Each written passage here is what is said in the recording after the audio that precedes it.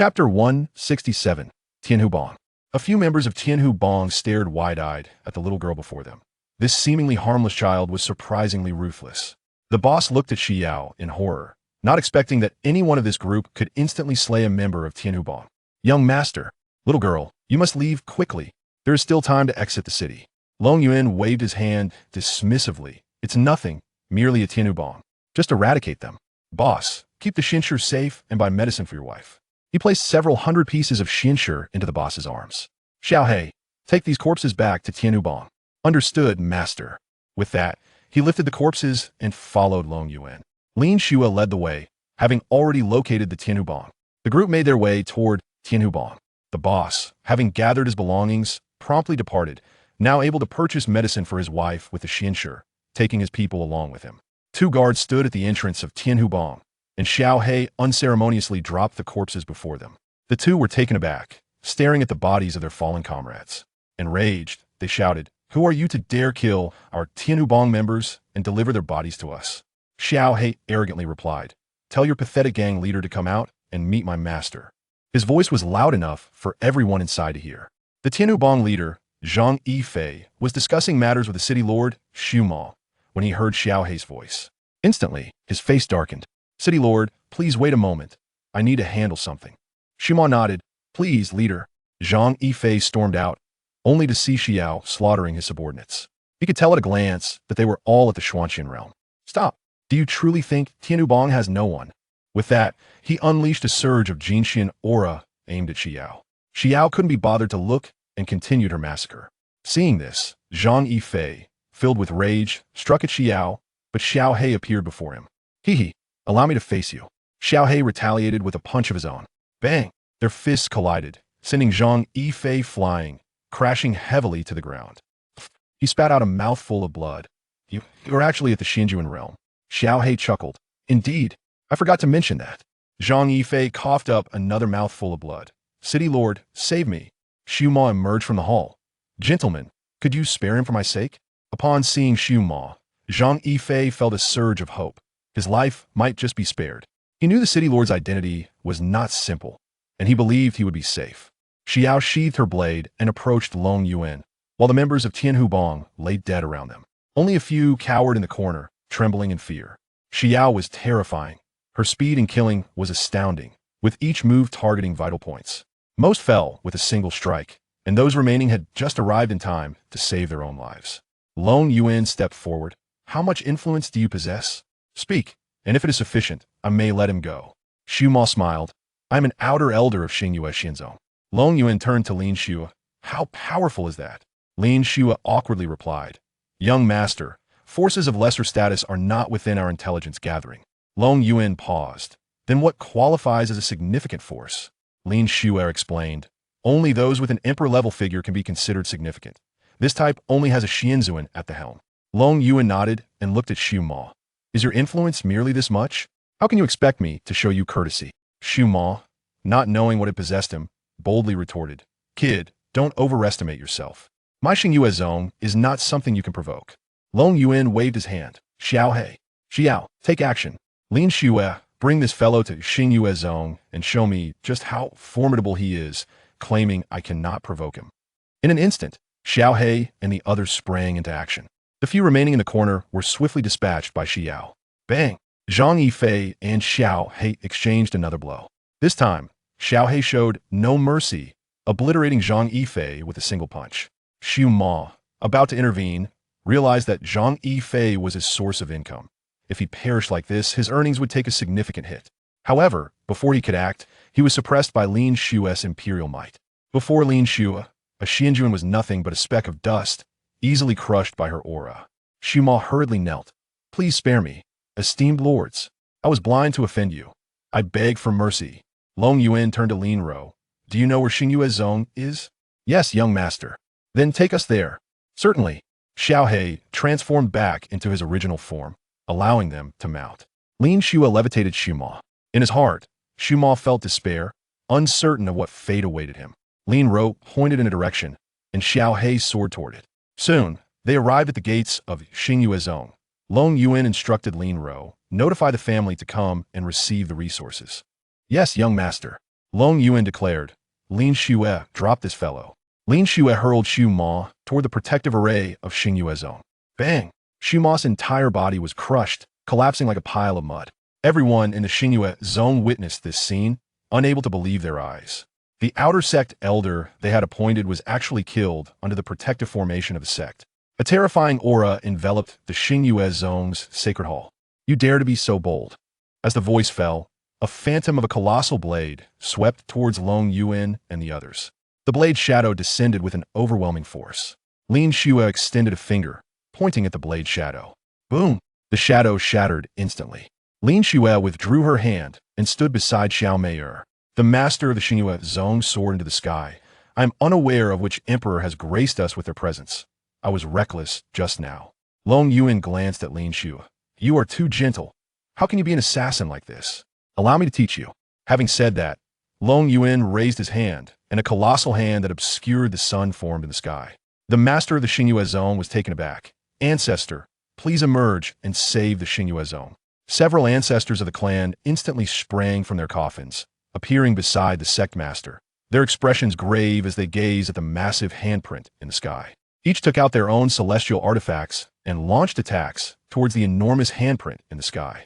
The sect master swiftly formed hand seals to activate the protective formation of the sect. Boom! Boom! Boom! The attacks collided with the handprint, yet they could not halt its descent. The faces of the crowd changed drastically. They had not anticipated that even with so many attacking together, they could not shatter this gigantic hand. Chapter 168. The Star Moon Sect Escapes Calamity. The immense hand of true energy descended upon the protective array of the sect. Boom! Boom! Boom! In an instant, the protective array was shattered, and a formidable force pressed down upon the gathered crowd. The faces of the Star Moon sect members turned ashen, and the sect leader hastily implored, Mighty Emperor, please show mercy. We are unaware of how we have offended you. I beseech you to consider our plight. Long Yuan halted his oppressive advance and remarked, Your esteemed Elder Su claimed that I could not provoke you. I merely came to test that assertion. And what a display of prowess it has turned out to be. Upon hearing this, the sect leader cursed his misfortune, regretting his ties to Su and Mo, lamenting the folly of provoking such a terrifying figure. These individuals were far beyond the capabilities of their inconsequential sect. The ancestral elder of the Star Moon sect interjected. Mighty Emperor, I implore you to spare us. I have acquaintance with a steward from the Long family. Please, for the sake of the Long family, grant us mercy. Long Yuan dissipated the hand of true energy and inquired, Which steward do you know? Let us see if I am familiar with them. Seeing a glimmer of hope, the ancestral elder replied promptly, I have assisted steward Long Tan. Long Yuan turned to Lin Xue and instructed her to send a message. Upon hearing Long Yuan's words, the ancestral elder realized the gravity of their predicament. They had offended a formidable family from the celestial realm. He felt fortunate for having assisted Long Tan and cursed Su and Mo once more. Lin Xue produced a transmission jade and contacted steward Long Tan to inquire about their situation. After a brief moment, she nodded to Long Yuan, indicating that Long Tan had interceded on their behalf, but it ultimately depended on his decision. Long Yuan waved his hand dismissively, stating, Today, the Long family's favor has been returned. Take heed of your path henceforth. He called to Xiao He, signaling their departure. Xiao He turned and took flight. The members of the Star Moon sect collapsed onto the ground, relieved that their elder had connections to the Long family. Otherwise, they would likely have faced dire consequences. The ancestral elder stood, declaring, I can no longer remain in this sect. If you dare to provoke the Emperor today, you shall provoke the demigods tomorrow. I cannot squander my goodwill on you. With that, he soared into the distance, and the other elders followed suit, shaking their heads in dismay.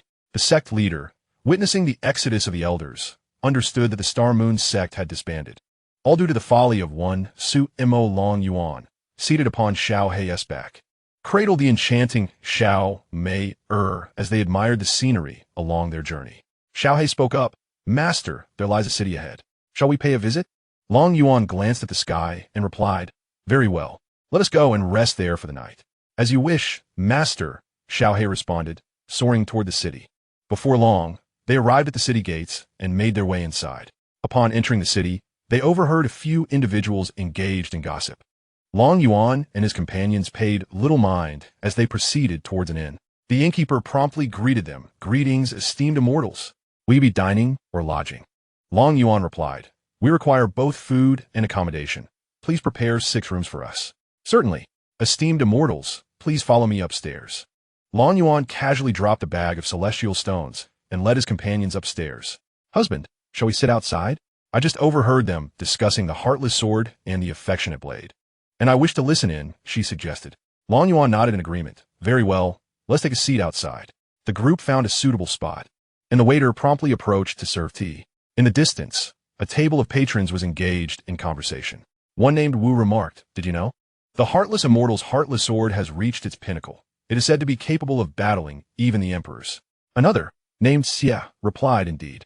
I wonder who is mightier between him and the affectionate blade master. It is rumored that the blade master has also attained the zenith of his blade intent. Wu chuckled. I believe the heartless immortal is slightly more formidable. After all, he is the one who follows the path of slaying his wife. Long Yuan felt a twitch at the corner of his eye. Surely, such a path existed in this world. He had thought it was merely a fabrication of novels. Xiao Mei and her companions began to harbor a dislike for the heartless immortal. Xia then spoke up. Aren't they scheduled to duel at Purple Gold Mountain in 3 days? Shouldn't we go witness it? Of course we must attend. It will be a shame to miss such an event, came the enthusiastic reply. Indeed. Let's go together to observe. With that, the two ceased their conversation. Xiao Mei and her friends, eager to continue listening, found it futile. Long Yuan, sensing their curiosity, called for the waiter. Young man, come here. What is your command, esteemed immortal? The waiter inquired. Long Yuan produced a medium-grade celestial stone and instructed. Please recount all you know about the heartless immortal. The waiter accepted the stone eagerly. Certainly, I shall share the tale with you. Thus, the waiter began to narrate. Initially, the heartless immortal and the affectionate blade master were close brothers, with the latter marrying his sister to the former. While this might seem innocuous, both men discovered a tome of profound techniques in a secret realm, one titled Heartless Sword Intent and the other Affectionate Blade Intent. Upon mastering their respective arts, the heartless immortal realized that to achieve the ultimate mastery, he must sever all emotional ties. Ultimately, he chose the path of slaying his wife. The blade master, upon learning of his sister's demise, was overwhelmed by grief, which forged his own affectionate blade intent. Thus, the two became sworn enemies.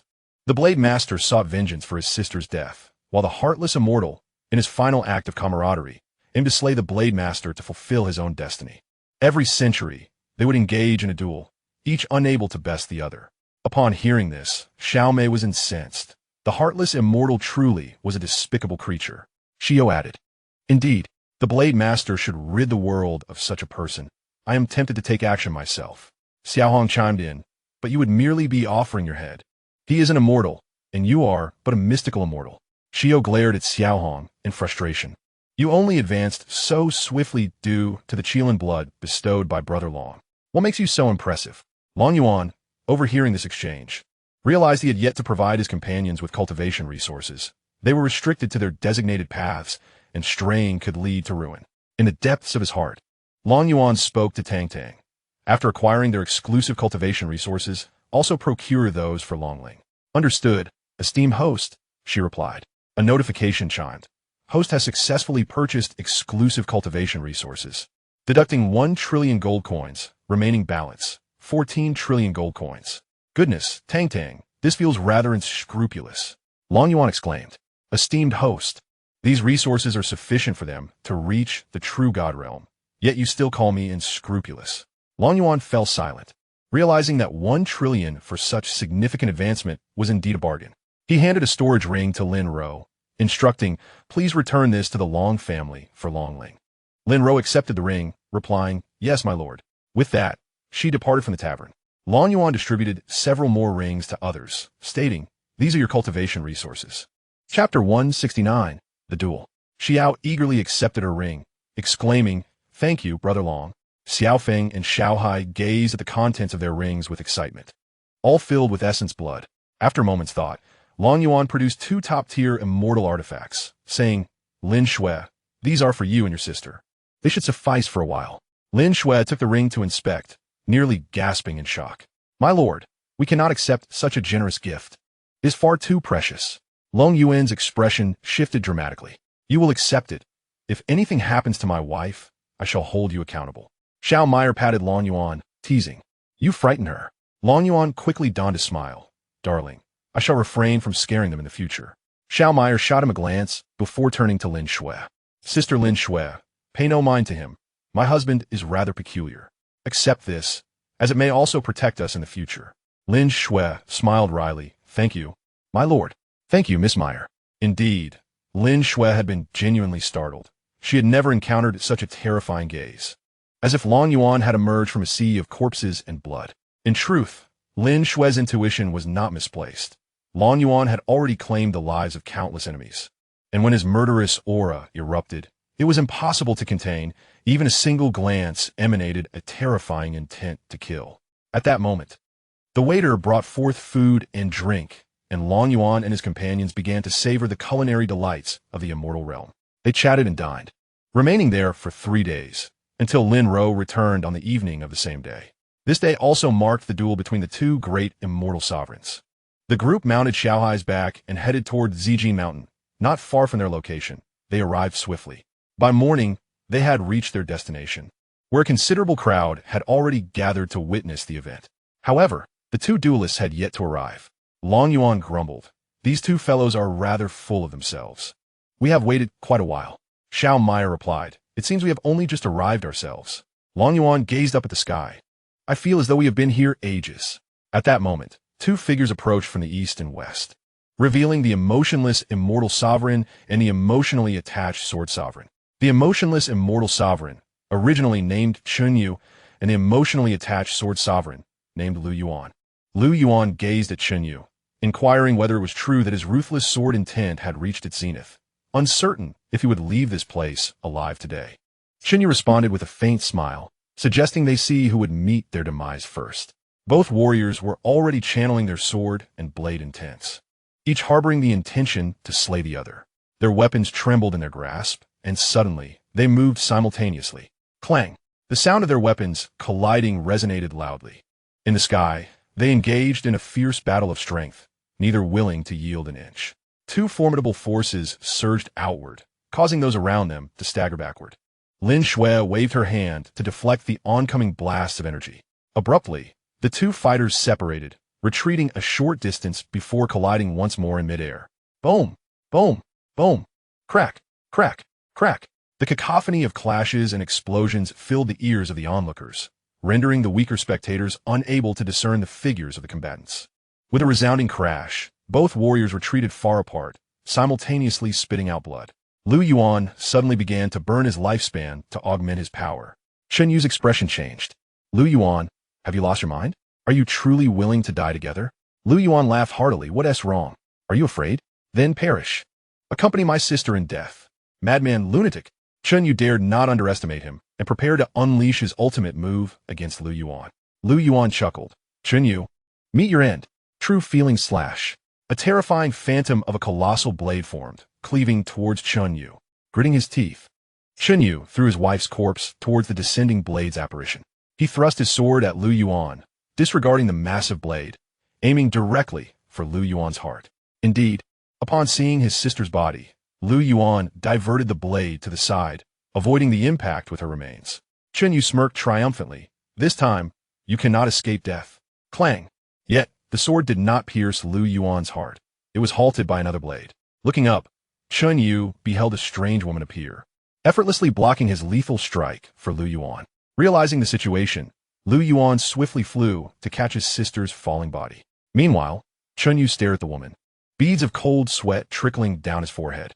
The aura emanating from her signified the pinnacle of an immortal emperor, leaving him too intimidated to act recklessly. With a stammer, Chun Yu spoke. Senior, I do not know how I have offended you, prompting your intervention on his behalf. Lin Shui replied coldly. I do not know him. I merely acted because my lord disapproves of your actions. With that, Lin Shui delivered a swift kick. Chun Yu raised his hands in defense, but with a resounding thud. His arm shattered as he was sent hurtling toward the ground, crashing into the purple gold mountain. Boom! Boom! Boom! The mountain crumbled beneath the impact, and the onlookers were left in shock, never expecting an immortal emperor to intervene. Lu Yuan approached Lin Shui, cradling his sister's corpse. Thank you, senior, for your assistance. No need for thanks. It was my lord who commanded my intervention, she replied. Uncertain of the identity of the esteemed young master, I shall proceed to express my gratitude. Lin Shui returned directly to Xianxia's side. Lu Yuan immediately discerned the situation. This must be the young master of a powerful faction. For it was inconceivable that one could possess an Mo Qilin as a steed without such backing. The Qilin clan is not to be trifled with, as they boast a considerable number of demigods among their ranks. With this thought, Lu Yuan hastened to pay his respects. Lu Yuan greets the esteemed young master and young lady. I am deeply grateful for your assistance. Long Yuan waved his hand dismissively. My wife disdains individuals who use their spouse as a shield. There is no need for your gratitude. The remaining matters are for you to resolve. Thank you, esteemed elder. Lu Yuan, cradling his sister, landed upon the Zijin mountain. After laying her body down, he swiftly descended to seize the barely breathing Chunyu and brought him to his sister's side. Chunyu, in a feeble voice, implored, I am your sister's husband. Do you truly intend to kill me? Lu Yuan forced Chunyu to kneel before the corpse. Now you claim to be my sister's husband. Where was your allegiance when you took her life? Chunyu closed his eyes, but my cultivation follows the path of indifference. What could I do? With a swift motion, Lu Yuan severed Chunyu's head from his body. Then go accompany my sister in the realm of indifference.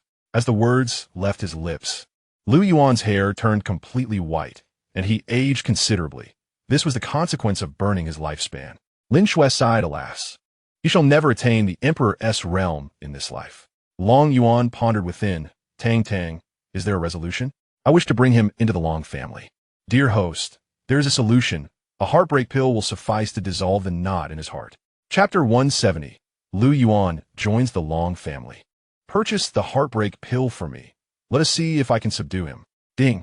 Heartbreak pill purchased successfully, deducting 20,000 gold coins. Long Yuan approached Lu Yuan. What are your plans henceforth? Lu Yuan gazed vacantly at the sky. I do not know. I shall likely remain by my sister's side. Long Yuan extended a pill. If you're not afraid of the potential peril I pose, you may consume this pill and contemplate your future. Without a second thought, Lu Yuan accepted the pill and swallowed it whole. The pill's essence surged through his body, and past memories unfurled in his mind like scenes from film. Suddenly, all visions coalesced into one figure, his sister, Lu Ling. In his mind, Lu Ling smiled gently. Brother, do not be sorrowful or despondent. I am thriving in the afterlife.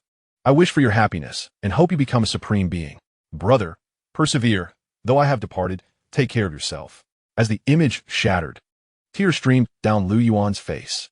Abruptly, his aura began to swell, and the intent of his blade soared towards the heavens. Celestial energy coalesced around him. The onlookers were left astounded, their jaws nearly striking the ground. An emperor was born before their eyes. One exclaimed, I came at just the right moment. This scene will provide me with tales to tell for a lifetime. Another scoffed, do you not find the individual beside the emotionless celestial emperor rather terrifying? A single pill has enabled a person devoid of fate to break through instantaneously. Xian nodded, indeed terrified, unsure of which faction was involved. The first speaker casually remarked, who else could it be but the Long family? Apart from them, I can't think of any other family. The others nodded in agreement. The speaker was taken aback. I was merely speaking offhandedly. You truly believe that? Two individuals disregarded him, turning their gazes towards Lu Yuan.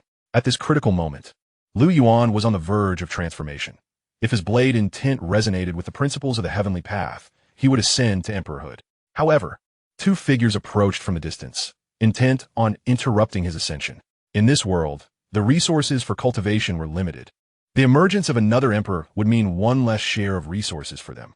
Moreover, these two were members of nearby factions. Should Lu Yuan succeed, the celestial energy surrounding him would be depleted, taking at least half a year to recover to its current state. Thus, they prepared to thwart Lu Yuan's ascension. Both unleashed their peak celestial abilities, charging towards him. Long Yuan, witnessing their disruptive approach, was instantly incensed. He had yet to witness the ascension to emperorhood, and these two miscreants dared to interfere. Were there truly so many seeking their own demise in this era? With that thought, Long Yuan struck out with a hand. A terrifying surge of true energy slammed into the two, and with a resounding crash, they fell lifelessly. At present, Long Yuan could only be outpaced by demigods. Any other adversary would meet their end with a single blow. The onlookers were left in stunned silence by Long Yuan's display. Vous exclaimed, vous empereur, stammering in disbelief. Presently, there is only one Wu emperor in the celestial realm, residing in the Xiandao domain. Another celestial king corrected him. Not the Wu emperor, but the Wu immortal. A collective silence enveloped them. The world had grown utterly insane, witnessing a Wu immortal effortlessly obliterating celestial lords. This was far more thrilling than a Wu emperor doing the same. Their singular thought was that all of this must be an illusion. Yet, the reality stood before them. Compelling belief. Suddenly, a thunderous roar from the heavens snapped everyone back to their senses as myriad rays of light cascaded upon Lu Yuan. An aura of imperial might began to emanate, pressing down upon the onlookers, forcing them back to the ground. Once Lu Yuan completed his breakthrough, he returned to Long Yuan's side, retrieving the corpse of his sister. "Young master, I wish to follow you from now on. Please take me in," he said, bowing in reverence. Long Yuan helped Lu Yuan to his feet and presented him with an identity token. "Here is what you desire." Upon receiving the token, Lu Yuan felt no surprise and had already deduced Long Yuan's identity. The conflict between the Heavenly Palace and the Long family had stemmed from a martial artist from the lower realms. Coupled with Long Yuan's earlier display, he had grasped the truth. Only by witnessing it firsthand did he comprehend the true extent of Long Yuan's terrifying capabilities. It was no wonder the Heavenly Palace sought to eliminate him. "Young master, I shall make my way now. Please remain vigilant against those from the Heavenly Palace." Long Yuan smiled. "Go. They will treat you as you deserve." "Thank you, young master." After speaking, he headed towards the dragon family. Long Yuan gazed at the lifeless body of Chunyu on the ground, approached, and swiftly removed the storage ring, collecting all the valuable items. At that moment, he noticed the iron piece in the system space was flickering. Upon taking it out, the flickering intensified. Lin Shui exclaimed, "The key to the Divine Palace secret realm." Long Yuan was taken aback. "You recognize this?" Lin Shui nodded, explaining that anyone above the immortal sovereign realm in the immortal world would recognize it. This was indeed the key to the Divine Palace secret realm, and its flickering indicated that all keys were present in the immortal world. Long Yuan was bewildered. "What exactly is the Divine Palace secret realm?" Lin Shui elaborated. "The Divine Palace secret realm is the tomb of a divine monarch, containing a plethora of divine-level techniques, artifacts, divine stones, and elixirs, representing a pathway to divinity. I've always wished to see what a divine tomb looks like." Lin Shui shook her head. "I don't know when it will open. It hasn't been opened for over 10,000 years, and the timing and location remain uncertain." Long Yuan sighed. "Well, never mind. I'll continue to explore. There's no rush." With that, he tossed the key into the system space. "Xiaohei, let's go." Xiaohei wandered aimlessly, stopping wherever it found something appealing. In the Heavenly Palace, an elder entered. "Palace Master, the dragon family has eradicated all the forces we were incited to confront, and we've received news that the boy has ascended and is now roaming the immortal world." Ouyang Xiongba slowly opened his eyes. It seems the dragon family has found support. Those inept fools couldn't even force out a single trump card from them. The elder suggested, "Palace Master, should we take action against that boy while he is still vulnerable? It would be the most opportune moment." Ouyang Xiongba pondered for a moment. "Haven't we already allied with the Tianming Temple of the Qingyan domain? Find a way to make them enemies with the dragon family, which would strengthen our alliance." The elder responded, "Your wisdom is unparalleled. I shall proceed at once. They have several talented disciples visiting for training. We can send them to trouble that boy." Ouyang Xiongba closed his eyes once more, "Make the arrangements. But remember to leave no traces." "Yes, Palace Master." The elder exited the grand hall, preparing to create a stir around Long Yuan, inciting those who were dissatisfied to challenge him. Chapter 171. The three major first-class forces.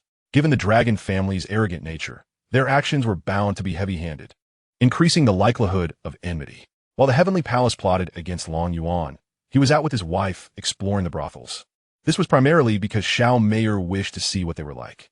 Thus, Long Yuan brought her along.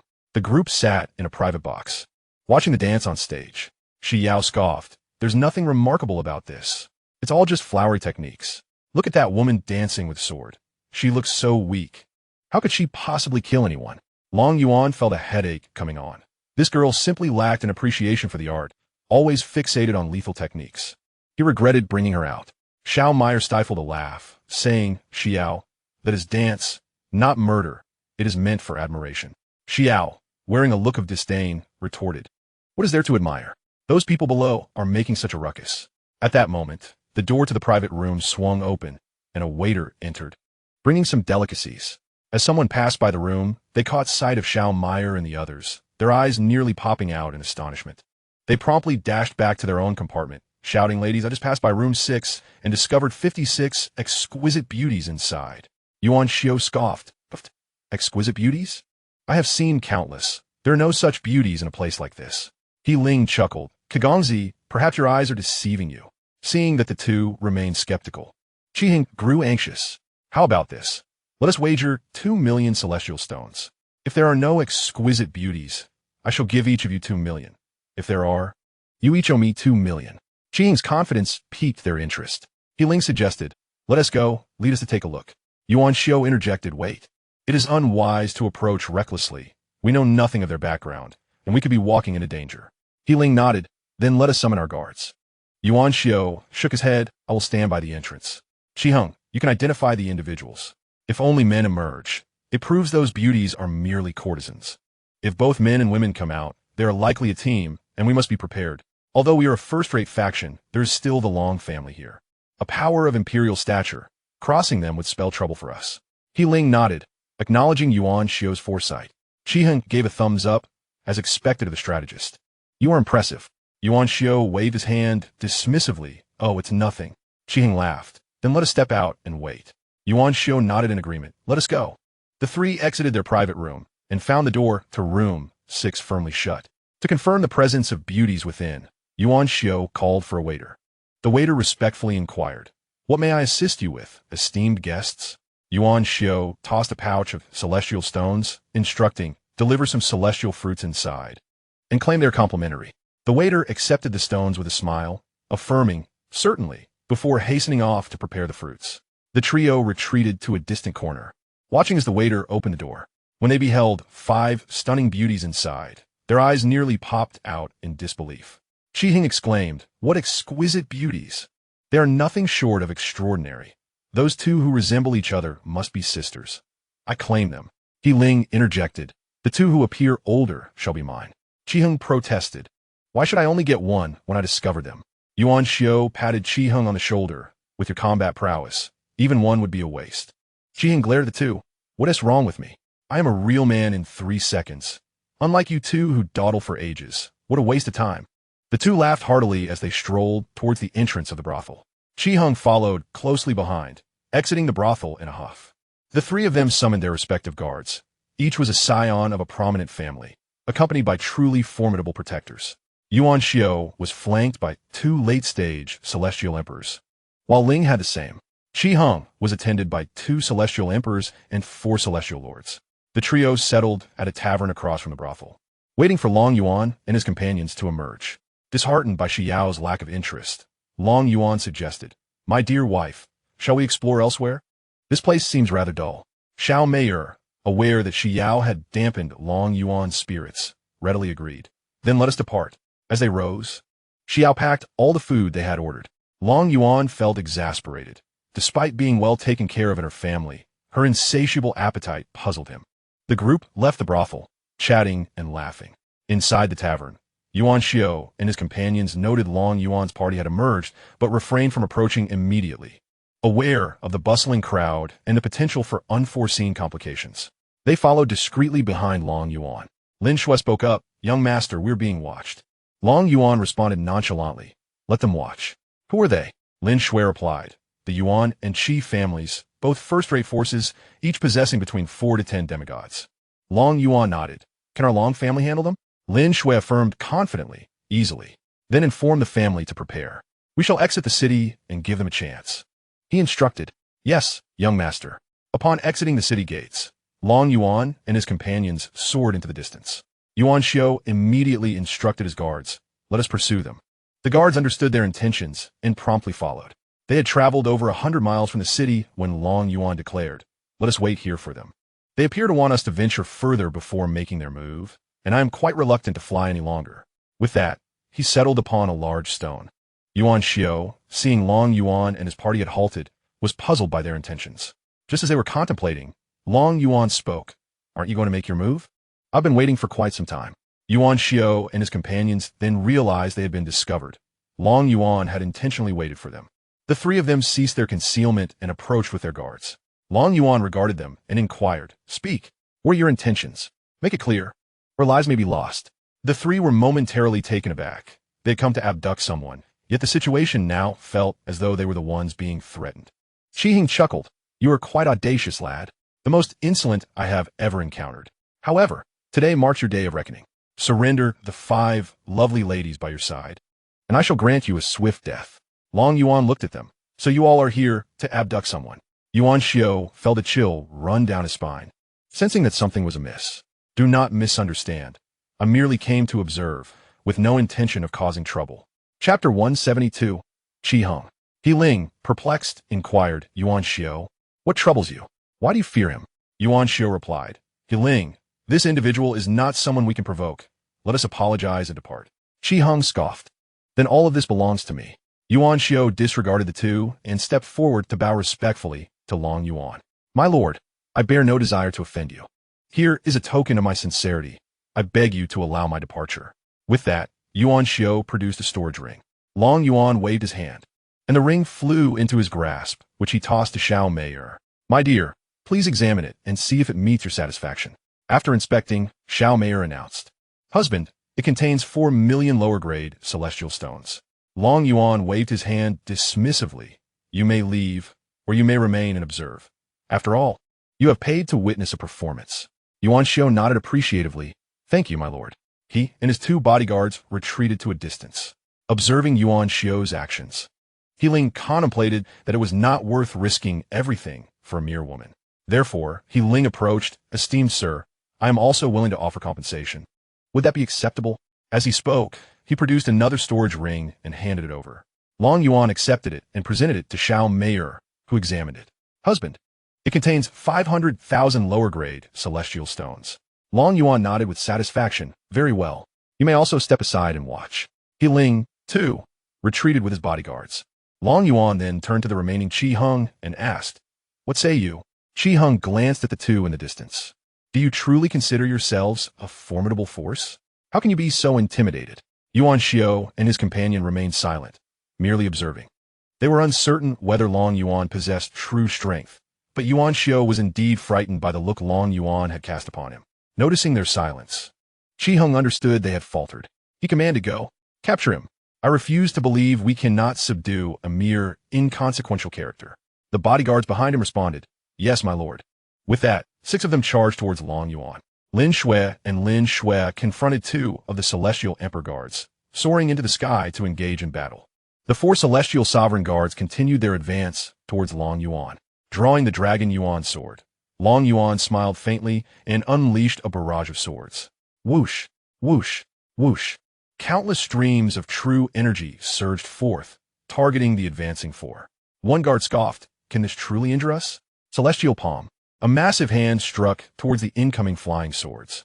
The 2 attacks collided, yet the true energy swords sliced through the palm like butter, fragmenting it into countless pieces that dissipated into the air. How is this possible? The Celestial Sovereign Guard was taken aback by Long Yuan's ferocity, and the others shared his astonishment.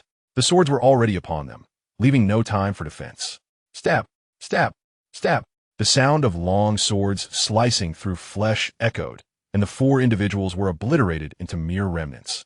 This scene left Yuan Xiao and Ling, who were at a distance, utterly astonished.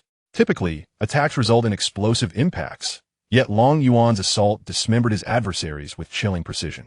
The probabilities of these 2 outcomes are entirely distinct. They felt an immense relief for their swift escape, for had they lingered, their fates would surely have been sealed here. Boom, boom, boom, bang, bang, bang. The battle in the heavens reached a decisive conclusion as 2 celestial emperors plummeted to the ground, their bodies embedding into the earth below. Upon witnessing the demise of all his guards, Qiheng was paralyzed with fear, his legs trembling. He deeply regretted ignoring Yuan Xiao's counsel, but it was already too late. Stammering, he pleaded, "My lord, I am willing to offer compensation. Will you spare me?" Long Yuan chuckled. "Then let your entire family serve as compensation." No sooner had he spoken than, thrust, thrust, thrust. Daggers pierced Qiheng's body, delivering dozens of stabs. Xiao had appeared behind Qiheng unbeknownst to him. She had long anticipated this moment. Qi Heng's eyes widened in horror as he struggled to utter, "You will regret this. I will perish." Long Yuan turned to Lin Shui, instructing her to notify the family to utilize all resources of the Qi clan for compensation. "Yes, my lord." Lin Shui promptly transmitted the message. Upon receiving the news, Long Zhen nearly leaped with excitement. "Excellent. Look at this. Long Yuan is bringing great honor to our family. In such a short time, we are already acquiring resources from several factions, while you all continue to stir up trivial matters daily." The elders of the Long family exchanged incredulous glances at Long Zhen, witnessing the union of a troublemaker with the head of the family who thrived on chaos. It seemed the Long family would never know a peaceful day again. Dismissing the elders' thoughts, Long Zhen immediately conveyed a message to the old clan, summoning 15 demigod ancestors and 100,000 dragon guards to eradicate the Qi clan. After gathering the spoils of war, Long Yuan departed without a backward glance at Yuan Xiao and the others. Meanwhile, Yuan Xiao and her companion hurried back to their family. Having overheard Long Yuan's intention to annihilate the Qi clan, they were eager to learn which faction would take action against them. Long Zhen and his entourage arrived above the Qi clan. As 10 warships materialized, the head of the Qi family sensed their presence and promptly ascended into the sky. Qi Shi remarked with a grin, "I wonder what brings the head of the Long family to my Qi clan, and with such a large entourage." Long Yuan laughed heartily. "Qi Shi, your luck has run out. Your Qi Heng attempted to abduct my family's young mistress, which is why I stand here before you." Qi Shi's expression darkened. He realized that today, the entirety of the Qi clan could face annihilation. He cursed Qi Heng, wishing to strike him down, suspecting he had already been slain by the Long family. At that moment, an elder from the Hall of Fate rushed overhead. "Young master, Qi Heng's life token has shattered." Qi Shi glared at the elder. "Why did you not inform me sooner?" The elder remarked, "I have only just learned that the clansman guarding the nameplate had fallen asleep, and upon awakening, discovered that the nameplate of young Master Qi Heng was shattered." Filled with indignation, Qi Shi exclaimed, "They have already breached our gates. You must summon the ancestor from seclusion. If we fail to act today, our clan may face annihilation." The elder trembled in fear and promptly sought the ancestor. Qi Shi turned to Long Zhen, the head of the Long family, and stated, "You have already taken lives. I am willing to compensate you with a premium celestial stone vein. Might you consider sparing us?" Long Zhen shook his head, replying, "This is not merely my desire to eradicate you. It is my young master who seeks your destruction." Qi Shi, perplexed, inquired, "When did your Long family acquire a young master? Surely, you need not fabricate such excuses to justify the demise of my clan." Long Zhen, disinterested in further explanation, commanded the Long Guard to strike. The attack formations aboard 10 warships illuminated, unleashing beams of light toward the Qi Shi clan. Qi Shi bellowed, "Activate the protective clan formation." A luminous shield enveloped the entirety of the Qi Shi clan. Boom! Boom! Boom! The beams collided with the barrier, producing explosive sounds. The shield trembled, but ultimately withstood the onslaught. Long Zhen laughed heartily. "Let us continue the assault, ancestor. Together we shall dismantle this formation." The 15 ancestors of the Long family nodded in agreement and commenced their efforts to breach the barrier. Behind Long Zhen, the heavenly demon battle body manifested, cleaving down upon the shield. Boom! A resounding explosion echoed as a fissure appeared in the barrier. Observing this, Qi Shi shouted, "Activate the counterattack formation. Unleash our assault upon them." 8 semi-divine ancestors of the Qi Shi clan emerged. One questioned, "Who among you provoked the Long family? Were we not warned against inciting them?" With a wry smile, Qi Shi replied, "Ancestors, let us first fend off their attack." Understanding the urgency, the 8 semi-divine ancestors swiftly acted to stabilize the protective formation. The two forces clashed in the air. Boom! Boom! Boom! The explosions reverberated continuously. Although the Long family possessed a greater number of semi-divine beings, they could not immediately shatter the shield. Thus, both sides remained locked in a stalemate. Observers from other factions, realizing the impending downfall of the Qi Shi clan, began preparing to seize territory, as the Long family showed no interest in it. Members of the Yuan and He families exchanged glances, relieved that their two kin had escaped. Otherwise, their clans would also face extermination at the hands of the Long family. No one in the celestial realm knew the true extent of the Long family's semi-divine presence, nor the terrifying nature of their power. Even the most formidable faction the celestial palace, had to show deference to the Long family. These first-rate forces could hardly withstand the Long family's advances. Chapter 173. The Xiao family's banquet for the entire city. Observing that the protective formation had yet to be breached, Long Zhun brandished a divine blade. "Let us see how long you can endure," he declared, infusing his energy into the artifact. The blade began to emit a blinding radiance, elongating and expanding. Long Zhun raised the colossal sword and struck down upon the protective formation. Boom! The blade collided with the shield. Crack! Crack! Cracks appeared densely on the mask. Long Zhun bellowed, "Break it!" He exerted even greater force. Crack! The protective family formation shattered with a resounding crash. "Dragon guards, kill!" The dragon guards shouted in unison, "Kill! Kill! Kill!" They surged towards the chief family, with 15 demigods charging forth. Qishur roared, "For the chief family. We shall fight to the end. Kill!" The two sides clashed, but the disparity in power was overwhelming. The chief family quickly succumbed. The battle lasted merely an hour, and soon every member of the chief family was annihilated. Onlookers were left in awe of the dragon family's might.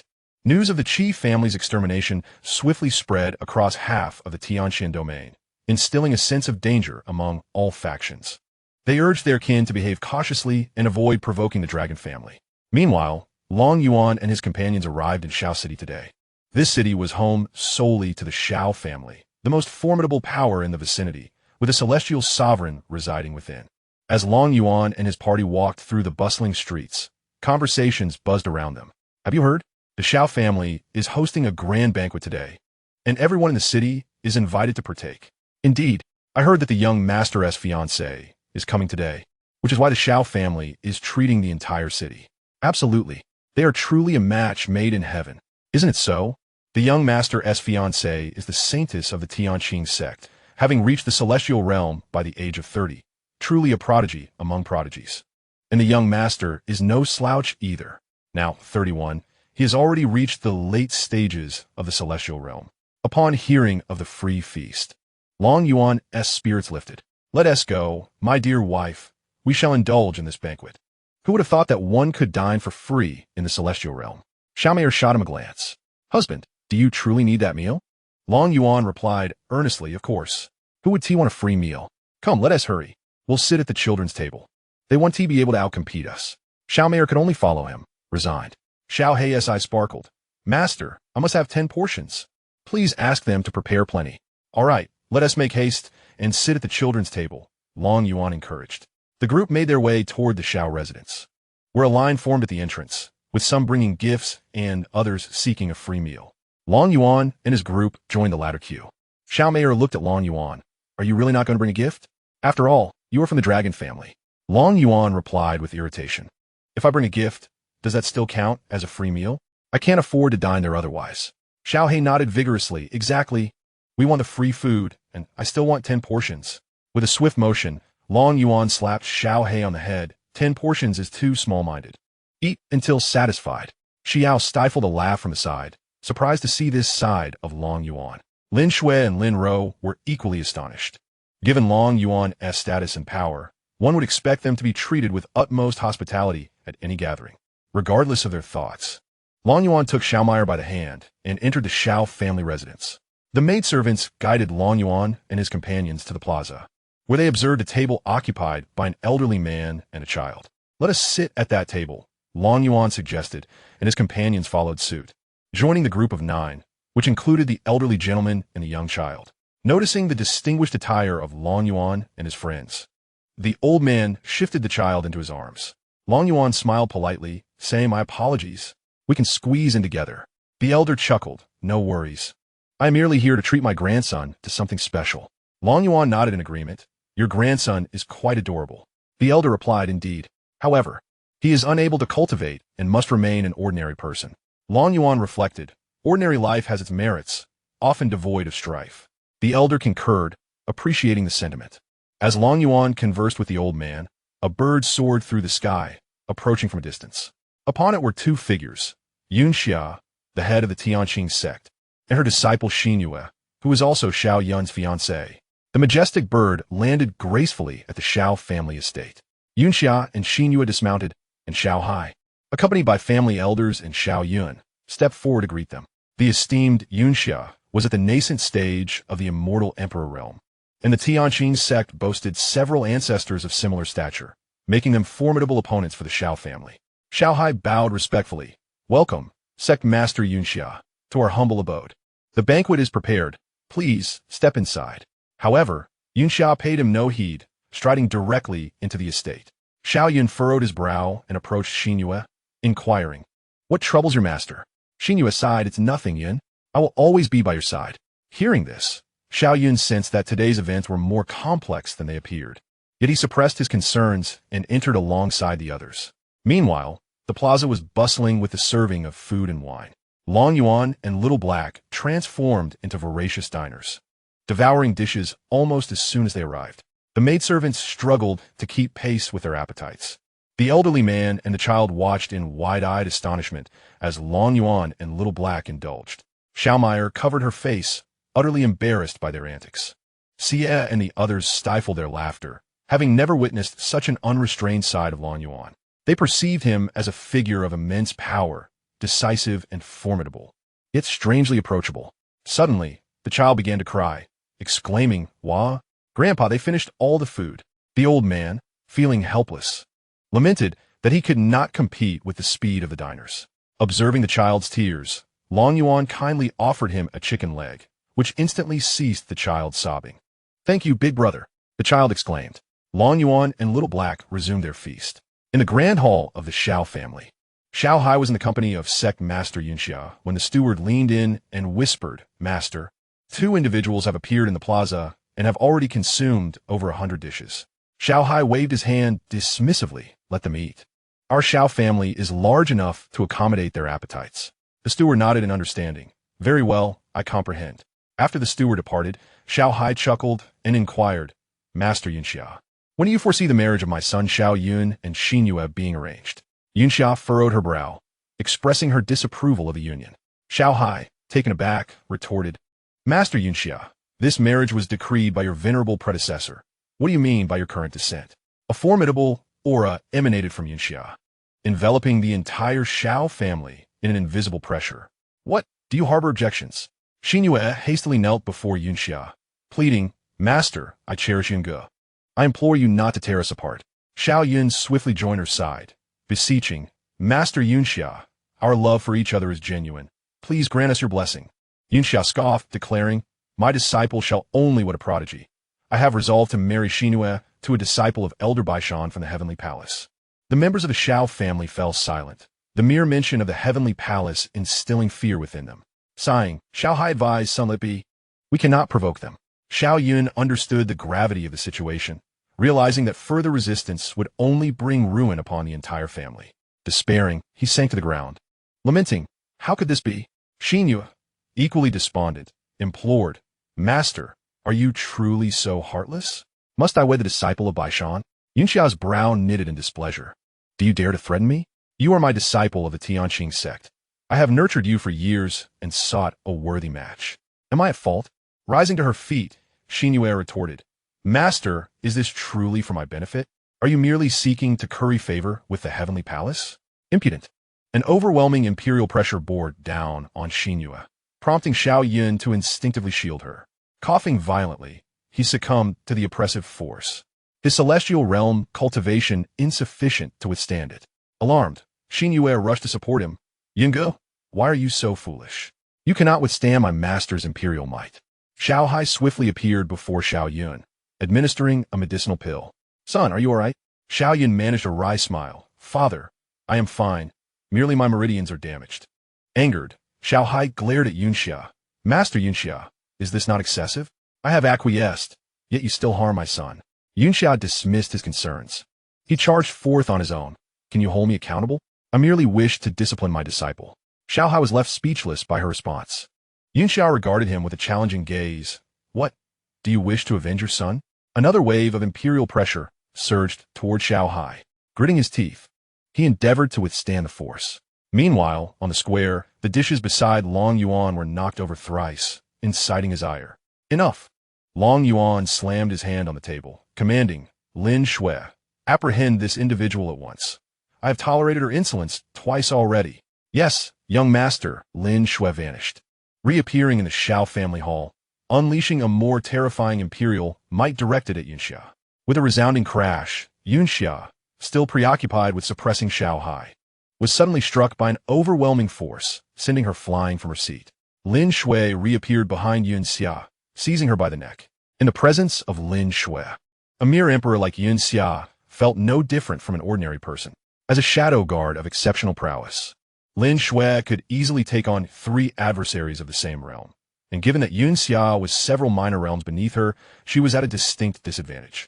Gripped by panic as her neck was constricted, Xianxia could vividly sense Lin Shui's terrifying strength. She hastily pleaded, "Senior, I am unaware of how I have offended you to warrant such an attack." Lin Shui replied coldly, "You have disturbed my young master during his meal, and he wishes to see you." With that, she dragged Xianxia out of the grand hall. The members of the Xiao family hurriedly followed, with Xianyu assisting Xiao Yuan as they went along. In the Xiao family plaza, Lin Shui brought Xianxia before Long Yuan. He and Xiao He continued their feast, with Long Yuan having consumed a dozen dishes already. Xiao He had devoured hundreds, with plates strewn all around the table. The Xiao family members gathered around them. "Young master, we have brought the person," they announced. Long Yuan waved dismissively. "First, restrain her. We shall discuss matters after I finish eating." "Understood, young master." With a swift motion, Lin Shui unleashed a suppressive force that compelled Xianxia to kneel on the ground. Furious, Xianxia glared at Long Yuan and the others, warning, "I advise you to release me. My disciple is to be wed to the heavenly palace." Long Yuan paused, wiping his mouth after biting into a chicken leg, while the child in the old man's arms continued munching on a sizable drumstick, oblivious to the unfolding drama. The old man stood frozen in fear. Xiao Hai stepped forward to Long Yuan, saying, "Young master, it is my Xiao family's oversight. Please, allow me to escort you to the grand hall." Long Yuan waved his hand. "I merely came to share a meal. It matters not where I dine. This woman belongs to your clan." He had not noticed Xia's arrival, thus was unaware of her identity. Xiao Hai quickly shook his head. "This is Xia, the sect leader of the Tianqing sect, and the master of my son's betrothed. Now, my son's fiancée is no longer hers." Upon hearing this tantalizing gossip, Long Yuan's interest was piqued. "Pray tell, is there a tale of broken engagement?" Xiao Hai recounted the events that had transpired in the grand hall. Xiao Meier furrowed her brow at the news. Observing that Long Yuan and his companions did not seem like typical figures of power, Xianyu knelt before him, imploring, "Young master, please help me." Xiao Yun, also injured, knelt beside her, beseeching, "Young master, I beg for your assistance." Unable to bear the sight, Xiao Meier urged, "Husband, please help them." Long Yuan regarded the two, tossing a token towards them. The token landed before them, inscribed with the character for dragon.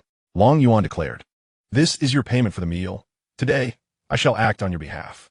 Trembling, Xianyu picked up the token, fully aware of its significance. For none in the celestial realm were ignorant of its meaning.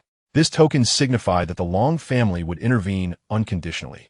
Overwhelmed with gratitude, Xianyu exclaimed, "Young master." Thank you. "Rise," he replied. Long Yuan gazed down at the kneeling Xianxia and declared, "I hereby officially inform you that this girl is no longer your disciple." Xianxia shot him a venomous glare. "On what grounds do you make such a declaration? Just because you say so, does it make it true? Can you afford to offend the heavenly palace?" Long Yuan smiled. "In this celestial realm, there is no one I cannot afford to offend. Lin Ro has informed the clan to annihilate the Tianqing sect. Oh, and that elder from the heavenly palace. Have the clan retrieve him and ensure he meets his end." After a moment's reflection, he added, Tang, procure me some inferior divine artifacts." "Master, how many do you intend to purchase?" "Show me first." "Certainly, master." A screen materialized before Long Yuan, displaying various divine artifacts along with their prices, all of which were quite reasonable, as they were merely at the initial divine artifact level. Long Yuan scrutinized the options and noted that a standard divine artifact cost merely 10 billion gold coins. Tang, acquire 300 for me." "Understood, master." Ding! Congratulations on successfully purchasing 300 standard divine artifacts. A total of 30 trillion gold coins has been deducted, leaving you with 110 trillion gold coins. Long Yuan placed these artifacts into a storage ring and handed it to Lin Ro. "Deliver this to the clan head. He will know what to do." Lin Ro accepted the ring and promptly made her way to the Long family, not bothering to examine its contents, as it was beyond her purview. Upon hearing Long Yuan's words, Xianxia let out a cold laugh. Who do you think you are, demanding from the Heavenly Palace? Who in the Tianqian domain would dare to seek favors from them? Xianxia felt her master was indeed arrogant. Aside from the Heavenly Palace, there was also the Long family in the Tianqian domain. Chapter 175, 300 Divine Artifacts. Now, Xianxia sensed that her master, having ingratiated himself with the Heavenly Palace, regarded everyone else with disdain. Xiaoyan embraced Xianxia. Such a person is not worthy of sympathy. Xianxia nodded, but I still wish to plead for the Tianqing sect. There are many good people within. Xiaoyan smiled. Then let us go together. With that, the two approached Long Yuan. Long Yuan regarded them. You wish to plead for someone, yes? Write down the names of those you care for. Xianxua's face brightened. Thank you, young master. Yuanxia glared at Xianxia, disloyal disciple. How could I have wasted years nurturing you? Xianxia, filled with disappointment, replied, Master, this is the last time I shall call you that. You have no idea whom you have offended, nor do you realize that your actions will lead to the downfall of the Tianqing sect. With that, she penned a list and handed it to Long Yuan, fully aware that saving even this many was her utmost limit. One must not be greedy. Long Yuan passed the list to Lin Shui, informed the clan. Yes, young master. Yuanxia observed this scene, sensing its authenticity, and began to feel a pang of worry. Who exactly are you, and what power do you wield? Little Black approached Xianxia. My master is of the Long family. Now, do you comprehend the gravity of your actions? Upon hearing Little Black's words, everyone retreated, wary of the implications. Little Black surveyed the surroundings with confusion. What is going on here? Xiao Hai forced a smile, clearly aware of their fear of the Long family. Xiao Hai was taken aback. Was the Long family truly that formidable? Xianxia, now crumpled on the ground, could scarcely believe her own audacity in the presence of a Long family. The entire Tianqian domain knew that even an ordinary member of the Long family was not to be trifled with. To provoke them meant annihilation. As if even weeds were cleaved in two. Kneeling on the ground, Xianxia pleaded, Young master, I beseech you to spare my life. I had no intention of offending you. Please grant me mercy. Long Yuan waved his hand dismissively. Dispose of her. She is tiresome. With a swift motion, Lin Shui complied. And with a resounding bang, Xianxia exploded without the slightest resistance. Everyone recoiled in fear, understanding that as long as the Xiao family remained unyielding, the Long family would refrain from making a move against them. Xiao Hai, leading his son and Xianyu, approached Long Yuan and bowed respectfully. Thank you, young master, for your assistance. Whatever you desire, my Xiao family can provide. Long Yuan, taking Xiao Mayer by the hand, replied, I seek nothing from your family. I simply came for a meal. With that, he led Xiao Mayer out of the Xiao residence, where all the Xiao family members personally escorted Long Yuan to the exit. Xiao Hai remarked, Young master, do visit often in the future. Long Yuan waved his hand, let fate decide, transforming into a dark Qilin. Xiao Hai carried Long Yuan and the others aloft. Until we meet again, Long Yuan declared just as Xiao Hai ascended into the sky, vanishing into the distance. Lin Ro entered the study. Patriarch, this is a gift from the young master. He said you would know how to use it, instructing you to retrieve by Shan from the Heavenly Palace. Long Zhen accepted the storage ring and examined its contents. What on earth, he gasped, rising to his feet in shock. Lin Ro, puzzled, asked, Patriarch, what troubles you? Long Zhen tucked the storage ring away, stating, Return and inform that young lad that I shall have him, even if it means obliterating the Heavenly Palace. Lin Ro nodded, Yes, Patriarch. After her departure, Long Zhen hurried to the ancestral grounds, where hundreds of demigods looked on in bewilderment at his animated demeanor. Long Qi inquired, Did you stumble upon treasure? You seem quite elated. Long Zhen laughed heartily. This surpasses finding treasure. With a wave of his hand, he activated the starry array, enveloping the entire Long family. The elders were left in confusion, unsure of Long Zhen's erratic behavior. Once the array was set, Long Zhen retrieved the artifacts from the storage ring. 300 divine artifacts manifested within the space, their overwhelming might distorting the very air. Instantly, all the elders gathered around. Long Qi remarked, This was given by that young lad. Long Zhen nodded. He instructed us to retrieve by Shan from the Heavenly Palace. Long Qi laughed. Not only should we seek by Shan, but we could also annihilate the Heavenly Palace without issue. Long Zhen declared, Then I shall take the teleportation jade to the Heavenly Palace to demand the person. You all should refine these artifacts first. Long Qi waved his hand. Go ahead. If danger arises, shatter the teleportation jade. Long Zhen nodded, reassured that the Heavenly Palace could not capture him anytime soon. With that, He tore open the fabric of space and ascended into the sky. Long shook his head, realizing that this fellow was undoubtedly nearing the realm of divinity. Long Qi sighed, conceding that for the next several millennia, the position of family head would remain unchanged, for they were likely no match for Long Zhen now. Long echoed the sentiment, lamenting that Long Zhen's leadership was exhausting their ancestor. Perhaps it would be better to let that rascal Long Yuan take the reins instead. Long Zhen scoffed, remarking how Long Yuan had barely been out for a short, while yet had already decimated numerous factions. This left the group in silence, contemplating the formidable capabilities of their two most powerful descendants, each more troublesome than the last. Enough of this, he declared. For those without divine artifacts, choose a divine weapon to refine. The elders without divine artifacts stepped forward to select their own, retreating into seclusion to commence their refining process. Days later, a rift in the space outside the heavenly palace opened, and Long Zhen emerged. Oh, this heavenly palace is indeed grander than my Long family. When shall we pack it all up? Upon finishing his words, the heavenly demon battle body activated, revealing a colossal figure behind him. He raised a long blade and struck towards the heavenly palace. Within the grand hall, Ouyang Xiongba opened his eyes, soaring out to confront the descending blade's projection.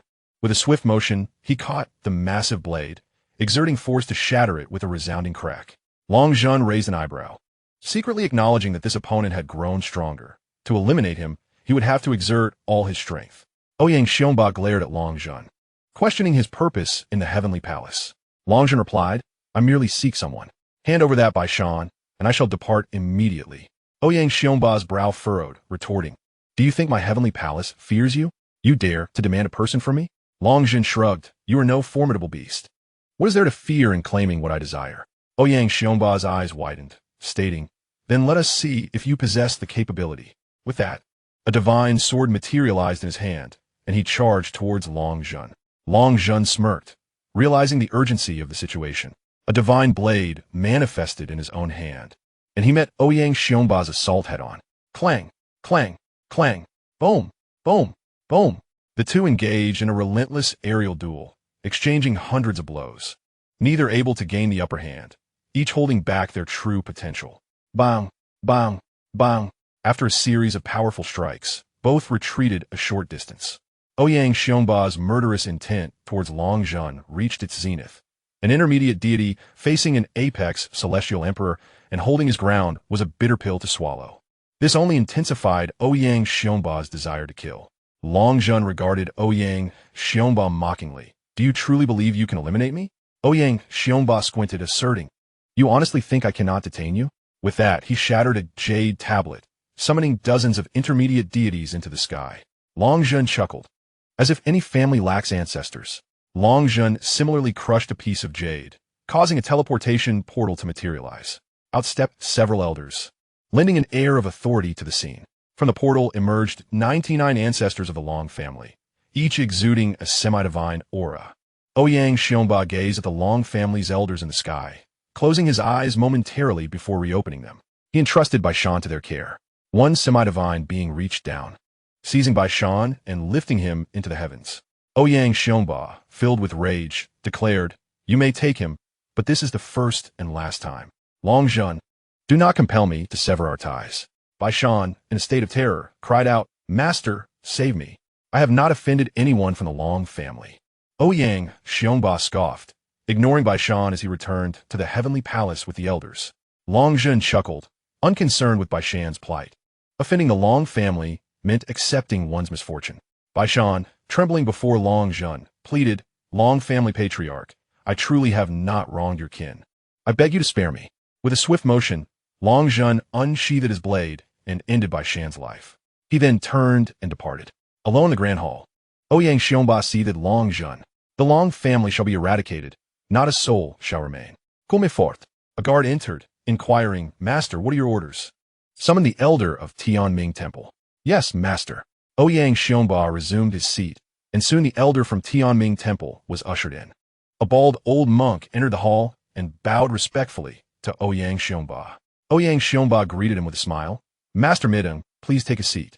Once seated, Master Mideng inquired, What brings you to seek my presence, Ouyang Palace Master?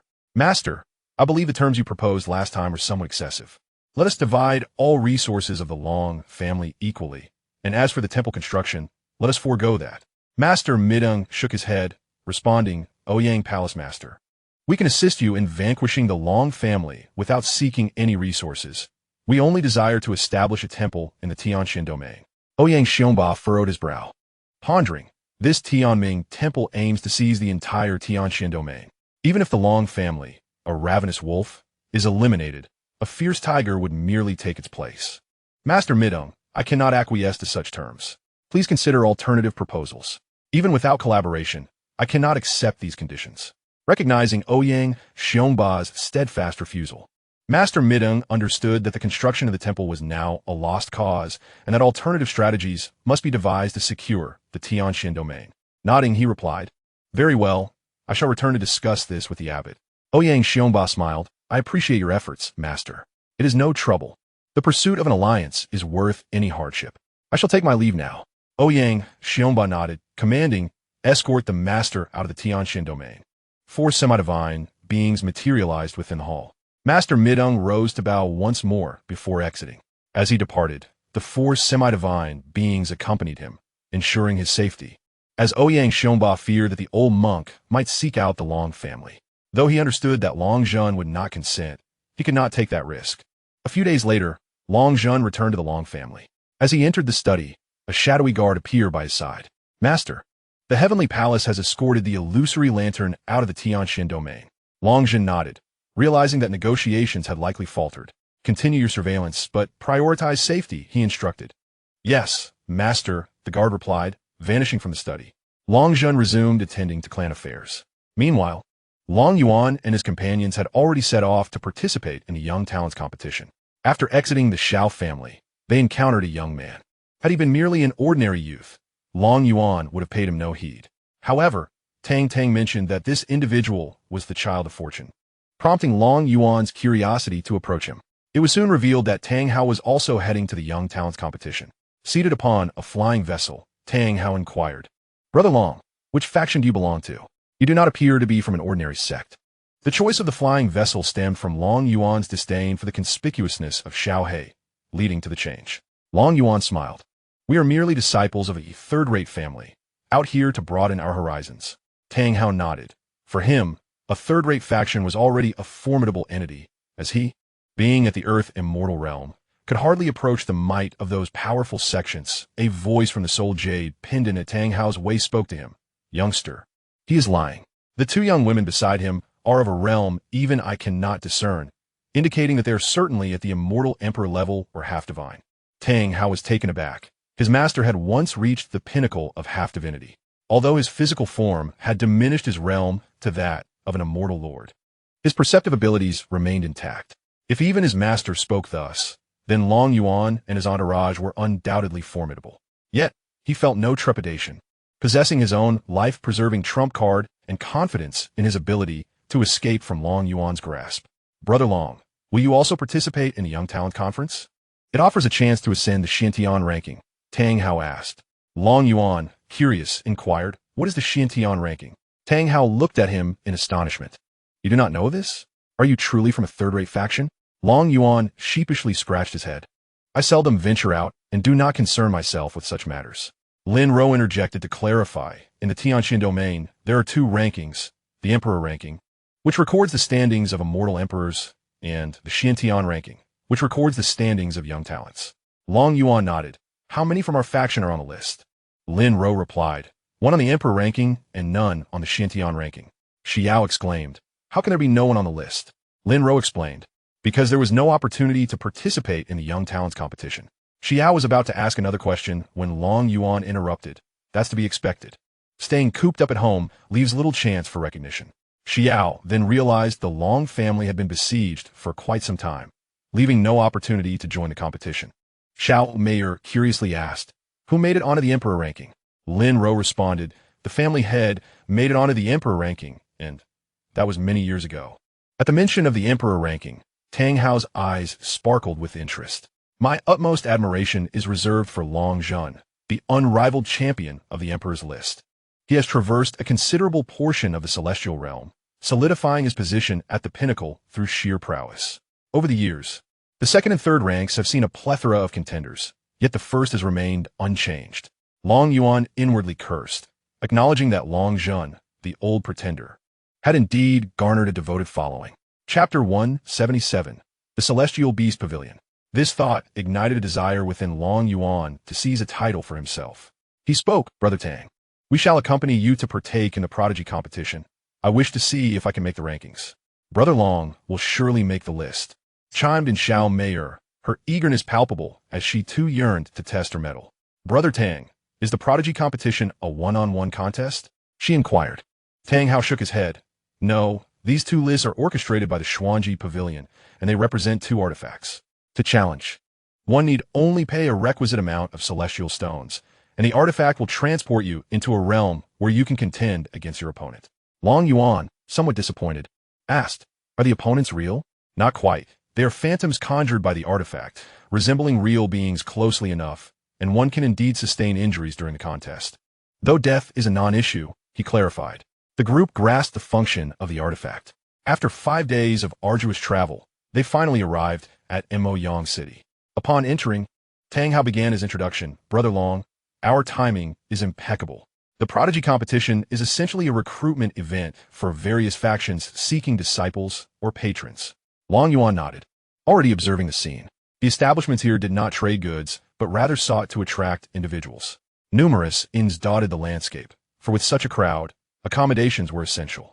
Xiao, gazing at the bustling throngs, exclaimed, "Are all these people here for the prodigy competition?" Tang Hao affirmed, "Indeed. Those who can make the list will have various factions vying for them. However, with such a multitude, can they truly recruit everyone?" Tang Hao smiled. "The list only records 10,000. Not all here will qualify. Some factions may accept individuals based on their exceptional talent. Hence many come to test their luck." Long Yuan mused. Finding work in the celestial realm is no easy feat. The others looked on, bewildered. Turning to Lin Shui, Long Yuan asked, "Do we have a shop here?" She nodded. "Yes, though it has been quite some time since it was last utilized. I am uncertain if it has been maintained." "Then let us proceed there. Having a place to rest is better than being without," he replied. "Follow me." Lin Shui beckoned as she led the group towards the Long family's establishment. They traversed several streets to reach a shop situated near the center of Imoyang City. The building boasted 5 stories, the ground floor dedicated to recruitment, while the upper levels housed living quarters. Lin Shui brought Long Yuan to the shop's entrance, forming a character with her hands and placing it upon the door. An invisible protective barrier dissipated, and she pushed the door open, stepping inside. Long Yuan and the others followed, finding the interior remarkably clean, devoid of dust. Lin Shui remarked, "It appears that someone frequently comes to tidy up, but the items here have not been used for many years. I wonder if they are still functional." Long Yuan waved his hand, and various household items materialized before everyone. "Let's make use of these. You all go and find your respective rooms, while Meier and I will also seek out a place to rest. Later, we shall venture out for a stroll." Everyone nodded in agreement and began to search for their chambers. Long Yuan and Meier likewise found a room to settle in. Once everyone had arranged their quarters, they reconvened downstairs in the afternoon, ready to depart together. Long Yuan initiated the conversation. "Brother Tang, are you aware of any delectable cuisine in this vicinity?" Tang Hao pondered for a moment and replied, "There's a restaurant called the Immortal Beast Pavilion, renowned for its exquisite dishes made from celestial beasts. It is said that the flavors are extraordinary." "Then we shall dine at this establishment," Long Yuan declared, and with that, he and Xiao Meier exited the shop, followed closely by the others as they made their way to the Immortal Beast Pavilion. Upon arriving at the entrance, they were taken aback by the throngs of patrons already seated within. As Long Yuan and his companions stepped inside, a waiter enthusiastically approached them. "Esteemed guests, the main hall and standard private rooms are fully occupied at present. Would you care to wait?" Long Yuan inquired, "Are there no other private rooms available?" "There are, but the minimum requirement is to order dishes totaling at least 100,000 celestial stones," the waiter replied. "Then please take us there." Long Yuan responded, "Certainly, right this way." The waiter led them to the prestigious heavenly room. "Esteemed guests, please enter," he announced as they took their seats. The waiter handed the menu to Long Yuan. "Noble guest, please peruse and select your desired items." Long Yuan waved his hand dismissively. "Bring us one of everything." The waiter looked at him in astonishment. "Noble guest, Ordering every dish will amount to several 100,000 celestial stones. Are you certain you wish to proceed? Long Yuan nodded affirmatively. Yes, indeed, all of it. And also some fine wine. My dear, provide the waiter with the funds. Xiao Meier produced a storage ring and handed it to the waiter. Here are 800,000 celestial stones. Will this suffice for our meal? The waiter eagerly accepted the storage ring. Indeed, this is ample. I shall promptly arrange for your dishes. With that, he dashed out of the private room to notify the manager, recognizing the significance of this substantial order. Manager, we have a table of guests in the heavenly room who have ordered every dish and requested several jars of fine wine, the waiter informed. The manager furrowed his brow, contemplating that amounts to several 100,000 celestial stones. Do they possess such wealth? The waiter presented the storage ring to the manager, who examined it and confirmed the presence of 800,000 lower-grade celestial stones. Immediately arrange for the kitchen to prepare the dishes for the heavenly room. Allow them to start. The manager commanded. Understood. The waiter hurried off to the kitchen, while the manager carried several jars of fine wine to the heavenly room. Upon entering the private chamber and catching sight of Long Yuan's face, the manager was momentarily startled, nearly dropping the wine in shock. They possess the Celestial Beast Pavilion, a premier force in the celestial realm, and their intelligence network is exceptionally extensive. Given the tumult instigated by Long Yuan, they must have been informed long ago. Long Yuan gazed regretfully at the innkeeper. You recognize me. The innkeeper hastily shook his head. Noble guest, you jest. How could I possibly recognize a prodigy such as yourself?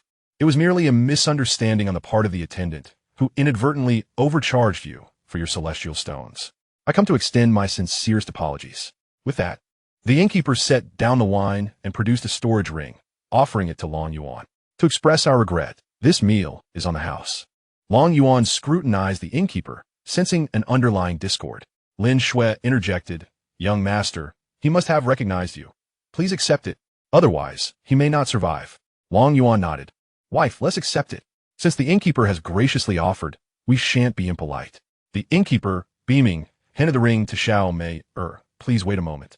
The dishes will be served shortly, and I must attend to other matters. Long Yuan nodded. We are grateful for your hospitality today. The innkeeper replied, Noble guest. The honor is ours. With that, he exited the private room, a sheen of sweat upon his back. Fortunately, he had reacted swiftly. Otherwise, offending such a person would have spelled disaster for them. Chapter 178. The Nine Swords Sacred Land. The innkeeper entered a secret chamber where an elder sat in meditation. The innkeeper bowed respectfully. Elder he, the young master of the Long family, is in the Tianzi private room.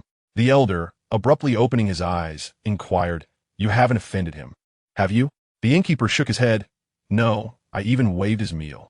Elder he rose and exited the chamber. I must personally oversee this. We cannot afford to offend this ancestor. He has already eradicated numerous forces along his path. The innkeeper followed closely. Elder he, is he truly that formidable?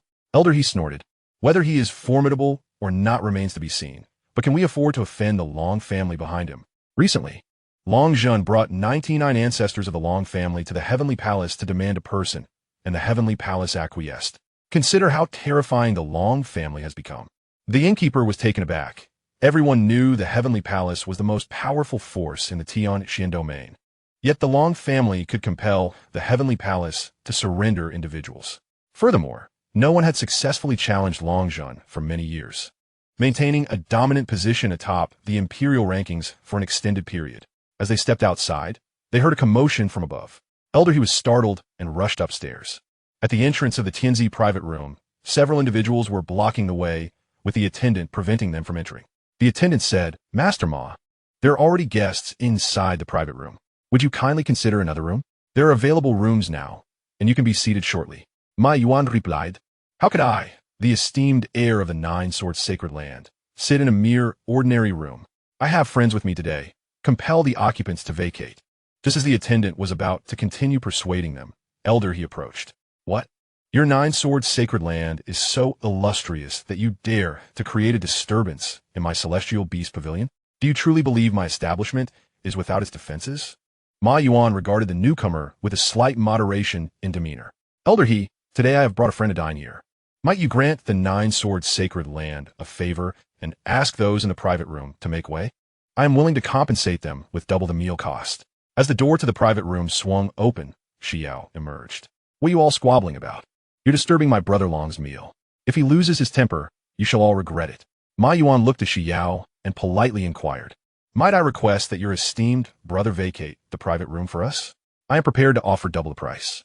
With a disdainful curl of her lip, Xiao retorted, does my brother care for your trifling offer? Go far away. Even Ma Yuan's patience began to wane.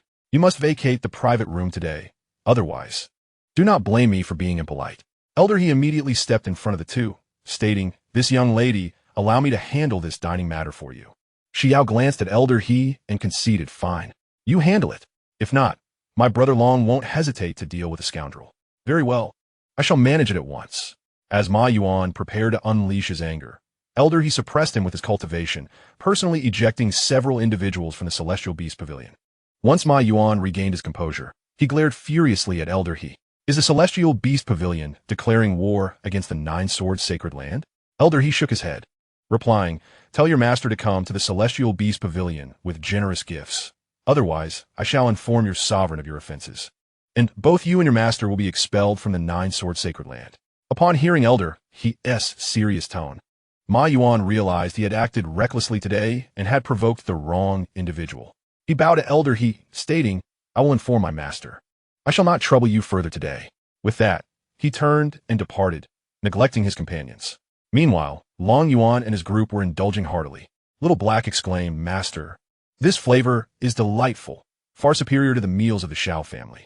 Long Yuan nodded in agreement, praising, indeed, this celestial beast meat is truly remarkable. Master, when will you take me to the Qilin clan to find a wife? Everyone spat their food onto the floor in shock. Xiao was aware that Long Yuan had promised Little Black 2 Qilin brides. Long Yuan felt a wave of embarrassment wash over him. He had forgotten about that promise. Little Black, let us plan for a time in the future. Now that we are in the celestial realm, your bride cannot escape. Curious. Xiao asked Little Black, when did you find a wife? Little Black bashfully scratched his head, replying, it was during the expedition to the Myriad Races battlefield, when Master helped me find 2 brides. Little Phoenix shot a disapproving glance at Little Black. Instead of focusing on improving your strength, you only think about finding a wife. Little Black retorted defiantly, well, you're not as formidable as I am. The two began to bicker within the private room, while Long Yuan urged Tang Hao to eat quickly. Tang Hao, savoring the celestial beast meat, felt that he was on the verge of breaking through to the celestial immortal realm. Xiao and Xiao also began to eat heartily. Since the meal was complimentary, they felt no hesitation in ordering a second serving. Now, whoever ate the most would emerge victorious. The flesh of these celestial beasts proves to be quite beneficial for their cultivation. After a hearty meal, Long Yuan reclined in his chair, patting his belly, thoroughly satisfied. It was only then that he noticed the figures of Xiao He and Xiao Feng at the table. A collection of empty plates lay before them, and the two gazed at the scene with wide eyes. Xiao He, feeling aggrieved, remarked, Master, did you not leave any for me? Long Yuan, casually picking at his teeth, replied, I did not prohibit you from eating. If you chose not to, who can you blame? Xiao Feng looked at Xiao Meier with a pitiful expression. Unable to withstand such a gaze, Xiao Meier finally relented. Tomorrow, I shall have them deliver food to our residence, so you can indulge. Xiao Feng's face lit up with joy. Thank you, Master. Long Yuan then turned to Tang Hao. Brother, have you had your fill? Once you're satisfied, we shall return. Tomorrow we challenge the celestial rankings. Tang Hao clasped his hands in gratitude. Thank you for this opportunity. Brother, I am now ready to break through to the celestial immortal realm at any moment. Long Yuan was astonished. Truly, he was the favored child of fortune, able to advance even during a meal. Such a phenomenon filled Long Yuan with envy, as he himself remained uncertain of how many elixirs it would take for him to achieve a breakthrough. Xiao Meier rose. Let us depart, my husband. Long Yuan smiled. Indeed, let us go. The group made their way down the stairs, where Elder He awaited them at the door. Esteemed guests, do take care on your way out. Do visit often. Long Yuan turned back, tossing Elder He a storage ring. Please send another portion to my residence tomorrow. Esteemed guest, I cannot accept this celestial stone. Elder He protested. If you enjoy it, I shall have someone deliver it tomorrow. Long Yuan insisted, waving his hand. Take it, and remember to send it in the afternoon. With that, he led the group away. Elder He understood that further refusal would be somewhat impolite. I bid you farewell, esteemed guests. This scene left all the diners in utter disbelief, witnessing the respect Elder He, a figure of the celestial sovereign realm, bestowed upon these individuals. They speculated wildly about the identities of Long Yuan and his companions. Chapter 179.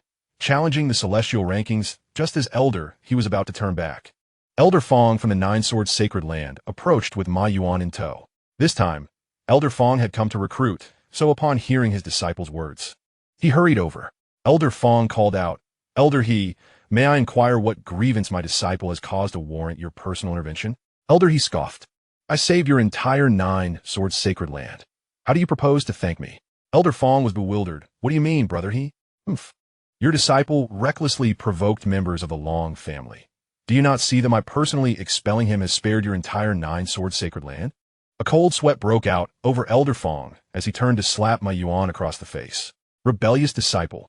You nearly brought ruin upon the entire Nine-Sword Sacred Land. When you return, relinquish your position as Holy Son." Ma Yuan trembled in fear, having never imagined that the individuals in the private room were members of the Long family. He bowed deeply. "Thank you, Elder He, for saving my life." Elder Fong also bowed to Elder He, expressing heartfelt gratitude. "Brother He, we are truly grateful. Our Holy Master will personally deliver gifts to your door." Elder He waved his hand dismissively. "Forget about the gifts.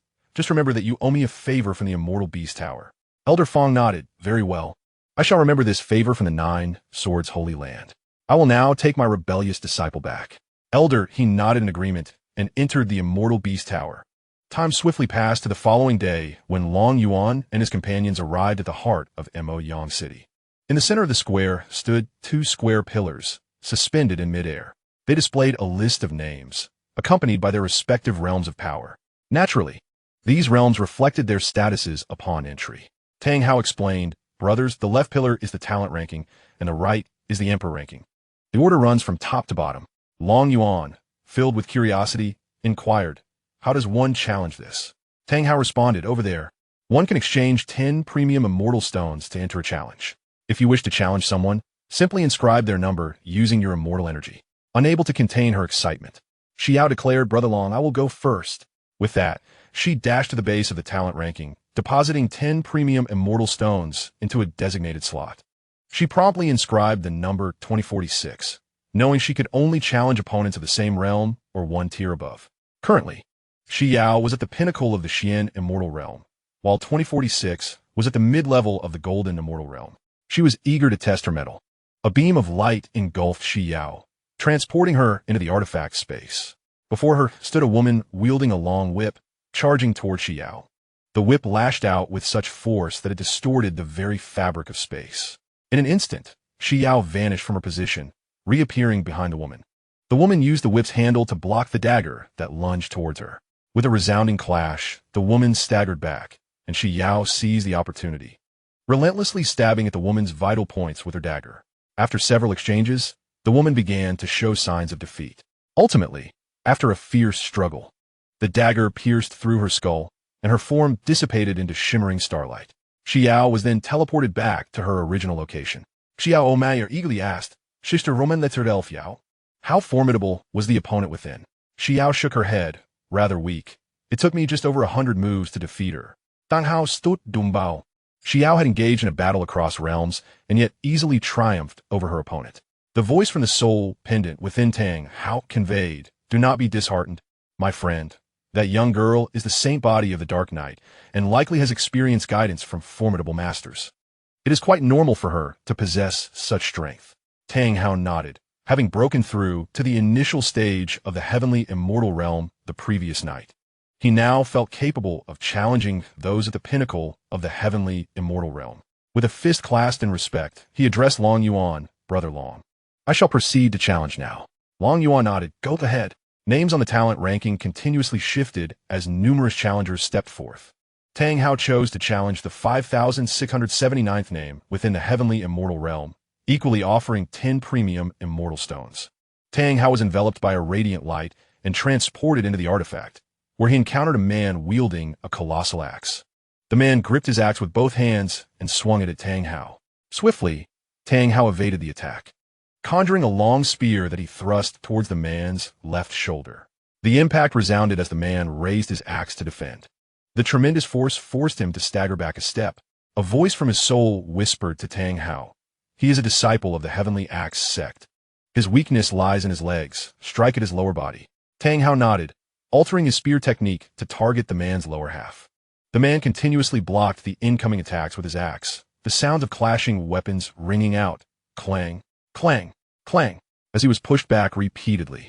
Suddenly, after deflecting one strike, the man retreated, raising his axe high above his head, casting a massive shadow of the axe towards Tang Hao. With a mighty roar, Tang Hao unleashed the dragon dance spear technique. He twirled the spear with both hands, summoning 3 ethereal golden dragons to collide with the axe shadow. Boom! Boom! Boom! The explosion shattered the axe shadow, and the golden dragons vanished into thin air. Tang Hao retreated a couple of steps to stabilize himself, recognizing the prowess of his opponent. This strike could have felled an ordinary celestial being, yet it merely dismantled his axe shadow. The voice from his soul conveyed, "Now is the moment to finish him. Victory is yours." Taking a deep breath, Tang Hao executed the dragon dance spear technique once more, summoning 3 golden dragons that surged towards the man. The man, too, swung his axe, but this time the force was significantly diminished, an indication that his strength was waning. The golden dragons shattered the axe shadow and pierced through the man's body, signaling the conclusion of this contest. Tang Hao was transported out, and his name appeared on the pillar. Long Yuan exclaimed, "Congratulations, Brother Tang, for making the rankings." Tang Hao smiled, feeling fortunate to have won this match. "Oh, Brother Tang, will you continue to challenge?" Long Yuan inquired. Tang Hao shook his head, opting not to challenge further. The talents on the leaderboard were slightly weaker than he, yet he knew he was not yet a match for the celestial beings. Long Yuan nodded. "No worries. Being on the list proves you have surpassed many. It's merely a matter of your current realm." "Brother, your words make me feel quite embarrassed." Tang Hao deeply. "By the way, where have they gone?" Long Yuan pointed towards the rankings. "They've all gone to challenge." Tang Hao turned to see that indeed. Xianxia and the others had embarked on their challenges, targeting ranks 2, 3, 4, and 5. Even Xiao had returned to contest once more. Moreover, they had all transcended to the golden celestial realm, directly leaping over 2 major realms to engage in battle. Tang Hao was astounded. When did they break through? Just yesterday. They were merely celestial beings, and now they had ascended to the golden celestial level. Doubt crept into Tang Hao's mind about whether he truly was the prodigy his master claimed him to be. Long Yuan chuckled. They could have broken through long ago. They simply lacked the motivation. Hearing this only deepened Tang Hao's dismay. Was this truly the rationale? They had refrained from advancing merely out of laziness. In truth, Long Yuan spoke the truth. There was no need for Xianxia and the others to engage, as their cultivation levels did not significantly impact the outcome. Chapter 180, shocking the entire audience. A considerable number of onlookers have gathered around the Celestial Talents ranking, drawn to the glaring red digits of the 2,345 rankings, which are impossible to ignore. The simultaneous challenge of these 4 rankings is a rarity that has seldom occurred. Typically, such displays arise from fierce competition among powerful factions. Yet this time, no such rivalry seems to be at play. Suddenly, the pillar reveals the presence of the Dark Knight sacred body belonging to Xiao, indicating that she has activated her Dark Knight form. Shortly thereafter, Xiao Feng unleashes her Phoenix essence, leaving all spectators in awe. One individual inquired, "Has the Phoenix clan sent someone as well? And what exactly is this Dark Knight sacred body?" Another person shot him a glance, retorting, "What other physique could it be? The Dark Knight's sacred body has not been seen for 100,000 years. At that moment, someone exclaimed, "Look at the second place." The crowd turned their gaze to see the name, Xianxia, accompanied by the 4 characters, Heavenly Shadow, Sacred Body. This revelation left everyone stunned. While this physique may not be particularly formidable, its greatest strength lies in its ability to assist in dual cultivation, surpassing any auxiliary cultivation treasures. The emergence of such a physique makes it a coveted target for various factions. With the appearance of 2 powerful physiques, one could only wonder how the major factions would react. A bystander scoffed, "Are you foolish?" Their ability to challenge together indicates they are from the same faction. To see someone, one must first seek their consent. Another nodded in agreement. "You're right. No faction lacking strength could cultivate these 2 physiques." Inside the divine artifact, Xianxia entered and beheld the opposing figure at the Immortal King realm. She immediately unleashed a series of powerful attacks, the void-breaking flower heavenly punishment. However, by the second strike, the Immortal King had perished, causing her subsequent attack to merely strike the air. As a result, Xiao was the first to emerge, followed closely by Xiao He, while Xiao and Xiao Feng emerged simultaneously. The four were met with astonished stares, as if they were monsters, leaving even Xiao feeling slightly embarrassed. Brother Long, what is wrong with them? Is there something on us? Even Tang Hao's jaw nearly dropped to the ground, internally lamenting, this is not merely something on them. It is as if they wear halos, blinding in their brilliance. Others shared this sentiment, marveling at their extraordinary prowess, effortlessly transcending two major realms in battle. Although they had not witnessed the process, the ease with which the four operated suggested they had yet to reach their limits. Xiao He chuckled, Master, the top position is yours to claim. Long Yuan glanced between the Emperor ranking and the Celestial Talents ranking, ultimately opting for the latter, wishing to remain somewhat inconspicuous. Then I shall give it a try, he declared, approaching the Celestial Talents ranking and casually tossing in 10 premium Immortal stones. The brilliance enveloped Long Yuan, drawing him within, and in less than 10 seconds, he was ejected once more. The name at the top of the Celestial Talents ranking transformed into Long Yuan, marked as a first-layer martial immortal. Upon entering, Long Yuan struck down with a palm, and the figure vanished. The entire square fell into a profound silence, with all present frozen in astonishment, utterly taken aback by the spectacle. In the discussion among the onlookers, one exclaimed, Brothers, that is the first level of martial immortal, not the 6th or 7th. It appears to be the first level. Has the world gone mad? A single strike can obliterate a celestial king. This is it. The list of prodigies may soon mirror the imperial rankings. This casual remark drew everyone's attention to the two lists, Dragon Yuan and Dragon Zhen. The crowd collectively gasped, their hearts racing as they muttered curses. Damn it, another member of the dragon family. A heavy silence fell over the assembly. The dragon family had already reached unimaginable heights.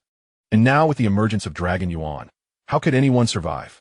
One person exclaimed, the top 5 positions on the prodigy list are all occupied by members of the dragon family.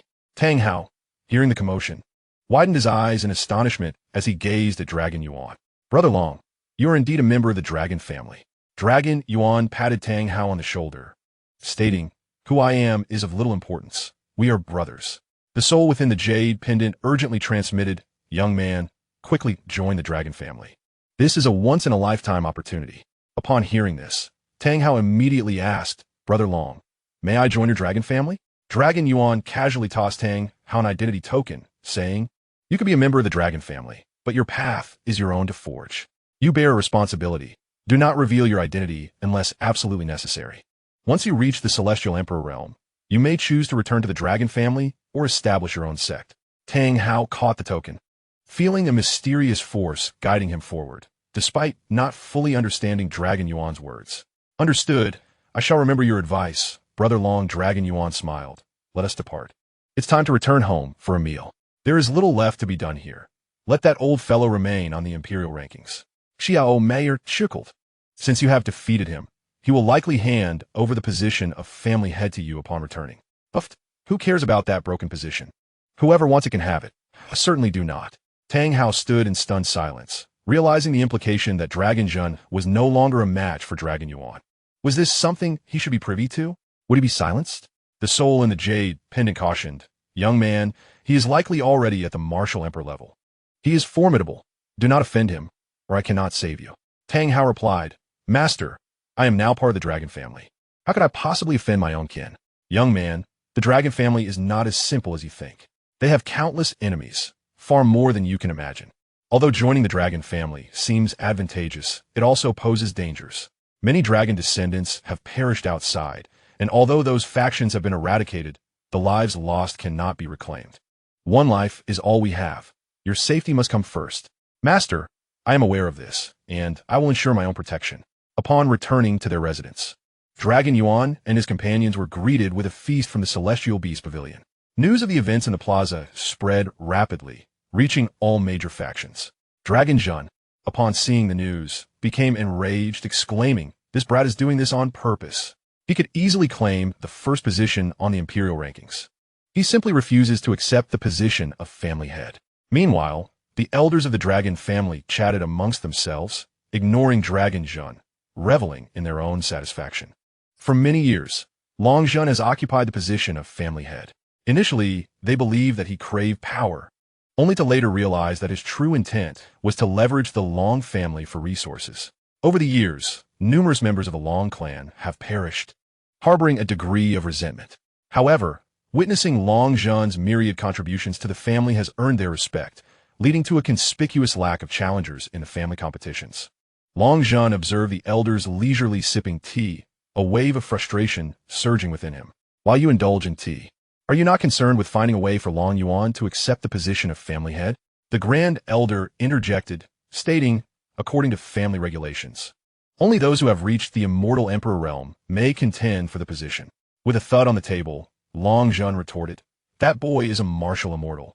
He is entirely qualified.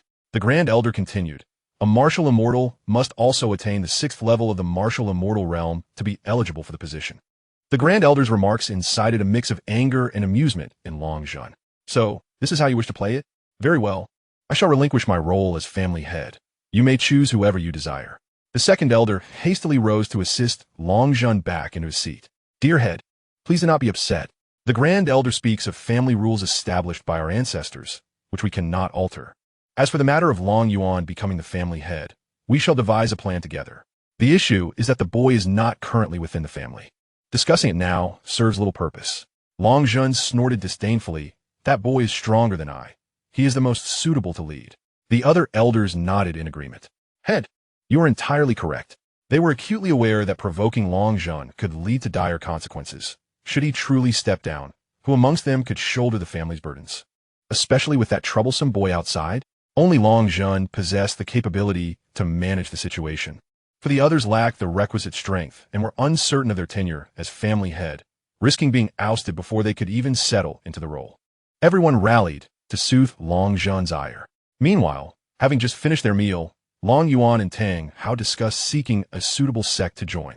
Xiao Mayer, intrigued by Tang Hao's choice, exclaimed, Husband, let's go and take a look. Long Yuan nodded in agreement. All right, let us go and explore. As they stood up, Long Yuan turned to Lin Shui and Xiao He, instructing, you three should suppress your realms to the profound immortal level. They complied, nodding in unison. Tang Hao, feeling a twinge of regret, asked, Long brother, what are you doing? Long Yuan smiled. I am merely accompanying you to see what is available. We have no pressing matters. If we are welcomed, we may join a sect for a while. Tang Hao gazed at Long Yuan's party in disbelief. It seemed they were jesting. They wished to join a faction while Long Yuan already had his own family. Very well. Let's go and see what sect we can join. The group made their way outside. Meanwhile, a voice echoed within Tang Hao's mind. Young man, head to the Heavenly Path sect. There exists an Imperial-level spear technique that is exceptionally suited for you. Tang Hao, filled with curiosity, inquired, isn't the Heavenly Dao sect already in decline? Does the Emperor-level spear technique still exist? You know not, young one. The Heavenly Dao sect was once a paramount force, comparable to the current Dragon Clan. As long as it is not the Heavenly Palace or the Dragon Clan that intervenes, their techniques remain intact. Tang Hao nodded. Very well. Master, I shall heed your words. Rest assured, I shall not lead you astray, his master replied.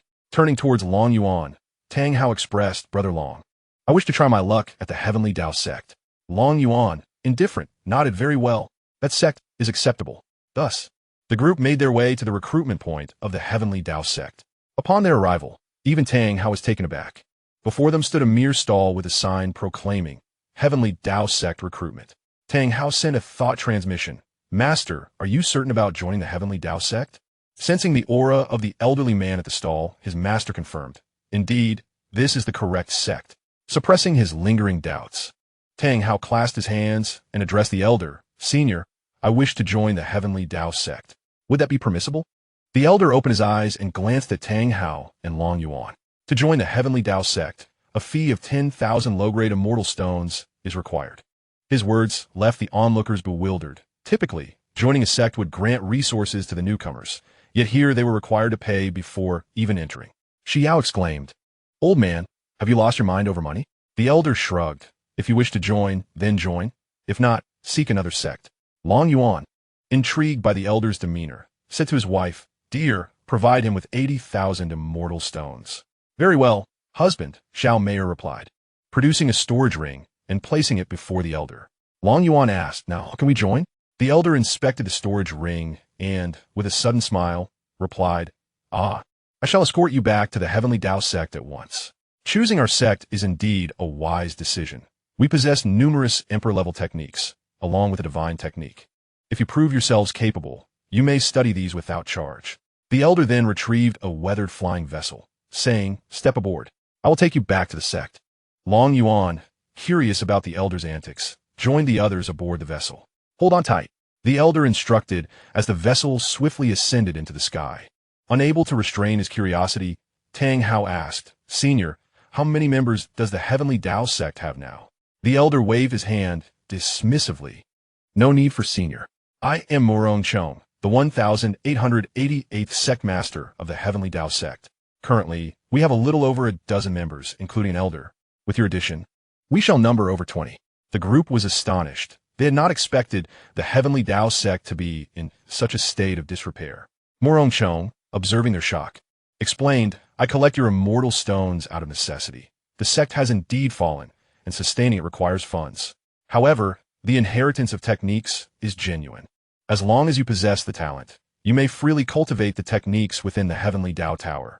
Tang Hao ventured, "Sect Master, are there any requirements to enter the Heavenly Tao Tower?" Murong Chong chuckled awkwardly, stating that entering the sect cost 100,000 low-grade immortal stones. Is your sect leader blind to money?" Xiao retorted indignantly. Murong Chong sighed. "I was also deceived into joining the Tiandao sect by that old rascal. Before long, he handed me the position of sect leader. After decades of effort, I've managed to gather merely a dozen disciples. Do you think this has been easy for me?" Long Yuan grimaced. The immortal realm was fraught with pitfalls, where one victim ensnares another. The more Murong Chong spoke, the more aggrieved he sounded, lamenting that there were still over 10 disciples in need of cultivation resources. "I can't simply withhold resources from them forever," he exclaimed, his expression one of profound grievance. Long Yuan and the others were at a loss for words until they arrived at the Tiandao sect and beheld the scene before them. Murong Chong's words rang true. What lay before them was a series of palatial structures, albeit somewhat dilapidated due to neglect and the absence of protective formations. "You may choose your own places, but do remember to clean up," Murong Chong instructed. "The disciples usually reside on the main peak, where the Tiandao Tower is located. If you wish to learn any techniques, feel free to enter and explore. However, do not force yourselves to ascend.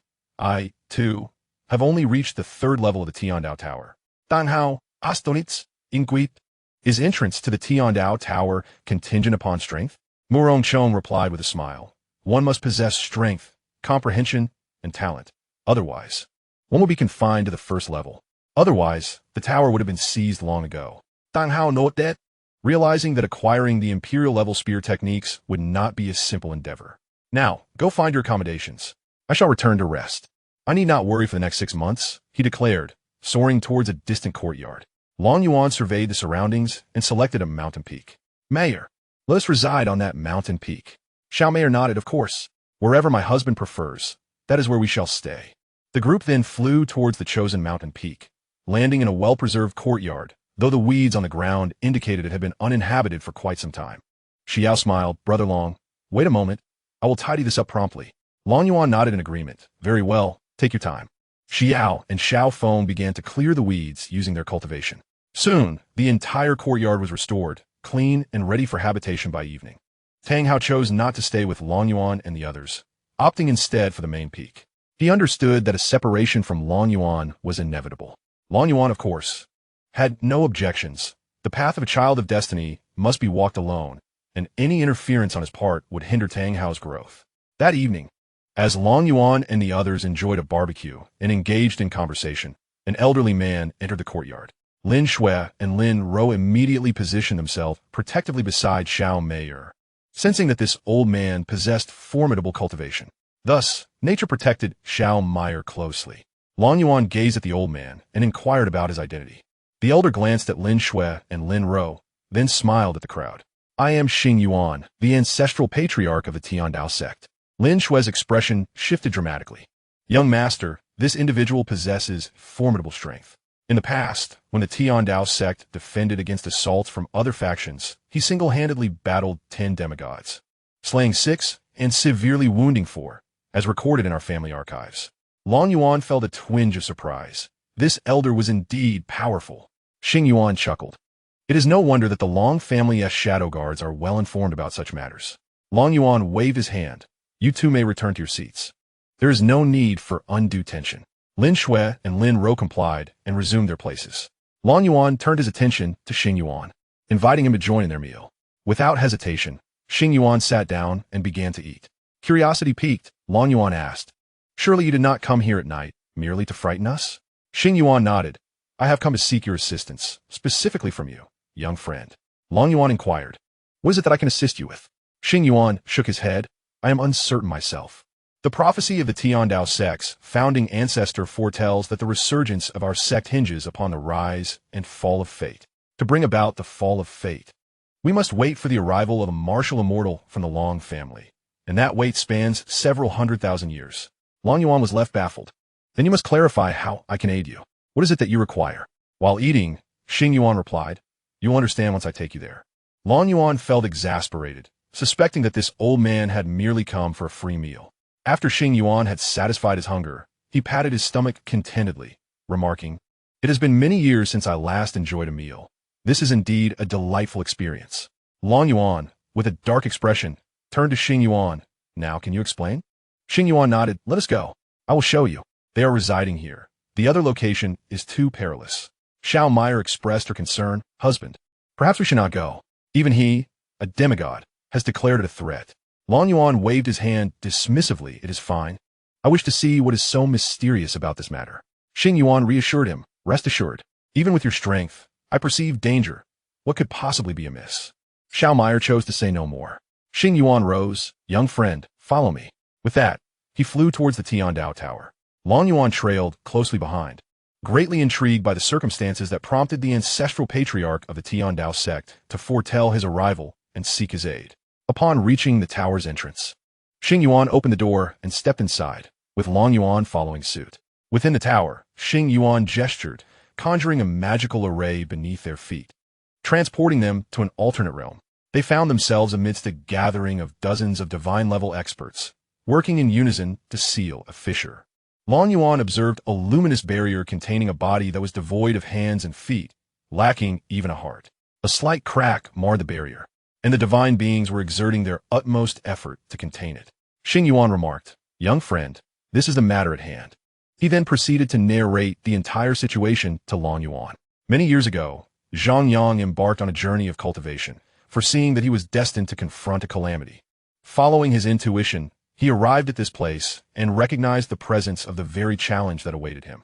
Thus, Xianxia utilized the Heavenly Dao Tower to suppress the fissure, and over time, he established a small sect, naming it the Heavenly Dao Sect. Whether it was the favor of the Heavenly Dao or mere coincidence, countless talented youths chose to join this burgeoning sect, which transformed into a first-rate power over a span of several centuries. In the subsequent millennia, the sect reached its zenith, becoming the most formidable force in the immortal realm. As the power grew, various individuals emerged, and Xianxia, aware of the unfolding dynamics, refrained from intervening, allowing his gifted disciples to handle the fissure. However, the Heavenly Dao sect began to decline. After expending hundreds of thousands of years of his lifespan in divination, Xianxia ultimately predicted that a young martial immortal of the dragon lineage would resolve the issues at hand. He left behind a prophecy and then passed into eternity, while this peculiar space enabled those who suppressed the fissure to break through. Thus, the current scenario unfolded. Long Yuan gazed upon the body before him, feeling an inexplicable sense of familiarity. Tang Tang appeared before him, exclaiming, Master, this body shares the same essence as that heart. Long Yuan stared in shock. How can this entity persist so stubbornly? It seems to haunt me wherever I go. Tang Tang chuckled. Master, if you eliminate this being, you could gain a significant extension to your lifespan. Do I truly covet such trifles? Long Yuan retorted dismissively. Tang Tang sighed. Nevertheless, you must confront it. It has already recognized you. Moreover, once it breaks through its defenses, its aura will infect the entire immortal realm, turning it into a veritable hell. Is it truly that dire? Alas, I am but a wretched soul. With that, Long Yuan turned to Xing Yuan, instructing, have them all leave. This entity is beyond your capabilities. Xing Yuan, astonished, questioned, You intend to face it alone? Long Yuan nodded. Our fates are now intertwined in an eternal struggle. You must depart. Yuan, hesitant, replied, but they have already ascended to the divine realm. The immortal realm can no longer accommodate them. Then let them ascend directly. My presence here suffices, Long Yuan insisted. Yuan relented. Very well. I shall activate the formation to allow the ancestors to emerge. As he gestured, incantations flowed from his fingers, dispelling the barrier. The dozens of ancestors within opened their eyes. Yuan, why have you awakened us? They inquired. Yuan responded. Ancestors, you may depart. The prophesied one has arrived. The ancestors turned their gaze to Long Yuan, their previously vacant eyes igniting with vitality as the numbness around them began to dissipate. At long last, they had awaited this moment for countless years, and their emotions surged, nearly bringing them to tears. Yuan bowed deeply, acknowledging, Ancestors, you have sacrificed so much for the beings of the immortal realm. Now, it is time for your ascension. The venerable ancestor gazed upon the fissure, a tendril of corrosive energy gnawing at their divine power. He remarked, once we depart, this miasma will proliferate, and its corrosive force is exceedingly difficult to eradicate. Yuan turned to Long Yuan, my young friend. What do you propose we do about this? With a mere wave of his hand, Long Yuan summoned a surge of true energy infused with the laws, sealing the fissure. All the elders felt an immediate alleviation of pressure, as the corrosive force could not breach Long Yuan's barrier. The elders emerged in unison. Just as they stepped out, the corporeal form began to stir. A visage materialized upon the body, exclaiming, You again, disrupting my plans. The elders were taken aback. They had never witnessed such a manifestation speak. Long Yuan chuckled softly. Let's not be hasty. It was mere chance that I encountered this matter, and I had no desire to intervene. I am aware of your formidable sword, the entity sneered. I shall relinquish this form for now.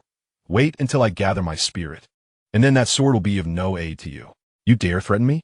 Perhaps I've shown you too much courtesy, Long Yuan replied, drawing forth the dragon sword. My dear little sword spirit, please take the stage. A petite figure appeared at Long Yuan's side. Master, what is your command? Long Yuan pointed at the entity. It threatens me. Obliterate it. The little girl surveyed the form. Oh, your body has manifested here. Your true self must not be far. Humph. You are merely a sword spirit. Once my true self gathers its spirit, your demise will be at hand. The little girl scoffed. You a mere trifling being? Were once revered, yet now you wish to vanquish me? Perhaps you should reflect upon your own worth. Who do you serve, anyway? The little girl, unfazed, charged into action. Sword of the ultimate burial. With a single stroke, she pierced the protective barrier, vanquishing the corporeal shadow, and struck into the void. Far away, on a distant planet, a colossal form lay suppressed. A glimmer appeared in the sky, gradually transforming into a sword's tip. The blade expanded, piercing through all formations and plunging into the body. Driving deeper still, the entire planet was impaled.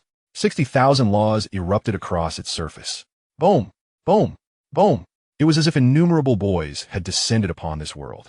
The entire planet and the entity dissolved into cosmic dust. The little girl retracted the dragon sword. All done. This fellow truly possessed formidable prowess, requiring such fragmentation for suppression. Yuan and the other divine ancestors stood in stunned silence, having spent countless years attempting to seal a mere fissure, only to witness one strike resolve the matter entirely. Long Yuan, intrigued, inquired, What realm did you claim you belonged to? The Supreme Realm. Why do you ask? Long Yuan shook his head. It is of no consequence. Now that this issue is resolved, let us make our exit.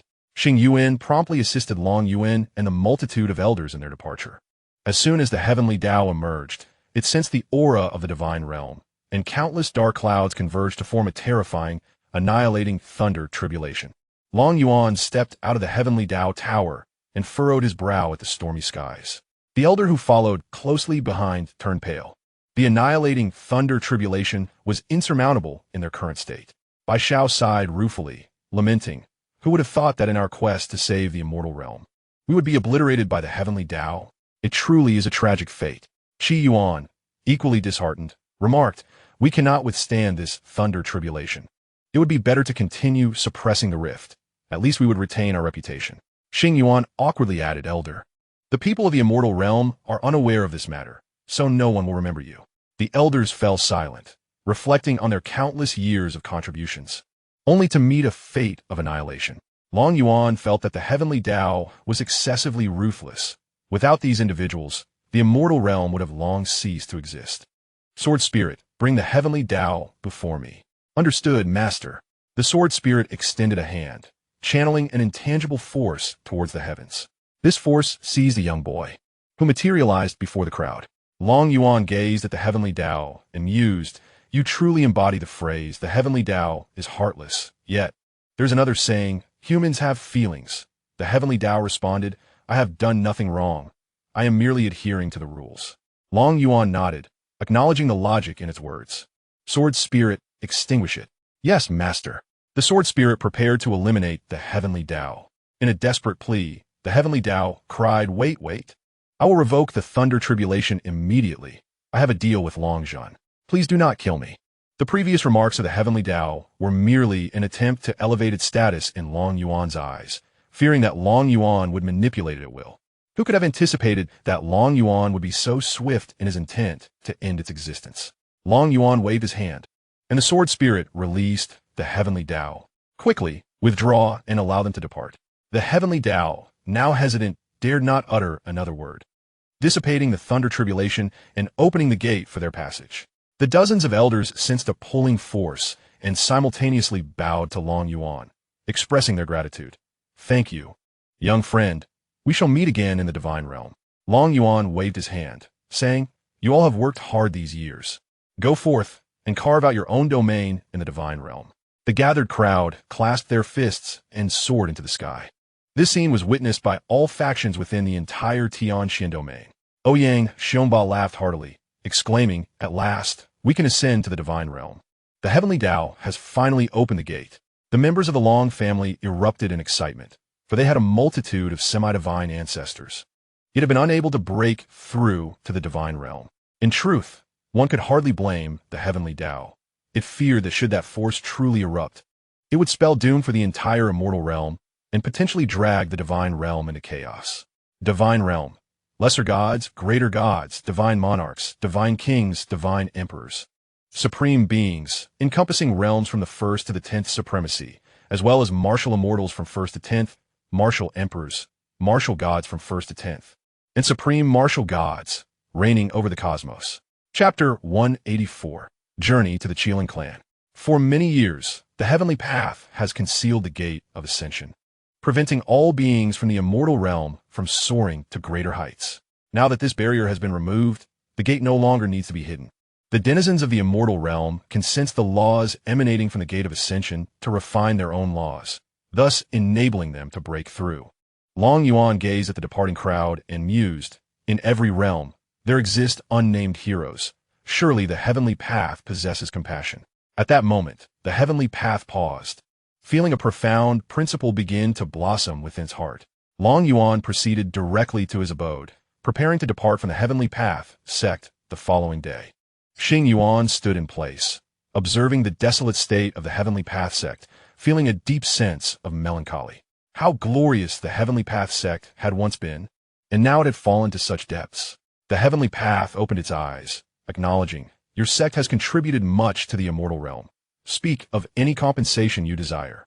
Xing Yuan shook his head, replying, I only wish for the heavenly path sect to endure, no matter how dire its circumstances.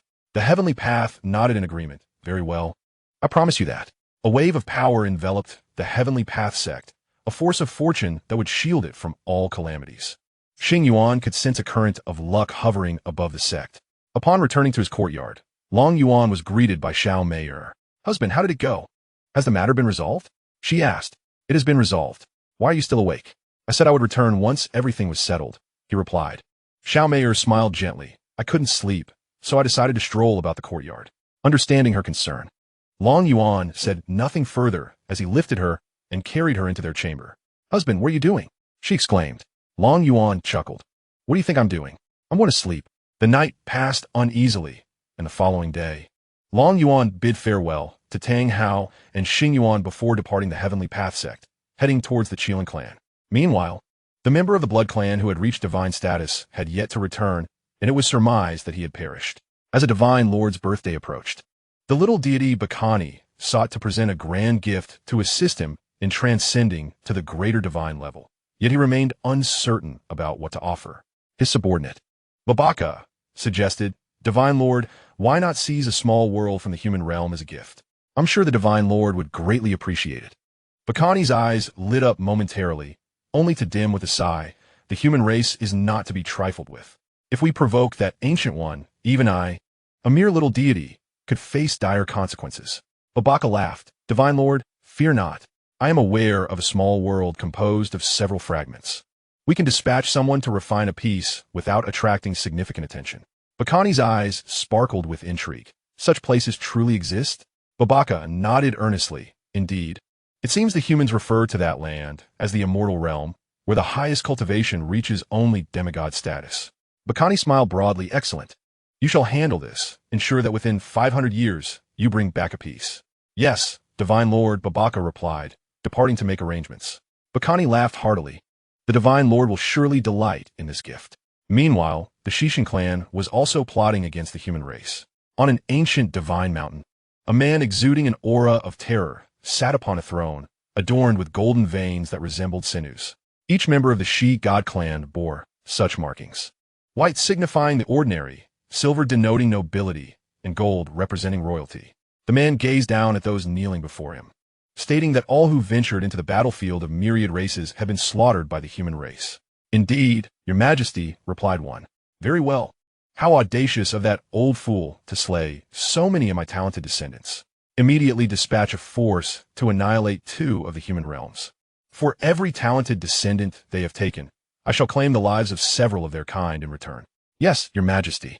The foremost and second races of the universe had set their sights upon humanity, seemingly turning their gaze toward the realm of immortals. The Immortal realm, composed of numerous continents, presented vulnerabilities due to flaws in the heavenly Tao. Thus, a crisis loomed ominously on the horizon. Meanwhile, Long Yuan leisurely observed the sky while seated upon the back of Xiao He, who was accompanied by Xiao Mei, gently massaging his shoulders. "My lord, the clan leader has informed us that the wedding party will arrive later, and we are to stay with the Qilin clan for a while." Long Yuan furrowed his brow, pondering what Long Zhen was scheming. Surely, he did not intend to provoke the Qilin clan against me. Xiao He trembled slightly. "Master, please do not obliterate the Qilin clan. They are also of my kin." Long Yuan chuckled. "What are you thinking? Why would I annihilate your Qilin clan?" With a sigh of relief, Xiao He felt reassured that as long as Long Yuan spared the Qilin, all else was of little concern. Xiao He flew toward a coastal area, declaring, "Master, crossing this sea will lead us into the territory of the Qilin clan." Long Yuan nodded. "Then let us proceed." Xiao He continued to soar forward. A day later, the vast, silent ocean cast an unsettling aura. Lin Shui vigilantly scanned the surroundings. "Young master, this place is not safe. We must hasten our departure." Xiao He also sensed an approaching danger, though its nature eluded him. Long Yuan rose to his feet. "You too protect Mei. I shall confront the impending threat." Brandishing the Long Yuan sword, he stood atop Xiao He's back. Suddenly, a tentacle surged toward Xiao He with force. Long Yuan narrowed his eyes. A demigod octopus, quite formidable. Retracting the Long Yuan sword, he transformed, embodying the warrior's battle body. Long Yuan leapt forth, expanding in size, and seized the descending tentacle. "Come fort," he commanded, pulling the entire octopus from the depths. Other tentacles swiftly coiled around him. With a mighty swing, he hurled the octopus back into the ocean. The impact sent colossal waves crashing. Grasping one of the octopus's tentacles, he tore it asunder, severing a 100-meter-long appendage. Humanity, I shall slay you." The remaining tentacles lunged at Long Yuan like spears. Bang, bang, bang. The tentacles struck against him, yet the foremost segment exploded upon impact, inflicting not the slightest harm upon Long Yuan. "Ah, little octopus, do you dare to resist? Today, you shall obediently become my grilled squid." With that, a fist struck the octopus's head. Bang! The entire head exploded, leaving only a few limp tentacles in Long Yuan's hand. He raised his hand to inspect the tentacles, scratching his head in disbelief at how fragile it was. One punch, and it was done for. Lin Shui remarked, "Its soul has fled." Ugh! This creature abandoned its body and ran away. Suddenly, a gaping maw devoured the tentacle in Long Yuan's grip, swiftly retreating with its fish fins revealing its identity as a shark. Long Yuan glared at the remaining piece of tentacle and then at the fleeing shark, infuriated that it dared to snatch his food. Chapter 185. Capturing Sea Beasts. Long Yuan dashed toward the shark, demanding, "Return my grilled squid." The Long Yuan sword materialized in his hand, a brilliant arc of light slicing through the air. The sword's aura pierced the shark's skull, causing the massive creature, over 100 meters long, to flip belly up on the surface of the sea. Long Yuan, somewhat disdainful of the shark, called out, "Xiao He, Xiao Feng, do you want to devour this shark?" Before Xiao Feng could respond, Xiao He inhaled deeply, consuming the entire shark in one go. Xiao Feng's eyes widened in disbelief, indignantly exclaiming, "Xiao He, how could you eat it all by yourself? That is too much." Xiao He sheepishly scratched his head, unable to contain himself. Long Yuan chuckled, "No worries. I'll make sure to catch you another one when I have the chance." Xiao Feng, seated on Xiao He's back, pounded her fists in frustration. "You greedy little thing.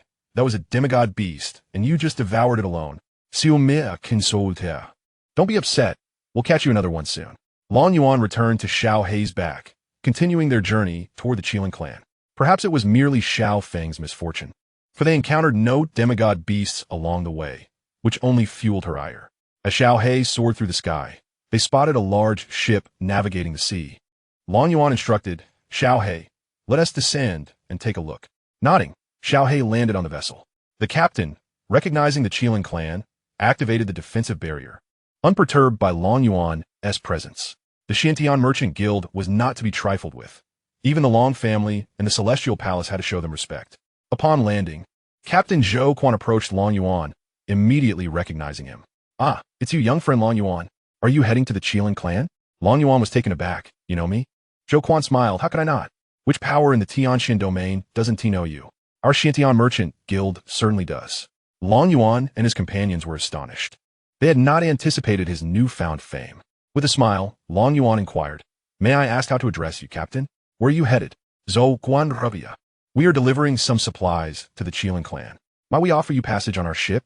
We are also bound for the Qiling clan." "Young dragon, it is merely a matter of convenience. Please, step inside." Long Yuan clasped his fists in gratitude. "Thank you," he replied. Zhou Quan arranged for Long Yuan and his companions to stay on the topmost floor, where the accommodations were exceedingly opulent, much to Long Yuan's delight. Zhou Quan Ramarka. "Young dragon, this merchant vessel comprises 20 levels. The first 10 are for cargo, while the 11th to 18th levels serve as cabins. Why are you bringing people to the Qiling clan? What purpose do they serve?" Zhou Quan explained. "Some seek to hone their skills, while others engage in trading treasures. Each has their own motives." Long Yuan nodded. "Then why haven't I seen anyone enjoying themselves on the deck?" "Ah, that matter," Zhou Quan continued. "It is a regulation aboard our ship. Given that we navigate through deep-sea territories, we prohibit leaving one's quarters to avoid attracting formidable sea beasts." Long Yuan, intrigued, questioned, "Is there a secret aboard this ship? I sense no sea beast threatening you." Zhou Quan chuckled lightly. "It is not a grand secret. Our vessel is constructed from a unique type of wood that sea beasts find repugnant, thus deterring them from attacking." Long Yuan offered a thumbs up. "Your merchant guild certainly has its methods." Zhou Quan shook his head. "However, should we encounter a demigod sea beast, we would face significant peril, as they are known to assault our merchant ships." Long Yuan acknowledged. "I encountered 2 such creatures earlier. They possess intelligence and are not easily deceived." Zhou Quan was taken aback. Long Yuan had encountered 2 demigod sea beasts, leaving him uncertain whether it was due to the beast's good fortune or Long Yuan's. "Young dragon, please take a rest. Should you require anything, do not hesitate to seek me. However, if you wish to leave your quarters, you may have to wait a few days, as the presence of demigod sea beasts can easily be attracted here. The isolation array aboard the ship is not particularly robust." Long Yuan smiled. "Very well. We shall rest within our cabin." After ensuring Long Yuan and his companions were settled, Zhou Quan took his leave. The group then began their individual practices within the confines of their room. Xiao Meier also engaged in her cultivation, leaving Long Yuan alone in boredom, occasionally sipping from vials of medicinal liquid. Thus, 5 days passed in the blink of an eye. Long Yuan was lost in a dream when a sudden jolt from the ship roused him awake. His thoughts were interrupted as Xiao Meier opened her eyes. "Husband, what is happening?" The merchant vessel rocked violently once more, igniting a surge of frustration within Long Yuan. He opened the door and stepped onto the deck. In the distance, A colossal crab was locked in combat with Zhou Quan. Its massive pincers swung ferociously, relentlessly assaulting Zhou Quan. Waves of blade light struck the crab. Its formidable shell repelled all of Zhou Quan's attacks. This crab-esque cultivation had astonishingly reached the late stage of the Immortal Emperor realm, while Zhou Quan was merely at the mid-stage, a minor cultivation gap between them. Holding his ground against such a creature was commendable, but Zhou Quan was filled with anxiety. The commotion would undoubtedly attract more sea beasts, and he feared he might not escape unscathed. Xiao He and Lin Shui ascended to the deck, gazing intently at the distant battle. Long Yuan, captivated by the sight of an enormous crab, felt his mouth water. Xiao He, ignite the oil, he commanded, and with that, his figure vanished from the deck. Zhou Quan engaged the crab in a fierce confrontation, but he retreated a few steps, sensing several presences approaching their location. Just as he prepared to employ a secret technique to repel the crab and make a hasty exit aboard the merchant ship, a colossal hand descended from the heavens. The shadow of the hand obscured the sun, akin to an adult grasping a diminutive crab. Long Yuan seized the gigantic crab, its size measured in meters, with ease. From a distance, Xiao He shouted, "Master, the pot is ready." A massive cauldron, several hundred meters in diameter, hovered in the sky, with Xiao Feng exhaling flames despondently from the bottom. Long Yuan bound the crab with his vital energy and tossed it into the cauldron, then turned his gaze toward a fleeing shrimp, a peculiar fish, and a dragon. Upon seeing Long Yuan's attention directed at them, the three sea creatures trembled in fear and fled with all their might. They lamented their earlier desire to profit from the battle's chaos, having sensed the tumult of combat and mistakenly believed it to be an opportunity to gain an advantage. Little did they know that a giant would emerge and effortlessly capture the late-stage Immortal Emperor crab. As fellow Immortal Emperors, they realized that they were no match for Long Yuan, who could defeat them with a mere strike. All they wanted now was to escape as quickly as possible, vowing never to seek out easy gains again. Observing the retreating sea creatures, Long Yuan swiftly pursued them, capturing them as effortlessly as one might catch fish along the shore. "Not bad," he exclaimed, holding a mantis shrimp, a grouper, and an eel. "This should suffice for a hearty meal." Chapter 186. The Reborn Xiaoxiao. Zhou Quan and the captain, along with the crew, stood in stunned disbelief, utterly astonished by Long Yuan's prowess. Zhou Quan swallowed hard, aware from his records that Long Yuan was immensely powerful. Yet he had never anticipated such an extraordinary display of strength. This was not merely impressive, it was absurdly overwhelming. Even a demigod would struggle to match Long Yuan's ease. Long Yuan bound the three sea beasts with his vital energy and cast them into the great cauldron. Xiao He urged, "Xiao Feng, can you increase the intensity of your flames? The cooking is hardly reacting." Xiao Feng soared upward, retorting, "You do it. I refuse to serve." Long Yuan unleashed a blaze, causing the oil in the cauldron to rise. The four sea beasts inside writhed desperately, soon transforming into a golden hue from the frying oil. After adding water and seasonings, Long Yuan executed a series of actions that left Zhou Quan and the crew utterly dumbfounded. Zhou Quan flew before Long Yuan, exclaiming, "What on earth are you doing?" "Long Xiaoyu?" Long Yuan smiled. "I am preparing seafood. You should join me for a taste shortly." Zhou Quan's gaze fell upon the bubbling cauldron filled with the four Immortal Emperor sea beasts, and he swallowed again. This feast would greatly benefit him. Xiao Meier and Lin Shui also took to the skies, drawn by the tantalizing aroma emanating from the enormous cauldron. The pot was acquired by Xiao He from Long Yuan, serving no purpose other than to cook. Even divine beasts of the realm would be rendered tender within it. This was a discovery made solely by Xiao He, leading him to appropriate the pot. Countless sea creatures were drawn from afar by the enticing aroma, yet they sensed the oppressive aura of the Immortal Emperor within the fragrance, causing them to hesitate in their approach. Suddenly, Long Yuan recalled a piece of octopus tentacle he possessed and tossed it into the pot. Upon sensing the aura emanating from the tentacle, Zhou Quan's eyes widened in surprise. "Long Xiaoyu, this is a semi-divine sea beast." Long Yuan nodded affirmatively, "Indeed. However, there is scarcely any left. Isn't it fortuitous? Let us cook it together." Zhou Quan, observing the contents of the pot, had a sudden idea. "Long Xiaoyu, would you allow me to help you earn some immortal stones?" Long Yuan, puzzled, inquired, "How do you intend to earn these stones?" Zhou Quan smiled. "If you could sell a portion of the broth or some meat to those on the ship below, they would surely be willing to pay handsomely for it." Long Yuan gave Zhou Quan a thumbs up, impressed by his commercial acumen. You truly possess a business mind. Make the arrangements, for we cannot consume much ourselves. Zhou Quan was elated, feeling that he was not merely taking advantage of Long Yuan's bounty. Thus unfolded a peculiar scene upon the vast ocean. A ship floated serenely, while a massive iron pot, several hundred meters in diameter, simmered with fragrant seafood overhead.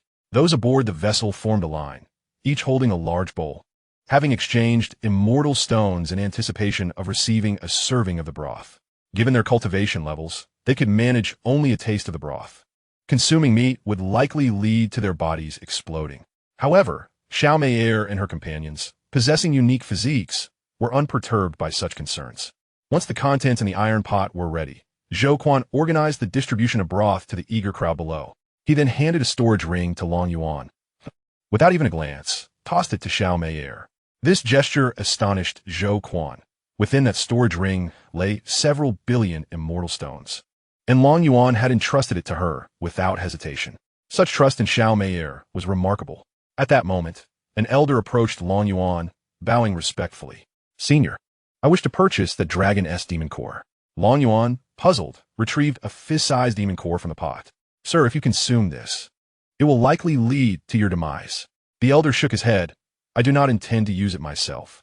I wish to refine it for my grandson. His dantian is shattered, and I came to the Qilin clan hoping to find this dragon demon core, only to encounter it here. Zhou Quan interjected, Old Xiao, you cannot afford this demon core. It is an immortal emperor's demon core, and its sale would command at least several billion high-grade immortal stones. With a sigh, the elder lamented, I have been presumptuous. Long Yuan regarded the elder with compassion. Bring your grandson to me, if he is the one destined to be saved. I shall lend my aid. The elder, filled with gratitude, exclaimed, Thank you, senior. I shall fetch him at once. Before long, the elder returned with his grandson in tow. Long Yuan studied the youth, whose eyes burned with a fierce determination. Tang Tang dashed out immediately, exclaiming in surprise that the host was a reincarnated individual, and notably, a devoted admirer in his past life. Long Yuan, intrigued, prompted Tang Tang to elaborate on the situation. Thus, Tang Tang unveiled all of Xiaoxiong's past to Long Yuan. Originally, Xiaoxiong was a young master of a third-rate family in the celestial realm, infatuated with a lady from an ordinary family, the Lu family. Consequently, he adopted the role of a devoted admirer, even sacrificing his own family's interests for the Lu family. Ultimately, the Lu family ascended to the heavenly palace, resulting in the annihilation of the Xiao family and the shattering of Xiaoxiong's dantian. Fortunately, Xiaoxiong's grandfather had been away on a journey of cultivation years prior, thus escaping this calamity. With the elder's assistance, Xiaoxiong managed to restore his dantian, thereby commencing an extraordinary life filled with fortuitous encounters. Eventually, he reached the demigod level and sought vengeance against the Lu family lady, only to be ambushed and slain by 4 demigods in conjunction with the Lu lady. A month ago marked the moment of Xiaoxiong's reincarnation. Observing this melodramatic tale, Long Yuan could only shake his head in resignation, lamenting the fate of such a devoted admirer who ended up with nothing in the end. With a wave of his hand, the dragon demon Dan entered Xiaoxiong's body, a gentle flow of true energy restoring the dantian, along with remnants of 60,000 laws lingering within. How many laws Xiaoxiong could comprehend was of no concern to Long Yuan. Xiaoxiong, wide-eyed, gazed at Long Yuan and queried, Senior, why do you assist me? We cannot afford this demon Dan. Long Yuan waved his hand dismissively. No need for payment. It is a gift. Tears of gratitude welled up in Xiaoxiong's grandfather's eyes as he bowed deeply, expressing his heartfelt thanks for saving his grandson. Long Yuan advised Xiaoxiong to take good care of his grandfather and suggested that with this new life, he should come to understand many matters. A shiver ran through Xiaoxiong. He had never confided in anyone about his reincarnation. Long Yuan, with a single glance, discerned his secret, which deepened Xiaoxiong's admiration for him. Others merely assumed Long Yuan was referring to the restoration of the dantian. Xiaoxiong bowed respectfully, vowing not to disappoint the senior, and expressing his desire to follow him once he resolved his own affairs. Zhou Quan interjected with a smile. This is the young master of the Long family, personally recognized by Long Zhun. Gasps of shock rippled through the crowd, even causing those sipping soup on the ship to halt their actions. The news of the young master's travels had spread throughout the Tianxian domain, where he had effortlessly decimated numerous factions, including first-rate forces. Now, whenever Long Yuan's name was mentioned, it was met with awe at the might of both him and the Long family. To their astonishment, they were now face to face with him. In unison, everyone bowed to Long Yuan, expressing their gratitude for the opportunity he had provided. The soup in their hands was indeed a fortuitous opportunity, as many had already experienced breakthroughs in their cultivation. Furthermore, this was their first encounter with the soup brewed from celestial beasts. Chapter 187. Farewell. Xianxia bowed deeply, vowing to remember this day's kindness and to repay it in the future. Long Yuan nodded and suggested, "You too should partake as well. Let the kindness flow to the end." Those below envied the bond between the grandfather and grandson, while Xiaohei and the others paid no heed to them, focused solely on seizing more food. The aura emanating from several individuals surged upward as if they were endowed with extraordinary abilities. Even Lin Shui and Lin Ro had ascended to the demigod realm.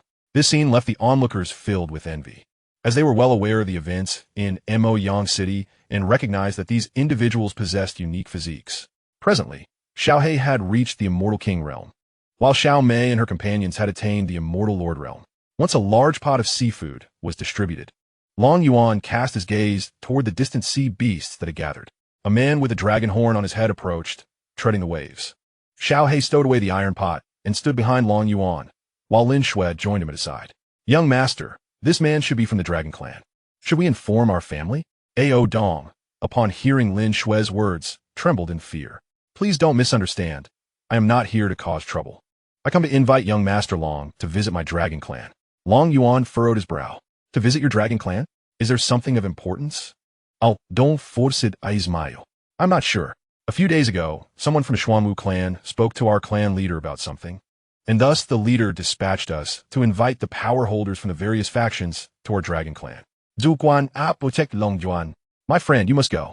The Xuanwu clan excels in divination and surely anticipates significant events ahead." Long Yuan pondered for a moment and inquired, "Is there urgency? If not, I would prefer to visit the Qilin clan first." Ao Dong replied, "There is no rush. You need only arrive at the dragon clan within a year." Zhou Quan rolled his eyes. "No, Rus. It's already urgent enough to set the world ablaze.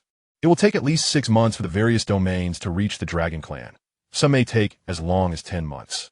Long Yuan nodded. "Very well. I shall certainly visit the dragon clan within a year."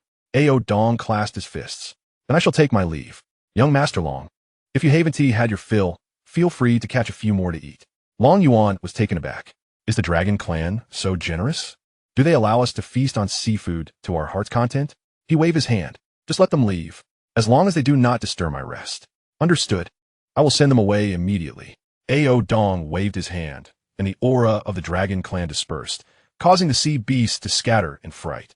The dragon clan reigns supreme over the oceans. Offending them can lead to swift demise. After completing these tasks, Ao Dong departed upon the waves. Long Yuan and the others returned to their chambers to continue resting, while Xiao Mei and her companions seized the opportunity to refine the power within their bodies.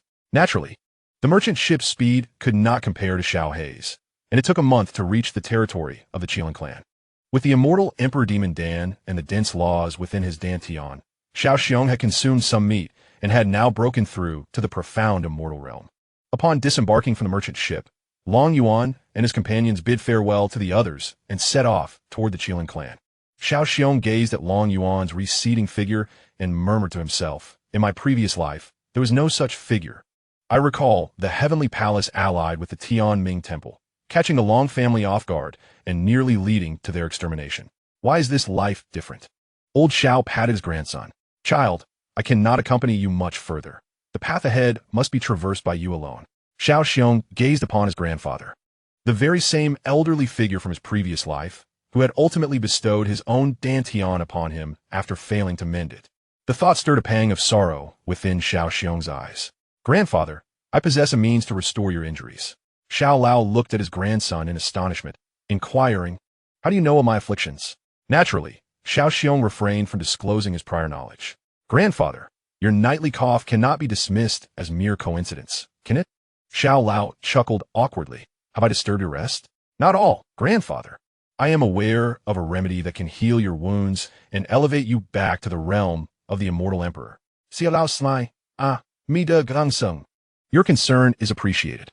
However, He did not take Xiao Xiong's words to heart, recognizing that his injuries were the result of profound Dao wounds, notoriously difficult to heal. In his previous life, Xiao Xiong had known of a particular herb capable of suppressing such injuries, and now, with the myriad principles of the Dao available for his comprehension within his Dantian, he could easily resolve the matter of the Dao wounds. Come with me, grandfather. The herb lies within the Qilin clan. I know its location. Let us depart at once. Xiao Lao, feeling a sense of helplessness, understood that Xiao Xiong was the last scion of the Xiao family. He would protect him at all costs, even unto death. Despite the fact that the Immortal King realm was insignificant before great powers, it still conferred a measure of expertise in the outside world. Seeing his grandson so concerned for his condition, he resolved to accompany him, should any dangers arise, allowing him to buy time for Xiao Xiong. The two journeyed toward a range of mountains.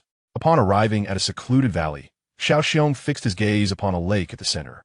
There, a stone stood adorned with a tree, its fruits marking Xiao Xiong as objective. In his previous life, he had visited this place, consuming the fruit from the tree, which had effectively suppressed his Dao injuries. Xiao Lao furrowed his brow as he observed the fruits upon the tree. Child, do you desire those fruits? Xiao Xiong nodded. Grandfather, do not be deceived by their foul appearance. They possess the power to alleviate your afflictions. Though Xiao Lao was puzzled, he refrained from further questioning. There resides a golden, immortal giant python in this lake. I shall confront it. You focus on gathering the fruits.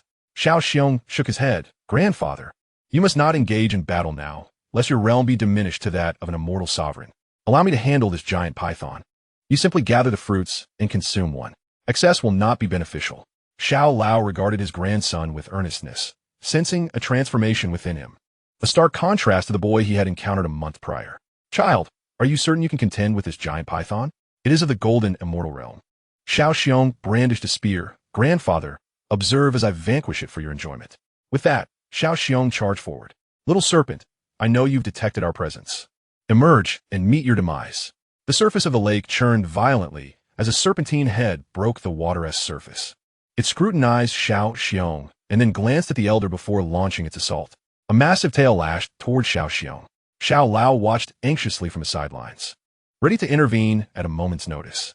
Xiao Xiong Chakul Come Fort. First form of the dominating heaven spear technique, shadow of the spear. In Xiao Xiong's hand, the spear thrust forth, creating a flurry of shadows that struck against the serpent's tail. Bang, bang, bang. The sound of impact echoed, forcing the serpent to recoil. The colossal python, now revealing its fierce nature, no longer regarded the elder Xiao beside it with trepidation. Its singular focus became the elimination of the cultivator who dared to provoke it. A spray of venom erupted forth, corroding the air into a smoky haze. Chapter 188. Arrival at the Qilin clan. Xiao Xiong deftly sidestepped, positioning himself behind the giant serpent to deliver a powerful blow to its vital spot. A piercing shriek erupted as the python plunged into the lake. Observing his grandson gaining the upper hand, Elder Xiao hesitated no longer and soared forward to gather the fruits. Child, we have what we came for. Let us depart. Xiao Xiong glanced at the submerged python, taunting, are you still going to fight? If not, I shall take my leave. The python, now cowed by the earlier assault, dare not surface again. Though this human cultivator was merely of the Xianxian realm, the potency of his attacks rivaled that of a celestial sovereign. It was not foolish enough to engage further. Seeing the serpent retreat, Xiao Xiong found himself at an impasse. His formidable offensive was taxing, and the confined space of the lake limited his technique. Elder Xiao chuckled. Let's go. It should not emerge again. Xiao Xiong nodded. Then we shall depart. The treasures are already in our possession.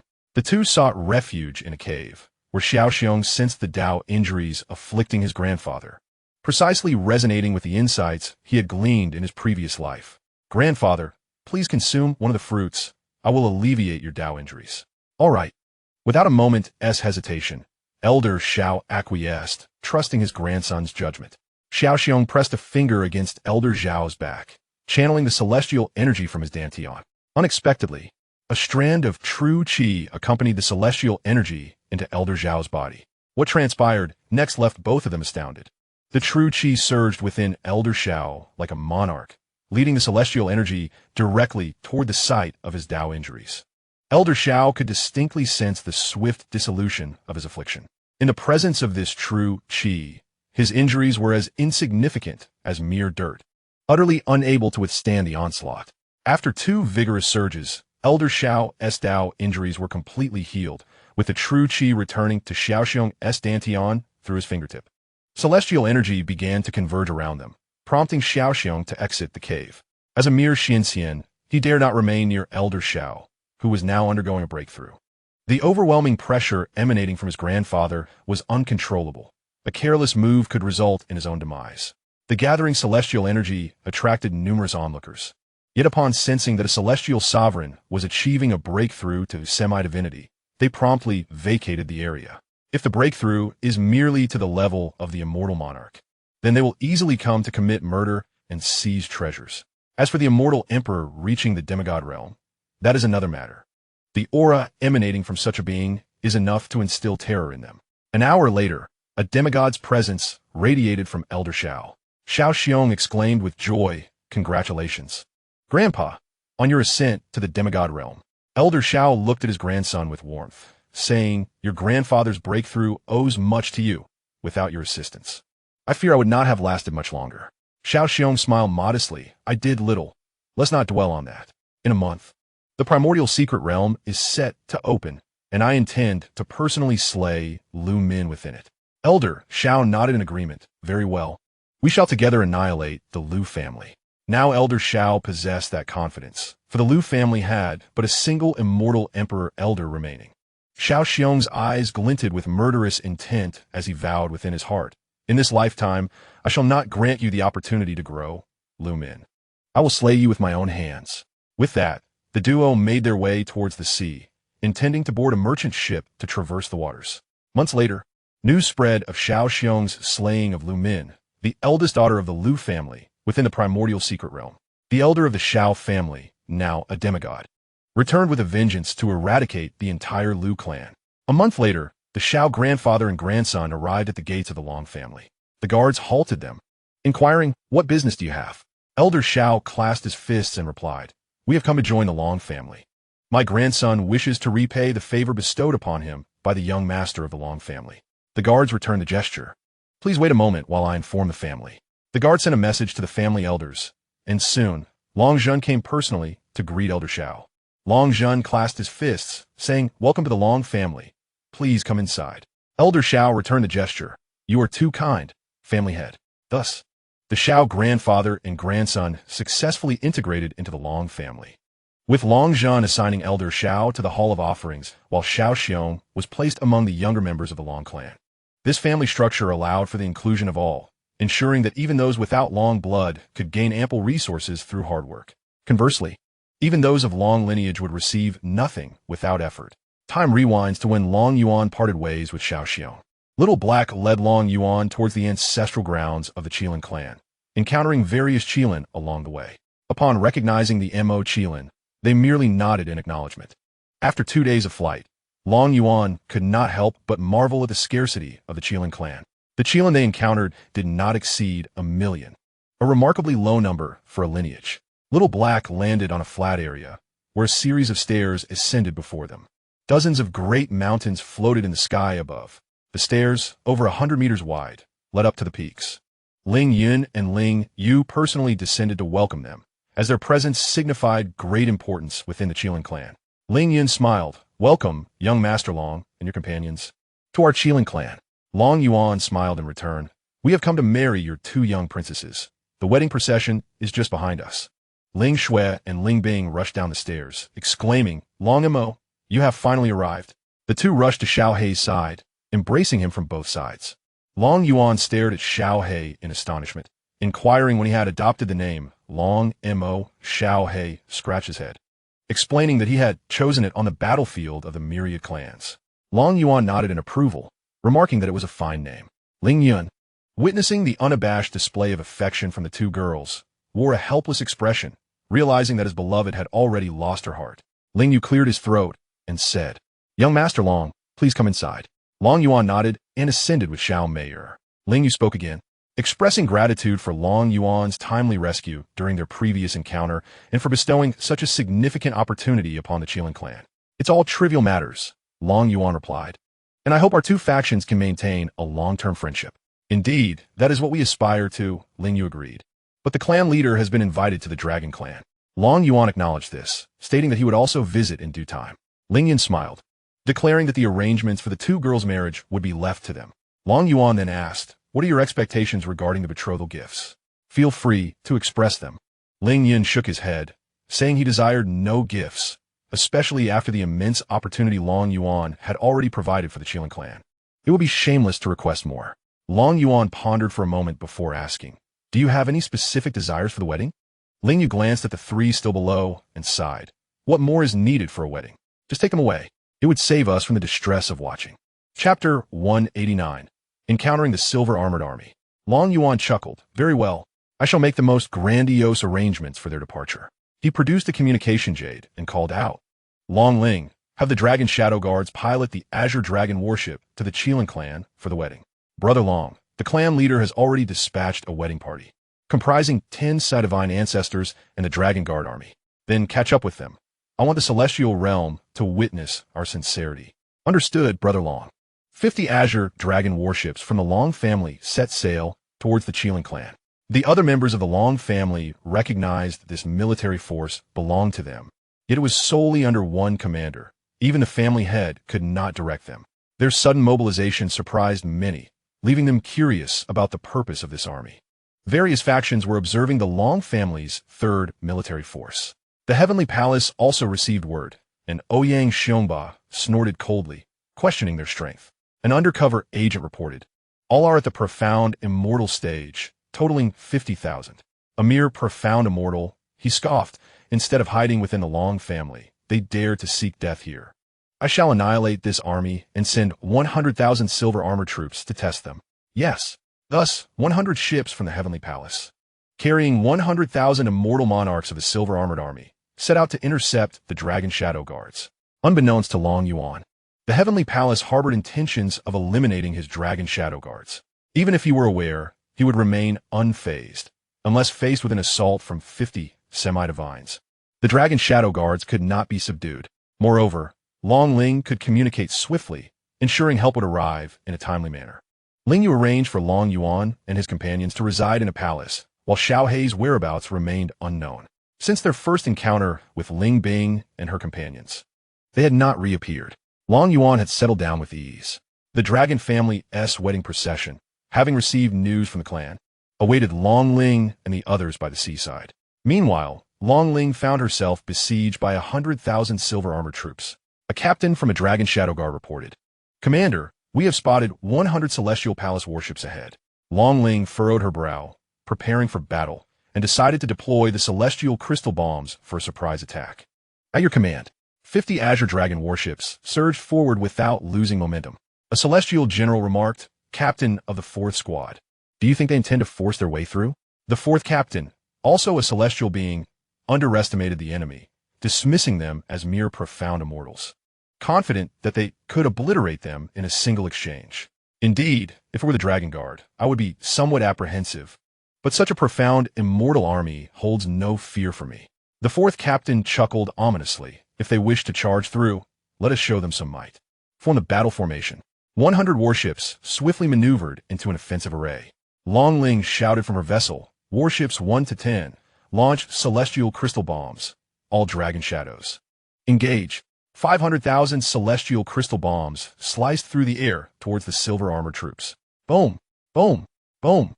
The bombs detonated within the silver armored ranks, destroying over 60 of their warships in a single wave. The battle formation crumbled, leaving two bewildered silver armored captains. Having fought numerous battles, they had never encountered such tactics. Before they could react, 5 semi-divine war spirits charged forward. 5 long spears struck the remaining warships. Bang! Bang! Bang! Boom! Boom! Boom! Another 20 warships were shattered, leaving the silver armored forces with merely a dozen vessels. The two captains stared at the dwindling fleet, their hearts heavy with despair. They could not fathom such an outcome. They had been decimated before they even had a chance to retaliate. Once they regained their wits, they commanded attack. Annihilate them completely. The Azure Dragon warships had already turned around, preparing for a second charge. The 5 semi-divine war spirits, wielding long spears, surged towards the silver-armored troops once more. The silver-armored forces launched their assault, Yet their efforts could not withstand the onslaught of the 5 semi-divine beings. Boom! Boom! Boom! The attacks from the silver-armored troops were swiftly dismantled. The 5 spears swept through bang, bang, bang. The remaining warships were reduced to splinters, and both captains met their demise within their vessels. Long Ling cast a glance before continuing towards the shore. Upon arrival, Long Qi observed the signs of battle left by the Dragon Shadow Guard and furrowed his brow, inquiring, "Long Ling, have you encountered trouble?" Long Ling nonchalantly replied, "We encountered 100,000 Celestial Palace troops and effortlessly annihilated them." Long Qi was astonished, nearly dropping his jaw to the ground. The silver-armored army, even at their weakest, comprised celestial lords, and yet Long Ling had dispatched the 100,000 troops with such ease. Moreover, these individuals remained unscathed, which elucidates why that rascal Long Yuan refrained from surrendering this army. Long Qi chuckled. "Then let us proceed to the Qilin clan together." Long Ling nodded in agreement. "All right." Thus, 50 Azure Dragon warships and 10 matrimonial vessels from the Long family set sail towards the Qilin clan. Upon receiving the news, Ouyang Xiongba was infuriated, his rage palpable. The Long family, what audacity! They have truly concealed this maneuver. An elder proposed, "Master, should we dispatch the golden armored army to annihilate them?" Ouyang Xiongba composed himself, deciding, "No, now is not the opportune moment for war. Spread the word that the Long family has unjustly slain my silver-armored army. I require an explanation. During this period, I shall visit the Long clan, and you may manage affairs within the palace." "Understood, master." With that, Ouyang Xiongba vanished from the Grand Hall. Today, Long Qi arrived at the entrance of the Qilin clan with 60 warships. Ling Yun and Ling Yu, accompanied by 8 other demigods, came forth to greet him. Long Qi exclaimed heartily, "Ling Yun, it has been far too long." Ling Yun replied with equal warmth, "Welcome to our clan, Long Qi. Please come inside." The 20 demigods entered the Grand Hall of the Qilin clan and took their respective seats. Long Qi addressed Ling Yun, "My dear brother, what further preparations do we need?" Ling Yun smiled. "None are necessary. Your magnificent wedding procession suffices. Surely, the entire Xianxia domain is aware of your arrival." Long Qi retorted, "Although Xiaohe is Long Yuan's steed, he is also a part of the Long family. We must uphold the proper etiquette." Ling Yun reflected, "Had it not been for this bond, you might never have seen me again." Long Qi was aware of the circumstances from Longjin's previous accounts. "Dear brother Ling Yun, let's not dwell on the past. Soon we shall be family, supporting one another. Indeed, I've already made arrangements. Shortly, I will escort Ling Xue and Ling Bing onto the warships." "Excellent. Then let us await outside."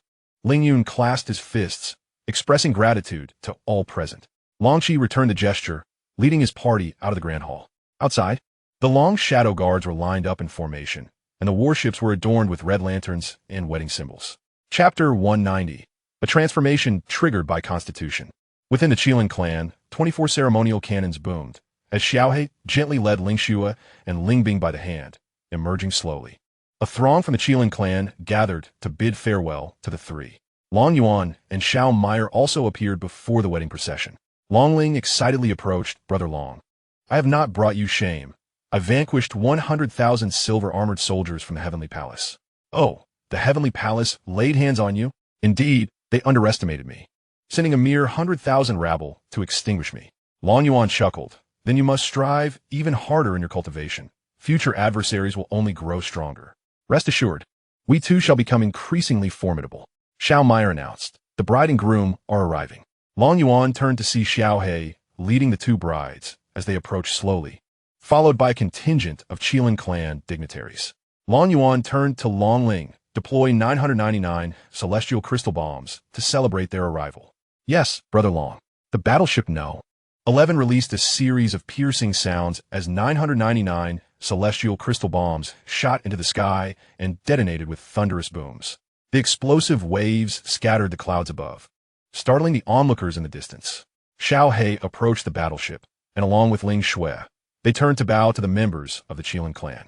Xiaohe proclaimed, "Esteemed elders, I vow to cherish Ling Xue and Ling Bing, ensuring they endure no grievances." Ling Yun nodded in affirmation, expressing confidence in his words. "We believe you will uphold this promise. We now entrust our 2 little princesses to you. Do visit us often when you have the time." Ling Yu presented 2 storage rings to Ling Xue and Ling Bing, stating, This is your dowry. May it shield you from hardship. The two girls, tears in their eyes, nodded in gratitude. Thank you, Grandma Yu. Ling Yun urged, off you go. Do not keep young master long waiting. Xiaohei nodded and led the two girls aboard the battleship. The dragon shadow guards also boarded, while Long Qi and his companions clasped fists in respect as they joined them. Xiao Meier approached Long Yuan, saying, Husband, as you head to the dragon clan, I shall return home to cultivate. I feel my strength is still insufficient. My dear, are you not going to play anymore? Long Yuan inquired. Xiao Meier shook her head. Perhaps another time. I wish to enhance my abilities. Very well. Concerned about potential disruptions during their journey, Long Yuan promptly added, Tang Tang. Please upgrade the Azure Dragon battleship. Understood, esteemed host.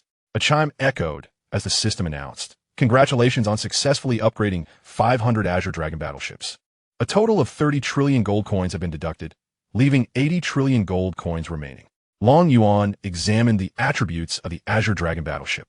Its main cannon could unleash divine-level attack power, and the previous celestial crystal bomb bay had transformed into an ammunition chamber capable of infinite firing of celestial-level attack bombs as long as there were celestial crystals available. The Dragon Shadow Guards operating the battleship were astounded by this sudden transformation, which was nothing short of monumental. Suppressing their astonishment, they continued to maneuver the ship. Long Yuan transferred another 10 trillion celestial crystals to Long Ling, who immediately grasped the implications of the battleship's changes upon seeing the crystals in the ring. Long Yuan instructed, Ensure Meier's safety. Should anyone obstruct our path, eliminate them without hesitation, even if it is the heavenly Tao itself. Long Ling nodded solemnly. Understood. I will safely escort my sister-in-law back to the family.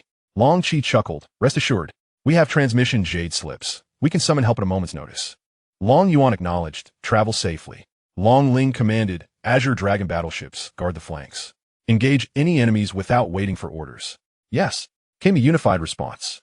This display instilled a profound sense of strength within the Qilin clan.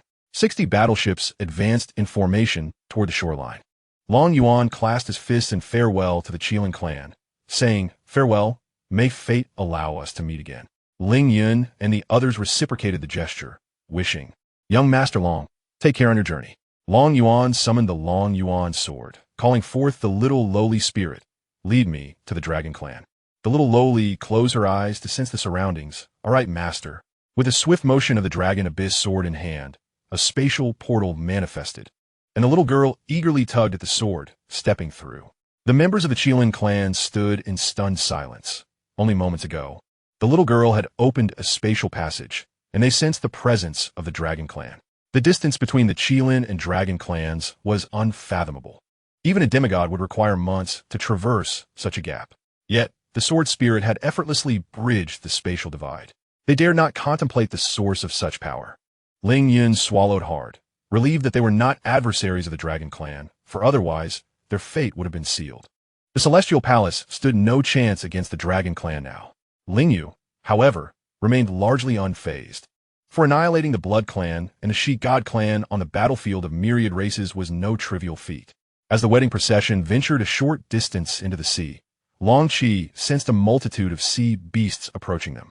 He released his demigod aura, which merely served to intimidate the creatures, yet they persisted, drawing ever closer in increasing numbers. Standing on the deck, Long Ling thought these creatures were truly courting death. She had already compensated 50 warships with celestial crystals, amounting to a staggering 10 billion celestial crystals. Each shot now consumed 10 crystals. 10 billion would suffice for merely 100 million shots. Long Ling approached Long Qi. Elder, do you understand what is happening? Long Qi, sensing the situation, chuckled wryly. It is likely due to Mayor's constitution attracting these sea beasts. I fear the journey ahead will not be tranquil. Long Ling furrowed her brow.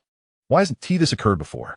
Long Qi explained. Such a constitution emits its aura upon reaching the golden immortal stage, and it dissipates upon attaining the celestial sovereign realm.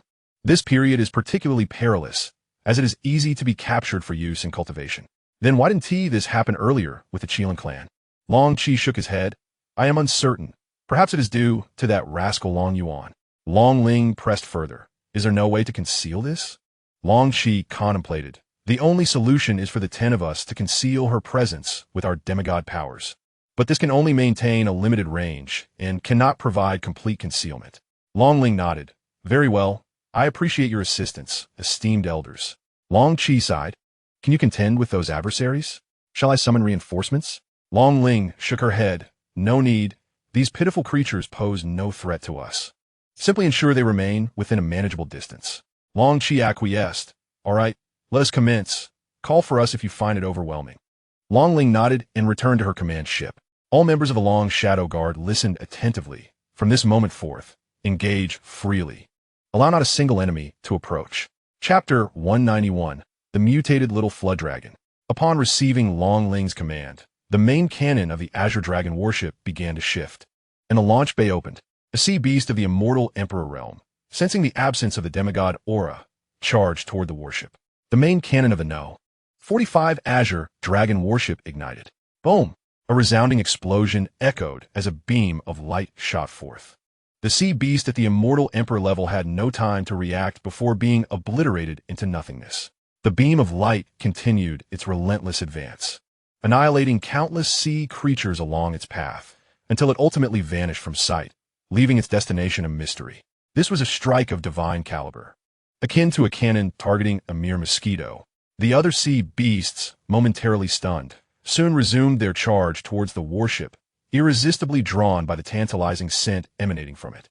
They believed that consuming it would greatly enhance their cultivation. Thus, they recklessly surged toward the vessel, unyielding in their pursuit. These creatures lacked awakened intelligence, rendering them incapable of contemplating matters beyond their immediate instincts. The launch bay of the Azure Dragon warship illuminated, unleashing a barrage of enhanced celestial crystal bombs. Whoosh, whoosh, whoosh. Boom, boom, boom. In a single volley, 100,000 bombs plunged into the ocean, equivalent to a simultaneous assault by 100,000 celestial sovereigns. The surface of the sea erupted in towering waves, claiming the lives of innumerable sea beasts. This wave of attack cleared the vicinity of all surrounding creatures. The members of the Dragon Clan stood in stunned silence, well aware that this military force had been rigorously trained by their family, initially comprised of Earth Immortals. They had paid little heed to their progress.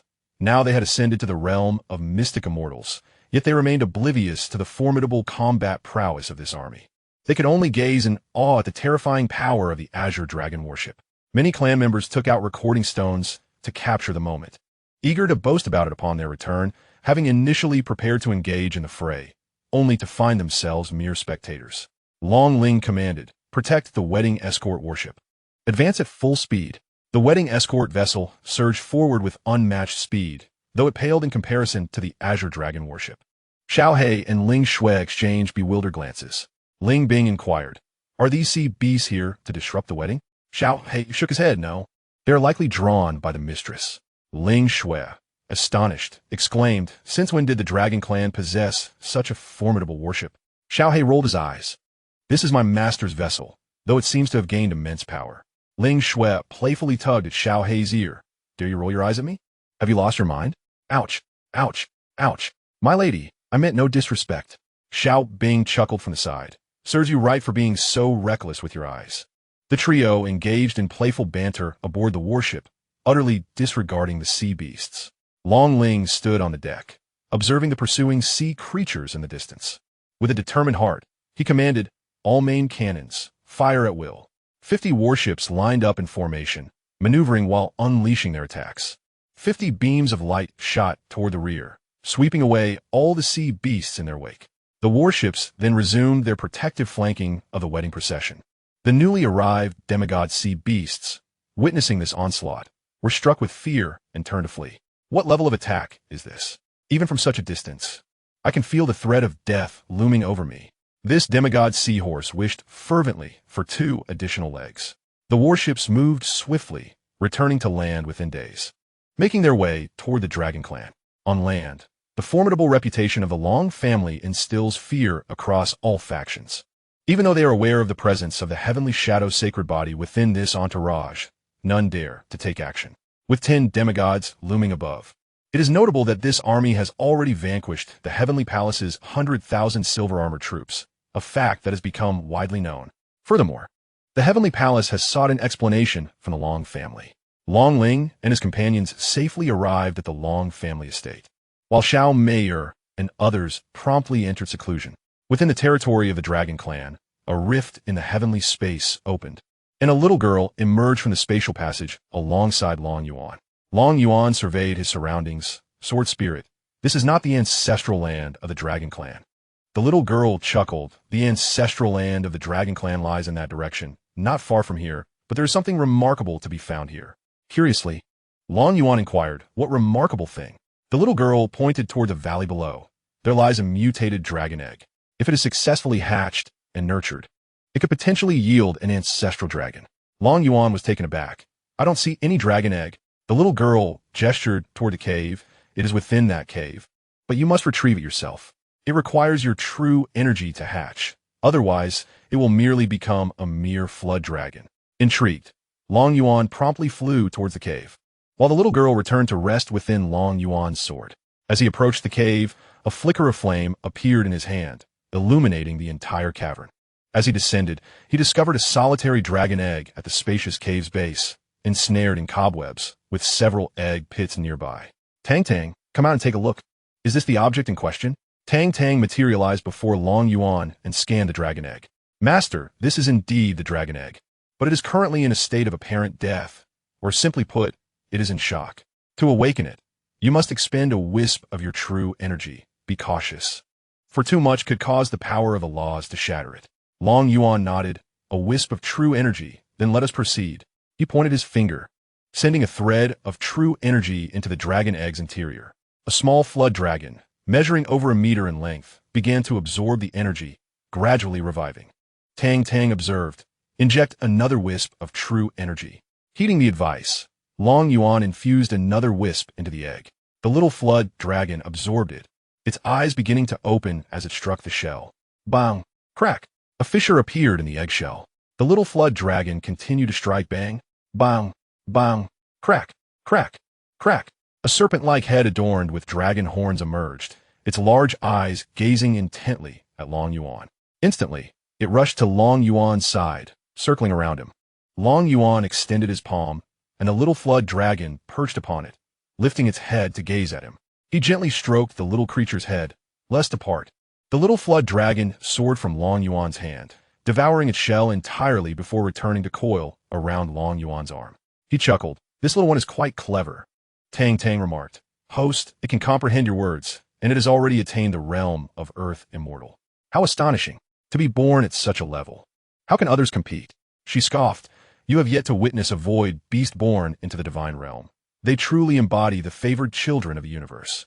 Long Yuan appeared somewhat stunned. If one were born into the divine realm, wouldn't they sweep through the immortal realm effortlessly? Tang Tang elucidat. They reside in the cosmic void and do not enter the continent. Chapter 192. The Great Battle with the Demon Wolf. As Long Yuan stepped outside, he inquired, Can we catch a void beast to eat? Tang Tang was momentarily taken aback by Long Yuan's peculiar question, and in an instant, she vanished before him. Long Yuan stood bewildered at her sudden disappearance. Come on, I merely asked if it could be eaten. Is that truly so extraordinary? Upon exiting the cave, Long Yuan gazed around and flew towards the ancestral lands of the Dragon Clan. With ample time at his disposal, he leisurely soared through the sky. Suddenly, a delightful aroma wafted into his nostrils, prompting Long Yuan to follow it. He soon spotted several individuals seated before a tent, cooking something in a pot while roasting a wild beast nearby. Long Yuan's mouth watered at the sight. The group noticed his arrival and regarded him with caution. Upon detecting the absence of any celestial energy fluctuations emanating from Long Yuan, they deduced two possibilities. Either he had yet to break through to the human immortal realm, or his cultivation level surpassed theirs. Considering his youthful appearance, they dismissed the latter possibility, which eased their apprehension. Long Yuan approached with a cheerful demeanor. I happened to pass by and caught a whiff of that delightful aroma. I wonder if I might partake in a meal? The peculiar phrase left the others momentarily speechless. Lu Hai responded, Young brother, are you not afraid of encountering demon beasts here all alone? If you're hungry, feel free to join us for a bite. Wandu added indeed, if you're famished, you are welcome to share our meal. Long Yuan settled down, saying, Then I shall not be polite. The others had no objections. After all, it was merely a bit of food. Long Yuan picked up a bowl and chopsticks, serving himself a portion of the meat soup. After savoring a sip, he found the taste unlike anything he had ever experienced. It was absolutely delectable. Thus, he decided to linger with this group a while longer to enjoy their hospitality.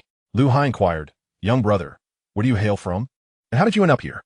As he ate, Long Yuan replied, "I am from the Tianxian domain, here to attend a meeting with the Dragon Clan."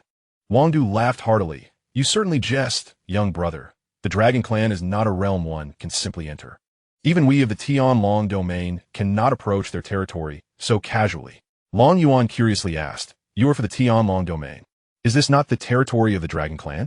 Lu Hai noticed the confusion on Long Yuan's face, realizing that he was unfamiliar with the local circumstances. He explained, "This is the territory of the Dragon Clan. However, their numbers are scarce, and the expanse is vast. In order to better utilize this land, the Dragon Clan permits our human race to reside here, but certain major factions must offer tributes to the dragons annually." Long Yuan pondered, realizing that the Dragon Clan acted like tyrants of the land, raking in substantial profits from these tributes each year. "So, which faction do you belong to? And what is your purpose here?" Lu Hai chuckled. "We have no qualifications to join any faction. We are merely residents of a nearby town, venturing out to hunt beasts and exchange them for some celestial stones to sustain our lives." "Oh, may I join you? I will offer you celestial stones," Long Yuan said, producing a bag filled with over 100,000 celestial stones. Lu Hai quickly shoved the bag into Long Yuan's arms, exclaiming, "Little brother, are you not aware that wealth should not be flaunted?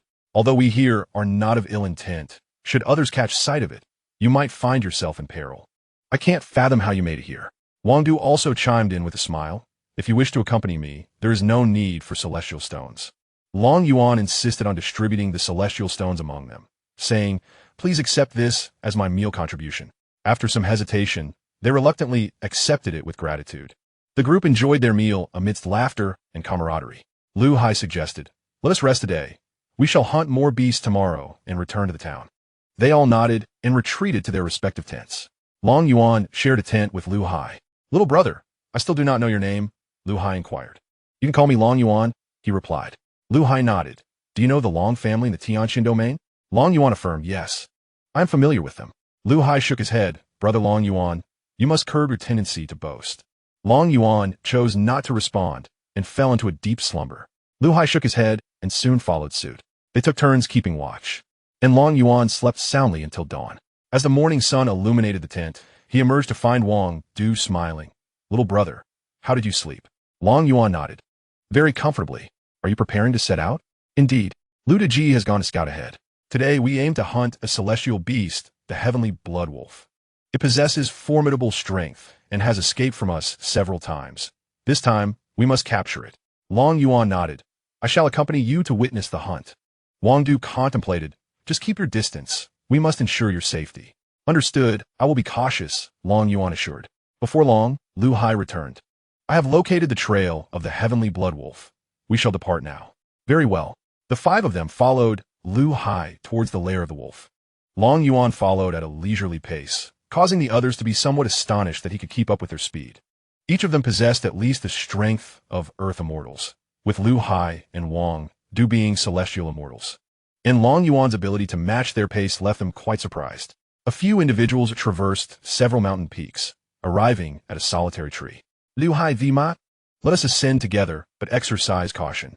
Brother Long Yuan, you shall remain here. Be careful not to get hurt." Long Yuan nodded in agreement. "Very well, off you go." The five rushed towards a valley, their weapons charged with energy. Within the valley stood a crimson-furred demon wolf, rising to confront the approaching five. With a fierce howl, it lunged at them with a claw. Lu Hai shouted, "I will take the brunt of this attack. Wang Du, lead the others in assaulting the demon wolf." "Understood," Wang Du replied, positioning himself on the left side of the beast, while the other three took their places on the right.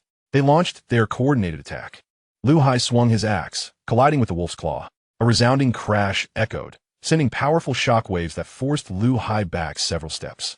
Gazing in astonishment at the demon wolf, he realized, this is bad. It has reached the pinnacle of the celestial immortal realm. You all must retreat. Wang Du had already initiated his attack, leaving no time to evade. The demon wolf swung its claws relentlessly. One after another, the four were struck, spewing blood as they were hurled into the distant earth. After incapacitating the four, The demon wolf charged directly at Lu Hai. In the distance, Long Yuan turned just in time to witness this unfolding chaos. Goodness, we are on the verge of annihilation, Long Yuan exclaimed, directing a finger towards the wolf. Unleashing a small sword of true energy aimed at the beast. Realizing he could not evade, Lu Hai gritted his teeth and summoned all his strength to wield his axe. Long Yuan's true energy sword was swifter than Lu Hai's attack. The small sword pierced the demon wolf's skull, just as Lu Hai's axe cleaved through its head. With a sickening squelch, the demon wolf was severed in two. Lu Hai stared in shock at his axe, awestruck that he had slain the demon wolf. I did this. Long Yuan soared over to rescue the fallen comrades, administering healing elixirs to them. After consuming the potions, the group regained considerable strength and mobility. Wang du comprendre, Broderlieu. With your immense power, why did you not take the lead? We all ended up injured. Lu Hai scratched his head, bewildered. I cannot fathom how I managed to kill it with a single axe strike. Long Yuan chuckled. As long as everyone is all right, that is what matters. Now that the demon wolf is dead, let us gather its remains and return. The young brother speaks wisely. Let's hasten our return, Lu Hai agreed. Collecting the demon wolf's carcass, let us depart. The six then made their way back towards the town. A day later, they arrived at a quaint little town. Lu Hai declared with a smile, Brother Long Yuan, this is our humble abode. The Li family, who boasts a celestial immortal among them, is the local affluent landowner. Wang Du responded with a grin. The Li family is rather benevolent. They do not oppress as cultivators, unlike other towns that are far less harmonious. Lu Hai nodded in affirmation. Indeed, in other towns, one must pay for lodging with celestial stones. Some charge 5 a month, others 10. Long Yuan exclaimed in disbelief. To pay for residing in one's own home is utterly absurd. Wang Du remarked, who can deny it? Alas, I can only blame my own weakness. Lu Hai Tuka. Let's not dwell on such matters. Today, I shall treat everyone to drinks. Once we sell the demon wolf, we can distribute the celestial stones. Upon hearing of food, Long Yuan's interest was piqued. Is there anything delicious? Do you have that kind of soup you make? Lu Hai shook his head. That is something we concoct ourselves. It is not available in this town. Long Yuan nodded, slightly disappointed, thinking that had it been available, he would have stayed longer. Noticing Long Yuan's discontent, Lu Hai suggested, why don't we dine at my home? I will fetch a few jars of wine. The group proceeded to the Mystic Beast Pavilion to sell the demon wolf, earning 150,000 celestial stones. Each of the three received 20,000 celestial stones, leaving 90,000, of which Lu Hai intended to give Long Yuan 30,000. But Long Yuan graciously declined. In the end, Wang Du and Lu Hai each took 45,000 celestial stones, and Lu Hai purchased 5 jars of wine. The six then made their way to Lu Hai's residence, where his wife greeted them with a small child. You're back. Come in and sit. Wang Du laughed, sister-in-law. What delectable dishes have you prepared today? What can there be? Just the usual fare. It's you who is always craving, she replied. Wang Du chuckled. Well, it's primarily because your cooking is exquisite. Little brother, let me tell you, sister-in-law's culinary skills surpass even those of the chefs at the Mystic Beast Pavilion. Oh, then I shall indulge myself. Lu Hai smiled. Brother Long Yuan, please come inside. The group entered the courtyard and gathered around a table. Lu Hai's wife went to the kitchen, and before long, she had prepared 9 dishes and a soup. Long Yuan, inhaling the fragrant aroma of the food, couldn't he help but praise, sister-in-law, your skills are truly remarkable. Little brother, if you enjoy the food, you should stay longer. Lu Hai won't need to venture out for a while. Lu Hai inquired, dear, something amiss? Why can't I go out? Alas, recently, a black dragon has been spotted nearby, having devoured the inhabitants of 2 villages. Mayor Li has advised us to avoid leaving the town. Encountering it outside would mean certain death. Wang Du cursed. That beast has emerged to wreak havoc upon us again. Had I been stronger, I would have skinned it alive. Long Yuan, puzzled, asked, what is the story behind this? ISNT, the dragon clan, supposed to protect you? Lu Hai sighed. This tale goes back several centuries. As Long Yuan savored the dishes, he listened intently to the gossip. The black dragon was originally a member of the dragon clan, but mutated into a black dragon. This was not inherently problematic, as the dragon clan could accommodate a black dragon. However, the mutated black dragon exhibited a savage temperament, having devoured 2 white dragons. Once discovered by the clan leader, it was captured and imprisoned in a dungeon. To everyone's surprise, a century later, the black dragon broke free from its shackles and escaped the dragon clan. The clan dispatched 500 three-clawed golden dragons to capture it. Yet after a full century, they had not succeeded. For the past few centuries, the black dragon has appeared sporadically, each time consuming several villagers before vanishing again.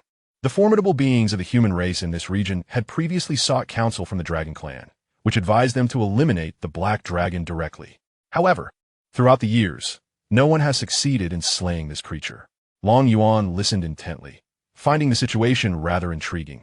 It seemed this entity was exceptionally adept at concealment. Wang Du exclaimed in frustration, indeed. This beast only shows itself for a brief moment, then vanishes for decades. Lu Hai suggested, we should refrain from venturing out for the time being. This black dragon has yet to attack our town. Wang Du sighed, lamenting the loss of potential earnings in celestial stones. Long Yuan gently patted Wang Du's shoulder, saying, celestial stones can always be earned, but life is singular. Lu Hai's wife chimed in precisely. Why should you hoard so many celestial stones alone? Our family of 3 cannot afford to take such risks. Wang Du scratched his head. I merely thought that with wealth, I could seek a wife. Lu Hai laughed heartily. Let your sister-in-law find you one. The group continued their jovial conversation and drinking until dusk fell, at which point they departed for their respective homes. Lu Hai arranged for Long Yuan to stay in a room. As Long Yuan reclined, the small dragon on his arm lifted its head to glance out the window before settling down again. Sated and content, Long Yuan drifted into a deep slumber, indifferent to the concerns of the black dragon. If provoked, he would simply annihilate the entire dragon clan. Long Yuan remained there for 10 days, during which Lu Hai's wife prepared a delightful array of dishes that brought immense joy to him. After a sumptuous lunch and a brief respite, Long Yuan produced a pouch of celestial stones. Brother Lu, I apologize for the disruption during my stay.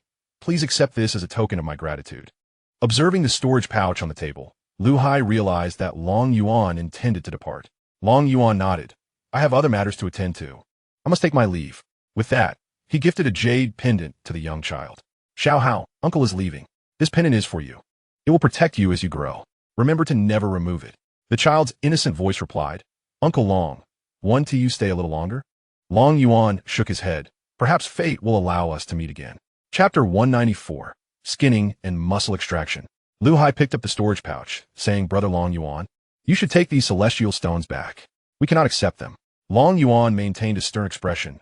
Brother Lu, this is but a small token from me. Please do not refuse it. I must take my leave now. No sooner had he spoken than a black dragon appeared in the distant sky, heading their way. Mayerly soared into the air, shouting, all cultivators above the earth immortal rank, prepare to confront the black dragon.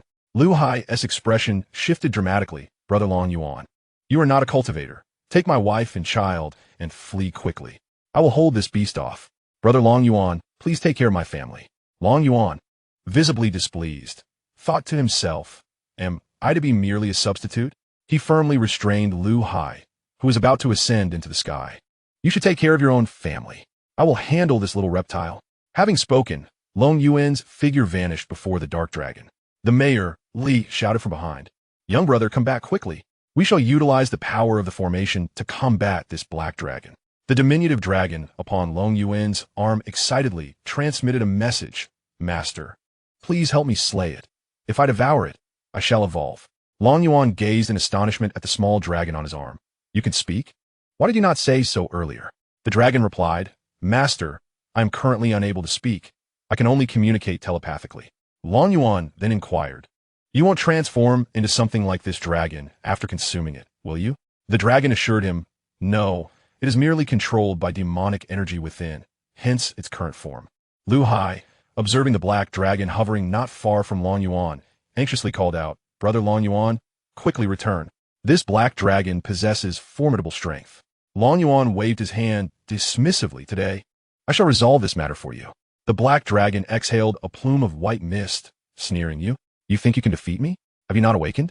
Surrender that little dragon in your grasp, and I shall spare you and your town. In an instant, Long Yuan transformed into a colossal giant, towering 1,000 meters high, and brought his hand crashing down upon the black dragon. The dragon's arrogance swiftly dissipated as a profound pressure rendered it immobile. This is impossible. Infernal dragon flame, arise. The black dragon summoned dark flames, attempting to break free from Long Yuan's grip. Yet, Long Yuan's hand descended with a resounding crash. pressing the black dragon into the earth outside the town. The townspeople gaped in awe at the sight of the towering Long Yuan. Lu Hai swallowed hard, remarking, "Brother Long Yuan is truly formidable. It was he who vanquished the demon wolf." Wang Du approached Lu Hai, saying, "Brother Lu, have we encountered someone of great significance?" Lu Hai shook his head. "I cannot say." Long Yuan grasped the black dragon, taunting, "You seem rather discontent," with a series of resounding slaps. He struck the dragon's head multiple times. Humiliated before the onlookers, the proud dragon let out an enraged roar. "How dare you treat a member of the dragon clan this way? Do you not fear extermination?" Long Yuan retorted with a laugh. "Threatening me, are you? It seems you are itching for a lesson." With that, he seized the dragon's tail and sat upon a great hillside. As he waved his arm, the black dragon was lifted into the air. Thud, thud, thud. The dragon's head repeatedly struck the ground. Long Yuan, as if toying with a mere serpent, sat upon the hillside, enjoying the spectacle. The earth trembled violently, forming two large craters. Little Hao clapped his hands in excitement. "Father, Uncle Long is amazing. He has made the wicked dragon cry." Lu Hai patted his son's head, saying, "Little Hao, when you grow up, you must be as powerful as Uncle Long." The boy responded eagerly, "Yes, I will definitely be as strong as Uncle Long." In the distance, Long Yuan lifted the black dragon, inquiring, "Now tell me, would you prefer to be flayed alive or have your tendons extracted first?" The black dragon, dazed from the impact, finally regained its composure. With a fierce roar, it unleashed a torrent of black flames towards Long Yuan. The inferno ignited the very air around it. Long Yuan, using his immense hand, attempted to shield himself from the onslaught. Yet some embers fell to the ground, creating a gaping hole in the earth. The townsfolk gasped in horror and merely swallowed hard.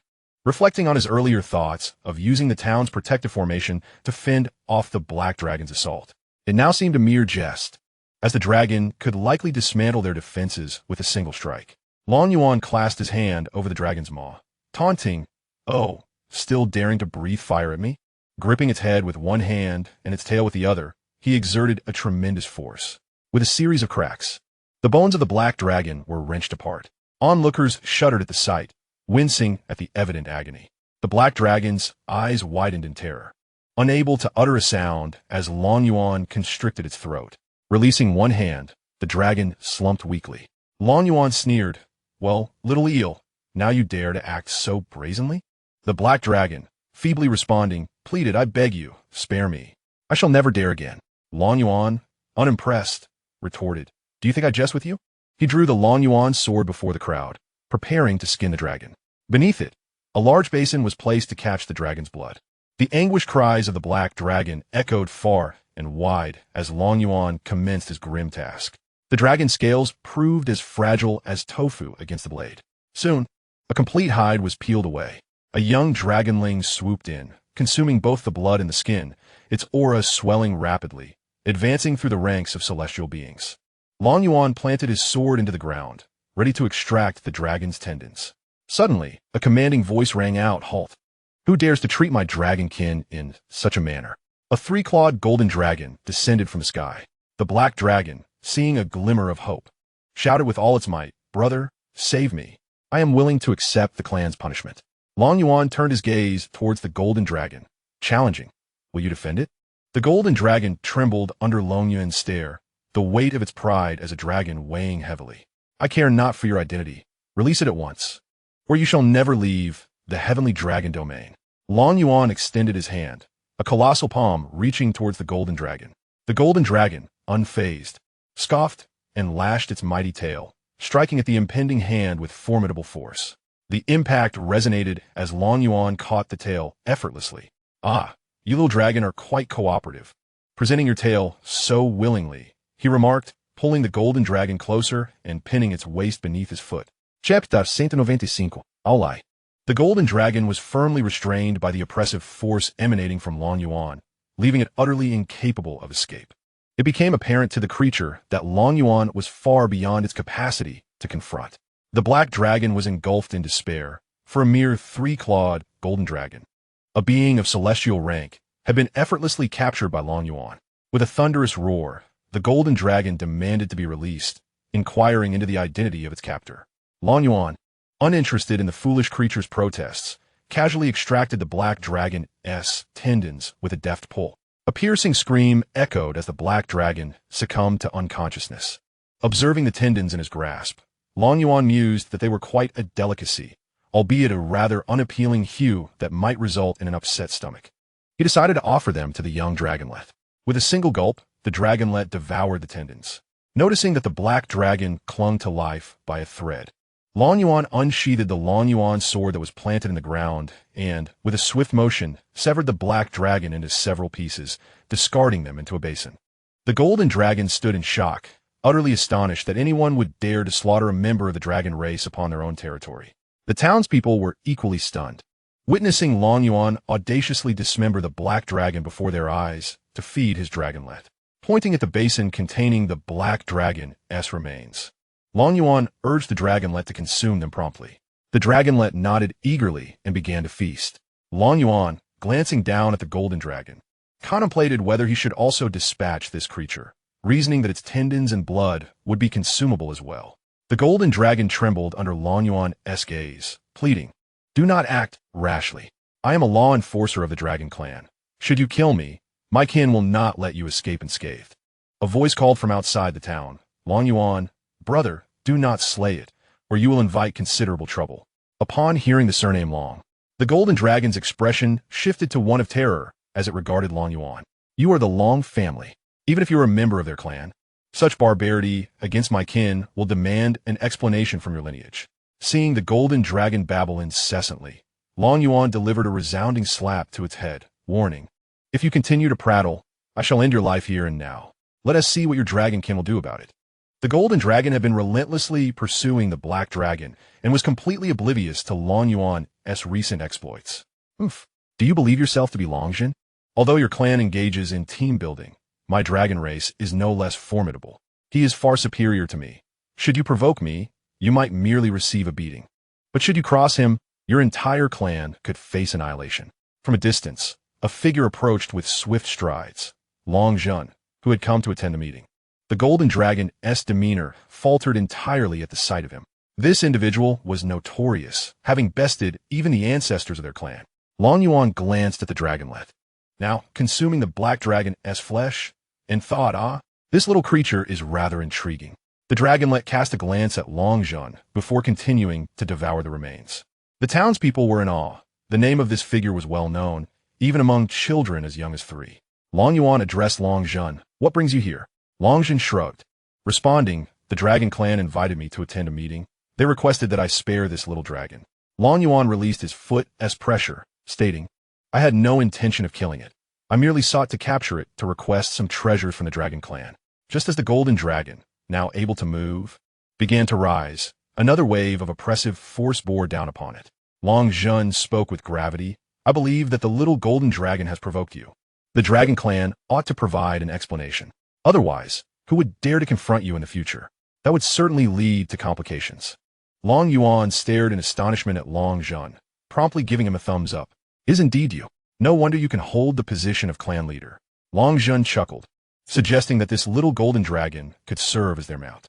The golden dragon, resigned and devoid of enthusiasm, complied, its life spared. However, this brought 2 rascals upon the dragon clan. Long Yuan, after witnessing the little dragon finish its feast, stored it away. He clasped his fist towards Lu Hai, saying, "Brother Lu, may we meet again under better circumstances." Lu Hai returned the gesture, wishing him well until they meet again. Long Yuan stepped onto the back of the golden dragon, urging it to fly. "Why do you lack the spirit of a mount?" The little golden dragon, feeling wronged, soared toward the ancestral land. Long Jun inquired, "Weren't you with the Qilin clan? How did you arrive at the dragon clan so swiftly?" "The Qilin clan proved to be unexciting, so I came over early, not anticipating this predicament." Long Jun chuckled, "This is fortuitous. Now we can profit. The dragon clan is affluent beyond measure, and you may seize the opportunity to demand a premium." The little golden dragon internally lamented, "Is it truly acceptable for you to conspicuously conspire against my dragon clan?" Long Jun and his companion paid no heed to the little dragoness thoughts. Its opinions were inconsequential. Days later, Long Yuan and Long Jun arrived at the ancestral grounds of the dragon clan atop the golden dragon. The mountain guards of the dragon clan, witnessing someone daring to use them as a mount, were ready to intervene. However, Upon recognizing the individuals above, they fell silent. The golden dragon soared directly towards the dragon palace. Longjun laughed heartily. Aolai, why are you hiding? Come out and greet us. Aolai vi plaiji, longizing. After all these years, you have become increasingly audacious. As soon as he finished speaking, a formidable claw descended towards Longjun. Longjun chuckled. It's coming for you. Go ahead and strike. Long Yuan understood that Longjun sought to test his prowess. Very well then. Long Yuan aligned his fingers and thrust one forward, unleashing a blade of light that pierced the dragon claw. With a resounding crash, the blade shattered the claw, dissipating into the sky, while the claw vanished above the two. Aolai laughed heartily. Longjun, your friend Long Yuan is far more formidable than you were in your youth. The little golden dragon felt a wave of despair wash over it. How had it angered these two? It sensed that it would be deprived of its wages for millennia. Longjun remarked, do not dwell on that. Your little golden dragon has gravely offended the young master of my dragon clan. You should handle this matter accordingly. Aolai sighed in resignation. Gentlemen, please dismount. Let us converse inside. As Long Yuan and Longjun alighted within the dragon palace, Aolai, adorned with a pair of impressive dragon horns, appeared quite aged. His whiskers were styled in a distinct manner, and his golden scales shimmered beneath his neck. Please, have a seat. Do you know what transgression the little dragon committed against my friend Long Yuan? Long Yuan recounted the events, prompting a deep sigh from Aolai. Unbeknownst to you, dear friend, the black dragon was originally destined to inherit the chieftaincy, but the malevolence within him proved insurmountable, leading to his current state. The fact that he's been slain by you is indeed remarkable, since that little golden dragon has dared to offend you. Our dragon clan is willing to offer an artifact as compensation. Long Yuan scoffed, expressing indifference. What use do I have for your artifact? A sum of 10 billion celestial crystals would suffice. Aolai clasped his fists in gratitude. Then I extend my heartfelt thanks for your magnanimity, friend Long Yuan. Longjun, observing that Long Yuan had concluded the matter, inquired, what was it that you summoned us for? Aolai, now serious, stated, the venerable Xuanwu has foreseen a crisis approaching our celestial realm in a century, as two formidable races are preparing to strike. Long Yuan furrowed his brow. Do you know which two races? Aolai shook his head. That remains unknown. Venerable Xuanwu could not discern that detail. Longjun remarked, where is Venerable Xuanwu? I shall inquire about the situation. He then returned to the Xuanwu clan to continue his calculations, promising to return after some time. Long Yuan, contemplating, asked Tang Tang, do you have any insights regarding this matter? Tang Tang appeared before Long Yuan, responding, host, I have just discovered that the Blood Clan and the Xianxia clan will arrive in the celestial realm in 98 years, with the highest cultivation reaching the true God realm. Long Yuan, astonished, exclaimed, such detailed information renders Venerable Xuanwu's calculations unnecessary. He declared, it is the Blood Clan and the Xianxia clan that intend to attack the celestial realm. You may organize accordingly. I am already aware of this. I shall return home to the Long family. Aolai was taken aback, realizing that Long Yuan possessed the ability to predict. However, the impending threat posed by these two races concerns the entirety of the celestial realm, necessitating thorough planning to withstand their assault. Long Yuan nodded in agreement. Indeed, deliberate well. Strive to gather cultivators above the celestial sovereign rank. Sending lesser cultivators would be tantamount to sending them to their demise. Having conveyed this vital information, Long Yuan deemed it sufficient. Any further discussion would be futile. He rose. The remaining matters are for you to deliberate. I shall return to accompany my wife. Remember to send the celestial crystals to my family's master. With that, he soared towards the exit of the dragon palace. Longjun called out, will you not wait for me? Long Yuan's voice echoed from a distance. You may remain here and confer with them. I shall take my leave. Longjun sighed with a wry smile, realizing that he would soon have to relinquish the position of family master, as he was ill-suited for the role. Alai Shuklet, your family seems devoid of a leader, while our dragon clan contends fiercely for the chieftaincy. Longjun retorted, that is because your clan is rife with schemers. Hasten to arrange a place for me to rest. Very well. I shall make the necessary arrangements for your comfort. As Long Yuan exited the dragon palace, he flew towards the Xianxia domain. Meanwhile, in the Xianxia domain, the elders of the heavenly palace sought an explanation from the Long family, initially intending to feign concern. However, upon arrival, the heavenly palace emissaries displayed arrogance and, after a slight against the Long family, encountered a member of the Long clan engaged in battle with a demon beast. In a moment of cruelty, they executed the Long clan member. Long Chun, the clan's eldest elder, arrived at the scene accompanied by several others. The 6 attendants surveyed their surroundings, but the Grand Elder found no trace of the assailant, indicating a formidable opponent. Long Chong had been slain without a chance to resist. Long Chen's countenance darkened. Regardless of the identity of the perpetrator, escape was impossible. As he spoke, he produced a copper mirror, infusing it with his energy, causing the mirror to reveal the scene before them. With a flick of his fingers, runes cascaded onto the mirror's surface, initiating a temporal rewind. Images began to replay, showcasing a series of events. Suddenly, the scene froze at the moment when the figure from the heavenly palace struck. Flames of fury ignited within Long Chun's heart. "People of the heavenly palace, you shall pay for this affront," he declared. "Let us return and inform the clan leader." The group made their way back to the Long family estate, where several elders were seated in the grand hall. The second elder remarked, "We lack the authority to mobilize the Dragon Emperor's army. Deploying the Dragon Guard against the heavenly palace is too perilous." Long Chen replied, "I have already communicated with the clan leader. He stated that Long Yuan is on his way back and instructed us to let him decide. He intends to remain with the Dragon Clan for the next half-year, and any family matters should be directed to Long Yuan." The third elder commented, "It seems the clan leader is preparing to relinquish his position and abandon his responsibilities." Long Chen asserted, "Then let us make the necessary preparations. This vendetta must be avenged." Meanwhile, the heavenly palace envoy, who had killed a member of the Long family, was reveling in a tavern, blissfully unaware that his actions would bring catastrophic consequences upon the heavenly palace. Long Yuan was soaring towards the heavenly domain, and the little dragon on his arm began to undergo a transformation, suddenly breaking away and ascending into the sky.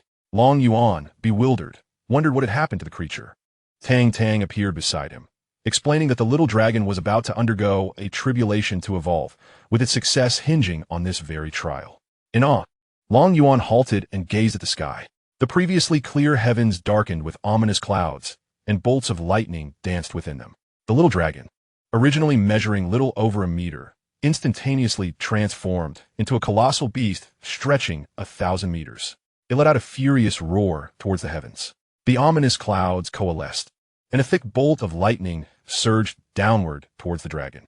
The creature faced it head-on, refusing to evade. Boom! Boom! Boom! The lightning struck, tearing through the dragon's scales and drawing forth streams of blood. The little dragon roared defiantly once more. As the lightning converged again, this time, it was twice as formidable. The dragon's scales shattered completely, and blood rained down from the heavens. More bolts of lightning descended, obliterating the remaining scales and leaving the dragon bloodied and battered, its essence spilling into the sky. Then, as the dark clouds parted, a radiant beam of light descended upon the little dragon. What seemed like an impending demise transformed into rebirth. Dragon horns sprouted rapidly from its head, and new scales began to regrow. Remarkably, 4 additional limbs emerged from its abdomen, revealing it to possess 6 legs.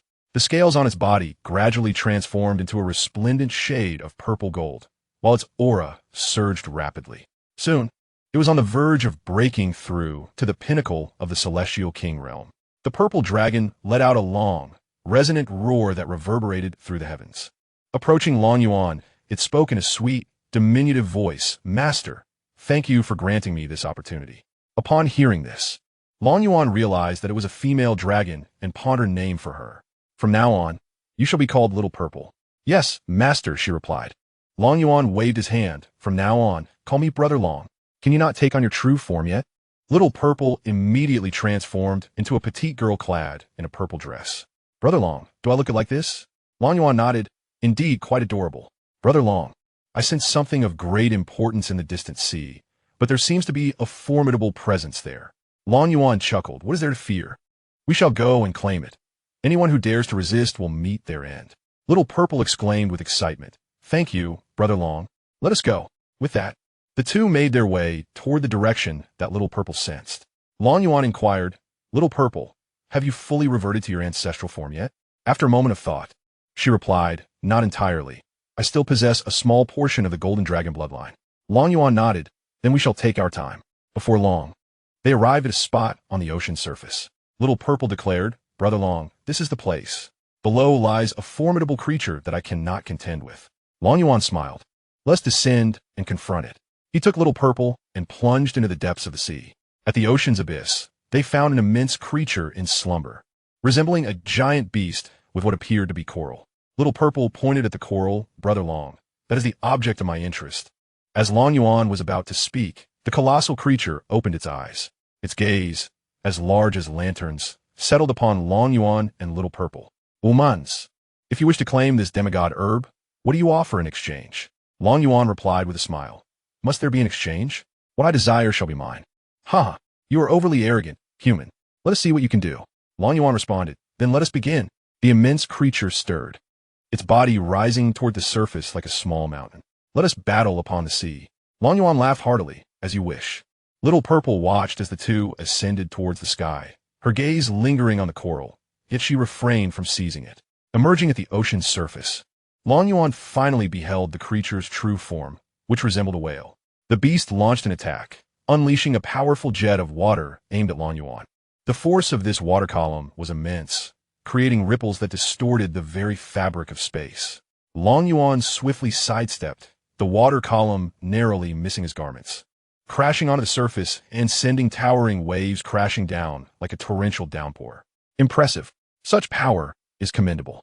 Very well, let's engage in a playful contest. Thunder descends. In an instant, the sky darkened, swirling clouds gathered, and bolts of lightning flickered and roiled within the tempestuous clouds. Countless bolts of lightning, as thick as a man's arm, descended from the clouds like dragons, striking fiercely towards the colossal beast. This technique was an epiphany that Long Yuan had during the tribulation of a small dragon. Today marked its inaugural use, and he was uncertain of its potency. He considered it merely a practice against this creature. The behemoth, sensing the formidable power of the lightning, remained utterly unfazed. Human, you are indeed powerful. This lightning is impressive, but it cannot harm me, it bellowed. With a gaping maw, it unleashed a torrent of water that collided with the lightning. Boom! Boom! Boom! In an instant, flashes of lightning and cascades of water intertwined, creating a cacophony that echoed through the air. The water column gradually dissipated under the relentless assault of the lightning. Yet some bolts broke through its defenses and struck the beast's body. The creature let out a thunderous roar, reverberating across the heavens and causing the sea to tremble violently. How painful! How painful! I was careless. After the furious roar, the beast, with its mountainous form, charged at Long Yuan with astonishing speed. Long Yuan stood firmly upon the ocean's surface, his hands coalescing into a radiant orb of light. Let me try this technique, the light wave shield. As the beast approached, he shouted, forcefully projecting the light. The luminescence instantaneously transformed into a massive shield, absorbing the beast's impact. The beast collided with the shield, producing a deep, resonant thud, as the shield quaked violently. Yet, after the tremors, it remained steadfast before Long Yuan, as if it could endure for eons. This technique is quite impressive. Little whale, allow me to show you something different. With a mere thought, countless light spikes erupted from the shield, hurtling towards the beast. The creature writhed to evade the onslaught. Yet several spikes still pierced its flesh, leaving deep wounds from which crimson blood flowed, staining the surrounding waters of vivid red. Human, you lack honor in combat. A shield is merely a shield, yet you dare to attack? Do not blame me for retaliating fiercely. Infuriated, the beast exuded a powerful aura. The formerly calm sea was instantly transformed into a tempest, surging with waves towering dozens of meters high. The beast opened its maw, generating a swirling vortex imbued with tremendous energy. It voraciously drew in everything around, and Long Yuan felt an overwhelming force pulling him closer to the whirlpool. Wow, this technique is impressive. You managed to draw me in, Long Yuan exclaimed as he exerted effort to resist the pull. Concentrating his spirit, he circulated his vital energy, channeling his strength into his legs to stabilize his stance. Simultaneously, he conjured layer upon layer of shields before him, fortifying against the vortex's formidable suction and the terrifying power it contained. I, a human, shall see how long you can withstand this. Long Yuan's mind raced with a sudden thought. Very well, I shall not resist any longer. He ceased his struggle against the pull and instead surged forward in the direction of the vortex, racing towards the colossal beast.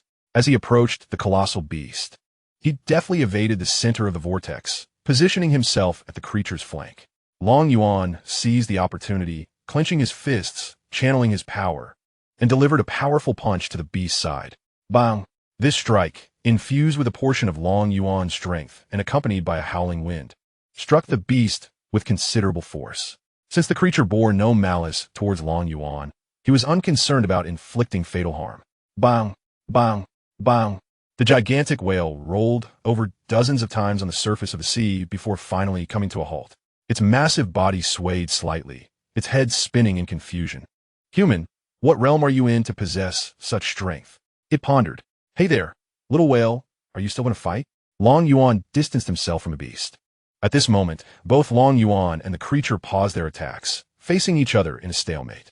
Alas, I cannot overcome you. Take the demigod herb as your prize. It is yours now. I recognize your mercy. Otherwise, I would surely be a lifeless corpse by now.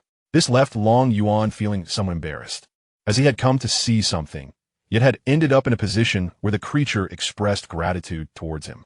It made him reluctant to take the demigod herb for free. Tang Tang, procure the type of demigod herb it requires for me. Understood, esteemed host. Purchase in progress. Purchase complete. Long Yuan glanced into the system space, where a herb resembling kelp awaited him.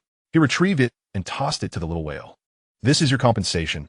I took your herb, and now I offer you one in return to settle the score. The beast trembled at the sight of the herb, for it was far more suitable than the one it had been guarding. This herb is exceedingly precious. Long Yuan waved his hand dismissively. Just take it. Consider it a gesture of compensation. The beast, no longer courteous, swallowed the herb whole. Its significance was paramount, as it pertained to its ability to break through to the divine realm. The gate to ascension was now visible, and it was poised to transcend to the divine realm. Xianxia, sensing that the battle above had ceased, withdrew the coral and soared to the ocean surface. Brother Long, we have the herb. If we cannot defeat it, let's flee. Long Yuan, wearing a dark expression, retorted, How do you know I cannot win? What gives you that impression? Xianxia glanced at Long Yuan and then at the beast across from them. If you could, then why is it still alive? Shouldn't it have been obliterated by now? Long Yuan and the whale exchanged bewildered looks, unable to comprehend the thoughts swirling in her mind. Long Yuan fixed his gaze upon Xianxia. Do I truly appear to be such a bloodthirsty individual? Xianxia, intimidated by Long Yuan's stare, timidly replied, I sent it so. In the brief time I have known you, I can sense the intense aura of killing intent surrounding you. Long Yuan was taken aback. Is my aura of killing intent truly that pronounced? In the distance, the colossal beast, the whale, bobbed its massive head repeatedly, exuding a terrifying aura of malevolence that I could sense even from afar. Long Yuan felt a sense of helplessness, recalling the countless bloodthirsty foes he had vanquished in the past, which had left him with an overwhelming presence of slaughter.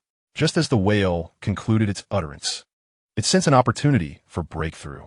Ethereal energy surged around it like a raging tide, transforming its already immense form into an insatiable void, devouring all surrounding spiritual energy. The sea churned violently under this tremendous suction, boiling and rolling, creating a gigantic vortex with a diameter exceeding 100 yards, as if it intended to engulf the entire oceanic expanse. Little Purple widened her eyes in astonishment and exclaimed, Brother Long, is it about to break through? What has it done? Long Yuan chuckled. I merely provided it with a medicinal herb, and it appears it is on the verge of a breakthrough. Above, the previously clear sky was suddenly shrouded by dark clouds, which roiled like turbulent waves. The inky clouds twisted and surged, while violet lightning danced through them, unleashing a deafening cacophony. These bolts of lightning, drawn by some mysterious force, struck relentlessly towards the location of the colossal whale.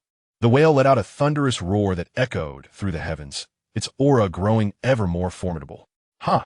A mere heavenly tribulation thinks it can thwart my ascension. It bellowed. Its mountainous form, nourished by spiritual energy, continued to expand. The scales upon its skin became more resilient, glimmering with an enigmatic luster, each scale resembling exquisite armor. Its eyes, already lantern-like, now radiated a brilliant light, exuding a wisdom capable of discerning the very fabric of existence. Let me witness the might of this heavenly tribulation. As countless bolts of lightning struck, an extraordinary flame ignited upon the whale's surface. This fire was not of ordinary crimson or orange, but a profound purple. intertwined with mysterious runes that flickered within the flames. Rather than inflicting harm, this fire appeared to temper its physique. Each flicker rendered its form increasingly robust. Long Yuan smiled. Little whale, we are fated. Should you find yourself in peril, do not hesitate to call for my aid. The will of heaven still holds me in regard. With the continuous influx of spiritual energy and the refining flames, the whale's bones erupted with a series of crackling sounds akin to popping beans, undergoing a transformative rebirth. Its fins grew broader and stronger, capable of summoning tempests with a mere sweep, sending waves soaring skyward. Its tail resembled a colossal axe, capable of cleaving deep gorges into the ocean's surface with each swing. Thank you, but I am still capable of enduring this. This tribulation holds little sway over me. The storm clouds above seemed to respond to the whale's defiance, as an immensely thick bolt of violet lightning descended with a thunderous roar, aimed directly at the colossal beast. This bolt carried the power to obliterate the very heavens, tearing through the fabric of space and leaving behind jagged black rifts in its wake. The colossal whale, a magnificent beast, exhibited no semblance of fear as it faced the lightning, opening its vast maw to devour the bolt with unwavering resolve. In an instant, the creature's body radiated an ethereal glow, illuminating the entire ocean as if it were day. Within this luminescence, its form began to waver, as though it were on the verge of transcending this realm. At that moment, a resplendent golden portal appeared in the sky, emanating melodious celestial music, suffusing the atmosphere with an enchanting aura of serenity.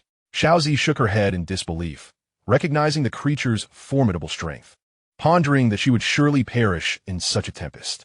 Long Yuan gazed up at the thunderclouds, reassured that the final blow would soon dispel them.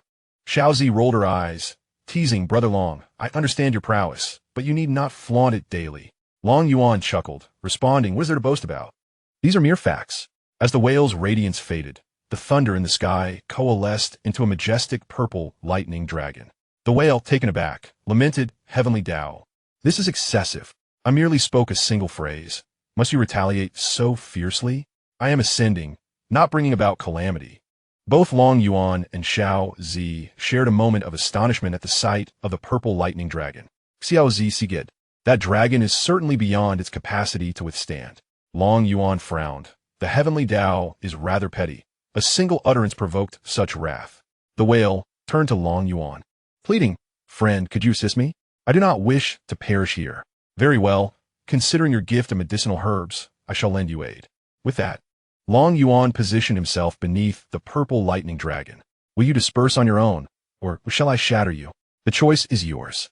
The purple lightning dragon circled ominously above, ultimately deciding to plunge downward. Long Yuan, irked by the heavenly Tao's disregard, thought, you have shown me no respect, so do not blame me for my response. With a swift motion, a sword materialized in his hand. Extreme 10,000 swords fall.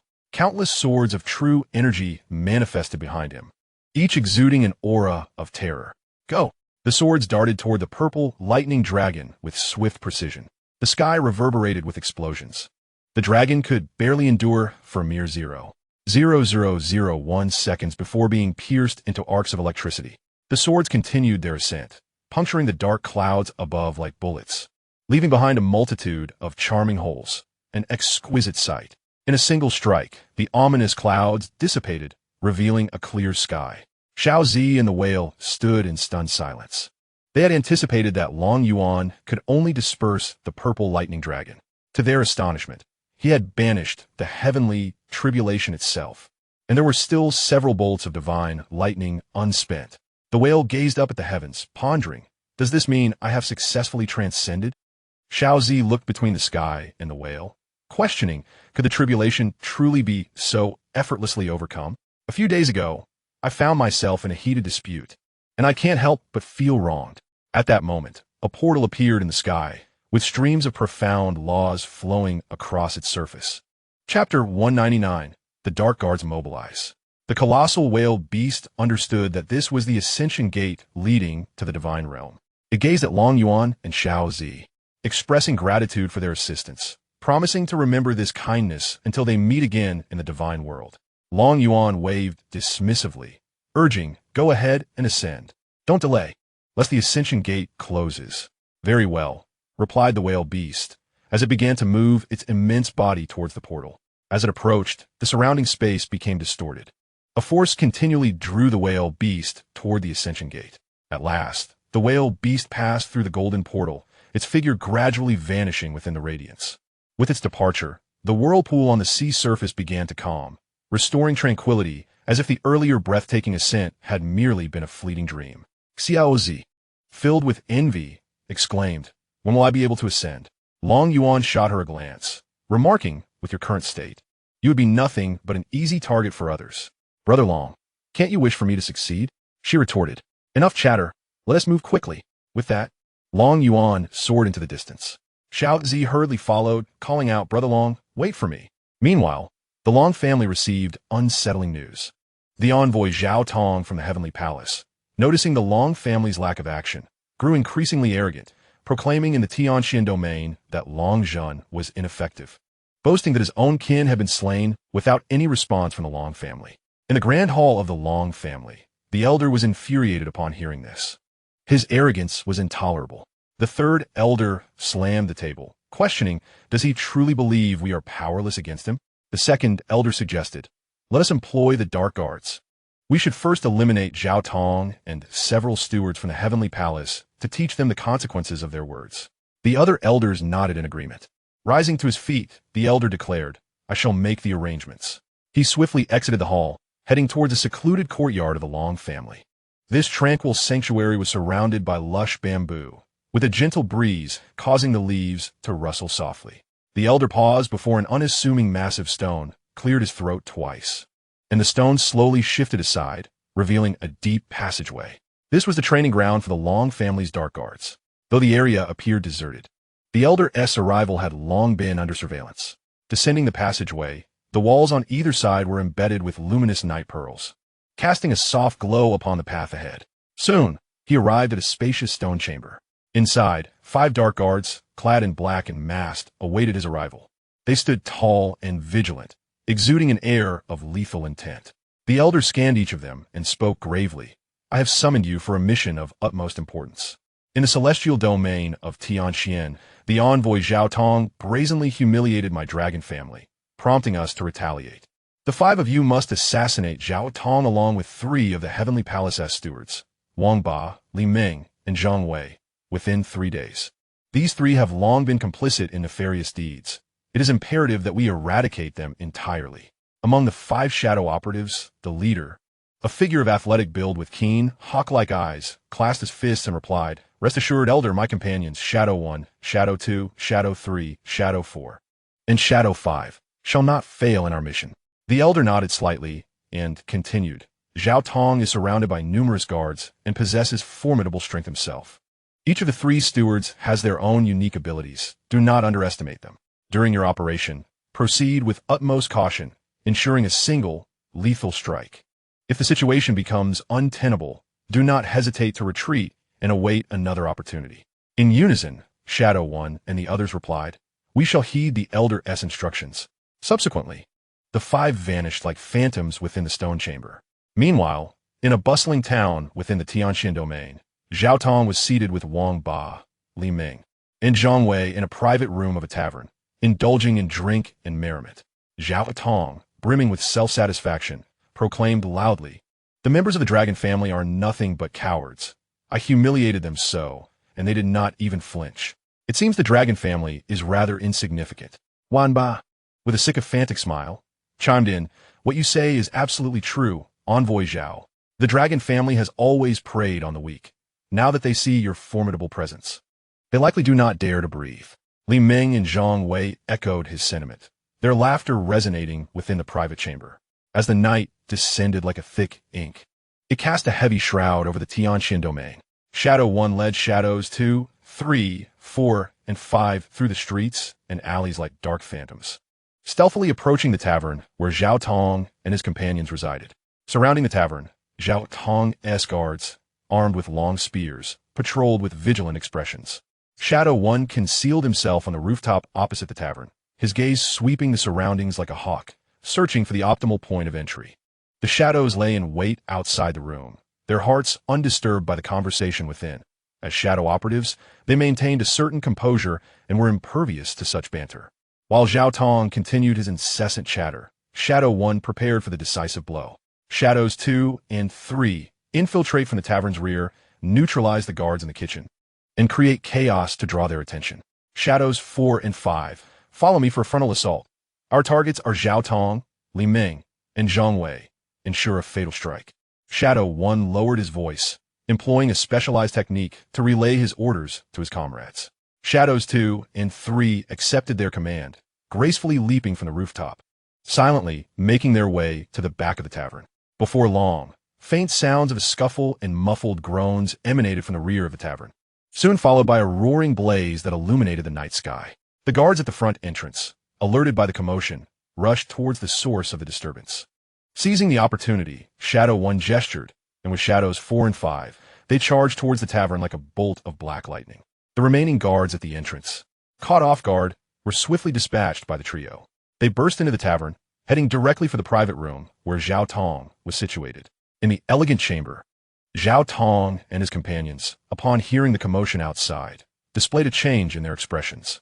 Zhao Tong bellowed, "What is happening outside? Wang Ba, go and investigate." Just as Wang Ba rose, the door to the chamber was abruptly flung open, and the three figures of Shadow 1 entered like wraiths. Zhao Tong's countenance shifted dramatically as he exclaimed, "It is the dark guards of the Long family." Shadow 1's gaze instantly locked on Zhao Tong, and the glint of the blade in his hand shimmered coldly, resembling a streak of black light hurtling towards Zhao Tong. In a flurry, Zhao Tong drew his sword from his waist to parry, resulting in a resounding clash that sparked a shower of sparks. Shadow 1's assault was relentless. Each strike aimed directly at Zhao Tong's vital points. Simultaneously, Shadow 4 and Shadow 5 engaged with Li Ming and Zhang Wei, respectively. Shadow 4's agile form danced around Li Ming, the dagger in hand flashing, while Li Ming wielded his large blade, yet he struggled to land a hit on Shadow 4. Shadow 5 was embroiled in a contest of strength and speed with Zhang Wei, whose imposing figure swung a wolf-toothed club with ferocity, but Shadow 5 deftly evaded his attacks. Searching for an opening. Inside the chamber, the air was thick with the flicker of blades and the cacophony of battle cries.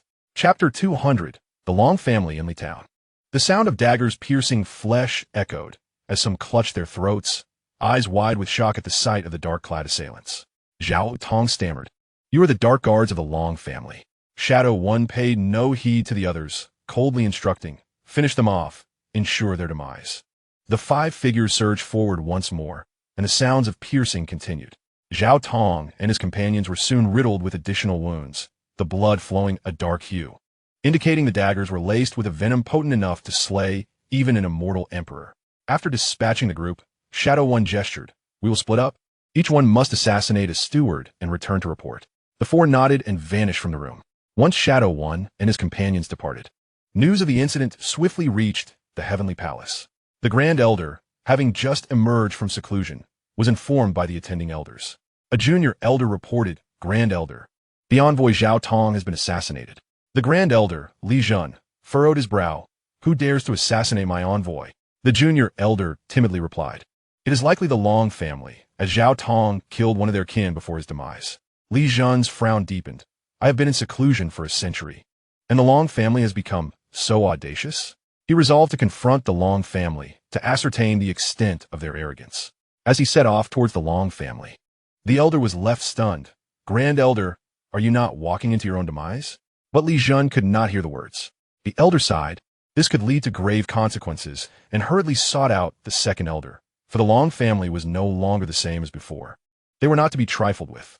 In a courtyard, the second elder leisurely sipped his tea when the elder rushed in, exclaiming, "Second elder, trouble is brewing." Chen Yuan, visibly displeased, replied, "What calamity has befallen us that you rush in like this, devoid of the demeanor of an elder?" The second elder exclaimed, "A grave matter has arisen. The Grand Elder has gone to the Long family to stir trouble." With a sudden jolt, the second elder stood upright, incredulous. "What did you say? How could the Grand Elder confront the Long family?" The elder recounted the events, and the second elder, filled with fury, blustered, "Foolishness, utter foolishness. Why did you not stop the Grand Elder?" With that, he set off towards the Celestial Palace's forbidden grounds. Upon reaching an ancient, ornate door, he respectfully called out. Ancestors, the Grand Elder has gone to the Long family. I implore you to intervene and rescue him. A commanding voice emerged from beyond the door.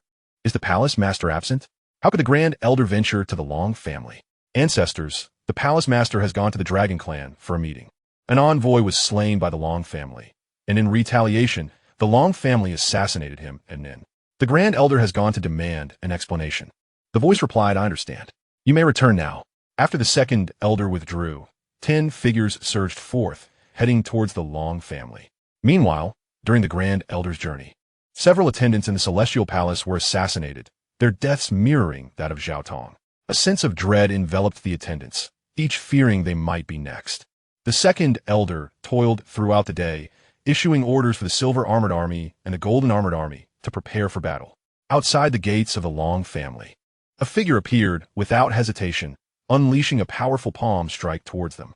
The might of a demigod spread across the sky, a colossal hand descending upon the Long family. In response, a long spear soared from the Long family-esque grounds, aiming towards the descending hand. Boom! Boom! Boom! The sound of explosions echoed above the Long family, igniting excitement among its members as they anticipated the chance to retaliate.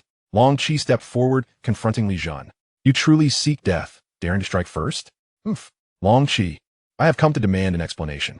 You Long family must account for the killing of my Celestial Palace envoy. Ha! Old man, it seems you have yet to awaken. Your envoy killed members of my Long family, and I have not sought an explanation from you. Yet you dare to demand one from me? Have I given you face? As he spoke, Long Qi summoned a spear. Do you not seek an explanation? Today, I shall not relent until you are too afraid to ask for one. Long Qi thrust his spear towards Li Jun. Oof. As a fellow demigod, do you think I fear you? Li Jun brandished a large blade in retaliation.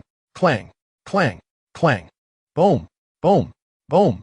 The two clashed fiercely in the skies, battling for hundreds of exchanges, neither gaining the upper hand. After a powerful strike, both retreated a short distance. Li Jun arrogantly declared, Long Qi, you are lacking? After breaking through hundreds of years before me, is this all you can muster? Long Qi chuckled, is that so? Then allow me to demonstrate my technique, the Heavenly Dragon Spear technique. With that, he twirled his spear, channeling an unending force into it. And a 1,000-meter golden dragon erupted from the spear. The golden dragon, bearing its fangs and claws, charged fiercely toward Li Jun, its terrifying aura rending the very fabric of space. Li Jun, observing this impending assault, wore a grave expression as he swung his massive blade with fervor. A colossal wolf apparition surged forth to collide with the golden dragon. Boom! A thunderous explosion reverberated through the heavens. The wolf's ethereal form was dispersed by the dragon's might, continuing its relentless advance toward Li Jun, albeit now reduced from a 1,000-meter behemoth to a mere 100 meters. Li Jun was taken aback. How could this be possible? Despite his astonishment at the dragon's strike, his movements remained unceasing. Layer upon layer of defensive barriers materialized before him. Yet the golden dragon shattered the first and second layers with ease. Bang, bang, bang. The barriers crumbled incessantly until the dragon's force collided with Li Jun's great blade. Boom! Li Jun was sent flying as if struck by a freight truck, hurtling away until he crashed into a distant mountain peak. Boom! Dust and debris erupted, half of the mountain crumbling under the impact. Long Qi stood, spear in hand, gazing at the ruins where Li Jun lay. What more do you wish to say? If you are unconvinced, we can battle again. Li Jun, lying amid the wreckage, spat blood and fixed his gaze upon Long Qi. Well played, Dragon Clan. Today, I concede defeat. Suddenly, 10 figures appeared in the sky, their eyes filled with fury as they looked upon Li Jun below. Recognizing the arrival of his ancestral elders from the Heavenly Palace, Li Jun, despite the excruciating pain, ascended into the air. He had encountered these elders before. Xianxia, surveying Li Jun, scoffed. Are you unaware of your own strength? Did you dare to come here alone, courting death? Had we not arrived, you would likely have perished here. Li Jun, chastised by the elders, dared not utter a word. It was undeniable that he had been vanquished by Long Qi. There was no refuting that. Chapter 201. The Fall of 10 Demigods. Long Qi regarded the 10 demigods of the Heavenly Palace across from him, a mocking smile on his lips. So, are you in the Heavenly Palace prepared to wage war today, or do you wish for my Dragon Clan to leave you all here? Xianxia coldly retorted. It is a fact that your dragon clan killed our envoy from the heavenly palace. Should you not provide an explanation? Long Qi merely shrugged. Then present your evidence. My dragon clan possesses proof of your envoy's actions against my kin. Do you wish to see it? Now, I demand an explanation, or we shall engage in battle. Xianxia furrowed his brow. Let today's matter be settled. I shall not hold it against your dragon clan. Long Qi, displeased, responded, What is this? You wish to fight or to depart at your leisure, treating my dragon clan as if we were a soft target to be squeezed at will? Xianxia frowned. Does your dragon clan truly desire war? Just as Long Qi prepared to speak, he noticed Long Yuan and a young girl soaring through the sky toward them. Long Qi pinched himself hard, squeezing out a few tears, then rushed to Long Yuan's side. Long Yuan, you finally arrived. The heavenly palace has come knocking. Are they intent on annihilating us? I attempted to reason with them, yet they threatened me with war. Long Yuan furrowed his brow as he gazed at Long Qi, utterly disbelieving the old man's words. At your age, must you still weep like a child? Long Yuan remarked. They are bullying me. So many demigods have come, and I was terrified to the point of tears. He then turned his attention towards Li Zhen's direction. What brings you all here? Your sheer numbers have frightened my elders. Li Zhen shot back at Long Yuan. Who do you think you are? You have no place to speak here. Hearing this, Long Qi felt an exhilarating rush. Foolishly, they had kicked a hornet's nest. Xianxia wore a displeased expression, realizing that their esteemed elder was utterly ineffective. Long Qi had already reported this to the higher-ups, and here Xianxia was, stoking the flames. Was he courting death? Just as Xianxia contemplated this, Long Yuan interjected, You are absolutely correct. I do not engage with the deceased. With that, he pointed a finger, unleashing a brilliant technique that pierced through Li Zhen's skull. Long Yuan's strike was so swift that none of the demigods had time to react, not even Li Zhen himself, who was eliminated in an instant. Everyone watched in wide-eyed astonishment. Long Yuan had just slain the Grand Elder of the Heavenly Palace, not some insignificant figure. Xianxia, filled with rage, shouted, You seek death. He unleashed a palm strike towards Long Yuan, the force of which bore down upon him with terrifying pressure. Long Qi and Xiaozi immediately darted aside. Long Yuan retaliated with a punch directed at the sky, the shadow of his qi colliding with Xianxia's palm strike. Boom! Boom! Boom! Explosions reverberated through the heavens. The palm strike shattered, while the shadow of Long Yuan's punch soared upwards. Are you all intent on dying?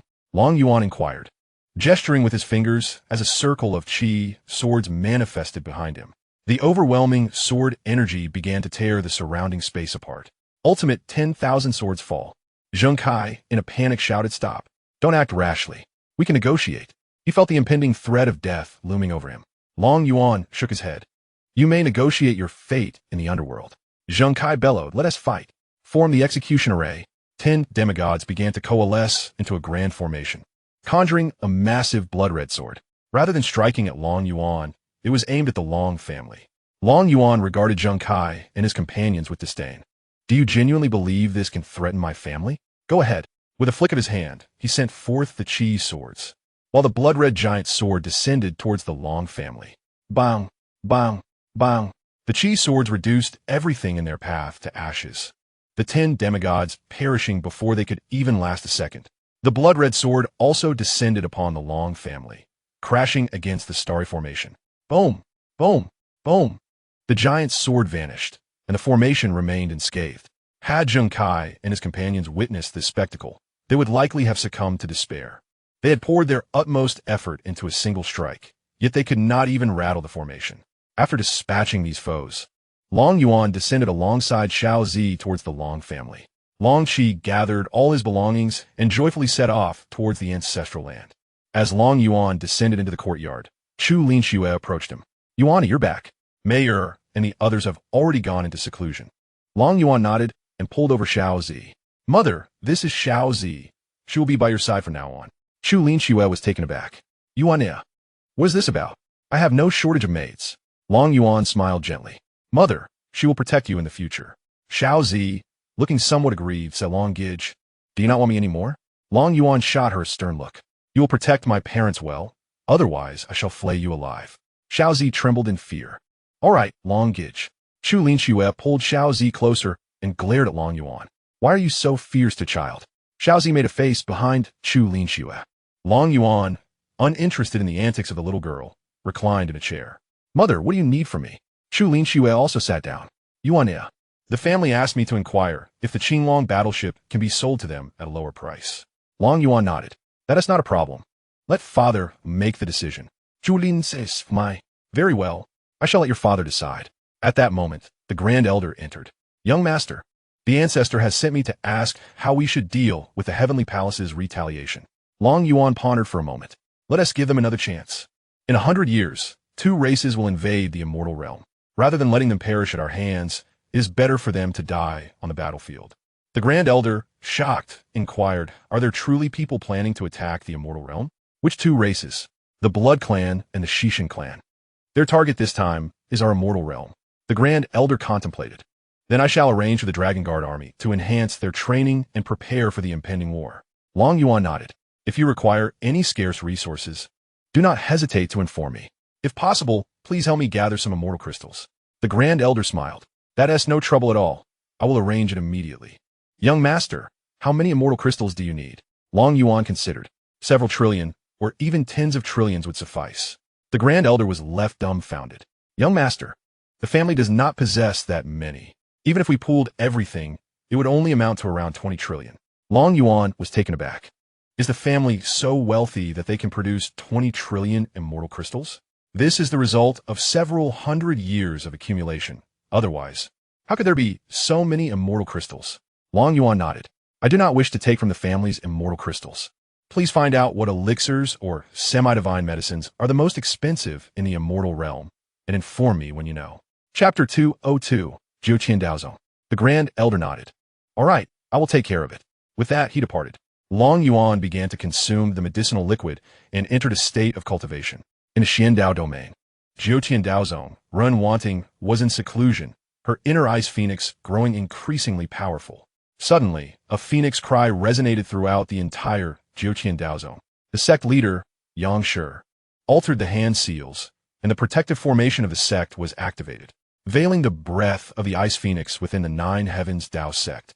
A dozen ancestors vigilantly scanned the skies, wary of detection by outsiders. In the realm of the Xiandao, the 9 Heavens Dao sect could only be considered a first-class power. Previously, Xianxia had encountered Run wanting in the Tianxian realm during a perilous moment and intervened, only to discover that she possessed the body of an ice phoenix. Thus, Xianxia resolved to take Run wanting as her disciple, and eventually, under Xianxia's insistence, Ren wanting consented to become her apprentice, accompanying her to the 9 Heavens Dao sect. In a cultivation chamber, Ren wanting began to conceal her aura, a faint breath of the immortal king realm shimmering around her. At last, she had broken through to the immortal king realm. She wondered if Long Yuan had ascended as well. Rising from her meditation, she exited the chamber to find Xianxia approaching. Wanting, you have broken through to the immortal king realm, Xianxia exclaimed. Ren wanting nodded, saying, Master, I have indeed broken through. I wish to seek someone in the Tianxian realm. Xianxia replied, You must first stabilize your realm before venturing to the Tianxian realm. I will arrange for the ancestors to protect you as you travel to the Dao realm. Ren wanting smiled, Thank you, Master.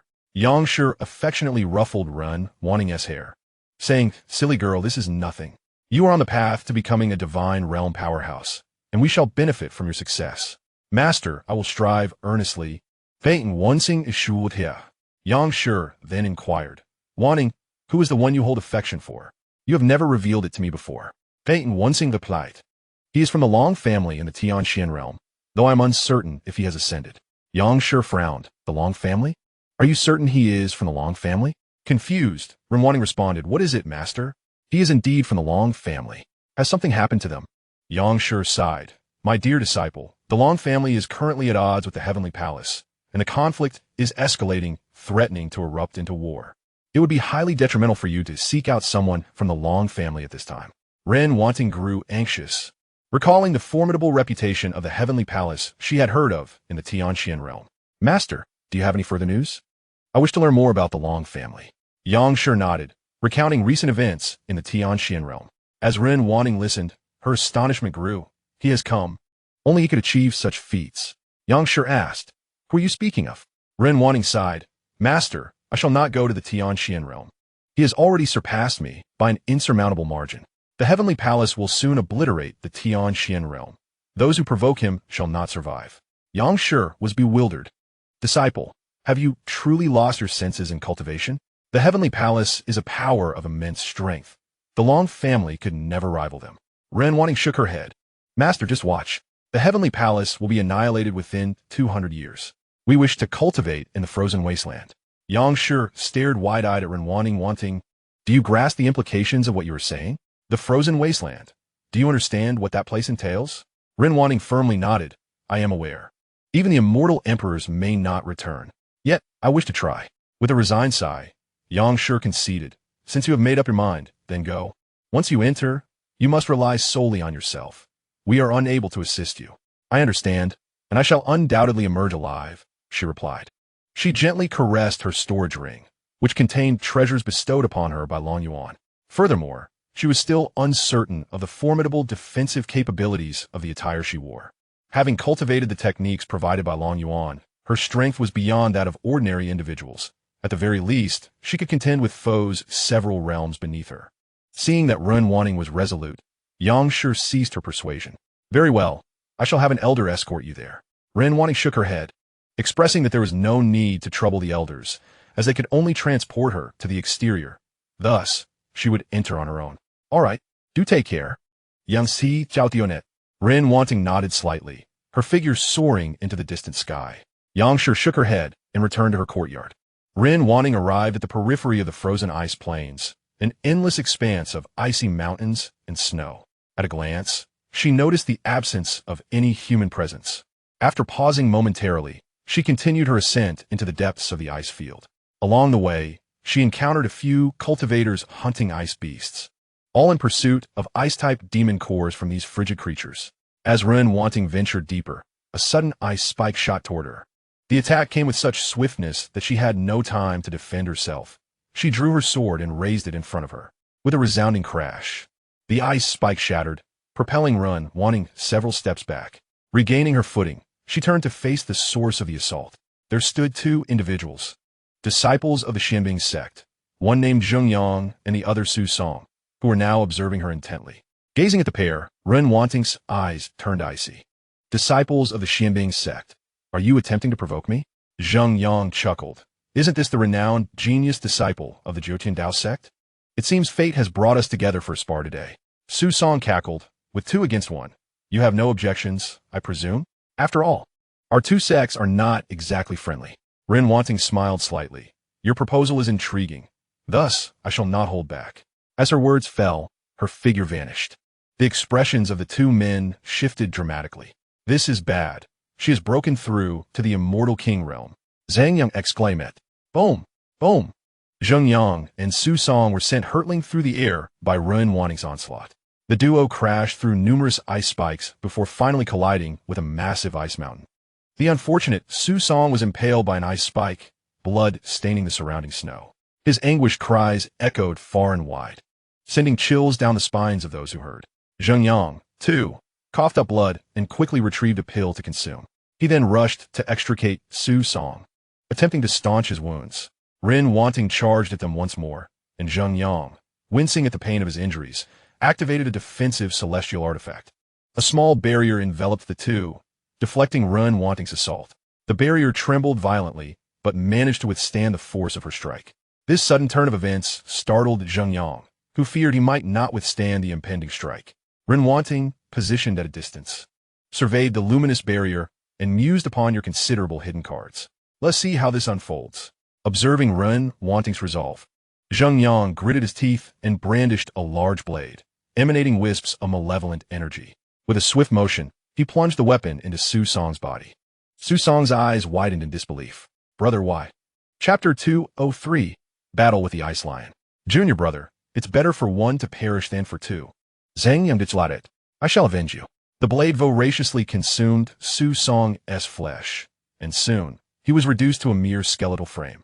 The weapon glowed ominously with crimson light, casting a terrifying aura. Zhengyang, gripping the blade tightly, turned to Ren Wanting with a mocking laugh. Today, your demise is inevitable. I never anticipated you would force me to this brink. Behind Ren Wanting, a colossal frost sword hovered, its chilling power causing the very air around it to crystallize into delicate ice flowers, cascading from the heavens. A slight smile graced Renwanting's lips. Let us see who is truly formidable. Go. With a pointed finger, she directed the frost sword towards Xianxia. Ha ha ha. Then prepare to meet your end. Zheng Yang roared, swinging his blade to clash with the titanic sword. The sky erupted with sound as their weapons met. Bang, bang, bang. The explosive reverberations echoed, as both weapons remained locked in a fierce stalemate. As their energies waned, the large blade began to falter. Zheng Yang's expression shifted dramatically. How is this possible? How can you be so powerful? Ah, did you not wish to kill me? Let us see who prevails, she retorted, channeling her own strength into the frost sword. The blood-red blade, lacking reinforcement, soon faltered. With a resounding crash, it shattered like glass, countless fragments raining down from the sky. Zheng Yang's eyes widened in horror as the frost sword bore down upon him. Boom! Boom! Boom! With a sickening sound, his defensive artifacts exploded, and the giant sword cleaved Zheng Yang in two, sending him crashing to the ground. Renwanting collected both their storage rings and soared into the depths of the icy expanse, where a frost snow lotus awaited, capable of enhancing her ice phoenix constitution. However, unbeknownst to her, many cultivators had already congregated there, practitioners of ice-based techniques or those possessing an affinity for ice. A month later, Renwanting arrived at Tianshuang Valley, the fabled location of the frost snow lotus. Yet, upon witnessing the throng of dozens encircling the area, she was momentarily taken aback. In the valley lay a massive ice lion, exuding a peak celestial aura that deterred nearby cultivators from approaching. Tian Yuan approached Renwanting, standing a short distance away. Esteemed friend from a Nine Heavens Tao sect, may I inquire your name? Shall we join forces to seize the snow lotus? Peyton Wan sings Yuan. Noting his lack of sect attire, he was either a rogue cultivator or a member of a clan. I have no intention of claiming the snow lotus. I merely came to observe. With the ice lion present, I shall take my leave. Tian Yuan nodded, deciding not to trouble the young lady further, and took his leave. As Renwanting observed Tian Yuan depart, she too exited the area, finding herself in a secluded spot. There, she employed a secret manual gifted by Long Yuan, swiftly blending into the snowy terrain. Quietly, Renwanting approached the vicinity of the snow lotus, patiently awaiting their move. The ice lion sensed the gathering of individuals in the distance and began to feel uneasy. Although only a couple among them were at the early stage of Immortal Sovereign, their presence posed little threat to it, an Immortal Sovereign at peak strength. However, should their numbers increase, it could very well find itself outmatched. The ice lion slowly rose, gazing toward the approaching crowd, its aura beginning to emanate outward. Seeing this, Tian Yuan shouted, "Everyone, be cautious. This creature is about to strike. We must unite immediately, or we shall all meet our demise." The crowd nodded in agreement. All right, let us join forces. They gathered together, each drawing forth their weapons. The ice lion let out a thunderous roar, exhaling a massive ice spear that shot toward them like a small mountain. This ice spear, enveloped in a biting chill, froze the air in its wake, carving a deep trench into the ground. "Defend!"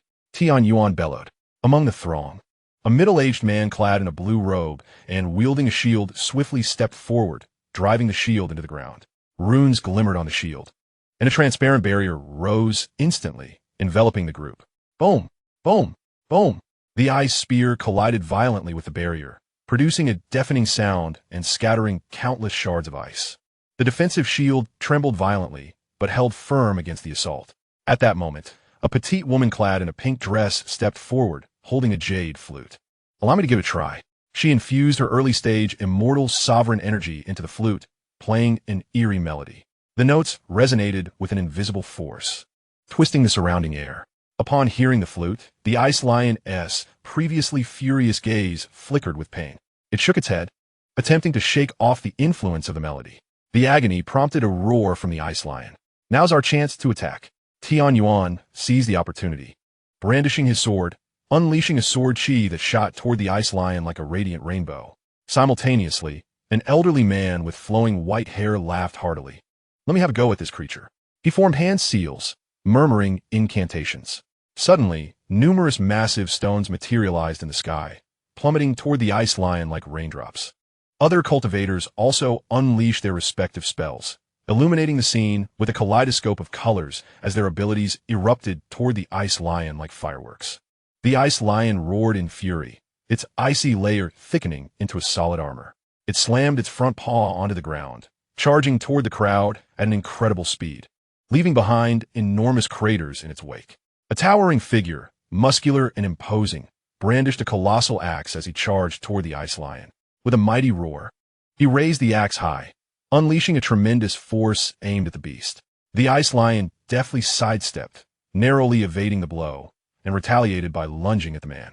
Despite his hasty retreat, the ice lion's teeth grazed his arm, causing blood to instantly stain his sleeve. Hidden within the snowy terrain, Ren Wanting's gaze remained fixed on the battlefield.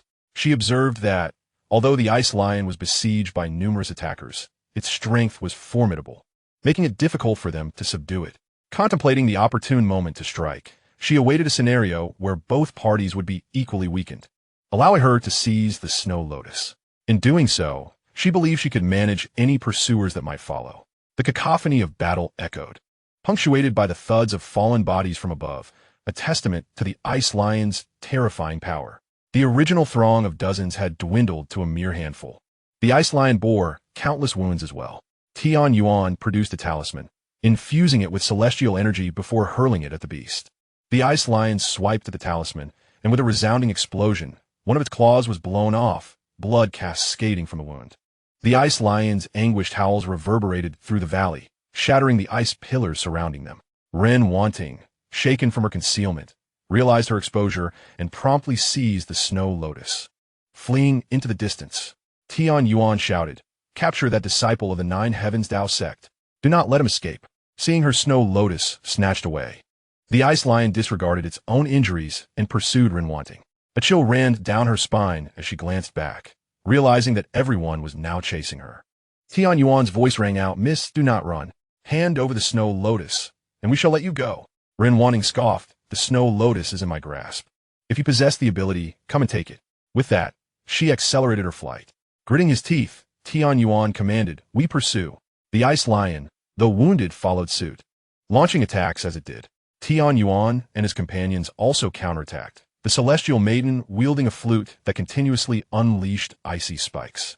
Ren Wanting evaded the onslaught with agile movements, yet several spikes struck her, her garments shimmering to deflect the barrage. Despite the multitude of assaults, Ren Wanting sustained only minor injuries. After all, the attire crafted by Long Yuan in the lower realms had proven remarkably resilient. A trickle of blood escaped from the corner of her mouth, spurring her to quicken her pace. Thus, the chase continued for an entire day. In the Long family of the Tianxian domain, Long Yuan reclined in a chair, sipping a medicinal concoction. Suddenly, Tang Tang appeared, exclaiming, "Host, the garment you gifted Ren Wanting is on the brink of destruction. Shall I proceed with an upgrade?" Long Yuan straightened in surprise. "What did you say, Tang Tang?" "Upgrade it immediately, do it now." Ding. The host expended 500 billion gold coins to successfully upgrade all of Ren Wanting's equipment, leaving a staggering 65 trillion coins remaining. "Tang Tang, enlighten me on what transpired. What is she doing there?" The host inquired. "Master, I have detected that the items are located in the frosty ice plains, and they're under multiple forces of attack." Long Yuan's expression darkened as he summoned the Sword Spirit. "Sword Spirit, guide me to the frosty ice plains to Ren Wanting." The little girl closed her eyes, her formidable spirit sweeping across the realm of the heavenly Tao. Soon enough, she located Ren Wanting. In her current state, Ren Wanting had blood trickling from her mouth and numerous wounds adorning her body. She appeared utterly disheveled, surrounded by Yuan and others. Only 5 of them remained, as the ice lion and the others had perished. It was due to Ren Wanting's slaying of the ice lion that these 5 had sustained grave injuries. Yuan chuckled. "My dear lady, I concede that you are indeed powerful, surpassing all of us. However, your combat prowess must be greatly diminished now, wouldn't you agree? Can you still contend with us? You would do well to hand over the snow lotus and become my maid. That may afford you a chance at survival." Ren Wanting replied with a smile, "You think someone like you is worthy of having me as your maid? Perhaps you should take a look in the mirror." Frustrated by her defiance, Yuan declared, "Everyone, let us join forces to eliminate her. We shall divide the snow lotus amongst ourselves." The other 4 nodded in agreement. "Very well, let us strike together." Ren Wanting summoned all her celestial energy into her defensive attire, which had withstood countless assaults but now teetered on the brink of destruction. Just as the 5 were about to unleash their assault upon her, her clothing suddenly radiated a blinding light. A violet protective shield enveloped Ren Wanting. Bang, bang, bang. The assaults from the five struck the shield, failing to inflict even the slightest harm upon her. Moreover, the longsword in Ren Wanting's grasp underwent a transformation. The blade, once on the verge of breaking, now appeared revitalized, emanating a terrifying aura of power. The sword spirit materialized before Ren Wanting, proclaiming, "Master, he has arrived. You are saved." Ren Wanting's body trembled as she comprehended whom the sword spirit referred to. It was the very individual who had left her with harrowing memories from countless nights. She also realized that she had developed feelings for Long Yuan that were beyond reason. Meanwhile, the five stood dumbfounded. Their attacks had been effortlessly thwarted. The inability to even injure Ren Wanting was a bitter pill for them to swallow. Yuan exclaimed in shock. "What she possesses is an artifact. If we slay her, the artifact shall belong to us." The elder's eyes glistened with greed. "I must have an artifact. I shall relinquish the snow lotus to you." A woman holding a flute chuckled. "I desire the garment she wears." Before they could subdue Ren Wanting, the five began to discuss the spoils. "Oh, you are so confident in your ability to seize her treasures," Yuan remarked, scanning the surroundings. "Who are you? Show yourself, if you possess the audacity." A burly man pointed to the sky. "He is up there." The other four turned their gaze upward, where Long Yuan stood, wielding the Long Yuan sword above them. Ren Wanting gazed tearfully at Long Yuan. He was the person she held dear in her heart, and after so many years, they had finally reunited. Yuan, unable to perceive Long Yuan's true cultivation, spoke derisively. "You still carry treasures to conceal your power. Do you truly believe that will intimidate us?" Long Yuan approached Ren Wanting and inquired, "Why did you not come find me? You promised you would." Ren Wanting lowered her head, unable to meet his gaze, stammering, I wanted to seek you, but I cannot overcome the obstacles within my heart." Long Yuan shook his head, exclaiming, "Why must you do this? To love is to love. Why evade it?" A burly man, disgruntled, could hardly bear to witness this scene as a single man. "Youth," he growled, "if you seek death, I shall send you both down to become a pair of ghostly spouses." With that, he swung a heavy hammer towards Long Yuan and Ren Wanting. The colossal shadow of the hammer descended with the formidable might of an initial stage immortal sovereign. Yuan and the others were eager to witness Long Yuan's prowess, and whether he could withstand the man's strike. Without even glancing, Long Yuan unsheathed his sword, unleashing a crescent-shaped slash toward the burly man. Boom! The hammer's shadow was cleaved in two, along with the massive hammer itself. The burly man, caught off guard, was bisected and plunged from the sky. The other four stared in wide-eyed astonishment at the unfolding spectacle, finally sensing Long Yuan's cultivation, the third level of martial immortal. Yet, this was astonishingly powerful. To annihilate an immortal sovereign in a single move, was such a feat achievable by a mere third-level martial immortal? Yuan, bowing respectfully, addressed Long Yuan. "Esteemed friend, there's been a misunderstanding. I implore your forgiveness. My Tian family still holds some influence in the heavenly Dao domain. Should you encounter difficulties in the future, please feel free to seek my assistance." Long Yuan turned his gaze toward the four, who had now gathered in a huddle. The elder clasped his fist, stating, "Friend, I am willing to offer a celestial artifact in exchange for my life." The woman with the flute retorted, "What are you afraid of? Are we four immortal sovereigns incapable of dealing with him?" Another immortal sovereign nodded in agreement. "Indeed, he is merely a third-level martial immortal. He cannot be our match. Let us join forces to eliminate them both, and the artifact will be ours." Chapter 205, Heart of the Icefield. Yuan and the elder were tempted. They were reluctant to forego the opportunity to obtain the celestial artifact. Initially, they had been daunted by Long Yuan's display, but now, upon reflection, they found merit in the duo's argument. Long Yuan, observing their shifting intentions, felt a smile creeping upon his lips, for he had never contemplated sparing these four, nor the forces that stood behind them. Long Yuan slowly spoke. "Have you finished your discussion? And what powers lie behind you two? Speak, and let me be frightened." Ren Wanting interjected. "The one unworthy of a name is a rogue cultivator, while the one with the flute belongs to the Tianyan sect." Long Yuan nodded, satisfied with their revelation. Thus, they were free to meet their demise. With the technique of the 10,000 sword art, he unleashed a crescent blade of sword energy. The four individuals hastily joined forces, channeling all their strength into defense. Layers of protective barriers rose, and various defensive artifacts materialized before them. Bang, bang, Bang! The sword energy swept across the barriers, cleaving through them effortlessly.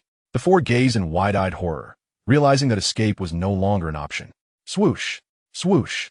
The sword energy sliced through their bodies, swiftly extinguishing the essence of their souls. They perished utterly, their eyes still wide with terror as they stared at Long Yuan, plummeting towards the icy expanse below. With a mere wave of his hand, Long Yuan summoned the storage rings of the 5 individuals into his grasp.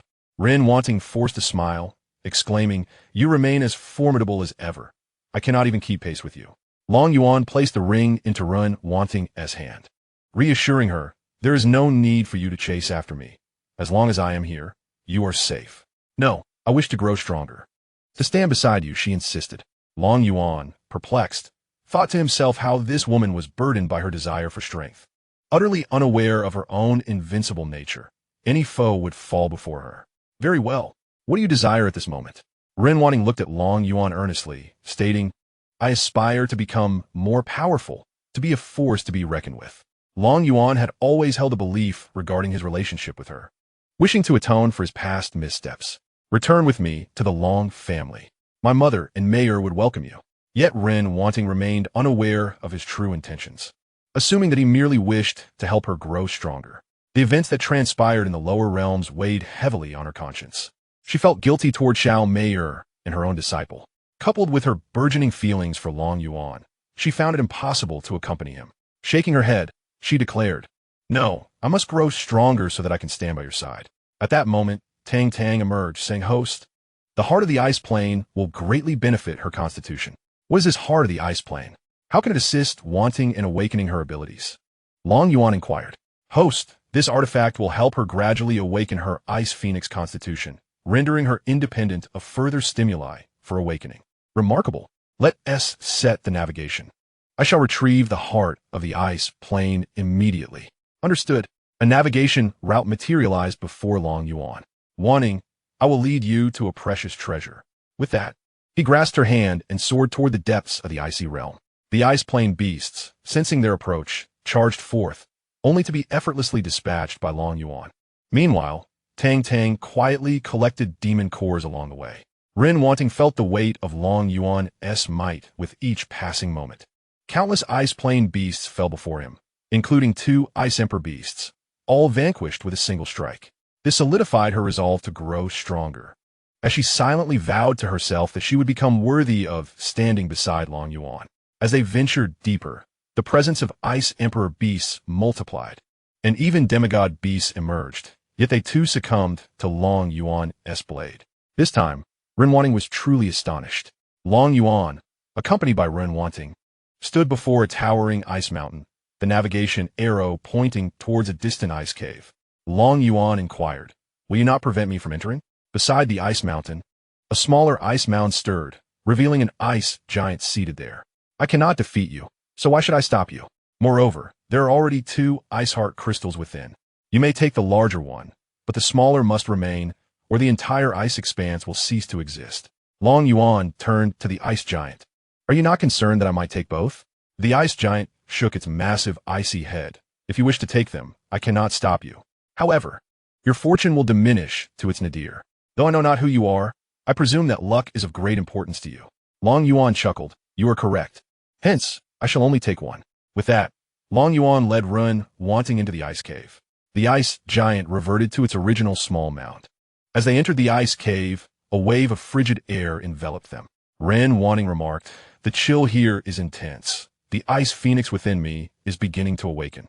Long Yuan smiled. "There is something valuable inside that will be of great use to you. Let us retrieve it." Uncertain of what lay within, Ren Wanting chose to follow Long Yuan. They traversed several thousand meters before arriving at a spacious ice cavern. At its center lay 2 crystalline hearts made of ice, one the size of a basketball, the other merely the size of a fist. A melodious cry of a phoenix resonated from within Ren Wanting, compelling her body to surge forward uncontrollably. Long Yuan swiftly grasped her, determined to prevent her from absorbing both. "Wait, allow me to assist you." With that, Long Yuan reached for the basketball-sized ice heart crystal. A swift wave of icy energy coursed up his arm. Had it been anyone else, even a demigod would have found their arm frozen solid. With a firm grip, Long Yuan yanked the ice heart crystal, severing the icy thread connecting it to the smaller crystal. Instantly, the chilling aura of the ice expanse was halved, and the cold energy surrounding the ice heart in Long Yuan's hand receded. He reflected on how fortunate it was that he had restrained her. Otherwise, she would have been transformed into an ice sculpture. You may refine this now. It will aid in your awakening. Ren Wanting gazed at the treasure in Long Yuan's hand, feeling a mix of gratitude and helplessness. Had it not been for you, I would never have reached this place. You brought me here intentionally. This must be of great significance to the entire ice expanse. Long Yuan smiled. At present, it holds importance solely for you. Ren Wanting embraced Long Yuan. Thank you, Long Yuan. Long Yuan infused the ice heart into Ren Wanting's body with his vital energy. An ice phoenix erupted from within her, its cry echoing throughout the heart of the ice expanse. A terrifying chill radiated outward, enveloping the surroundings. The ice giant, who had just reclined, stood once more.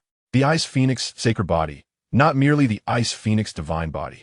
No wonder that individuals sought the heart of the ice plains. It was to transcend the ice phoenix divine body. After waiting for so many years, I have finally witnessed the emergence of the ice phoenix divine body.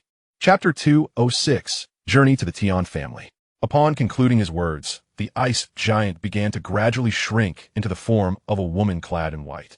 Just as Long Yuan and Ren Wanting exited the ice cave, the white-clad woman approached them. Congratulations, Master, on awakening the ice phoenix divine body. Both Long Yuan and Ren Wanting were taken aback, utterly bewildered by her statement. Ren Wanting, perplexed, inquired, "What do you mean, Master? I am not your master."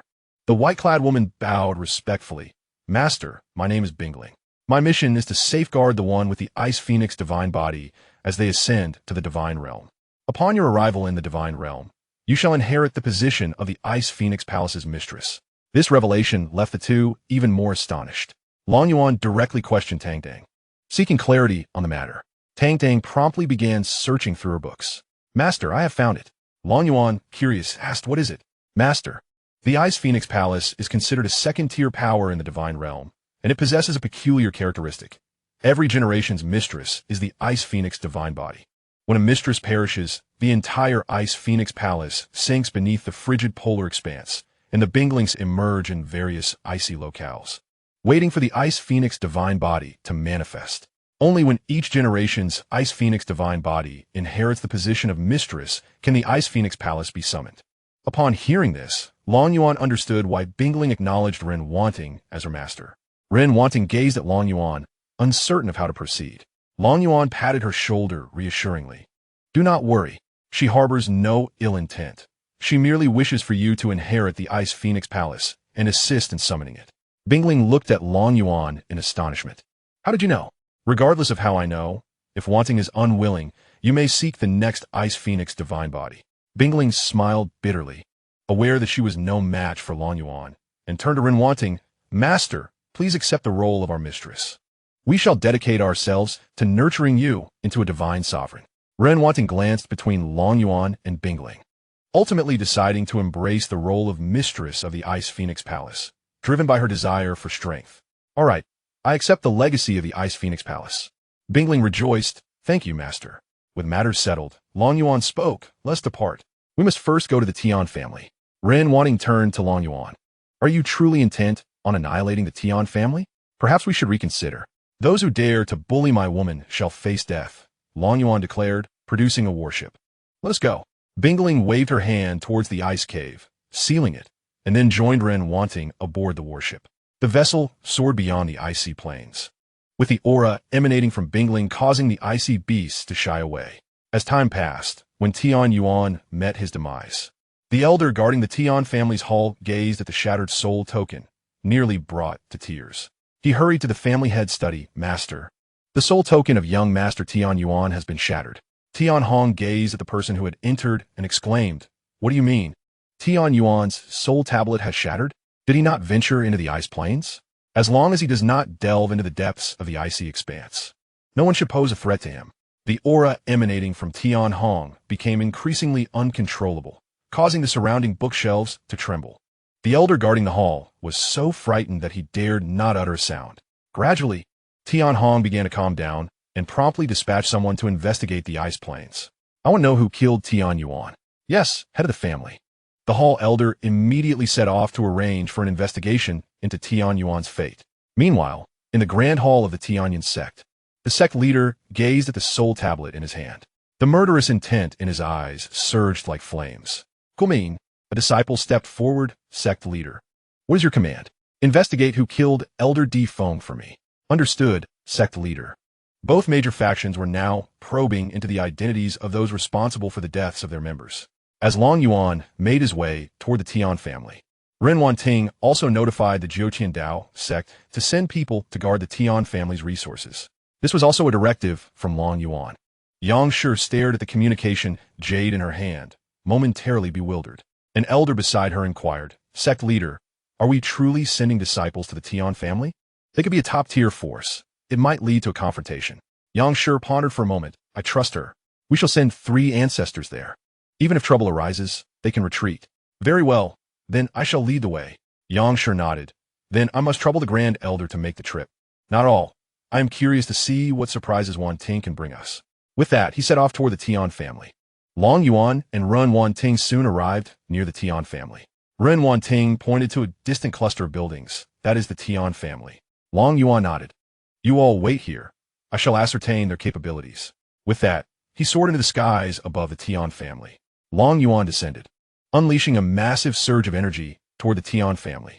Tian chuted, impudent. The protective family formation rose, and a long blade lunged toward the descending foot. Boom! Boom! Boom! The colossal foot shattered the protective array and crushed the incoming blade. Tian Hong's countenance changed dramatically as dozens of blade lights cleaved toward the descending foot. Bang! Bang! Bang! With all his might, Tian Hong managed to thwart Long Yuan's seemingly casual strike. Over 20 ancestors of the Tian family gathered around Tian Hong. Tian Qi inquired, what is happening? Who has provoked this martial immortal? Tian Hong shook his head. Elder, I do not know. This individual attacked us upon arrival. I had no choice but to retaliate. Tian Qi turned to Long Yuan. Young friend, I am unaware of how my Tian family has offended you. I kindly request your clarification. Long Yuan regarded Tian Qi. Your family member, Tian Yuan, sought to slay a woman dear to me, and I have avenged my grievance by slaying him. Thus, I have come seeking retribution. In a fit of rage, Tian Hong declared, so was you who killed my son, and now you dare to come here in person. Tian Hong approached Tian Qi. Elder, this is the one who killed Yuan. He had the potential to ascend to divinity. Tian Qi furrowed his brows, for Tian Yuan was the sole descendant of the family with the potential to attain divinity, now slain by Long Yuan. However, given Long Yuan's formidable demeanor, he found himself in a precarious position. Long Yuan chuckled, declaring, I have come today to seek vengeance. If you possess any abilities, now is the time to reveal them, lest you lose your opportunity. Seeing Long Yuan's assertiveness, Tian Qi seized his politeness. Since you wish to experience our might, allow me to demonstrate the prowess of the Tian family. The heavenly god formation. Yes, ancestor. The entire Tian family began to form the array, a surge of power coalescing into a colossal armored figure wielding a battle blade. This figure bore an uncanny resemblance to Tian Qi, emanating an overwhelming aura of divine pressure. Young friend, do you still wish to fight? If you're willing to submit to my Tian family, I may consider sparing you. Long Yuan laughed heartily. You think you are worthy of my submission? Activate the martial battle body. Instantly, Long Yuan's physique matched that of Tian Qi in stature. Tian Qi gazed at Long Yuan in astonishment. You have awakened the martial battle body. In the distance, the Grand Elder of the Jiuqian Dao sect, witnessing this scene, was left utterly astounded, his jaw nearly dropping to the ground. None among their heavenly Dao realm had awakened the martial battle body. Ren Wanting approached the Grand Elder, respectfully greeting him. Grand Elder, the 3 ancestors have arrived. The Grand Elder pointed towards Long Yuan and Tian Qi in the distance. What is happening? Who is that person? Ren Wanting replied with a smile. He is the young master of the Long family from the Tianxian realm, and also my partner. Everyone stared in disbelief at Ren Wanting. They were aware of her affections, but had not anticipated her partner to possess such an illustrious background. After all, the Long family was a top-tier power capable of standing toe-to-toe with the Heavenly Palace. Stammering, the Grand Elder asked, so you truly summoned us for resources? And who is that elder? He gestured toward Bingling Run. Yuan Ting explained. She is now my protector and the Lord of the Ice Plains. The assembly was once again taken aback. The Lord of the Ice Plains was among the closest beings to divinity, now serving as Yuan Ting's guardian. It seemed that during her outing, everything had changed, and the forces surrounding her surpassed even those of the Jiutiandao sect. Not to mention Long Yuan. Even the Lord of the Ice Plains would pose a considerable challenge for the Jiutiandao sect. Unbeknownst to them, Bingling's powers were merely sealed. Once unleashed, she would embody the realm of divine sovereignty, effortlessly annihilating them with a mere gesture. In the distance, Xianxia was the first to strike, raising his battle blade and cleaving toward Long Yuan. Long Yuan lifted his hand to grasp the blade, swiftly delivering a slap. Smack! Xianxia was sent sprawling to the ground by Long Yuan's strike. Undeterred, Xianxia kicked toward Long Yuan with immense force, shattering the very fabric of space. Long Yuan raised his hand to block, and with a resounding crash, their limbs collided. Yet Long Yuan stood unwavering. Xianxia, astonished, exclaimed, "How could you possibly withstand that blow?" Long Yuan smirked. "Do you truly believe such feeble power could harm me? You must be dreaming." With that, Long Yuan unleashed a powerful punch against the giant's leg. Boom! Transforming into a giant resembling Xianxia, his legs instantaneously exploded, dissipating celestial energy into the sky. In that moment, a multitude of Tian family members perished, and Long Yuan, astonished, remarked, "So this is the nature of your formation." Xianxia was taken aback, realizing that Long Yuan had discerned the principles of the Grand Array. With a mischievous grin, Long Yuan declared, "Let me provide you with something exhilarating. Random punches to vanquish the master." His arm swung, unleashing a flurry of punches toward Xianxia. Xianxia valiantly defended with his battle blade. Boom! Boom! Boom! Each punch that landed on the giant resulted in the demise of numerous Tian family members. "No!" Xianxia cried out in anguish.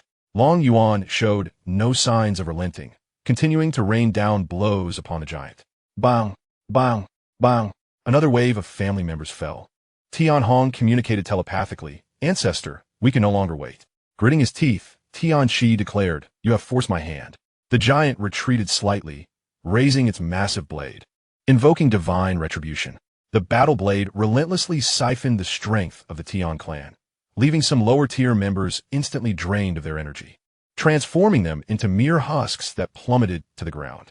The giant's blade extended several thousand meters as Xianxia swung it toward Long Yuan, cleaving space itself and creating a long fissure. Long Yuan, assuming a hoarse stance, bellowed, "Witness my fist shatter you." He struck the colossal blade with a fist the size of several hundred meters. Boom! Boom! Boom! With a crack, the blade shattered in two, and the punch impacted the giant's form. Long Yuan shouted, "Explode!" Boom!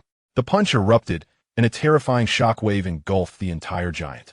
After a series of explosions, nothing remained above the Tian family. Everyone had seemingly evaporated, leaving behind a desolate Tian clan. Long Yuan reverted to his original form and approached Renwanting. "You may commence your scavenging for resources now." Renwanting smiled. "Elder, hurry and start. Gather everything."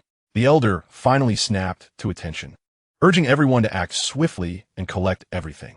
Disciples of the Jiutiandao sect rushed toward the Tian family, gathering all visible resources into their storage rings.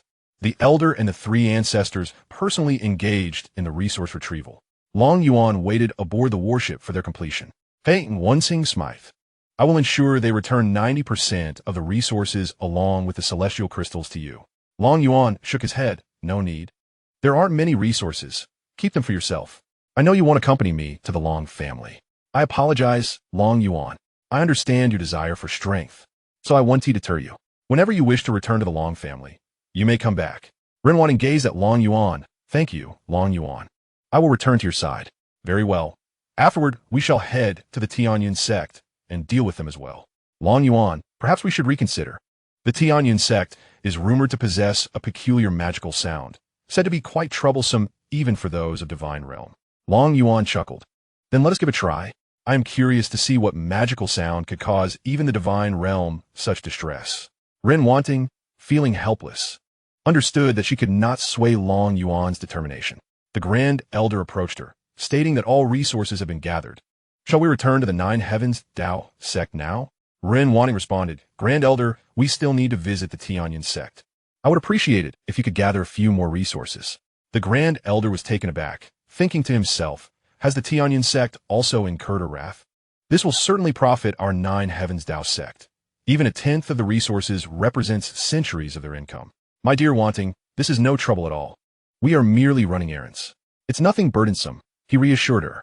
Long Yuan rose, declaring, then let us set off at once.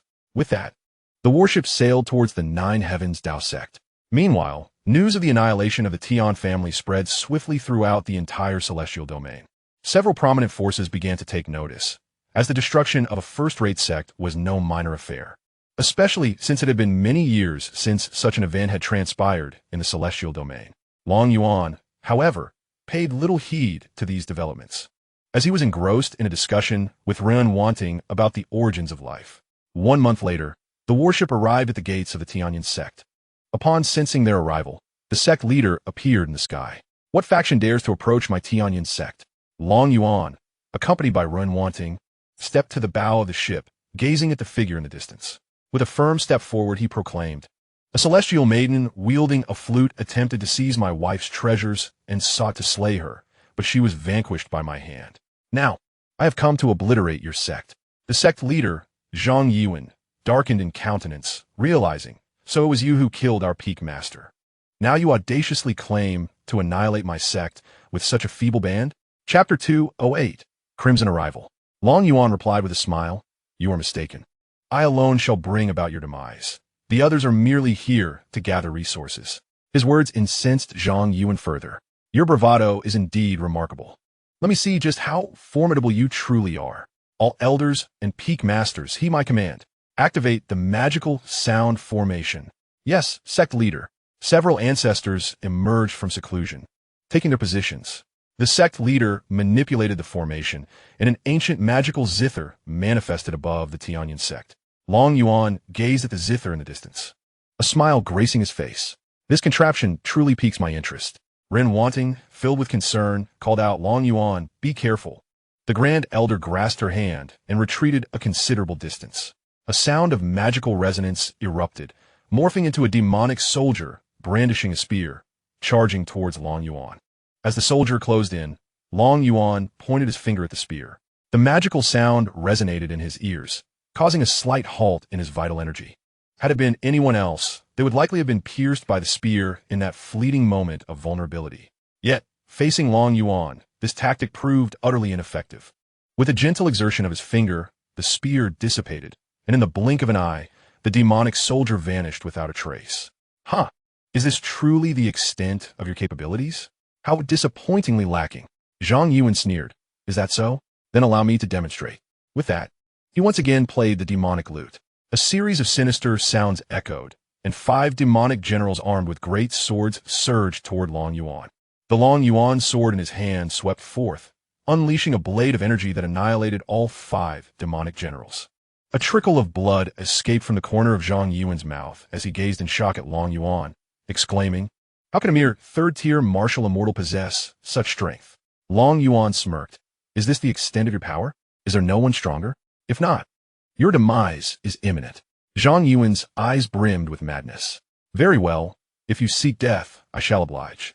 As he spoke, Zhang Yuan spat out a mouthful of essence blood into the demonic lute. His hands swiftly formed seals, invoking the arrival of the demon lord. A magic array materialized on the lute, and a shadowy figure appeared within it. An aura of divine realm power emanated, pressing even Ren Wanting and the others down to the ground from afar. The crimson demon spoke, Zhang Yuan, what predicament have you found yourself in that necessitates my presence? Summoning me is quite costly, you know, at least a tenth of your blood. Zhang Yuan nodded. As long as you slay this person, I promise to offer you a city of souls. Very well, I shall not hold back. Long Yuan furrowed his brow. How dare the Tianyun sect conspire with the demon clan? You deserve annihilation. Zhang Yuan laughed triumphantly. Now you understand fear? Alas, it is too late. The crimson demon cackled. Since you are a martial immortal, your blood must be exquisitely delectable. Today, I shall feast upon you. The shadow began to solidify, yet the true form of the crimson demon could not fully descend into this realm. Long Yuan disdainfully remarked, do not speak of your limitations. Even if your true self were to arrive, you would still perish. My domain seals you. An invisible force ensnared the Tianyun sect. The Crimson Demon's expression darkened. You have awakened your martial battle body. It seems I must eliminate you today. With that, a demonic spear lunged toward Long Yuan. Its speed so swift that Long Yuan barely had time to react. Bang! The spear struck Long Yuan's body, sending him hurtling away. Boom! Boom! Boom! Long Yuan rocketed through several mountains like a cannonball, crashing into the ruins. Ren Wanting cried out, Long Yuan. Emerging from the rubble, Long Yuan reassured, I am unharmed. This creature is simply too fast for me to react. The Crimson Demon stared in disbelief at Long Yuan, who appeared unscathed. His projection, possessing divine realm strength, had failed to inflict any harm. Extreme 10,000 sword fall. Countless long swords formed behind Long Yuan, launching toward the Tianyun sect. The sword descended like a torrential downpour upon the sect. Boom! Boom! Boom! Gush! Gush! Gush! Countless disciples and elders of the Tianyun sect were slaughtered, including several ancestors. The Crimson Demon and Zhang Yuan fled swiftly to avoid being slain. Witnessing the carnage, the Crimson Demon consumed the blood of the deceased below, absorbing it into his being. Long Yuan pointed towards the Crimson Demon, and the flying sword behind him swept toward Zhang Yuan and his companions like a Gatling gun. Terrified, they scattered in all directions, while Ren Wanting and her group were shielded by Long Yuan's protective barrier.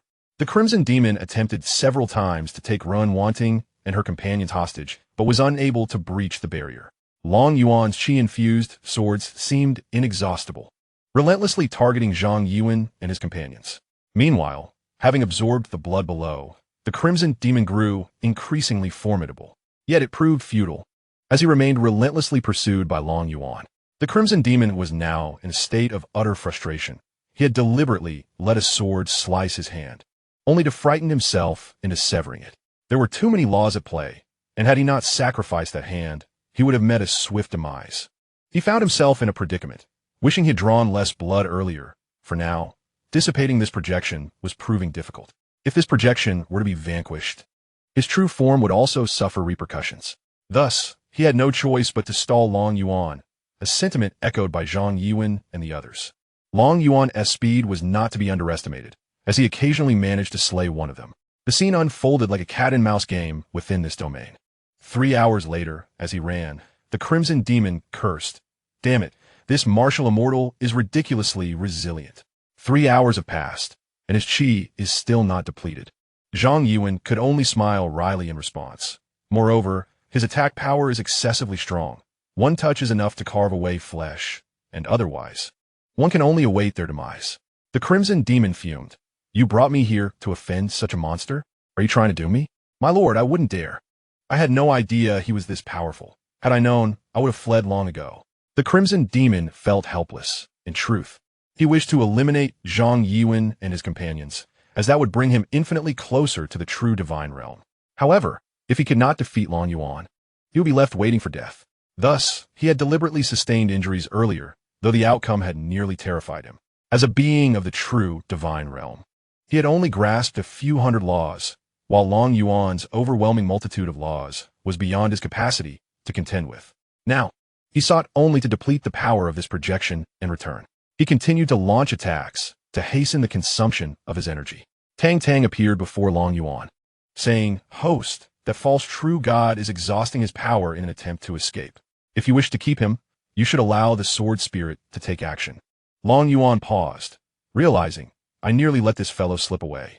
I intended to play with him a bit longer, but it seems that is no longer an option. Chapter 209. The Sword Spirit Slays the Crimson Demon. Upon Long Yuan's halt, Zhang Yuan and the others breathed a sigh of relief. That guy's chi is finally running low. We managed to hold on. The Crimson Demon, too, felt a sense of relief, as it seemed the time had come for him to strike. In the distance, Ren Wanting felt her heart race, concerned that Long Yuan might exhaust his chi. Long Yuan retracted his chi-infused swords and summoned the sword spirit directly. The young girl appeared before Long Yuan, inquiring, Master, what do you seek from me? Long Yuan pointed into the distance. Do you not see those whom I cannot defeat? They flee too swiftly for me to pursue. The girl cast her gaze and exclaimed, Oh, there are demons present, and you're a member of the Crimson Tribe. Quite impressive. It seems that even the demons have resorted to menial tasks now. Her words left the crimson demon bewildered. This sword spirit instantly recognized his demonic lineage and sensed the looming threat of death. Trembling, the crimson demon stammered, "Esteemed sword spirit, I was merely passing by. Could you allow me to depart?" The girl shook her head. "That won't do. My master has commanded me to eliminate you." Realizing escape was futile, the crimson demon suddenly manifested numerous tube-like appendages. With a series of sounds, these appendages infiltrated the bodies of the disciples of Tianyin sect. Yuan stared at the crimson demon, "You actually," and fell silent. A torrent of blood was siphoned into the crimson demon, causing his aura to swell dramatically, nearing the threshold of true divinity. The girl pouted, "Is this all? I expected you to create quite a stir. If you were to summon a few from your supreme realm, I might take you more seriously." "Oomph, such arrogance. Do you think a mere sword spirit could ever encounter a supreme being?" The girl, uninterested in further conversation with the fool, summoned the Dragon Abyss sword.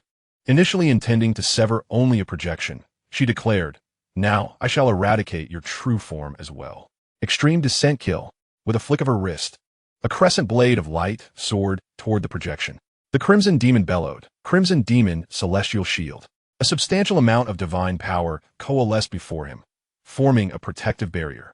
"Let us see how you breach my defense," he boasted. The girl, unfazed, busied herself with her braids. The sword light sliced through the shield, obliterating the projection and tearing through space toward the distant demon realm. In a demon palace, the crimson demon suddenly opened his eyes, spitting out a mouthful of demonic blood. "How is this possible? What manner of sword is this, to so effortlessly breach my defenses?" No sooner had he uttered these words than a blade of light pierced through the void, appearing before him. "No!" he gasped. With a swift motion, the sword light cleaved the crimson demon in half before dissipating into the ether. The laws governing the sword instantaneously extinguished the demon's life force. Thus, a true divine demon met his demise at the hands of the sword spirit. The girl turned to Yuan and asked, "Is there anything else? If not, I shall take my leave." Yuan pondered for a moment. "Please wait. Take me back to the Long family. I would rather not have to seek you out tomorrow." "Very well, let us depart." "Hold on, I must bid farewell." Yuan approached Run Wanting and waved his hand, causing all barriers to vanish. Just as he intended to speak, the fabric of the sky tore open, and several demigods emerged. They had been obstructed by the domain earlier and were unable to enter. Now that the Dao domain has vanished, they are able to enter. These individuals are the ancestors of various factions, and they have come to ascertain who is responsible for the demise of the celestial Dao domain's powers. Witnessing the devastation of the Tianyin sect, Wu Lei, in a fit of rage, exclaimed, "Jiutian Dao sect, how audacious of you to collude with the demonic clan to annihilate our esteemed forces in the Dao domain. Not only have you obliterated the Tian family, but now you have also extinguished the Tianyin sect." Yuan regarded Wu Lei with disdain, retorting, "Old fool. It was I who eradicated the Tian family, and it is I who dispatched these individuals. Do you have any objections? Or do you wish for me to extinguish your lineage as well?" Enraged, Wu Lei shot back, "You Jiutian Dao sect have committed acts against the Dao lineage, and you expect a mere junior to bear the blame?" The members of the Jiutian Dao sect were rendered speechless. These intruders sought to seize resources and yet concocted such excuses to attempt to consume their sect as well. Yuan, uninterested in further discourse, commanded, "Sword spirit, eliminate this chatterbox." "Understood, master." The young girl wielded her sword. A glimmer of cold light flashed, so swift that it eluded the notice of all present. In an instant, Wu Lei's head was severed from his body. This scene left everyone in shock. They could hardly comprehend the suddenness of Wu Lei's demise. Yuan addressed the onlookers. "If it were not for your potential future usefulness, today would see your end. I am the one who has vanquished these two major factions. Should you dispute this, you may seek me out in the Tianxian domain. Should you dare to provoke the Jiutian Dao sect, I shall not hesitate to annihilate your entire factions." Upon hearing that it was a member of the Long family from the Tianxian domain, and recognizing Yuan as the young master of the Long family, who had previously faced some of their elites, fear gripped their hearts. They recalled that Long Zhen had once challenged them in the Dao domain, only to be defeated by the martial emperor, who subsequently barred him from entering again, allowing their factions to settle down. Now, with Yuan's arrival, they found themselves in a precarious position, especially since the martial emperor had been in seclusion for many years. Rumored to be on the verge of breaking through to the martial god realm, a semi-divine elder hesitantly stepped forward. "Young Master Long, You have misunderstood. The words of that man have no bearing on us. We merely sensed the demonic energy and came to investigate. We harbor no ill intentions. Seeing the elder's prudence, Long Yuan chose not to press the matter further, for he would require their assistance in dealing with the Blood Clan and the Shi Divine Clan in the century to come. As you can see, I am the one who has vanquished them. If you have any grievances, go directly to the Xianxia domain to seek me. You have our agreement. Young Master Long, the Tianyun sect's collusion with the demonic clan is a capital offense, and your actions are commendable. We shall take our leave. With that, the others hastily departed. The Grand Elder of the Jiao Tian Dao sect expressed his gratitude to Long Yuan. Thank you, young Master Long, for your timely intervention. After which, he discreetly led his followers to gather resources. Long Yuan, uninterested in further interactions, turned to Ren Wanting and said, I shall return to the Long family. Should you encounter any troubles, send me a message, and I shall appear at once. Ren Wanting felt a myriad of emotions, but stifled her tears for the sake of becoming stronger. You should go. With the Ice Spirit by my side, I will be safe. When I deem myself worthy to stand beside you, I shall seek you out. Long Yuan sighed, for this woman was quite stubborn and resistant to persuasion. Very well. I shall await your arrival at the Long residence. Ren Wanting stepped forward and embraced Long Yuan, urging him to take care of himself. Promising that she would come to him soon, Long Yuan gently patted her back, assuring her that he would wait. The two parted ways, and Long Yuan turned his gaze towards the Sword Spirit. Chapter 210, The Secret Realm of the Divine Tomb. The Sword Spirit opened a rift in space, pulling Long Yuan into it. Ren Wanting watched the healing space, unable to suppress her tears. The Ice Spirit spoke. In truth, staying by his side will accelerate your growth. He possesses strength beyond imagination. Ren Wanting nodded, acknowledging her awareness of his formidable power, expressing her desire to be his support rather than a mere ornament.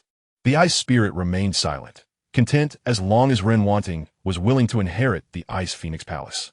In the courtyard, the space split open. The little girl emerged with Long Yuan in tow. Sensing the spatial fluctuations, Long Qi appeared in the courtyard. Where have you been these past few days? Did you not claim to possess the key to the secret realm? Did you not sense any changes in the key? Long Yuan appeared bewildered, questioning the existence of a secret realm key. The key to the Divine Tomb secret realm. Long Qi exclaimed. The Divine Tomb secret realm will descend upon the Zhuke domain in 8 months, and this time, entry is restricted to those above the Immortal King realm. Long Yuan suddenly recalled the iron piece from the system space and retrieved it, observing the faint blue glow that now radiated from it, no longer resembling its original form. Long Qi exclaimed excitedly, This is it. With this, our Long family can send an additional 100 people inside. Long Yuan tossed the key to Long Qi, saying, Take it. It serves no purpose for me. Long Qi caught the key, stating, I summoned you to lead people to the Divine Tomb, not merely to collect keys. I have no interest. Let them go on their own. Long Qi, astonished, replied, You are turning down the legacies of the Dark Night God and the Heavenly Shadow God? In an instant, Long Yuan snatched the key from Long Qi's hands, declaring, Such matters should be entrusted to me. You all are of an age to enjoy your retirement at home. Long Yuan's swift change of demeanor was remarkable. Long Qi rolled his eyes, knowing that as long as it concerned those close to Long Yuan, he would never let it go. Very well. I will select the Immortal King Realm descendants from our family for you. With the key, you can bring in 100 people. I will choose 100, leaving the remaining 100 for you to arrange. Long Yuan shook his head. I only have a few by my side. You can manage the other spots. All right. I shall handle this. With that, Long Qi immediately began selecting family members. The elders were preoccupied with family affairs, lacking the time to choose the descendants themselves. Other major factions were also selecting their disciples to enter the secret realm. In the Zhuke domain, an ancient gate flickered into view above a range of mountains. With the surrounding space warping, a considerable number of Phoenix clansfolk had gathered. The clan leader, Jiao Feng, gazed at the gate and slowly spoke. Elder, it is certain that the key resides in the immortal realm.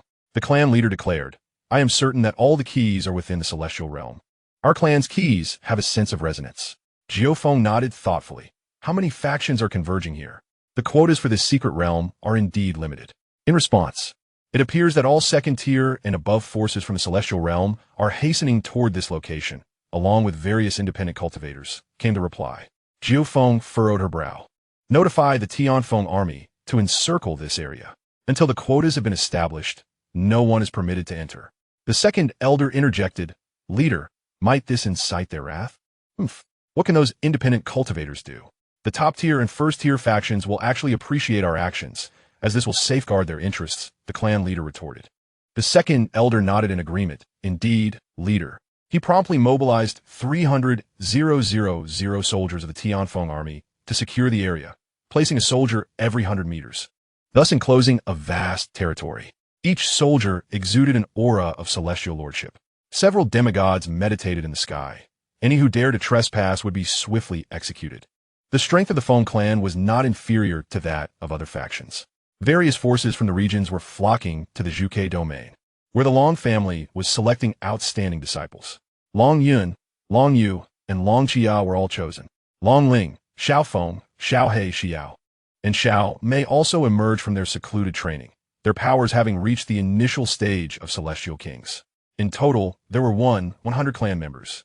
A Qinglong warship hovered above the Long family, and everyone gradually ascended aboard. Long Yuan stood at the bow, commanding, Let us depart for the Zhuge domain. The warship transformed into a swift sword and soared into the sky. After the Long family had decimated 11 demigods from the heavenly palace, the latter had quieted, as they dared not act independently in the absence of Ouyang Xiongba. This time, they dispatched 1,000 disciples and 10 demigods to escort them to the Zhuge domain. In contrast, Long Yuan had no demigods accompanying him. As the Qinglong warship traversed the skies, Xiao inquired of Long Yuan, Brother Long, Is it true that this secret realm holds the legacy of the Dark Knight deity? Long Yuan turned to Xiao. If you ask me, whom should I inquire? Long Xia approached with a smile. Others only know that this secret realm is a divine burial ground. In truth, it is a divine mausoleum, housing many deities. The central region contains legacies beyond even the divine emperors. Xiao gazed at Long Xia in shock. Legacies beyond divine emperors? How might one acquire such legacies? Wouldn't that make one immensely powerful? Long Yu chimed in with a grin. It is not so easily attained. Currently, only 3 individuals have obtained legacies from beyond the divine emperors, and those 3 have long ascended to the celestial realm. Long Xia nodded seriously indeed. Countless individuals enter the secret realm, yet very few can claim the legacies of the divine realm. Xiao continued to inquire about the circumstances within the divine mausoleum. The warship cruised steadily toward the Zhuge domain, while behind Long Yuan, another warship sped forth at an astonishing pace, leaving afterimages in its wake. On board a vessel, a monk laughed heartily, exclaiming, Do you see? The warships of the Tianxian domain pale in comparison to those of our Tianming temple. The words of the Wu Dao sequence ring true. How could these simpleton ships from the Tianxian domain ever compete with ours? Ha ha wufa. Do not underestimate the people of the Tianxian domain. They possess certain capabilities. These individuals are the prodigious monks from Tianming Temple, who have received word of the impending opening of the Divine Tomb's secret realm. Thus, they hasten towards the Zhuge domain, overtaking numerous warships along the way. Gradually, they begin to perceive their own vessel as invincible, flying recklessly and arrogantly throughout the journey. Wu Fa remarked, Wu Dao sequence. There's a warship ahead. Shall we overtake it? Wu Dao chuckled. Let us surpass it and send their ship flying. Very well. I shall personally navigate our warship, Wu Fa declared as he approached the control panel. Fill the celestial crystals to the brim. We shall blow that warship away. Understood, responded a group of monks, diligently attending to their respective positions. Wu Fa grinned. Today, encountering us is indeed your misfortune. Chapter 211, Xiao vs. Jie Wu. Wu Dao's warship surged forth like a shooting star, creating a terrifying shockwave. Long Yuan was sipping tea aboard his ship when Wu Dao's vessel flew past, the powerful gust causing the Qinglong warship to sway slightly. Tea spilled from his cup as he slowly set it down.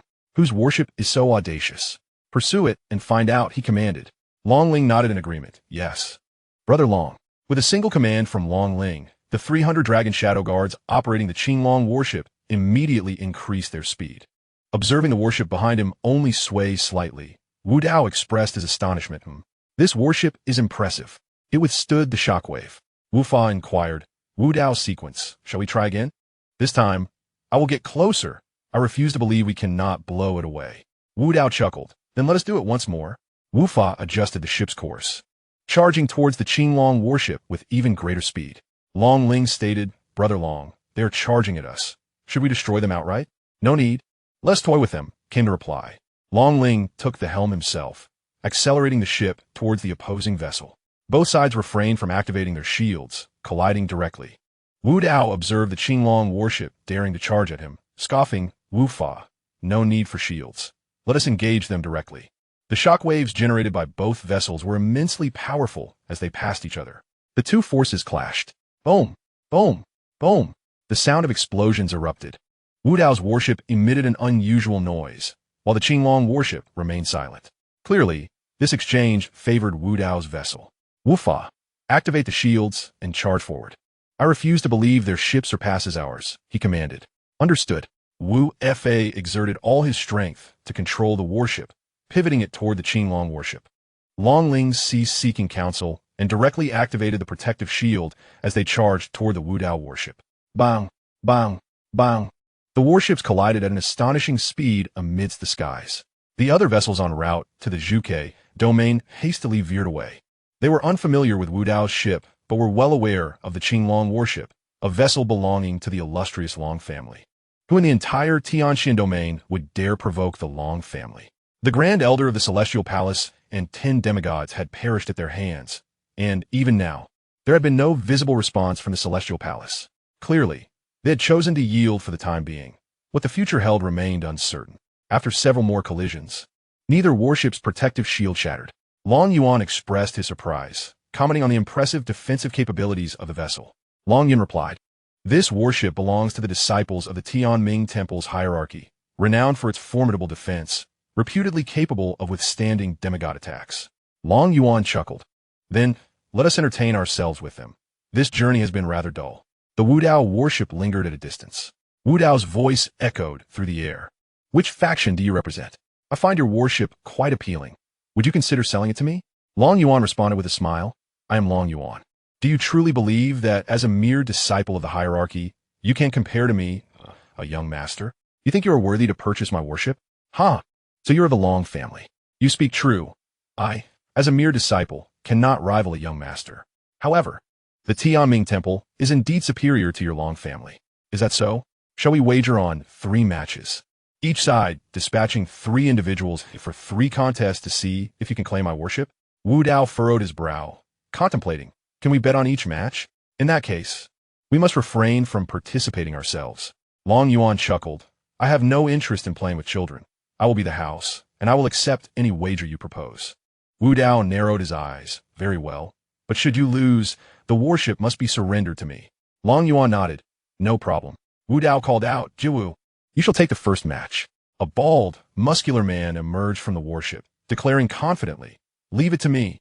I will ensure your victory in this first contest." Long Yuan replied with a grin, "To win my warship, you must wager a substantial amount of celestial crystals. It is impossible to expect to claim it with merely a single crystal." Wu Dao gazed at Long Yuan. "How many celestial crystals do you require for this warship?" After a moment's consideration, Long Yuan stated, 300 million celestial crystals. Does that not seem reasonable? Very well, 300 million celestial crystals it is. I shall wager that amount. Long Yuan nodded and turned to the people aboard the warship, asking, "Who will compete in this match?" Xiao soared into the air, exclaiming, "Brother Long, I shall take this match." Jiwu stood opposite her, saying, "Little girl, you should step down. Your petite frame cannot withstand even a single blow from me." Xiao pouted, replying, "What a waste of breath." As she spoke, her figure vanished, and a dagger lunged toward Jiwu's heart. Jiwu's expression shifted as he realized that even at the peak of the Celestial King realm, he found it difficult to discern the trajectory of Xiao's attack. Great Ming Diamond Shield. Clang! The dagger struck against the diamond shield. As the impenetrable barrier remained unbroken, Xiao's gaze turned icy in an instant. Her figure vanished again, and a barrage of attacks struck the indestructible shield. Clang! Clang! Clang! Jia Wu laughed heartily. "Your attacks can't even breach my defenses." Xiao scoffed, "Is that so?" With a mere flick of her finger, a series of cracking sounds echoed. In an instant, the barrier shattered, leaving Jia Wu in disbelief. How is this possible? Xiao lunged at Jia Wu's head with her dagger. Sensing the imminent threat of death, Jia Wu swiftly tilted his head to evade the blow. His skin transformed to a golden hue as he unleashed a powerful punch toward Xiao. The sheer force of his strike distorted the very fabric of space. Yet Xiao conjured a shield to protect herself. Boom! His fist collided with the shield, forcing Xiao to stagger back several steps. Both were exceptional talents. However, Jie Wu's higher cultivation level made it challenging to gain the upper hand. They clashed repeatedly in the skies. Bang, bang, bang. The intensity of their battle escalated, leaving Wu Dao and the others in awe as they witnessed the fierce confrontation above. They had not anticipated such strength from someone beside Long Yuan. This young girl's combat prowess astonished even Wu Dao. In the sky, Jie Wu bellowed, golden body manifestation. A magnificent golden Buddha figure materialized behind him. Little girl, you've done well to last this long against me. It's time to end this. As his words fell, countless fists rained down upon Xiao. Xiao Meyer and the others grew increasingly worried for Xiao, fully aware of the overwhelming power behind this strike. In response, Xiao unveiled her trump card. Night descends. The sky darkened abruptly, and Xiao vanished from view. The fists crashed into the mountain range below, creating a series of thunderous explosions. Boom! Boom! Boom! The mountains crumbled under the onslaught. Yet Jie Wu was now filled with panic, for he could no longer locate Xiao. In the next moment, countless daggers surged towards him. Thud! Thud! Thud! The sound of daggers piercing flesh echoed as Jie Wu found himself with a gaping wound. The darkness dissipated, and Xiao reappeared on the warship. Jie Wu knelt in the sky, blood streaming down his body. A monk assisted him back to the warship, where Wu Dao examined Jie Wu's injuries, his expression darkening as he glared at Long Yuan. You have been too ruthless. You've severed one of his main meridians. Long Yuan waved his hand dismissively. Enough with the complaints. Bring me the celestial crystals. Is it not normal for injuries to occur in combat? Besides, he is merely wounded, not dead. Just let him recuperate. Wu Dao's face turned grim. Wu Tian, you shall take this round, and do not hold back. Understood, senior brother Wu Dao. Wu Tian soared from the warship, challenging. Who among you dares to face death? The Dragon Clan disciples on the Qinglong warship surged forward, eager to challenge Wu Fa. Long Yuan raised his hand. What are you all rushing for? We haven't even secured the celestial crystals yet. First, hand over the 300 million celestial crystals. Wu Dao grit his teeth and tossed a storage ring towards Long Yuan. This is 300 million celestial crystals. Can we begin now? Long Yuan accepted the ring and handed it to Xiao Meyer. My dear wife, please check if it contains 300 million celestial crystals. This scene infuriated Wu Dao immensely. Enough. Are you still going to compete? Long Yuan replied sternly. If someone gifts me celestial crystals, how could I refuse? Who would be foolish enough to turn down free celestial crystals? Very well, this time I wager 600 million. Do you dare accept? Long Yuan scoffed. What is there to fear? Bet as you like. I can handle it all. Long Ling, it's your turn. Yes, brother Long. Long Ling brandished a spear and soared from the battleship, a petite girl wielding a spear much taller than herself, raising doubts about her ability to wield such a weapon. Wu Tian wasted no words. A rod made of an unknown material appeared in his hand, and he swung it directly at Long Ling. Long Ling entered a combat stance, her aura chillingly intense, as she raised her spear to meet the challenge. A piercing explosion reverberated through the sky as their weapons clashed. Both combatants were evenly matched. After a single exchange, they separated. Wu Tian's expression turned grave. He had initially underestimated the girl, but to his astonishment, they were evenly matched from the outset. As a member of the Wu lineage, he was on the verge of contending for a higher rank. Yet here, he was battling a mere girl with equal footing. If this were to spread, how would he maintain his dignity?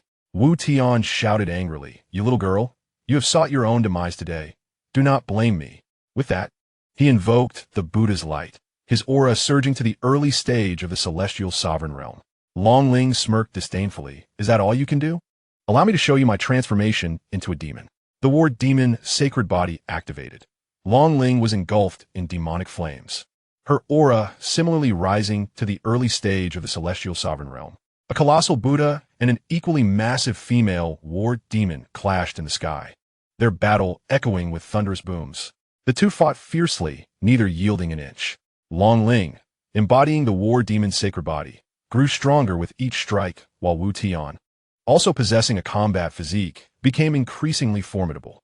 After several hundred exchanges, there were no signs of defeat from either side. Wu Tian, frustrated by his inability to subdue the girl, felt conflicting thoughts arise, and his aura began to shift. The Buddha's light surrounding him morphed into demonic energy. and he ascended to the mid-stage of the celestial sovereign realm. Wu Fa's expression shifted. Should we intervene and stop junior brother Wu Tian? Wu Dao glanced at the distant Azure Dragon battleship and decided against intervening. If Wu Tian succumbs to the demonic influence, we shall simply capture him and purify his demonic energy later. Wu Dao instructed, prepare to suppress Wu Tian, great master. Wu Fa nodded, understood. He went to summon the demigod master for the task. Meanwhile, in the sky, Wu Tian had succumbed entirely to the demonic influence. He glared at Long Ling, declaring, "You must perish today." With that, a colossal demonic hand descended, eclipsing the sky as it reached for Long Ling. The dragon spirit bellowed, "Unleash the body of the war demon. Invoke the war demon's heavenly retribution." A colossal shadow of a demon rose from within, brandishing a long spear that pierced the sky towards the ominous hand above. Bang! Bang! Bang! The spear clashed against the spectral hand, piercing through it and soaring into the heavens. The demon shadow swept its spear horizontally, while Wu Tian raised a staff to block the impending strike. Boom! Wu Tian was forcefully repelled, and the dragon's spirit relentlessly pursued him, acutely aware that her current state could not be sustained for long. Thus, she sought a swift conclusion, relentlessly thrusting her spear at Wu Tian. He parried continuously, yet he found himself utterly incapable of countering the ferocity of her assault. Wounds began to mar his body, and demon blood rained down from the sky. His aura waned with each passing moment, while the dragon spirit's strikes grew ever more potent. Witnessing this, Wu Dao shouted, "Master, intervene to save Wu Tian." An elderly monk with a shaved head surged forth from the warship, striking towards the dragon spirit with an open palm. In a flash, Long Yuan appeared before the dragon spirit, pointing a finger, and a radiant rainbow surged forth. Boom! Boom! Boom! This strike shattered the monk's palm, the blade of light piercing through the old monk's skull. Seizing the moment, the dragon spirit thrust her spear into Wu Tian's heart, standing still with her weapon withdrawn. Long Yuan's expression turned cold. "So, you choose to disregard the rules? Then I shall do the same." Wu Dao's countenance changed dramatically.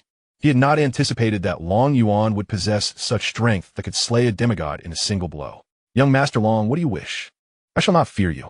No sooner had Wu Dao spoken than 14 demigods emerged from the warship.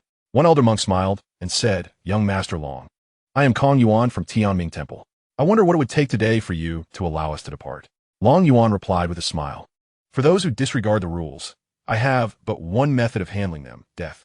As soon as he finished speaking, a massive sword of true energy coalesced in his hand, stretching thousands of meters into the sky. Kong Yuan's expression turned grave as he formed the Arhut formation. The 14 demigods constructed a formation, summoning a golden Arhut to shield the warship. Long Yuan smirked, "Impressive. You appear formidable. Let us see what you are capable of." With that, he dashed toward the Arhut's divine form. The Arhut's eyes widened, invoking the hands of demon extinction. Two colossal palms came crashing together as the giant sword cut through them, bearing down on the Arhut. With a swift movement, Long Yuan materialized behind the Arhut, his figure flickering as he unleashed a flurry of strikes. The giant sword sliced through the Arhut, and Long Yuan withdrew, standing still. The Arhut began to dissipate, while the heads of the 14 demigods fell, their bodies cleaved into pieces, plummeting from the sky. Wu Dao was left dumbfounded. The 14 demigods appeared so feeble before Long Yuan. In but a single move, they were all annihilated on the spot. The people from the Heavenly Palace had only invited them to provoke Long Yuan. Was this not tantamount to seeking death? Chapter 213, The Cult of Evil. Wu Dao's hatred for the Heavenly Palace had reached its zenith, and fear began to take root within him, uncertain of how Long Yuan would deal with them. As Wu Dao pondered, a delicate voice suddenly pierced the air. The void shattered with a series of sharp cracks. Xiao Meier had appeared near Wu Dao without his notice, unleashing her formidable skill. By the time Wu Dao reacted, it was too late. The bodies of all the members from Tianming Temple shattered like glass. Long Yuan responded swiftly, commanding, "Tang Tang, quickly collect the spoils." "Understood, esteemed host," came the reply. All treasures were swiftly gathered by Tang Tang, while Wu Dao's fragmented form was consumed by the void. With the extermination of the humans, the Qinglong warship continued its journey toward the Zhuke domain. In the Qingyan domain, at Tianming Temple, the old monk guarding the life tablets was startled by the sound of shattering tablets. Upon closer inspection, his soul nearly fled in terror. The Wu Dao lineage had been utterly annihilated. Kong Jing immediately rushed to the main hall. Master, it's dire. The entire Wu Dao lineage has perished in the Xianxia domain. The old monk, sitting quietly in the hall, widened his eyes in disbelief. What did you say? How could they die in the Xianxia domain? Were they not en route to the Zhuke domain after conversing with the heavenly palace? Kong Jing responded. Master, 15 masters of the Kong lineage fell simultaneously, as did Wu Dao and his disciples. They must have encountered an assault by dozens of demigods. Master Dao Yuan gazed distantly, contemplating the few forces in the Tianxian domain capable of such a massacre, namely the Long family from the Heavenly Palace and several other top-tier factions. Investigate who is responsible for their demise. We must avenge this. If it turns out to be the Long family, we shall acquiesce to Ouyang Xiongba's terms. Very well. I shall arrange for an investigation immediately. Kong Jing left the hall to initiate inquiries into Wu Dao's death. Meanwhile, several demigods from Tianming Temple soared toward the Tianxian domain. On the other hand, Long Yuan began distributing the spoils, awarding each disciple with 100,000 celestial crystals, a significant fortune for them. The disciples rejoiced, having acquired such wealth without exerting any effort. Long Yuan, however, was astounded to discover that Wu Dao possessed 6 billion celestial crystals, an amount utterly abnormal. Yet, he dismissed such concerns. Once the celestial crystals were in his possession, there was no reason to relinquish them. In the Baihu domain, Shangguan Yin and her master rode a celestial beast toward the Zhuke domain. Originally, Shangguan Yin had intended to seek Renwanting, but upon ascending to the Baihu domain, she fortuitously became a disciple of the celestial fairy Xiaoyan. The two had traversed the Baihu domain over the years, during which Shangguan Yin's cultivation had ascended to the heavenly immortal realm. Master, Shangguan Yin inquired, will we be able to enter the secret realm? The celestial fairy Xiaoyan smiled, saying, the Feng clan owes me a favor. This time, they shall grant you a slot to enter the secret realm. Shangguan Yin expressed her concerns. Master, what if they refuse? Xiaoyan chuckled. That won't happen. Such a powerful force as the Feng clan would not dare to renege on a favor owed to me. Shangguan Yin nodded, hoping to locate Sister Wanting and that fellow Long Yuan, as they surely possessed a spot. The fairy of the clouds pouted. Do you really think they are significant figures? Just surviving in the celestial realm is a feat in itself. Master, you must not refer to me as Sister Wanting, or I shall ignore you. Very well, I shall refrain from mentioning them. Let us proceed to the Vermilion Bird domain. The celestial beast beneath her quickened its pace towards the Vermilion Bird domain. In the domain of Heavenly Dao, at the Jiuqian Dao sect, Renwanting, accompanied by several disciples and under the protection of 6 semi-divine ancestors, made her way to the Vermilion Bird domain. Individuals from various major powers hurried towards the same destination. During this time, Jiufeng personally stationed herself at the entrance of the secret realm, leaving those who arrived from various factions to encamp at the periphery. The Qilin clan's Ling Yu approached Jiufeng with a smile. Are you truly overseeing this place personally, Sister Jiufeng? Yes, Ling Yu. I find myself with no other choice. Hundreds of factions have already arrived, and I cannot even ascertain the number of semi-divines among them. Thus, I must stand guard here, for this secret realm is of utmost importance to our premier forces. Moreover, the keys have been gathered, allowing us to unlock the final layer of the supreme heritage within the secret realm. Ling Yu nodded in agreement. Indeed, I shall arrange for my people to assist in guarding this entrance, to prevent any disruptions. Thank you, Sister Ling Yu. There's no need for gratitude. If that young man from the Dragon Clan were to arrive, it would be quite simple. He alone would be sufficient to suppress all factions. Curiously, Jiufeng inquired, isn't Long Zhun attending a meeting? How could he possibly come here? Ling Yu shook her head. Indeed, it is Long Yuan. I cannot even fathom the extent of his combat prowess. I have never witnessed him defeated. I have heard of Long Yuan, though I do not know him very well. Ling Yu chuckled. Tell your kin not to provoke him. That black dragon from the Dragon Clan met his demise at the hands of that young man, who then compelled the Dragon Clan to compensate him with 2 billion celestial crystals. Jiufeng's eyes widened in astonishment. To force that ancient dragon to yield such celestial crystals is truly remarkable. You have piqued my curiosity.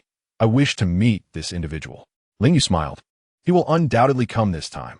Let us await his arrival. Jiufeng expressed her concerns. What I fear most is the appearance of the celestial evil cult to disrupt this entrance. They're the ones who least desire to see us grow stronger. Ling Yu nodded, acknowledging the undeniable threat posed by the celestial evil cult.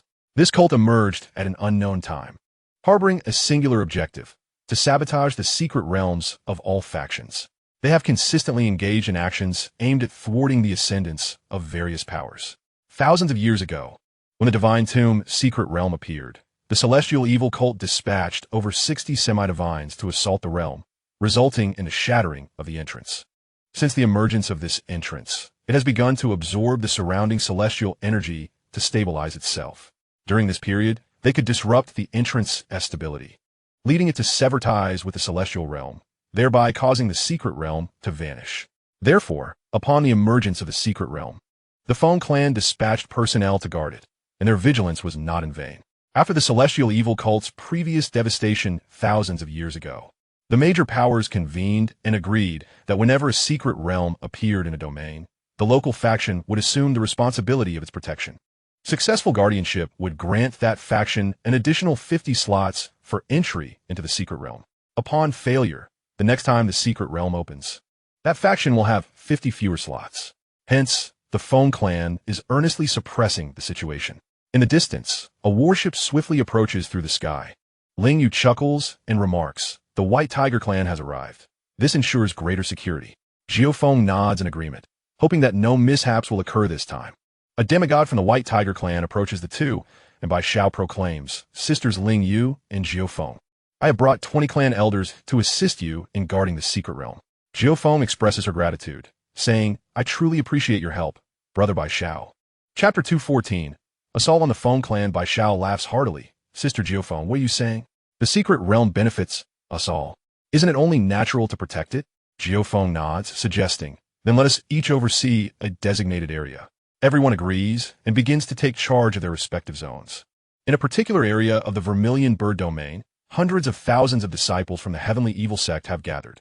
Xianxia states, currently, the Feng clan is fully engaged in safeguarding the entrance to the secret realm, which provides us with the perfect opportunity to amass forces. This time, we must destroy the entrance. They have collected all the keys required to unlock the ultimate supreme inheritance. Should they obtain this inheritance, it would greatly impact our influence over the upper realms. Xianxia, narrowing his eyes, adds, "We have gathered over 300,000 followers, but we still lack sufficient demigods. A direct assault on the entrance would be challenging." Xianxia furrows his brow, questioning when the remaining demigods will arrive and whether the Blood Soul Array is prepared, as it could serve as our trump card. The Blood Soul Array is ready and can summon the upper realm's projection at any moment. Moreover, the Lord God has already agreed to project down, Xianxia confirms. "That is excellent," Xianxia responds. "Once the last batch of our people arrives, we will first send some to attack the Feng clan's ancestral grounds, drawing their powerful warriors away. We will then focus our main assault here. This greatly increases our chances of breaching the entrance to the secret realm." Xianxia nods in agreement, saying, "Very well. I shall arrange this immediately. We will strike as soon as they arrive." Suddenly, Xianxia recalls something and asks, "Have we adequately arranged for those obstructing other factions' progress?" Xianxia affirms, "Yes. They have been positioned. We have sent forth Xianxia and Jingxian to delay them for a brief period, primarily to create disturbances." "Good then. We can only control their elixirs for a century. Let us dispatch those whose time is nearly up as cannon fodder." "Understood. I will prepare accordingly," Xianxia replies, swiftly tending to the various arrangements. Meanwhile, the other factions heading towards the Vermilion Bird domain are being hindered by minor inconveniences. Some instigators are swiftly eliminated, while others continue to bicker. At Long Yuan, 3 Xianxia have also blocked the way. The Qinglong warship halts, confronted by 3 Xianxia ahead. The first fool angrily exclaims, "What faction are you from? Do you not know that flying above us is highly disrespectful?" The second fool chimes in, "Indeed. Do not assume that your status as a major power grants you the right to act arrogantly. You must apologize to us." The third fool nodded, offering an apology, insisting that they must apologize to us. Long Yuan and the others gazed at the trio of fools. Xiaohe rubbed his eyes and asked, "Boss, who invited these clowns? With such feeble strength, won't they be reduced to mere rubble if they charge at us?" Ever since Xiaohe got married, Long Yuan had requested him to refer to him as boss. Ling Shui shot a glance at Xiaohe. "Can't you just behave for a moment?" Xiaohe scratched his head. "I just feel they resemble the kind of fraudsters boss described." Long Yun furrowed his brow. "These 3 seem deliberately intent on delaying us. This is problematic. They belong to the Heavenly Evil cult, and they aimed to make a move on the entrance to the secret realm. Long Yuan's brow knitted in concern. Long Ling. Eliminate them and proceed at full speed towards the Zhuke domain. Without a word, Long Ling steered the Azure Dragon warship directly towards the trio. The protective shield of the warship activated. Bang, bang, bang. 3 resounding crashes echoed as the 3 fools were obliterated. The warship accelerated to its maximum speed, a velocity so swift that it eluded the naked eye. Long Yuan inquired, Long Yun, enlighten me about the heavenly evil cult. Long Yun began narrating the intricacies of the cult to Long Yuan. The more Long Yuan listened, the more his anger intensified. Damn it. How can my legacy allow them to strike back against me? I need to enter seclusion for a few days. You all proceed at full speed. Understood, Brother Long. Long Yuan entered the cabin. Tang Tang, procure 1 trillion gold coins worth of divine elixirs for me. Certainly, esteemed host. Ding. The purchase of divine elixirs was successful, deducting 1 trillion gold coins, leaving a balance of 55 trillion gold coins. Long Yuan continued. Tang Tang, retrieve the spoils from the system space. Of course. Ding. A number of treasures were recovered, totaling 35 trillion gold coins, leaving a balance of 9 trillion gold coins. Long Yuan took out the divine elixir and began to drink. In the blink of an eye, a month had passed. In the Zhuke domain, the members of the heavenly evil cult had all gathered, totaling 1,000 immortal emperors and 100 demigods. This represented a significant portion of the cult's strength. Additionally, 5,000 immortal lords were dispatched to oversee the blood soul array and summon the projection of the divine monarch. Xiamu inquired, how is the situation at the ancestral ground of the Phoenix clan? Xiahan replied with a smile, 10 soon-to-be uncontrollable demigods are approaching for self-detonation. Along with 50 immortal emperors, they must exert considerable strength to withstand this. Xiamu nodded, notify them to proceed. Once the Phoenix clan withdraws, we shall act immediately. Understood. Xiahan produced a communication jade to relay the message. Not far from the Phoenix clan's ancestral grounds, 60 individuals stood with vacant expressions. Upon receiving the message, one of them numbly stated, attack. The 60 individuals immediately flew toward the Phoenix clan. The patrolling members of the Phoenix clan, noticing the approaching figures, shouted, who are you? And what brings you here? Without hesitation, the demigods of the heavenly evil cult launched their assault, unleashing a barrage of attacks upon the patrol team. Puffed, puffed, puffed. The patrolling soldiers, caught off guard, were swiftly slaughtered. After eliminating these foes, the members of the heavenly evil cult advanced closer to the Phoenix clan. The commotion here has captured the attention of the Phoenix clan, prompting a battalion of 1,000 guards to advance towards the intruders. Upon their encounter, the members of the evil celestial sect launched an immediate assault. The captain bellowed, form the battle formation, and notify the clan. In an instant, a formation was established, and a massive phoenix, soaring 1,000 meters high, charged towards the 60 adversaries, flames raging in the sky. The captain shouted, Phoenix flames ignite the heavens. 10 demigods simultaneously unleashed their power, wielding a fearsome great sword aimed at the oncoming phoenix. Boom! Boom! Boom! The sounds of explosions reverberated through the air as the forces clashed. The phoenix held its ground for only a brief moment before being shattered by the great sword. After all, this battalion of 1,000 guards predominantly consisted of those at the Celestial King and Celestial Sovereign levels. Withstanding the assault of 10 demigods for even a short, while was a commendable feat, the great sword descended upon the ranks of the 1,000 guards. Bang! Bang! Bang! In an instant, the battalion suffered heavy casualties, leaving only 200 to 300 still standing. From behind, another 50 celestial emperors launched their attacks towards this group.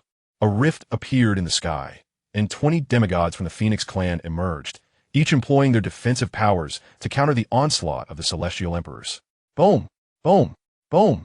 All attacks were successfully thwarted. Phone, you spoke. You must retreat. This is not a place for you. The captain bowed in acknowledgement. Yes, ancestor. Chapter 215. The Art of Self-Detonation. Phone, you gazed at the members of the evil celestial sect before him. You cannot restrain yourselves any longer. Can you? What are your intentions today? The 10 demigods wasted no words. With a wave of their hands, the 50 celestial emperors surged in various directions towards the Phoenix clan. Phone, you commanded, stop them. The others began to intercept the celestial emperors, who either evaded or resorted to self-detonation when cornered.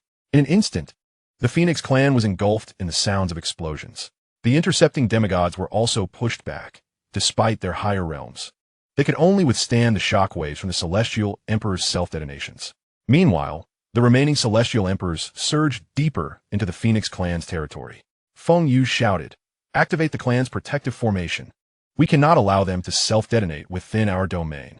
Chaos ensued among the Phoenix clan as the explosions continued to erupt. The 10 demigods charged towards the clan. One of the evil celestial sect's demigods, laughing maniacally, "We are merely the first wave. More will follow." Feng Yu's expression changed drastically. This was dire. They intended to self-detonate. In an instant, the sky tore open with over 100 rifts, and more than 100 demigods appeared above. A formidable defensive barrier rose. Boom! Boom! Boom! 10 earth-shattering explosions rang out, shaking the very ground. Puff! Puff! Puff! Feng Yu and several other elders simultaneously spat out blood. Although they managed to fend off this wave of attacks, a significant portion of them sustained injuries. Feng Yu cursed. Has this evil celestial sect gone mad? Sending so many powerful beings to self-detonate. Feng Ling expressed her concerns, stating that if they were to endure several more such assaults, the Feng clan would likely suffer significant losses. Feng Yu, shaking his head in resignation, suggested notifying the clan leader to see how she would respond. Feng Ling nodded, affirming her intention to contact the leader immediately. At the entrance of the secret realm, Jiu Feng, stationed there, received news from the clan.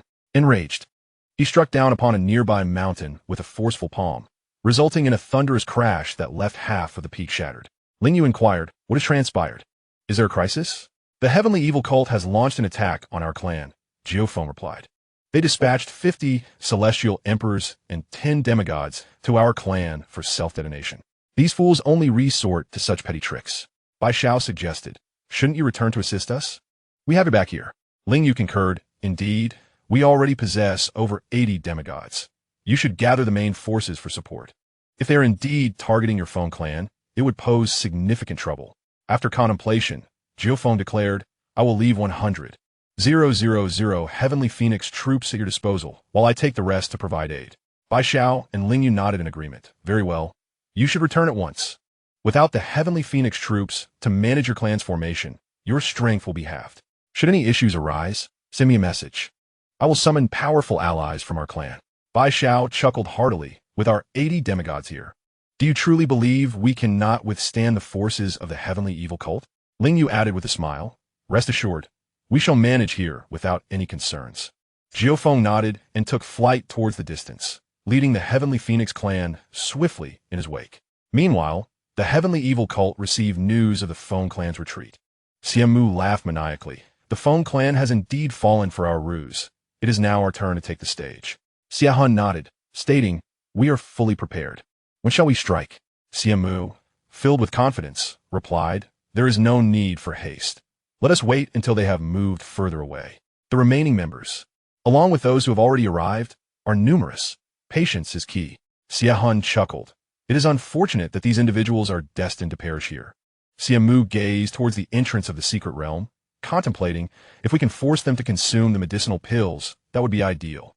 It would grant us another batch of loyal soldiers." "Indeed, you are correct. We shall subdue them and forcibly administer the pills," Xianmu declared. The members of the heavenly evil cult conspired on how to deal with Ling Yu and her companions. While Ling Yu and Bai Xiao arranged the incoming forces to prepare for the impending assault from the heavenly evil cult. 2 days later, Jiu Feng had already advanced far away. Xianmu personally led a contingent towards the entrance of the secret realm, initially accompanied only by Xiahan. More and more members of the heavenly evil cult began to converge from various directions, swelling their ranks considerably. Soon, a formidable force of 300,000 was assembled, marching boldly towards the secret realm's entrance. Upon learning this news, Bai Xiao and Ling Yu wore grave expressions. They realized that the heavenly evil cult had executed a strategic diversion, but they had not anticipated such a large force accompanying this assault. Bai Xiao remarked, "We are in deep trouble. They have a greater number of celestial emperors and demigods than we do, making it exceedingly difficult to guard the entrance of this secret realm." Ling Yu forced a smile, realizing the necessity of guarding this entrance to the secret realm. This was an opportunity to unlock the supreme inheritance. Bai Xiao sighed in resignation, conceding that they must hold their ground. Thus, the two began to devise their strategy, with members of other factions joining their ranks. Xiamu and Xiahun led their followers to confront Bai Xiao directly. Bai Xiao, a formidable powerhouse of the White Tiger clan, was destined to perish here today. I never anticipated that both vice leaders of the heavenly evil cult would be dispatched. I feel truly honored. Xiahun waved his hand, signaling his followers to form the Blood Soul formation. Ling Yu and her companions could only watch helplessly as the formation took shape. Their current priority was merely to defend, as they lacked the strength to counterattack. Xiamu laughed heartily. Are you merely going to observe as we set up our formation? Will you not intervene? Bai Xiao seethed with frustration, yet he found himself powerless to act. Ling Yu addressed her comrades. Prepare for battle. Our ability to hold this ground depends on us. The representatives of various factions echoed her call, shouting, we will hold fast. The atmosphere brimmed with fervor. Xiamu waved his hand, commanding attack. The cultists surged forward, shouting as they charged towards Bai Xiao. In response, Bai Xiao bellowed, kill. Do not hold back. The 100,000 strong Tianfeng army served as the vanguard, while disciples from other factions provided support. The two sides clashed violently, the sounds of battle and anguished cries filling the air. Bai Xiao faced off against Xiamu, while Ling Yu confronted Xiahun. Other demigods also sought their respective adversaries. The sky tore open as 30 demigods of the Phoenix clan emerged onto the battlefield. This was made possible by Ling Yu shattering the teleportation jade given by Geophone. With the arrival of 30 Phoenix demigods, the balance of high-level combatants was restored. However, the Tianfeng army still found themselves at a disadvantage, struggling to maintain their position. Boom! Boom! Boom! Bai Xiao and Xiamu clashed fiercely in the sky, both displaying terrifying strength, and for a moment, neither could gain the upper hand. Chapter 216. The Realm of the Great Celestial God. Geophone, accompanied by her army, was hastening towards the battlefield, but by the time they arrived, the outcome would likely have already been determined. The battlefield descended into chaos, with cries of slaughter echoing everywhere. Gradually, the followers of the heavenly evil cult began to breach the defenses, launching assaults on the entrance to the secret realm. Bai Xiao and Ling Yu grew increasingly anxious, eager to eliminate those intruding forces, yet Xiamu kept them tightly engaged, leaving them unable to act. The situation was no different in other areas of the battlefield. An increasing number of cultists rushed towards the entrance, beginning their assaults, although their attacks could not yet impact the entrance. If their numbers continued to swell and the attack persisted, the entrance would inevitably vanish. Xiamu laughed maniacally. Bai Xiao, you should retreat. You cannot protect the entrance any longer. Bai Xiao, filled with fury, retorted, Xiamu, do not be so smug. Even if we cannot safeguard the entrance, I will take down some of your men today. With that, Bai Xiao transformed into a majestic white tiger, unleashing a roar that reverberated across the heavens. The malevolent gaze of Xiamu grew grave, for Bai Xiao was a seasoned demigod, his prowess nearly equal to Xiamu's. With a roar that resonated through the mountains and forests, Bai Xiao unleashed two formidable attacks, the sonic force of his bellow fracturing the very fabric of space. Another strike, a claw resembling that of a tiger, surged towards Xiamu. In response, Xiamu brandished a massive blade, unleashing a flurry of slashes to counter Bai Xiao's onslaught. The air crackled with the force of their clash, resulting in a series of explosive detonations that sent both warriors reeling far apart. Blood spilled from Bai Xiao's lips, and Xiamu found himself similarly afflicted. The distant Lin Yu met with an identical fate. Retreating to the Blood Soul array, Xiamu declared, Bai Xiao, today you have met your defeat. Summon the Lord of the Divine. With a shift of his hand seals, an aura of summoning emerged from the array.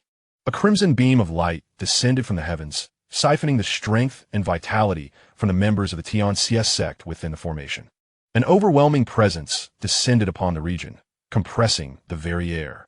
The ground shook as if it were a rain of dumplings falling from the sky, and Bai Xiao and his companions found themselves pressed to the earth. Xiamu and Xiahun bowed before the figure emerging from the light. We humbly welcome the Lord of the Divine. The Scarlet Moon Divine Lord slowly opened his eyes, acknowledging, indeed, this projection possesses the might of a great celestial being. Xiamu spoke, Lord, I beseech you to obliterate the entrance to this secret realm. The Scarlet Moon cast his gaze upon the entrance of the secret realm. This tomb of the divine was a remarkable treasure, yet it was not meant to exist here. With that, he struck down upon the entrance with a mighty palm. Bai Xiao and the others, resigned to their fate, closed their eyes, fully aware of the impending doom. A thunderous explosion echoed throughout the vicinity.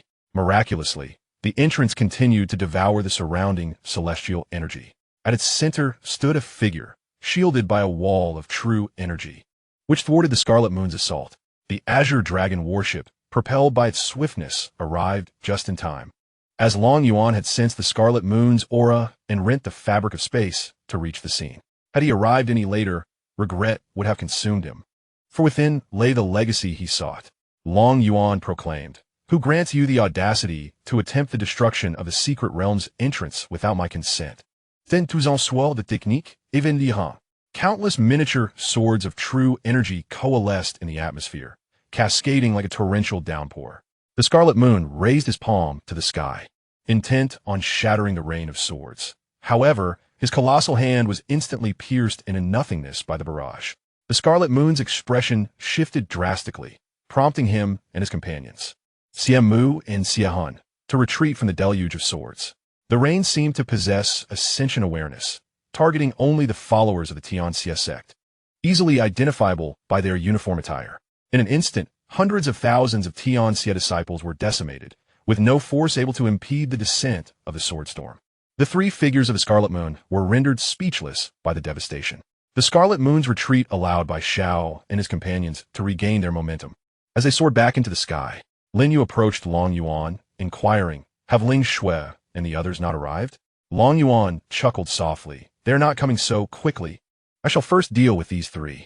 With that, his figure vanished before the crowd. Before anyone could perceive it, a terrifying sword light sliced through the distance, cleaving the space as if it were mere parchment. The Scarlet Moon deity, disregarding the two sinister figures, swiftly retreated to a safe distance. The two were instantly bisected, their lives extinguished in an instant by the force of the laws. Witnessing this scene, Scarlet Moon was utterly astounded.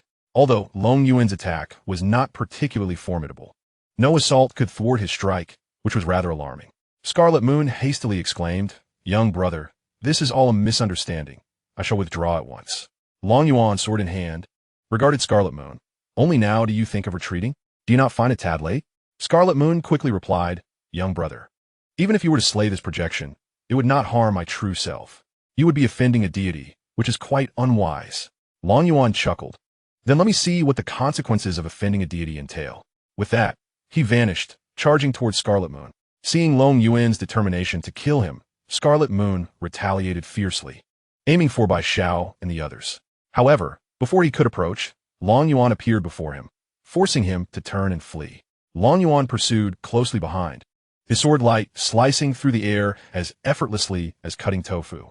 Rifts in space began to form. The heavenly path seemed on the verge of tears, unable to mend the damage. Bai Xiao and the others stared in disbelief as the seemingly hopeless situation transformed into Long Yuan relentlessly pursuing a major deity. Ling Yu chuckled. "I told you, as long as Long Yuan arrives, death is inevitable." Bai Xiao, in a daze, nodded in agreement. "You are absolutely correct. No one in the immortal realm can rival him. Not even the Sword Emperor of the heavenly domain could withstand a single blow." Others from various factions nodded in concurrence. In the distance, Scarlet Moon pleaded for mercy, desperate to preserve this projection that contained a fragment of his divine soul. If Long Yuan were to destroy it, he would need thousands of years to recover. Regret flooded him as he pondered why he agreed to project himself to the lower realm. Now, he found it impossible to return. As he was lost in thought, a beam of sword light grazed his left arm, leaving a wound.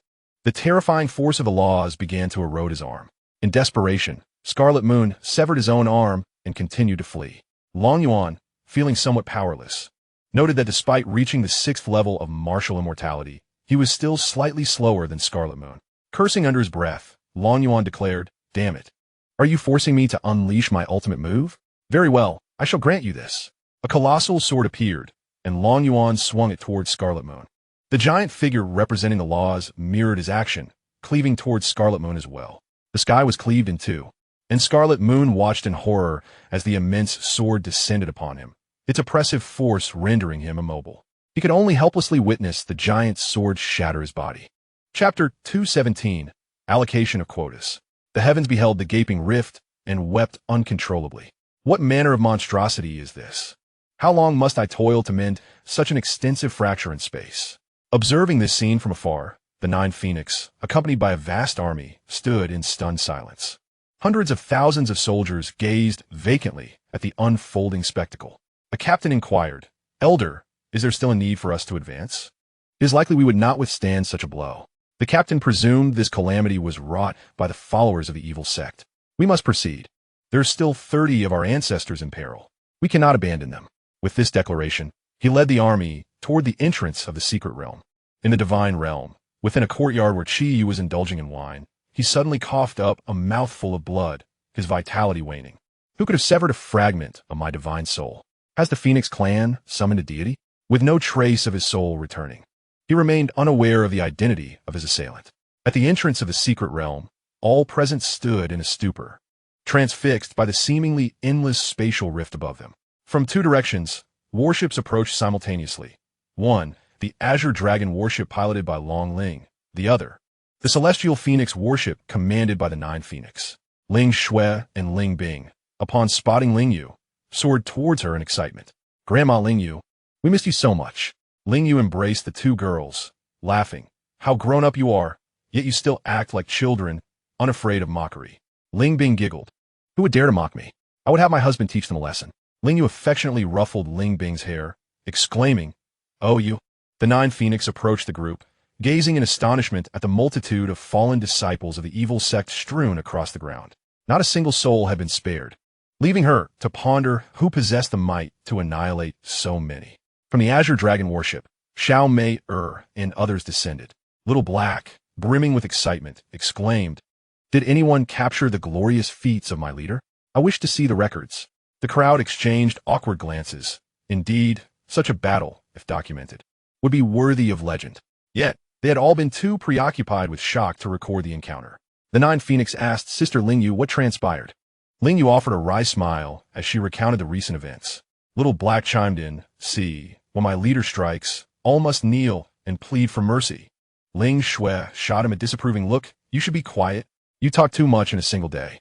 Xiao Meier inquired, "Have you seen where my husband has gone?"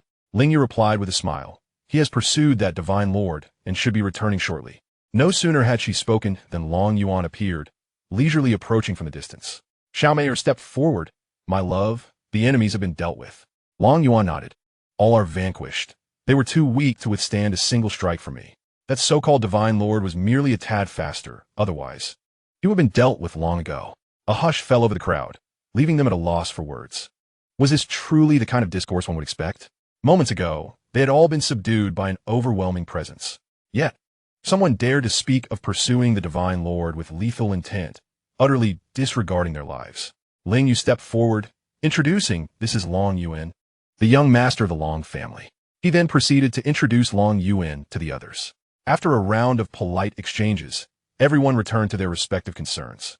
Jiufeng approached with a respectful bow, expressing, "We are immensely grateful to young Master Long for rescuing our ancestors." Long Yuan waved his hand dismissively. "It was merely a trifle. Please continue with your affairs. We shall find a suitable place to settle." Jiufeng and the others nodded in agreement. "Very well. We will first attend to the bodies here." As the crowd dispersed, Long Yuan and his companions sought a nearby spot to rest, conveniently situated not far from the secret realm. Once settled, Long Yuan reclined leisurely in a chair. A day later, representatives from other factions had also found their accommodations and began arriving with gifts to express their gratitude for Long Yuan's timely intervention. Without him, they would have surely perished. Xiao was there to receive the offerings, while Xiao Meier expressed her thanks. Long Yuan, however, did not even turn to acknowledge them. The visitors were undeterred, simply wishing to cultivate good relations. Once they departed, Bai Xiao and the others approached. Jiufeng glanced at Xiao Feng, inquiring, "You ascended from the lower realms, did you not?" Xiao Feng nodded, affirming, "Indeed, I now recognize the young mistress as my superior." Jiufeng advised, "Then it would be prudent for you to remain by her side. It is far more advantageous than your previous position within the Feng clan." Xiao Feng nodded earnestly. "I shall do so." Bai Xiao, Ling Yu, and Jiufeng then approached Long Yuan. He welcomed them. "Please take a seat." Once they were seated, Long Ling served them tea. Bai Xiao began, "Young friend Long, I will refrain from excessive gratitude. We are here to discuss the distribution of quotas." Long Yuan inquired with curiosity, "Wasn't the quota already determined?" Bai Xiao and the others were taken aback, unaware of such a decision. It was Jiu Feng who quickly grasped the situation, explaining, "Young friend Long, the previous quotas were inconsistent due to incomplete keys. This time is unique. All keys are present, allowing for an increased number of entrants into the secret realm." Bai Xiao nodded in agreement, precisely, hence the need for a reassessment of the quotas. Long Yuan asked, "How many will be allowed entry, and how will the quotas be allocated?" Jiu Feng elaborated, "With all keys collected, we can admit 100,000 individuals into the secret realm. Traditionally, our elite factions receive 2,000 quotas, plus those with keys, totaling 2,100, while we must reserve 50,000 for independent cultivators." Long Yuan nodded. "Then let it be as you propose. I have no objections." Ling Yu added, "If you have no reservations, then we shall proceed with this arrangement." After their decision was reached, the four engaged in casual conversation before parting ways. Jiu Feng began organizing the process, establishing criteria for how many individuals each faction could send. As time passed, the number of people continued to grow. The disciples of the Nine Heavens Dao have also arrived. With the assistance of Long Yuan, the Nine Heavens Dao has transformed into a first-rate force, boasting 500 available slots. Due to the overwhelming number of individuals to accommodate, the designated area has expanded significantly. Long Yuan remains oblivious to Ren Wanting's arrival. Shangguan Yin and her master approach a soldier. The celestial lady Zixiao inquires, "Young brother, I seek your clan leader, as I have matters to discuss with her." The soldier of the Tianfeng army, recognizing the esteemed presence of a demigod, does not dare to be negligent and promptly bows, saying, "Please wait a moment, esteemed elder. I shall report to the clan leader at once." The celestial lady Zixiao nods, expressing her gratitude. The soldier hastens toward the grand tent of the Nine Phoenixes, where the clan leader is currently engaged in matters concerning the distribution of slots within the clan. Chapter 218, Exchange of Slots. The soldier enters the grand tent and reports to the clan leader, "There are two individuals seeking you outside. One is a demigod, and the other is in the realm of celestial immortals." Upon hearing this, the Nine Phoenix nods and instructs, "Please allow them to enter." "Yes, clan leader." The soldier ushers the two into the grand tent. The Nine Phoenix observes them, but their identities elude her memory. The celestial lady Zixiao presents a jade pendant, stating, "Clan leader of Nine Phoenixes, this is a gift from an ancestor of your clan. I wish to exchange this pendant for my disciple's entry into the secret realm." The Nine Phoenix accepts the pendant, instantly recognizing its origin. Furthermore, she understands that this slot must be granted. "Your request is accepted. Let your disciple accompany my clan into the secret realm," she declares. The celestial lady Zixiao bows in gratitude. "Thank you, clan leader of Nine Phoenixes." "Not at all. You two may reside in my clan," she replies. "In a month, the secret realm will be opened." "Very well, we shall not impose." "Not a bother at all. Bring these esteemed guests to their quarters."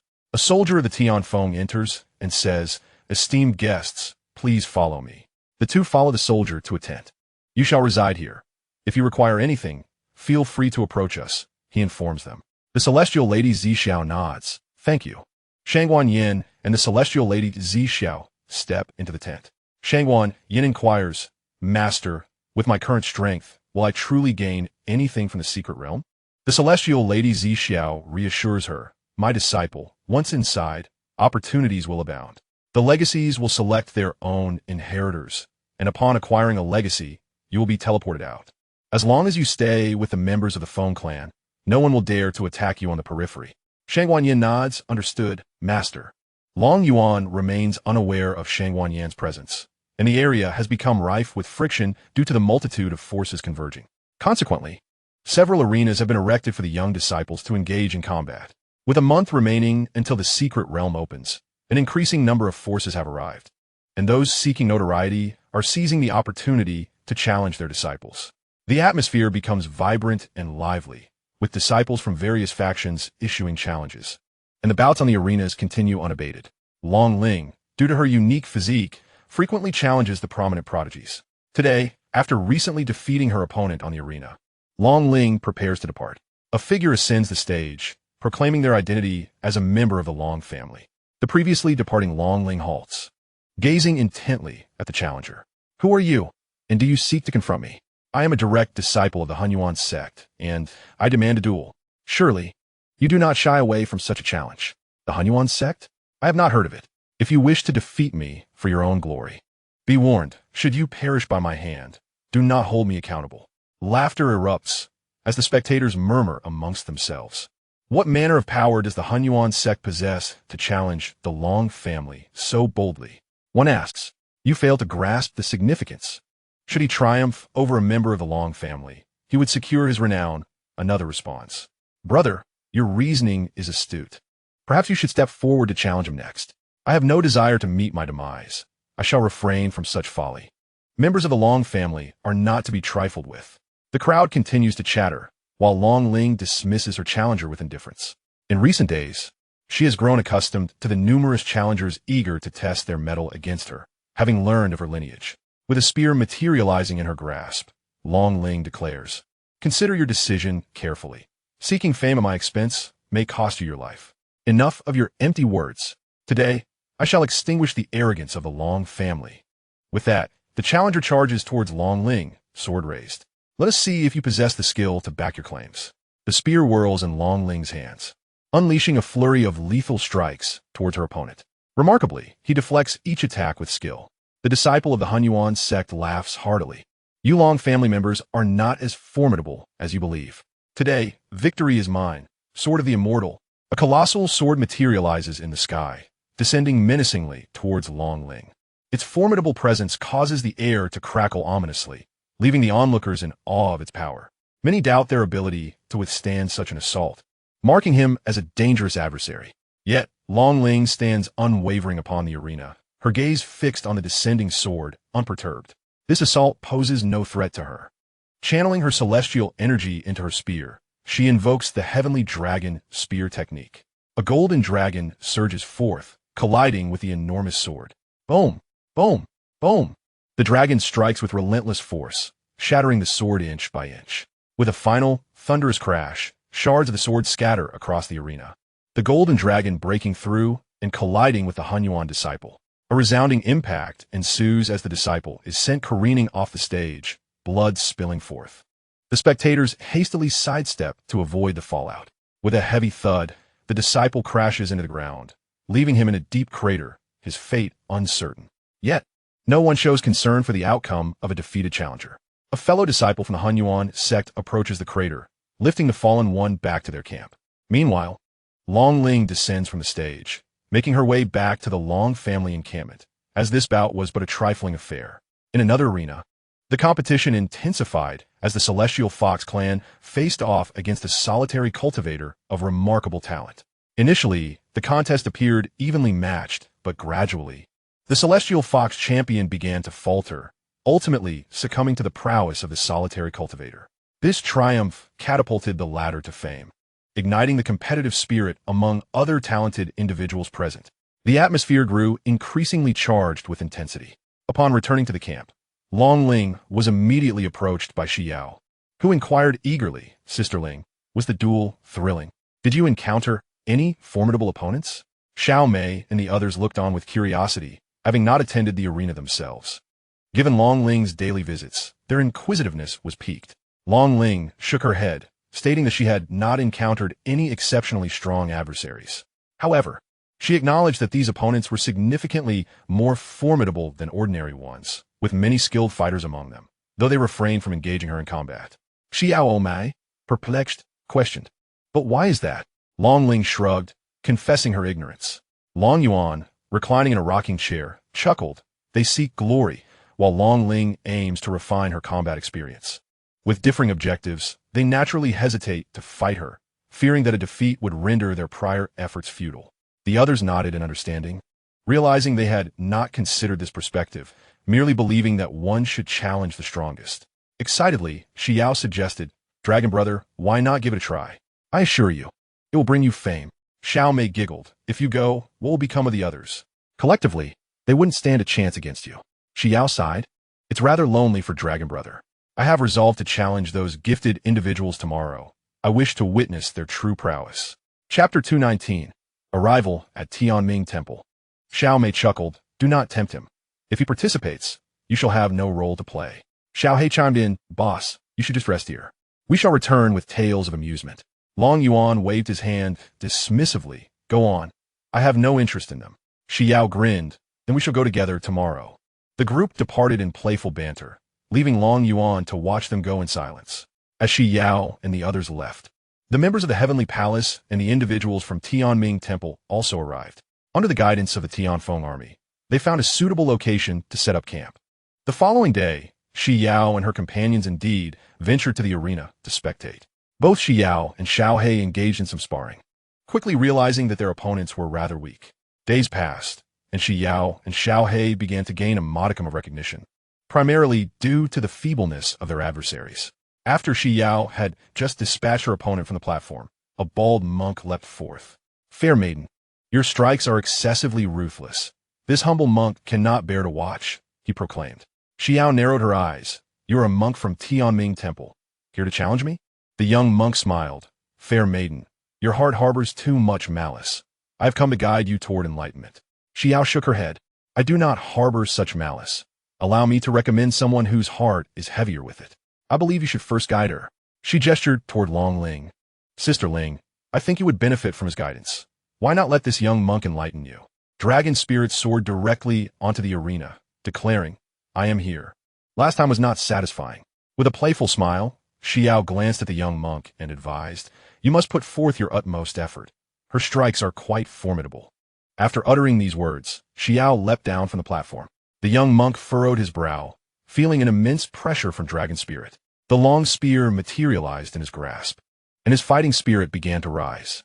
The number of bloodthirsty foes she had vanquished in the past was not insignificant, and the aura of slaughter surrounding him was almost palpable. The young monk sensed the weight of this pressure intensifying, seeking to steady his mind. "Ah, you tofu-like figure. The aura of killing emanating from this lady is overwhelming. Today, I shall enlighten you." As he spoke, the resonant tones of Buddhist chants emanated from his mouth, sending a flurry of notes hurtling toward Dragon Spirit. Unfazed by the incoming notes, Dragon Spirit thrust her spear into the arena, causing a terrifying inferno to rise from her form. The war demon sacred body materialized behind her. The Buddhist melody struck her and produced a resounding thud. With a swift kick, Dragon Spirit propelled her spear toward the young monk, fissures appearing in the very fabric of space at the spear's tip. The young monk shouted, "Heavenly fanfare, golden bell." A massive bell spun into existence, enveloping him, as the spear collided with the bell's surface. Clang! The bell resonated with a sharp sound, sparks flying as the spear met the spinning bell, creating a piercing noise. Dragon Spirit intensified her force, and a cracking sound emanated from the bell.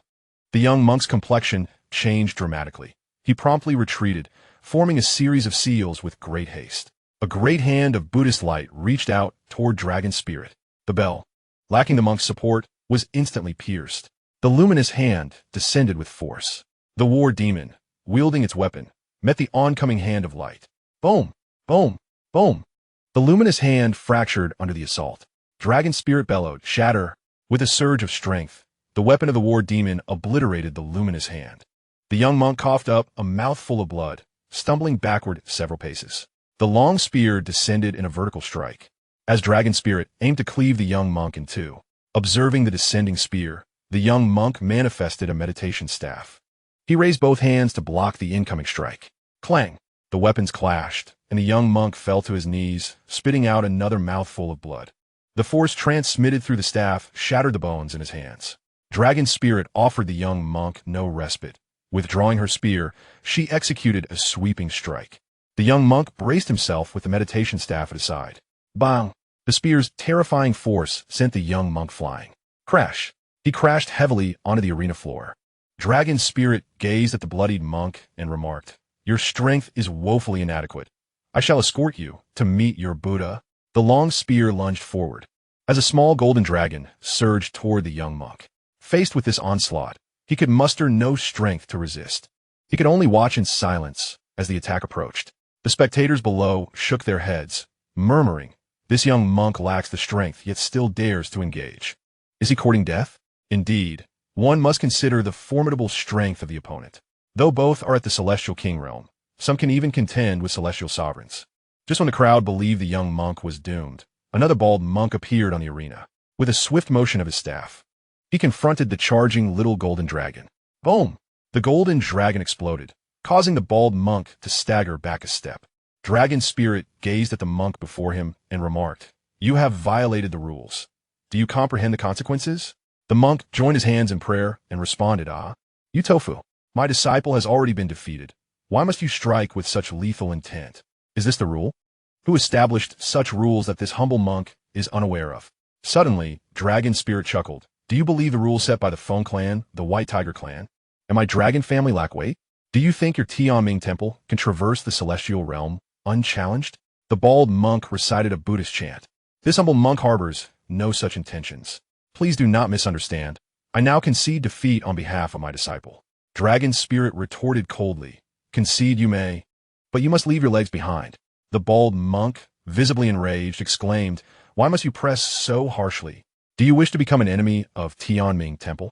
How does being your enemy concern me? Does my dragon family fear your Tianming Temple?" The bald monk raised his staff horizontally and declared, "I am Wuming.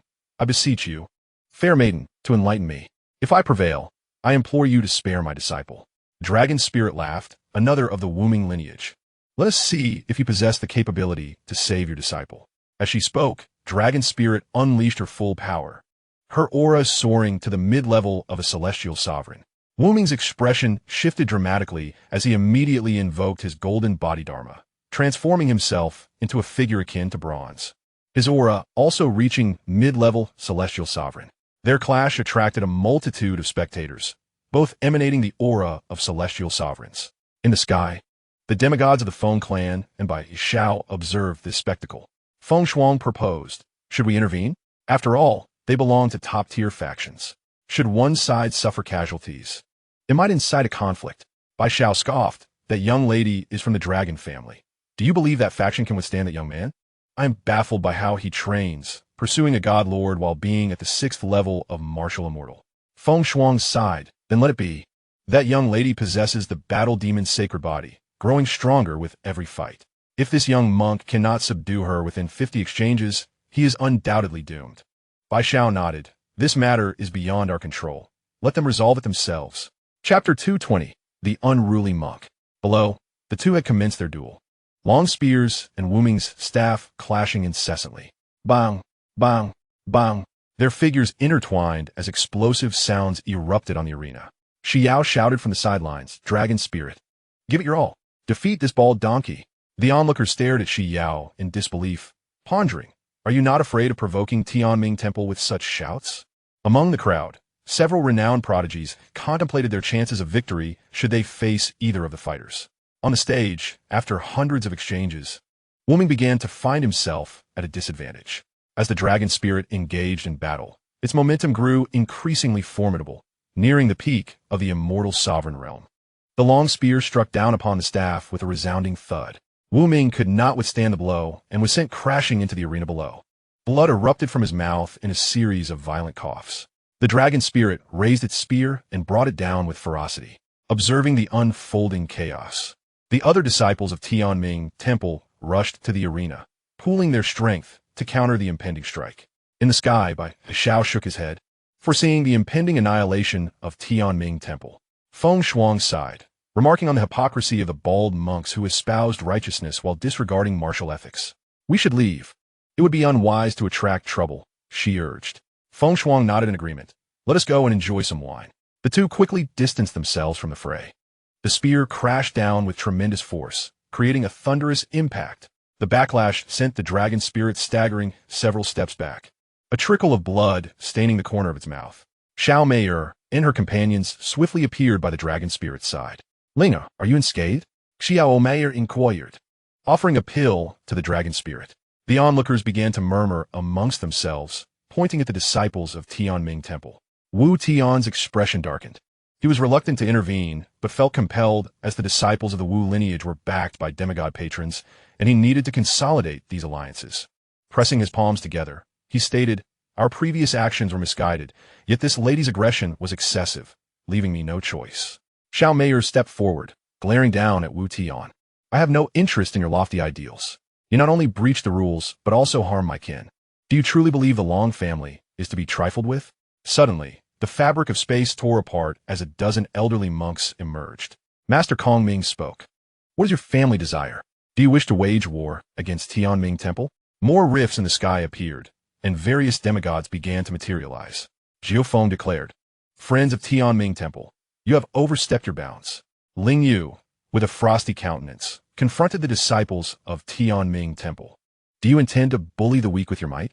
In an instant, over 100 demigods filled the sky. The crowd below dispersed in panic. They were merely celestial kings and could not withstand the oppressive aura present. One onlooker remarked, This is escalating quickly. I wonder how this situation will be resolved.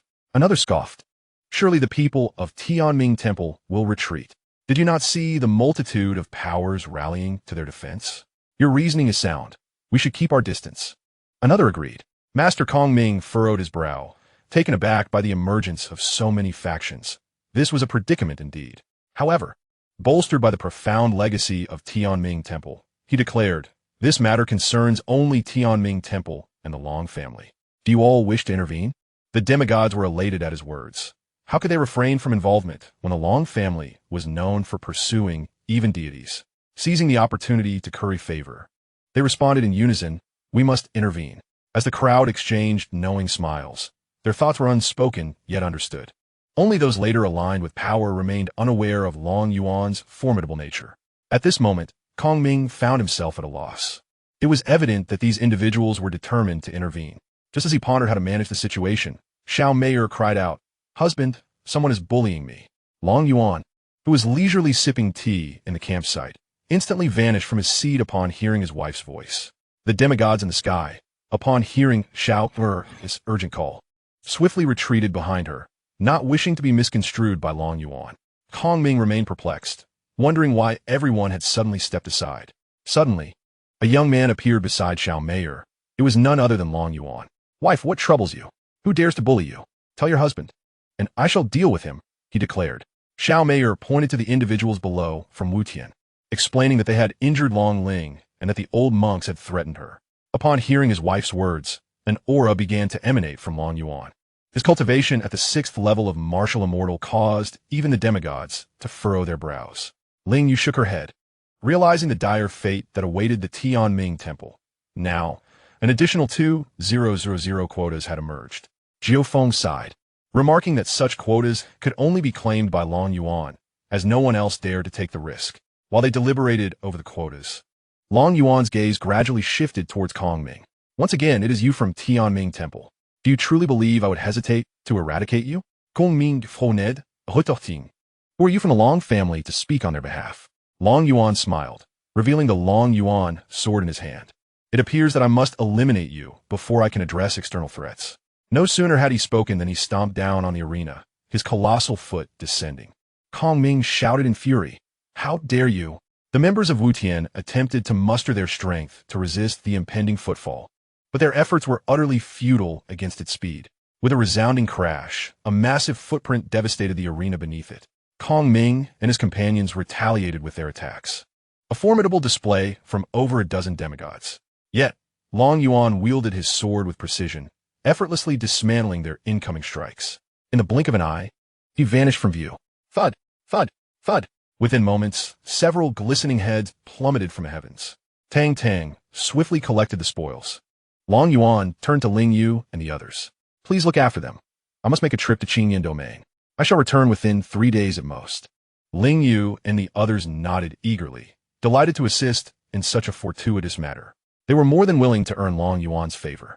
With that, Long Yuan tore open a rift in space and stepped through. Watching him disappear, the onlookers could only shake their heads, fully aware that Tianming Temple was likely doomed. Upon returning to the Long family, Long Zhen received word that Long Yuan was on a mission to obliterate Tianming Temple. Unable to remain seated, he recognized the opportunity to seize resources. Summon the Long Guard immediately. He commanded, Yes, master. Long Zhen tore through the fabric of space to arrive at the ancestral land. Elder ancestor, Long Yuan has gone to the Qingyan Domain to annihilate the Tianming Temple. We must mobilize 100 men to accompany me, he declared. Long Qi, astonished, responded. Was he supposed to head to the Zhuke Domain? How has he shifted his focus to the Qingyan Domain? Chapter 221, The Annihilation of Tianming Temple. Long Zhen shook his head. Long Ling did not communicate clearly. She merely indicated that the Tianming Temple had provoked Long Yuan's wrath prompting his assault. Without hesitation, Long Qi joined the 100 elders as they set forth with the Dragon Guard. The Dragon Clan's stellar formation was activated, signaling the return of the other disciples to the Dragon family.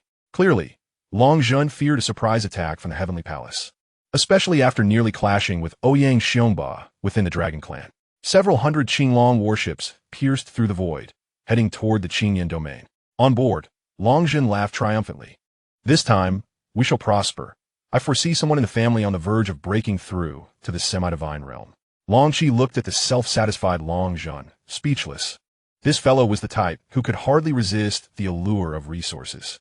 Long Yuan, having torn through space himself, arrived at his destination in merely a day with the guidance of Tang Tang. Outside the gates of Tianming Temple, he emerged from the rift, his aura instantly unsettling those within the temple. Inside the main hall, Dao Yuan, the head monk, slowly opened his eyes. The 6th level of the martial immortal realm. Could this be the young master of the Long family? He murmured. As Long Yuan stood at the temple gates, his voice imbued with true energy, he proclaimed, I have come to obliterate your Tianming temple. Those who wish to live should flee now. Otherwise, death awaits you all. The 2 gatekeeping monks, incensed by Long Yuan's arrogance, brandished their staffs and charged at him. You audacious scoundrel! Do you dare to be so brazen before Tianming Temple? Do you not know that the entire Qingyan domain is under our dominion? With a swift motion, Long Yuan's sword cleaved through the air, instantly dispatching the 2 monks. In a single step, he appeared 100 meters away, continuing his deadly onslaught. Monks fell one after another, their blood staining the ground. From the various peaks, attack formations emerged, and numerous Arhut manifestations materialized. Kong Ji gazed at Long Yuan, declaring, You monstrous fiend! You have slain so many of my disciples. Today, Tianming Temple shall rid the celestial realm of your menace. Arhut Great Dharma Seal. The Arhut manifestations unleashed square-shaped seals toward Long Yuan, each one compressing the space around it, indicating their mastery at the divine level, albeit as condensed forms. Long Yuan sliced through the seals with a flurry of strikes, advancing step by step.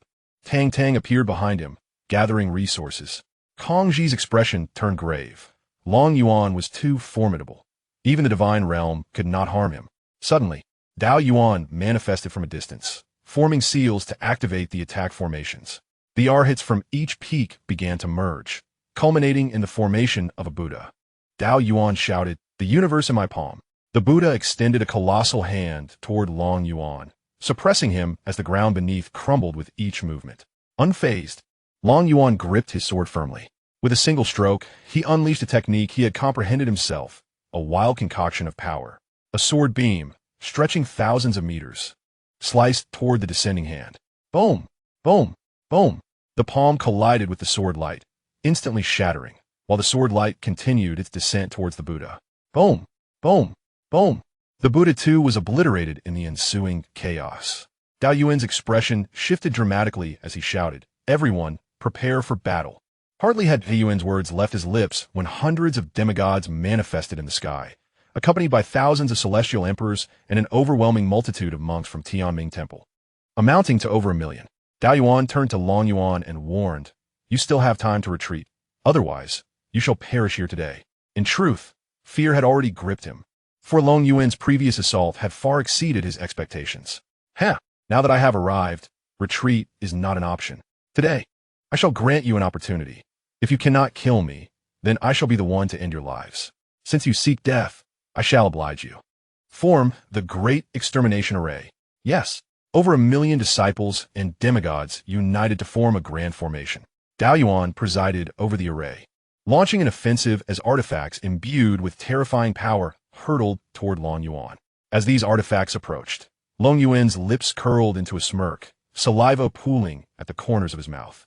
Seizing one of the artifacts, he stored it within his system space. As the relentless onslaught continued, Long Yuan kept collecting. You are truly benevolent. Knowing my impoverished state, you come to offer warmth. By the time Dao Yuan realized what was happening, all the artifacts had already been claimed by Long Yuan. He could no longer sense their presence. Long Yuan, what have you done? Where are my artifacts? Long Yuan chuckled. I have taken them all. What other treasures do you possess? Hurry and present them. I shall collect them all. Dao Yuan spat a mouthful of blood. You dare? Extermination finger. In an instant, A colossal finger appeared in the sky, descending upon Long Yuan. Still preoccupied with counting the artifacts in his system space, Long Yuan was caught off guard. Boom! Boom! Boom! The finger pressed down, driving Long Yuan deep into the earth. Dao Yuan laughed triumphantly. This time, you must surely be dead. From within a deep pit, hundreds of meters wide, Long Yuan's voice echoed back. Quite the contrary. I have acquired a total of 121 artifacts, enough to exchange for a significant amount of gold coins. Dao Yuan stared in shock at the scene unfolding in the pit, where Long Yuan lay, examining their artifacts. The sight nearly drove him to madness. I refuse to believe I cannot kill you. Extermination finger. Extermination finger. Dao Yuan persistently unleashed the extermination finger into the depths of the pit. Boom! Boom! Boom! The muffled sounds of explosions resonated within the cavern until Dao Yuan could no longer deploy the technique. Turning to survey the battlefield, he found that all his disciples had perished. The remaining demigod masters were barely hanging on to life. Long Yuan, having finished inspecting the last artifact, noticed that the ominous finger from above had ceased its assault and thus soared out of the pit. Upon emerging, he was greeted by a landscape littered with lifeless bodies, as though a plague had swept through. Curiously, Long Yuan inquired, has Tianming Temple succumbed to a plague? How is it that everyone has perished? With that, Dao Yuan spewed blood into the air, his heart crushed by despair. Long Yuan felt a thrill of triumph at the sight of Dao Yuan's dismay. Sensing the gravity of the situation, Long Yuan promptly distanced himself. With a sudden exclamation, he realized that the plague had spread to him as well. He could not allow this to continue, lest others be infected. In an instant, the flash of a sword severed Dao Yuan's head from his shoulders. Observing that the demigods still clung to life, Long Yuan's compassion surged forth. Alas, look at you all, having committed numerous misdeeds. If I do not slay you, heaven itself shall claim you. As a benevolent soul, I shall see you on your way. With that, a rain of swords descended, obliterating the remaining demigods. Tang Tang promptly gathered the resources, even extracting the celestial crystal veins from the earth. The once vibrant Tianming Temple was swiftly reduced to a desolate wasteland, leaving only bare corpses in its wake. Just as Long Yuan was about to turn and depart, a thought struck him. The sight of the countless lifeless bodies was rather jarring. Alas, this truly tarnishes the beauty of the celestial realm. Let me perform a rite of passage for you. In the boundless domain of flames, fire erupted from within Long Yuan, enveloping the entire Tianming Temple. In the blink of an eye, all the remains were reduced to ashes, leaving behind a stark and barren mountain range. Chapter 222. The Secret Realm opens. Long Yuan nodded in satisfaction. This appearance was quite commendable. With that, he tore through the fabric of space to depart. A day later, above Tianming Temple, the sky split open and hundreds of Azure Dragon warships emerged. Long Zhan was about to burst into laughter, but was instead taken aback by the scene before him. Rubbing his eyes, he questioned General Long Tian. Have you perhaps taken a wrong turn? General Long Tian, of the Long Guard, surveyed the charred landscape and checked his map. No mistake. This is indeed Tianming Temple. Long Qi summoned a piece of scorched earth, still faintly imbued with Long Yuan's essence. This is without a doubt Tianming Temple. It was that young lad's doing. Long Zhan gazed at the desolate mountains, his thumb raised in admiration. That young man is indeed ruthless. While we merely split the weeds in half, he incinerated everything, leaving not a trace of life behind. Long Tian timidly inquired, Master, shall we return now? Long Zhan, filled with indignation, retorted, Return? Absolutely not. He may have completed his task without leaving empty-handed, yet I mobilized hundreds of thousands of troops to return with nothing. Who will reimburse my travel expenses? We shall seize the finest temples in the Qingyan domain. Long Qi and Long Tian stared at Long Zhan in astonishment. Long Qi exclaimed, Are you out of your mind? This is the Qingyan domain. If they unite against us, how will we escape? Long Zhan paused, scratching his head. In his moment of excitement, he had overlooked such considerations. Let us target 2 factions to plunder. Once we are done, we shall prepare to assault the Heavenly Palace. Long Qi nodded. Very well. We shall raid 2 factions and then depart. The entire team divided into 2, with Long Zhan leading one group and Long Qi the other. While Long Zhan and his team seized resources, Long Yuan had already returned to the Zhuke domain. At the entrance of the secret realm, Long Yuan suddenly appeared at the Long family's encampment. Xiao Mayer greeted him with a smile. You have returned. Have all matters been settled? Long Yuan nodded. Indeed, it is done. Has anyone sought trouble in the past few days? Xiao chuckled softly. With your prowess, who would dare to provoke you? That would be akin to courting death. Long Yuan nodded in agreement. Very well. I am utterly exhausted and shall rest for a few days. Shall we? Scoffed. You're simply lazy. Stop claiming to be tired. With a swift kick, Long Yuan sent Xiao sprawling outside. You're the only one blabbering all day. Why not go summon a couple of little Qilins instead? Xiao Mei and the others stifled their laughter as Xiao was ejected from the encampment. With a thud, a human-shaped impression was left in the ground. The other members of the Long family cast a glance and resumed their activities, accustomed to the scene. At times, even they felt compelled to give Xiao a good thrashing for his incessant chatter. Clambering out of the pit, Xiao dusted himself off, muttering, TSK, resorting to violence when you can't win an argument. I'm off to find my wife. The eradication of Tianming Temple had not dampened the spirits of these factions. They continued their martial displays. Meanwhile, the celestial beings remained concealed, too fearful to show themselves, lest Long Yuan obliterate them as well. As time quietly slipped by in this atmosphere, a month passed in the blink of an eye, and today marked the day of the secret realm's opening. Those in possession of keys congregated at the entrance. Long Yuan, accompanied by his companions, approached the entrance, which had come to a halt. Before them stood a grand gate, resembling a bagua array, adorned with 16 openings corresponding to the 16 keys. Zhufeng spoke. Those with keys, please step forward to unlock the gate together. Individuals from the Qilin clan, the Long family, and 14 other factions gathered at the entrance, followed by 2 rogue cultivators. Zhufeng was the first to present her key, prompting others to do the same. Whoosh, whoosh, whoosh. The keys swiftly inserted into the slots, causing the runes on the gate to shimmer and flow. As if unlocking a secret mechanism, a series of clicks echoed. With a resounding rumble, the gate began to open slowly. A voice steeped in ancient wisdom resonated from within, announcing, the God Tomb's secret realm shall remain open for 3 years, after which it will close automatically. Whoosh, whoosh, whoosh. 6 beams of light shot forth into the distance. As the keys were flung away, awaiting the next round of holders, Zhufeng instructed, all participants of the secret realm, please enter in order. The elite factions soared into the gate first. Long Yuan, accompanied by his kin, followed suit, as this time there were additional slots, allowing him to bring along the Longying guards. Other factions also hurried towards the entrance of the secret realm. Upon entering, Long Yuan discovered that they had arrived in a vast expanse, devoid of any features. Long Yin remarked, young master, the God Tomb lies in the depths, follow me. He then propelled himself forward, with Long Yuan and the others close behind. As they flew, Long Yin cautioned, young master, this God Tomb is quite peculiar. Every 3 days, a tide of soul beasts emerges. These creatures are composed of condensed souls and are exceedingly difficult to deal with. Xianxia spoke up, indeed. These are the words of predecessors who have ventured here before. This place is divided into 3 trials, the soul beast tide, the puppet humans, and the test of comprehension. Only by overcoming these 3 challenges can one gain entry to the divine tomb garden. Curiously, Xiao inquired, so once inside, one can obtain the inheritance? Not so simply, Long Xia replied, continuing her explanation. Each divine tomb will select a suitable inheritor, and only upon being chosen can one accept the inheritance. Alternatively, one may challenge the divine tomb and defeat a soul of the same level to earn the inheritance. This revelation left everyone momentarily stunned. They had not anticipated that acquiring an inheritance would be so arduous.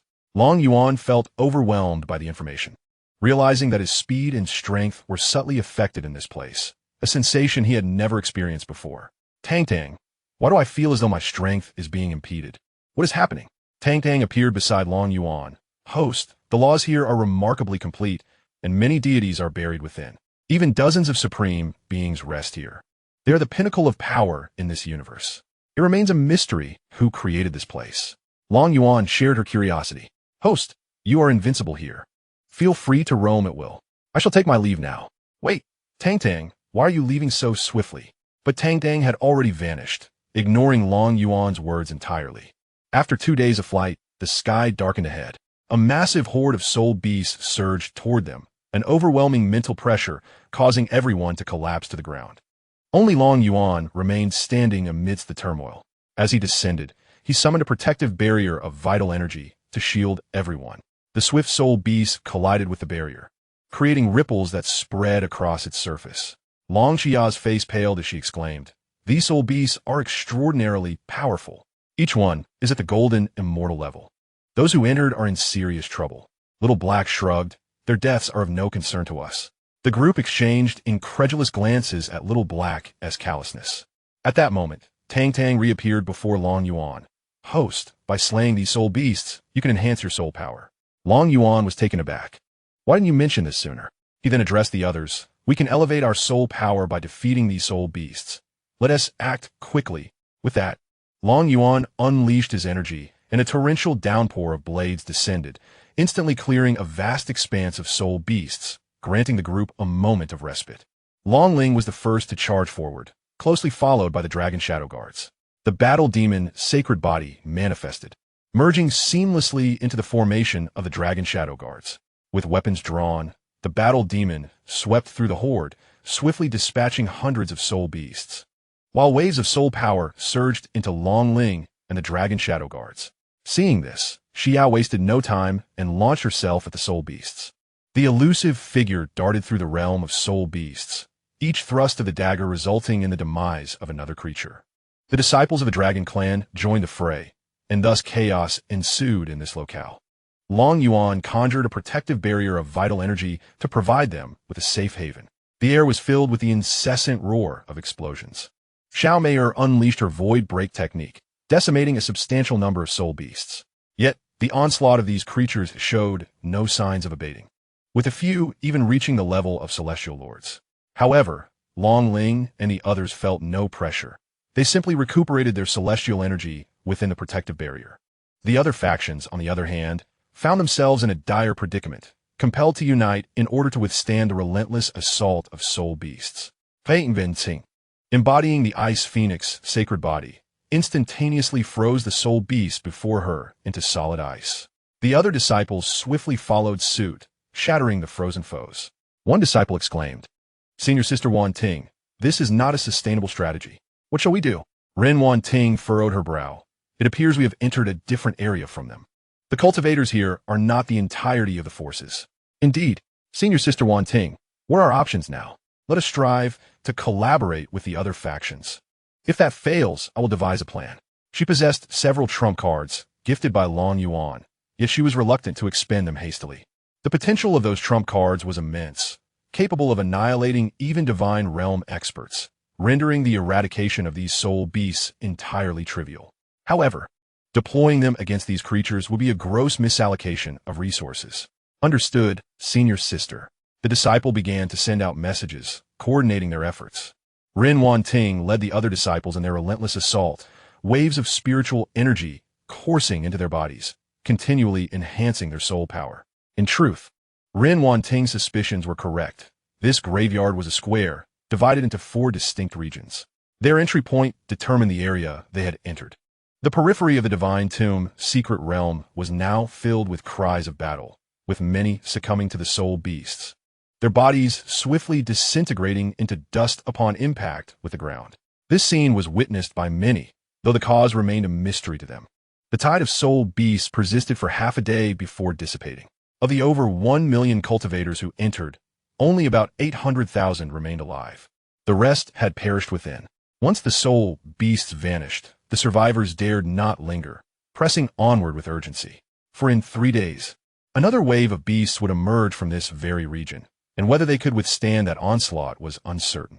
Meanwhile, Long Yuan and his companions proceeded at a measured pace, unperturbed by the impending threat of the soul beasts, knowing they were more than capable of handling them. The other factions hastily retreated towards the distance. When the 3rd day dawned, the majority had already fled the area. Long Yuan and his group commenced yet another round of fierce combat, their spiritual powers rapidly ascending, having surpassed their previous boundaries. As Xiao returned to the protective energy barrier, she exclaimed, "Brother Long, I can no longer continue. My spiritual power has exceeded my realm by too much. If I continue to fight, my body will not endure." Soon, one by one, others returned to the energy barrier, all in similar predicaments. Once everyone had entered, they began to stabilize their spiritual energy. Long Yuan remained unhurried, patiently waiting for them to regain their composure. After 2 days had passed, everyone had successfully stabilized their energy. Only then did Long Yuan lead the group leisurely out of the area. At this moment, Others had already begun to challenge the second trial involving the puppet warriors. Long Yuan observed the distant puppets, some of which had already been shattered, indicating that others had successfully advanced. He spoke, "Please wait a moment. I will attempt it first." The others nodded eagerly, thrilled that Long Yuan would test the waters. As he approached, a puppet composed of stone began to stir, and within 100 meters, all surrounding puppets activated. Long Yuan counted 20 puppets, all at the level of golden immortals. A mere immortal king could easily pass through them. The puppets raised their stone blades and charged towards Long Yuan. "Huh, let me see what secrets you possess," he said, pressing his hand downward. Bang, bang, bang. In an instant, the 20 puppets exploded and 20 immortal crystals floated before him. Quite impressive. Such treasures exist. Xiao's eyes sparkled. These immortal crystals were formed from condensed celestial energy and could be absorbed directly. "Brother Long, can we take action now?" Xiao inquired. Long Yuan waved his hand. "Feel free." Holding an immortal crystal, he asked, "Tang Tang, can this be recycled?" Tang Tang appeared and scanned the crystal, replying, "Master, it cannot be recycled. This is merely a crystal of condensed celestial energy. Are you suggesting I recycle celestial energy? Well, your reasoning is flawless," he acknowledged. Upon hearing Long Yuan's permission to act, over 2,000 individuals surged into the throng of puppets like a swarm of locusts. Countless puppets began to move, and the battle resumed. After defeating the puppets, Xiao and her companions immediately began to absorb the immortal crystals. These crystals were akin to pure water, requiring no purification, seamlessly merging with their celestial power. Bang! A wave of early-stage, celestial, sovereign energy radiated from Long Ling, who astonishingly became the first to break through to the celestial sovereign realm. Void break! Boom! Boom! Boom! Dozens of puppets fell to Xiaomire's blade. With a flick of her hand, numerous immortal crystals landed in her grasp. In the blink of an eye, she had absorbed all the crystals, emanating the aura of an early-stage celestial sovereign. One by one, others began to break through to the celestial sovereign realm as well. Chapter 224, Those of the Heavenly Palace. Long Yuan continued forward, and the group pressed onward, now fully experiencing the benefits of their prior battles with the soul beasts. The advancement in their realms now faced no resistance. Xiao He fought fiercely ahead, each strike claiming multiple puppets. Meanwhile, Long Yuan enjoyed a moment of tranquility. However, on the other side of the puppet zone, the situation for the Celestial Palace was dire. Xia Bao led 1,000 celestial kings through the first wave of soul beasts, but over 400 had perished. Now, only a little over 500 remained trapped in this puppet area. Their meager kills against the soul beasts had left them with little enhancement in soul power, rendering the celestial crystals obtained from slaying puppets of minimal use to them. "Senior Brother Xia, what shall we do now? The puppets are increasing in strength, making them exceedingly difficult to combat," Si Kongjin exclaimed, gripping his bloodied supreme celestial sword. Xia Bao listened to the cacophony of screams behind him, the sweat in his palm nearly causing the hilt to slip. He gazed at the relentless tide of puppets advancing before him, their bronze bodies illuminated by flickering azure flames in their eye sockets, each adorned with a fist-sized celestial crystal embedded in their chests. "Damn it, why are there so many of these puppets? Senior Brother Xia, their defenses have further strengthened." Si Kongjin retreated, his once splendid robe torn with 3 gashes, revealing blood-soaked skin. Clutched in his arms was a bronze mirror etched with star patterns, its surface marred by a glaring crack. Xia Bao surveyed the battlefield and noted that nearly half of the over 500 comrades had fallen. The bodies of those shredded by the puppets erupted into blood mist, which, disturbingly, was absorbed by the celestial crystals in the puppets' chests, transforming into greater power. Suddenly, he noticed the nearest puppet's chest crystal flashing with a tinge of crimson, the once grayish skin beginning to darken to a deep red. "This is bad. These puppets are evolving by devouring our soul power." Before Xia Bao could finish his thought, the puppet unleashed a deafening roar, its bronze skin instantaneously transforming into a resplendent golden hue. Its fist swung forth, leaving a trail of afterimages, obliterating 3 celestial kings who failed to evade its assault into mere dust. This is the pressure of a celestial sovereign. Si Kongjin es pupille constricted, and the bronze mirror in his hands trembled violently. Countless runes materialized on its surface, barely resisting the oppressive force emanating from the puppet. Cold sweat beaded on Xia Bao's forehead. How could a celestial sovereign puppet appear? This was surely driving them to the brink of despair. Suddenly, his gaze fell upon the bronze mirror in Si Kong-jun's grasp, a thought flickering in his mind. Junior brother Si Kong, can your Tai Su mirror open a spatial rift and take us away from here? He inquired. Si Kong-jun hesitated momentarily before shaking his head. The Tai Su mirror is damaged. It can only sustain itself for a brief moment and requires a substantial amount of celestial crystals. We currently lack sufficient celestial crystals. Xia Bao's expression darkened. He knew Si Kong-jun was lying. He had witnessed Si Kong-jun secretly gather numerous celestial crystals during the battle. Yet he kept them hidden. Just then, another puppet completed its evolution, the pressure of a celestial sovereign casting the entire battlefield into silence. Si Bao Noti, hovering behind the throng of puppets, a peculiar object emanating an eerie glow. It was the soul guiding lantern. How could this object be here? Had it not been lost for countless years? Xia Bao was taken aback. He knew that the soul-guiding lamp was a notorious weapon from the ancient battles between gods and demons, capable of devouring soul energy for its own use. It could also absorb the strength of others to enhance itself, truly a wicked artifact. If he could acquire this treasure, traversing this area would pose no challenge. Perhaps he could even breach the third level directly and obtain the legacy of a deity. With this thought, Xia Bao had already made up his mind. He turned to Si Kong-jun and said, Junior brother Si Kong, I need you to use the void mirror to shield me while I seize the soul-guiding lamp. Once we have it, we can absorb the power of these puppets. A flicker of hesitation flashed in Si Kong-jun's eyes, quickly replaced by greed. He nodded and replied, Very well, but you must ensure that once we acquire the soul-guiding lamp, I will use it first to enhance my strength. Si Bao Slai In Wali. Though his expression remained inscrutable, he was aware that once he obtained the soul-guiding lamp, he would have the means to eliminate Si Kong-jun and absorb the powers of everyone present. All right, let us prioritize enhancing junior brother Si Kong's strength. Si Kong-jun felt a surge of joy. As long as he acquired this treasure, he would immediately turn against Xia Bao, for he believed he could kill him with the artifact in his possession. After their agreement, Xia Bao began to rally the remaining cultivators for an offensive. He deliberately sent the less experienced disciples to the front, while he and Si Kong-jun trailed behind. Charge, my fellow disciples.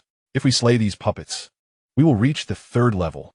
Xia Bao shouted, his exquisite celestial sword continuously cleaving through the obstructing puppets. However, as they approached the soul-guiding lamp, Xia Bao suddenly turned and thrust his sword into the back of a disciple. The disciple looked at Xia Bao in disbelief before slowly collapsing to the ground. Senior brother, Xia, the disciple's words were cut short as a puppet tore him to shreds. Xia Bao remained unfazed, pressing forward. He understood that in this brutal battlefield, only ruthless determination would ensure survival. Si Kong-jun followed closely behind Xia Bao, calculating his own schemes. He knew that Xia Bao did not trust him, and he had never intended to share the soul-guiding lamp. The void mirror hidden in his arms had already activated quietly, ready to open a spatial rift for his escape at a critical moment. When they finally reached the soul-guiding lamp, Xia Bao reached out to grasp the fragmented lamp. At that moment, a dark shadow suddenly sprang from behind the altar, striking Xia Bao and sending him flying. As he steadied himself, he realized that it was a puppet entirely covered in black scales, its eyes glimmering with a blood-red light, emanating an even greater pressure than before. This was a puppet at the pinnacle of celestial sovereign. Xia Bao was alarmed. If they did not resolve this quickly, they would all perish here. Xia Bao and Si Kong-jun exchanged glances and simultaneously acted.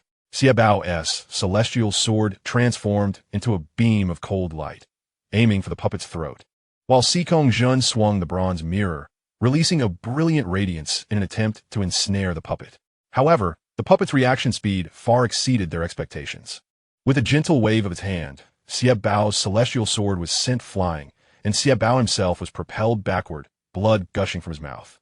Si Kong-jun, sensing the impending danger, swiftly activated the Taishu mirror, opening a rift in space. Just as he was about to slip through, the puppet's tail struck him, sending him hurtling away, and the bronze mirror he held fell to the ground, shattering completely.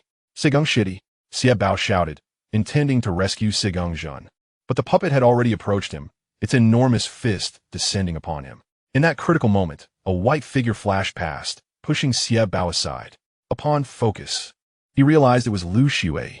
Chapter 225, Heart of Ice. Lu Shui wielded a brilliantly shining longsword, engaging in a fierce battle with the puppet. Her swordsmanship was exquisite, each strike aimed at the puppet's weaknesses. However, the puppet's defense was formidable, rendering Lu Xue's attacks nearly ineffective. Xue, retreat quickly. Si bao wu get. Lu Xue shook her head, replying, no, I must hold it off to give you a chance to obtain the soul guiding lantern. Xie Bao understood that Lu Xue was buying them time, and a sense of guilt welled up within him. Taking a deep breath, he suppressed his pain and charged towards the soul guiding lantern once more. Just as Xie Bao was about to grasp the lantern, the puppet suddenly let out an enraged roar, unleashing a blood-red beam from its mouth, hurtling directly towards him. Xie Bao attempted to evade, but it was too late. At the moment the beam was about to strike him, a figure unexpectedly shielded him. No, Si Bao Gapet. Recognizing it to be Lu Xue, the beam struck her, sending her flying, blood erupting from her mouth. Her body traced an arc in the air before crashing heavily to the ground. With tear-filled eyes, Xie Bao rushed to Lu Xue's side. He saw a massive wound in her chest, blood pouring forth relentlessly. Xue, Xue, Xie Bao cried, his voice laced with anguish and regret. Lu Xue struggled to open her eyes, weakly uttering, Xie Shi Xiang, quickly obtained the soul guiding lantern. Si Bao not dead, rising to his feet and once again sprinting towards the lantern. This time, he finally secured the soul guiding lantern. The moment he grasped it, the entire puppet zone trembled violently. Xie Bao felt a surge of powerful energy coursing through him, his injuries swiftly mending and his cultivation rapidly ascending. Is this the power of the soul guiding lantern? Xie Bao murmured, a glimmer of greed flickering in his eyes. At that moment, Sigeng Zhen staggered over, gazing at the lantern in Xie Bao's hand, his eyes betraying jealousy and greed. Xie Shi Xiang, let us divide this power, Sigeng Zhen weakly suggested. Xie Bao let out a cold laugh and retorted, divide? Do you think I would trust you? As he spoke, Xie Bao suddenly struck, thrusting his sword towards Sigeng Zhen's throat. Sigeng Zhen gazed in disbelief at Xie Bao as he slowly collapsed to the ground. Xie Bao looked at Sigeng Zhen's lifeless body, feeling not a trace of remorse within his heart. He understood that in this harsh realm of cultivation, only the strong could survive. With a flick of his wrist, he tucked the soul guiding lantern into his bosom and turned to depart. A wave of his celestial sword unleashed a sweeping sword aura, decimating the remaining puppets and disciples of the heavenly palace surrounding him. Streams of power were drawn into the soul guiding lantern, which infused this energy into Xie Bao's body. His aura began to darken, taking on a sinister quality, and his gaze became bloodthirsty. His cultivation unexpectedly surged to the early stage of the Immortal Emperor. Ha ha! Who in this secret realm can challenge me now? I must seize the inheritance of the divine tomb, he declared, making his way towards the third trial. Not long after Xie Bao's departure, Lu Xue slowly opened her eyes. She watched the fading silhouette of Xie Bao, a flicker of disappointment and resignation reflected in her gaze. Senior brother Xie, you ultimately chose this path, Lu Xue murmured to herself before closing her eyes once more, slipping into eternal slumber. Meanwhile, at the Zhu Qiandao sect, Ren Wanting led her companions into the puppet zone. They found themselves ensnared by the puppets, with all disciples of the Zhu Qiandao sect fighting desperately. The situation had become dire. Ren Wanting looked up to see countless puppets surging from all directions. Be cautious. These puppets' attacks possess freezing effects, she warned, wielding her celestial sword. Yi Qingyu was the first to launch an assault, his dragon-slashing sword transforming into a golden rainbow as it cleaved towards the nearest puppet. However, upon contact, the sword aura was repelled by the blue glow of the ice crystal surface, erupting into a shower of sparks upon impact. Such formidable defense. Ye Vingyu Eklimet, Hostity Retreating. Ren Wanting furrowed her brow, realizing that a head-on confrontation was futile. Taking a deep breath, she summoned the power of her Ice Phoenix sacred body. Instantly, a powerful ice energy surged from her being, enveloping her in a layer of ice armor. Everyone be careful. I will use talismans to annihilate these puppets. Peyton Wansing shouted, tossing the nine-nether Inferno talisman into the air. The talisman burst into brilliant red light as flames from the runes seemed to come alive, forming a fiery serpent in midair. After coiling around, the fire serpent lunged toward the swarm of puppets. With a thunderous roar, the puppets were struck by the fire serpent, instantly shattering into fragments. Yet, as the remnants fell to the ground, they swiftly reassembled into puppets once again. How can this be? Yi Qingyu asked in astonishment. Ren Wanting also felt incredulous, unable to believe that the 9 Nether Inferno Talisman's attack could not completely destroy these puppets.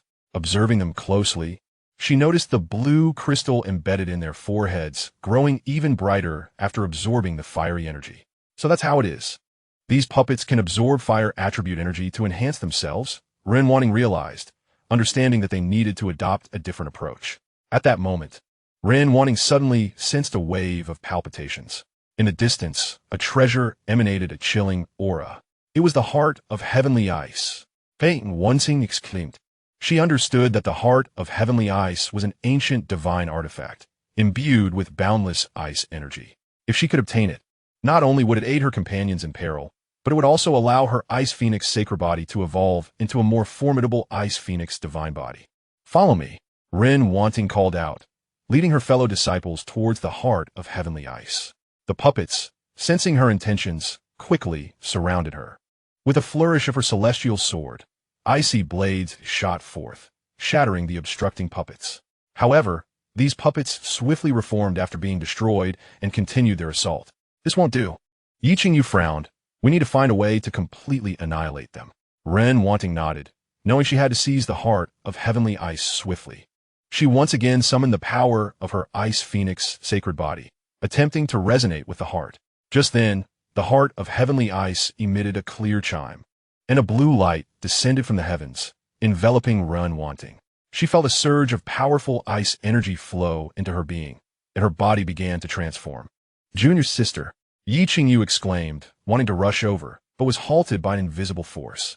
Ren Wanting felt excruciating pain as if countless ice needles were piercing her. She endured the agony, continuing to channel the energy from the heart of heavenly ice. Gradually, she sensed the awakening of her Ice Phoenix bloodline, a formidable power surging within her. Chapter 226, Supreme Soul Shadow. An Ice Phoenix materialized behind Ren Wanting, its cry resonating through the skies. In an instant, a powerful ice energy erupted from her center, shattering all surrounding puppets. Ren Wanting floated in the air, her hair transforming to a shade of icy blue, her skin radiating a soft blue glow, with a massive Ice Phoenix manifesting behind her. Is this the power of the Ice Phoenix divine body? Fei Wanting Muomuo, feeling an inexhaustible strength within her. At that moment, the heart of heavenly ice slowly approached her, merging into her being. Ren Wanting felt a refreshing sensation, and all her pain vanished. She opened her eyes, sparkling with an icy blue light. Junior sister, you did it. Yiqingyu exclaimed with joy. Fei Wanting nodded, a faint smile gracing her lips. She felt a qualitative leap in her strength. Now, she could effortlessly handle the puppets. Let us move quickly. Fei Wanting nodded, leading her companions towards the swarm of puppets. Centered around Ren Wanting, they sliced through the puppets like a sharp blade, advancing towards the third barrier. The various clans, including the Phoenix and Qilan tribes, rushed towards the third barrier. However, the most formidable puppets were at the peak of celestial supremacy, trapping many forces. The situation on Long Yuan's side was even more outrageous. What was once a single celestial puppet had now transformed into a legion of celestial puppets. Long Yuan remarked, "Young master, this is rather unusual. There should not be so many celestial sovereign puppets." Previously, the seniors who entered here mentioned that only a mid-stage celestial sovereign puppet would appear at the end, and overcoming it would suffice for passage. Long Yuan furrowed his brow and called, "Tang Tang, come forth." Tang Tang appeared before Long Yuan, exclaiming, "Master, what do you need? What is the situation? Is this secret realm deliberately making things difficult for me?" Tang Tang glanced around and replied, "Not at all. You have unnecessarily increased the difficulty for yourselves. Once you conquer this challenge, you may proceed to challenge the Supreme Tomb, as will the other teams, though they have yet to reach your level of difficulty." Goodness, this secret realm is remarkably intelligent. It can be played in such a manner. Tang Tang continued, "Master, you underestimate this secret realm. I am currently unable to fully scan it. There exists an unknown power in the central area that eludes my detection." Long Yuan was taken aback. If even Tang Tang, who had attained a high level, could not scan the secret realm, it must indeed be formidable. Tang Tang reassured him, "Do not worry, master. You are invincible. There is no need for doubt. Should you encounter insurmountable challenges, consult the sword spirit and refrain from disturbing me." With that, Tang Tang vanished, needing to return to her novel, utterly preoccupied with no time to spare for Long Yuan. Unfazed by Tang Tang's disappearance, Long Yuan commanded, "You all resolve these puppets. It will be beneficial for you." Upon hearing his words, everyone was immediately invigorated, launching a full-scale assault on the puppets. They understood that if Long Yuan chose to assist them, it would be but a mere gesture. His lack of interference suggested that overcoming this trial would indeed be advantageous for them. In the central location of the secret realm, within a grand palace, a dozen soul shadows congregated, observing the unfolding scene displayed before them. One soul shadow remarked, "That Xie Bao is of no use. He cannot withstand temptation. Such individuals, once grown, will only become a calamity for the human race." The others nodded in agreement. A feminine voice interjected, "I desire that Ice Phoenix divine body. It is suitable for my inheritance." Laughter erupted. Who would have thought the Ice Sovereign also sought to take on disciples? Astriking Sul Shadow, Hadieting a Shiling Oha, proclaimed, "It is time to recruit disciples. This epic is nearing its end. If we do not cultivate our human sovereigns soon, it will be challenging for our race to endure." The other soul shadows fell silent, each one a fallen sovereign from the previous epic. They had faced the great war of the myriad races and the invasion from beyond the cosmos. None among them had faltered. They upheld the current human race. Another sovereign soul shadow remarked, "Look at this team. Their overall strength is remarkably balanced, and several possess sacred bodies." The Dark Knight sovereign chuckled, "Do not covet that young girl.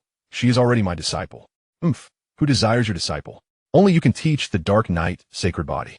Anyone else would squander such talent. One soul shadow focused intently on the scene before them. "Do you not find that martial Immortal particularly remarkable?" All the soul shadows turned their gaze towards Long Yuan, who was currently at the mid-stage of his team, and they indeed witnessed the aura emanating from him. The Supreme of the Dark Knight sighed, expressing his inability to discern the situation of the young man before him, yet acknowledging his formidable strength, surpassing that of all others. The Supreme of Void remarked, "I sense over 200,000 laws within his aura. He likely does not belong to this universe." The spirits turned their gazes towards the Supreme of Void, who in life had comprehended the power of 180,000 laws and had single-handedly vanquished 16 Supremes from the outer universe. The Supreme of Ice, astonished, exclaimed, "How is this possible? Could he be an infiltrator from the outer universe? Should we take action?" The Supreme of Void shook his head, asserting it is futile. "I know not from which universe he hails, but I am certain that none of us can slay him." The Supreme of Dominance, skeptical, declared, "I shall test just how difficult he is to kill." With that, he began to form seals, and a series of runes emerged from the depths of the secret realm, drawing power from other battlefields to Dragon Abyss. The Supreme of Void realized it was too late to intervene. "What are you doing, Dominance?" The Supreme of Dominance replied, "I wish to ascertain the true extent of his power." The spirits exchanged helpless glances. The Supreme of Dominance had been a fierce warrior in life, recklessly leading 3 Supremes to mutual destruction, and it had taken considerable effort from the Supreme of Void to confine his soul within the tomb of the gods. In the puppetry zone, Yuan was engaged in combat against a late-stage Celestial Lord puppet.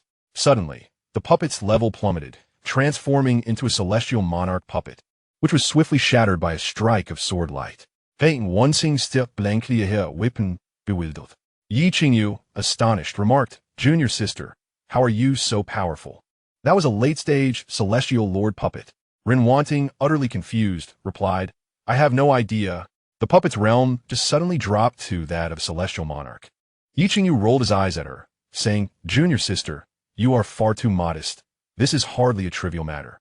Ren Wanting was at a loss for words, struggling to explain, as the previous strike had been so swift that Yi Qingyu had not perceived the puppet's decline in strength. Meanwhile, other puppets remained at the Celestial King level, showing no signs of weakening. Similarly, in other locations, the audacious actions of Dominance had inadvertently aided many. Si Bao, having acquired the Soul Guiding Lamp, had already pressed forward. The Dragon and Phoenix clans, along with other major factions, surged into the third trial as the puppets' realms fell. Chapter 227, Bargaining with the Supremes. The situation at Dragon Abyss was dire. What had once been peak Celestial Lord puppets had now devolved into Celestial Emperor puppets. Moreover, these puppets began to merge, transforming towards the realm of divine puppets, with an increasing number of them fusing together. Before Xiao Meyer and her companions, a towering puppet exuded an ever-growing aura. However, this puppet refrained from attacking them. Had it done so, it likely would have resulted in significant casualties. Dragon Abyss stood before the puppet, instructing, "You all, enter the aura shield. This puppet is peculiar." Everyone, not daring to delay, swiftly entered the shield.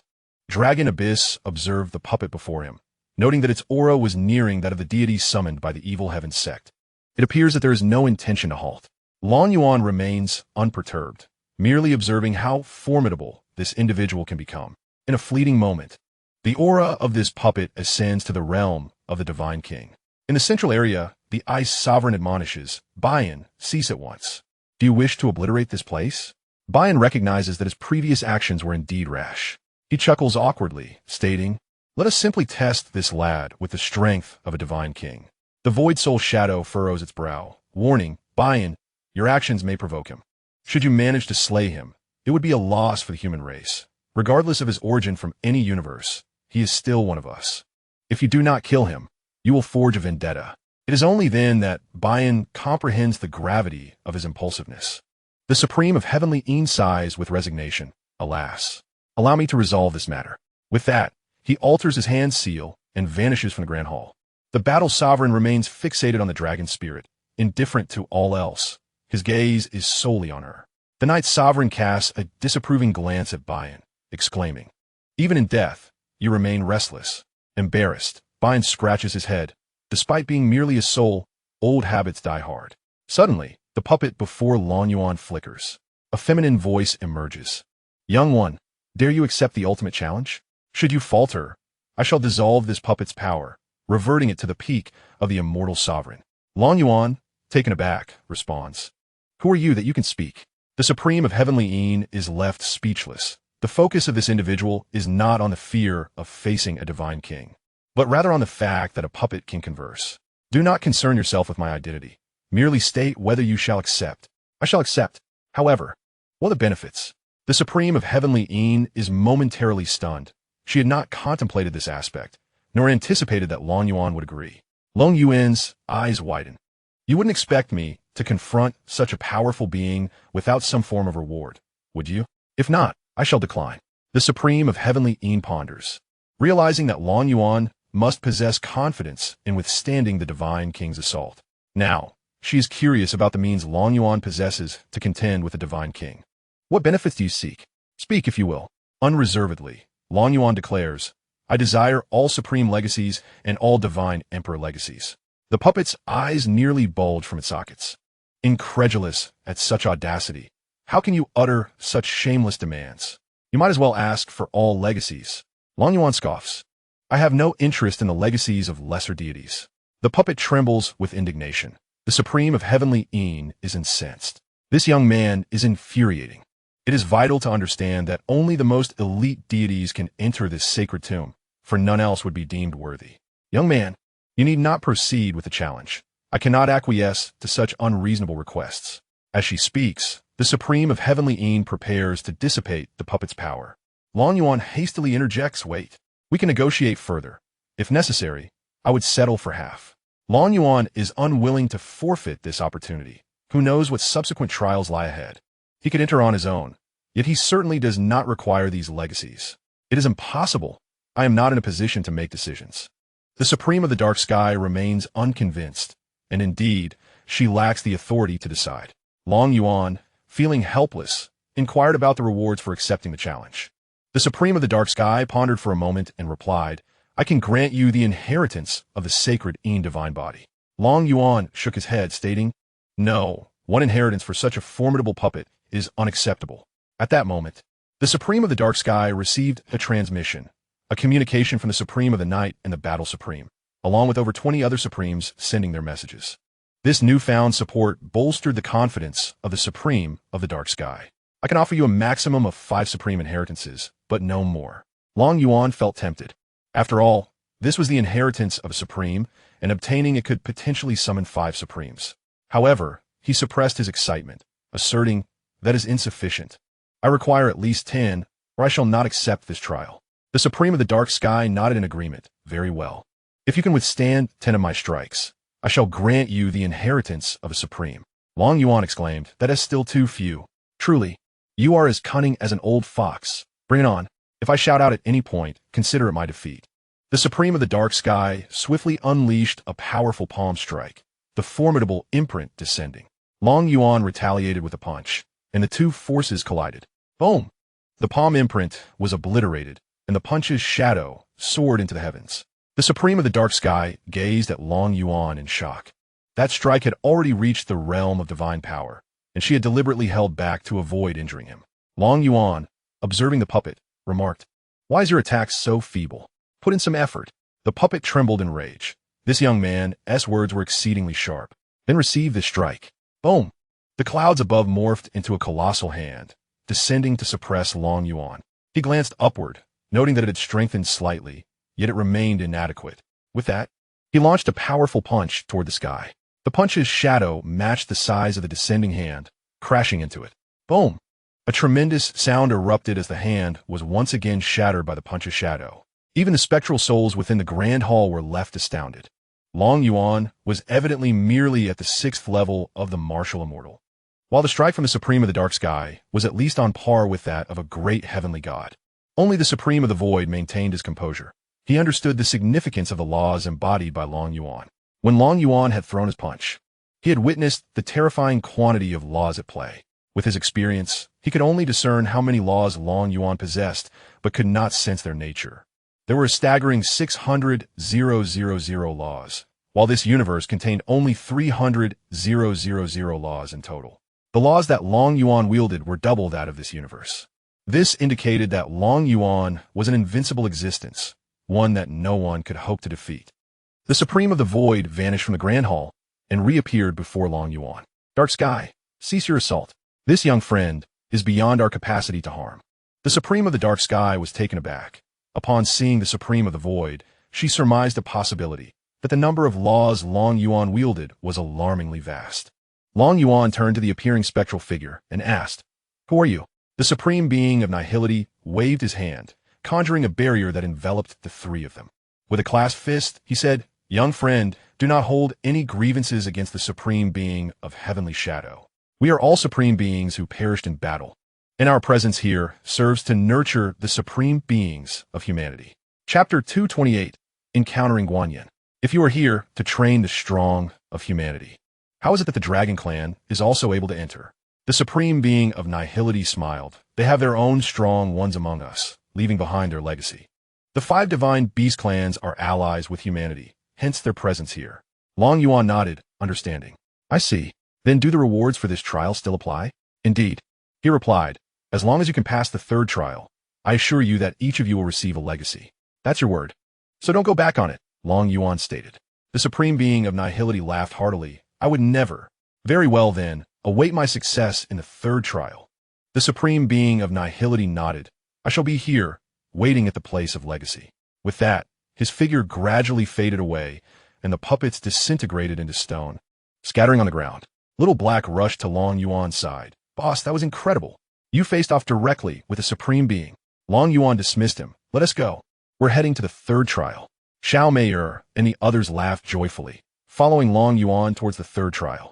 Little Black stood there, bewildered, watching the departing group, puzzled as to why no one acknowledged him.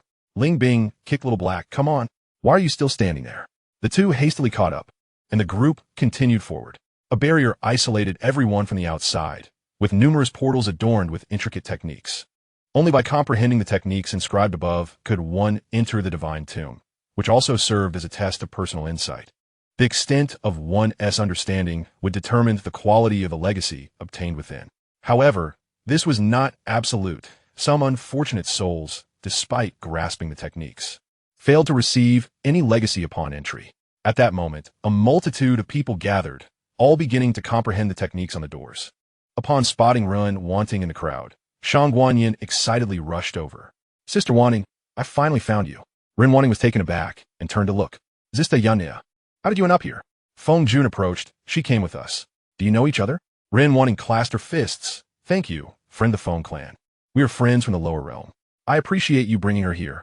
Please allow her to accompany me now. Feng Jun hesitated. Friend, that may not be possible. Her master is still with our clan, and we must ensure her safe return, as per our clan leader's orders. Shang Guanyin looked at Feng Jun and suggested, Why not inform my master upon your return? Just tell him I am with the Jiuqian Dao sect. Feng Jun remained troubled during their departure. The clan leader had made it clear that this girl's master had once aided the Feng clan, and it was imperative to ensure her safe return. Just as Feng Jun grappled with this dilemma, Long Yuan and the members of the Dragon clan flew over from the distant sky. Shang Guanyin excitedly shouted, "Long Yuan, we are here with Wanting." At this moment, Feng Jun was even more astonished, realizing that this individual was acquainted with someone as formidable as Long Yuan. It was common knowledge among the Feng clan that Long Yuan had been relentlessly pursuing the divine monarch. Just as Ren Wanting intended to intervene, it was already too late. Long Yuan had turned his gaze in their direction and was somewhat surprised to encounter both Shangguan Yin and Xiaomaier here. Xiaomaier swiftly appeared before Ren Wanting, exclaiming, "Sister Wanting, why haven't you come find us? We've missed you dearly."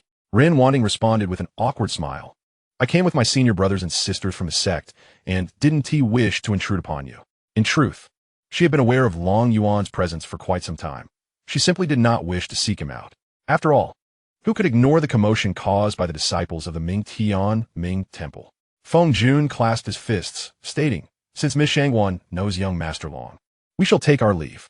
Shangguan Yin bowed to the members of the Feng clan, expressing her gratitude for their protection during the journey. Feng Jun waved his hand dismissively. "Miss Shangguan, you're too courteous.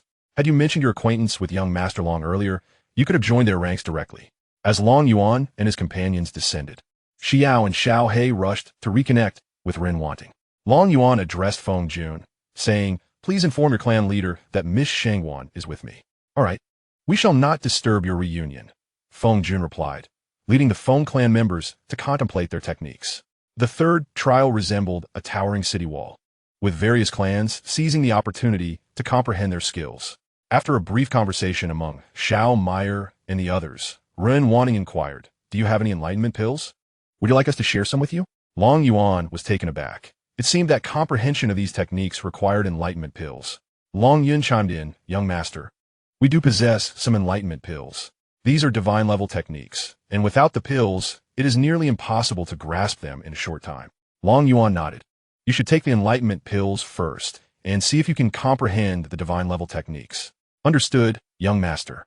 The members of the Long family promptly began consuming the enlightenment pills to study the techniques. "Tang Tang, purchase 10,000 premium enlightenment pills for me." "Ding, successfully purchased 10,000 premium enlightenment pills, deducting 3 million gold coins." Long Yuan produced the premium enlightenment pills and handed them to Xiaomaier and Ren Wanting. "Please divide these premium enlightenment pills among yourselves, ensuring that everyone has a chance to partake." Upon hearing about the premium enlightenment pills, Yi Qingyu's eyes widened in astonishment. Such treasures were non-existent in the Jiuqian Dao sect, with the best they had being merely superior-grade enlightenment pills. Xiaomaier remained unfazed, instructing Xiao and Long Ling to distribute the pills. This action left the members of the Jiuqian Dao sect utterly astounded, internally lamenting the lavish treatment the Long family received. However, the next moment, Ren Wanting also shared the premium enlightenment pills with them, causing great joy among the crowd. Ren Wanting smiled. "You must strive to comprehend the techniques. Do not waste these exceptional pills." In unison, all members of the Jiuqian Dao sect replied, "We will certainly not squander these pills." With that, they dashed off to delve into their techniques. The members of the Long family possess far more discipline than those of the Nine Heavens Dao sect. Even while comprehending their techniques, they maintain their battle formations. In stark contrast, the individuals of the Nine Heavens Dao sect are a chaotic bunch. Should they encounter an enemy attack, many would fall victim in an instant. Ren Wanting shook her head in resignation as she observed the scene. Recognizing the disparity between small and large factions, Long Yuan addressed the women, urging them to also grasp the techniques, reminding them to return if they were short on elixirs. Xiaomaier nodded in agreement, responding, "All right, my husband." As everyone immersed themselves in their comprehension, Long Yuan waved his hand to conjure a protective barrier around them. Approaching the door, he reached out only to discover that it was not a solid entity. His hand could pass through it. With this revelation, Long Yuan stepped inside.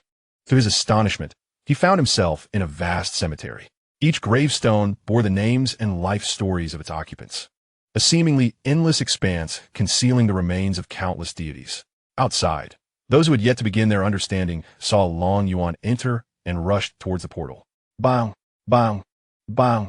They collided with an invisible force, each being repelled violently. The sound of bodies crashing to the ground echoed as they spat out blood in disbelief. One individual, unwilling to accept defeat, exclaimed, "How can this be? That person entered, yet we cannot." Those awakened turned their murderous gazes upon the intruders. Irritated that their meditation had been disrupted, the fallen quickly scrambled away, fearing that these aggressors might annihilate them. Long Yuan approached one of the gravestones. It read, Shiyong, late-stage divine sovereign, renowned for his spear techniques, single-handedly slaying a peak blood clan sovereign during the war against them, ultimately perishing from exhaustion. He continued deeper into the cemetery, noting the inscription for Nangong Wan, mid-stage divine sovereign, who single-handedly defeated 4 sovereigns from an outer cosmic force, only to fall victim to a surprise attack by a divine emperor. Long Yuan perused each gravestone, akin to observing the heroes of Blue Star. Each individual here had fought valiantly for humanity. Every one of them was a hero of the human race. Long Yuan stood in the cemetery for a long while, as the entity of nothingness materialized beside him. These are the heroes of our humanity, it remarked, who safeguarded our current standing. Long Yuan nodded, expressing his desire to lead an army into this realm to inherit the legacy of these heroes, ensuring their valiant spirit continued to protect humanity. The Supreme of Nothingness inquired, "I wish to know who will command this army, and whether they might turn against humanity in the future." Long Yuan chuckled softly, reflecting in the past. "I avoided trivial matters, finding them bothersome. Now I realize that humanity has numerous foes who wish to disrupt my peace. Thus, I shall eradicate them." With that, Long Yuan drew the Long Yuan sword, summoning its spirit. The moment the little girl appeared, the Supreme of Nothingness widened its eyes in astonishment. Just as it prepared to act, the little girl fixed it with a fierce stare. "Master, what brings you to me?" The sword spear inquired. "I wish to summon the Dragon Shadow Guards to receive their legacy," the master replied earnestly, observing the sword spirit's demeanor, which indicated no jest. "Have you made up your mind?" the sword spirit asked. The young girl, with a hint of mischief, shook her head and reassured him, "It's nothing. I will assist you in bringing them here."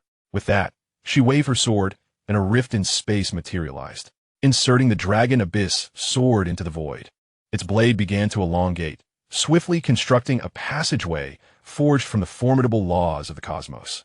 In the Dragon Clan's training grounds, the Dragon Shadow Guards were diligently honing their skills when, all of a sudden, the tip of a sword pierced through the void.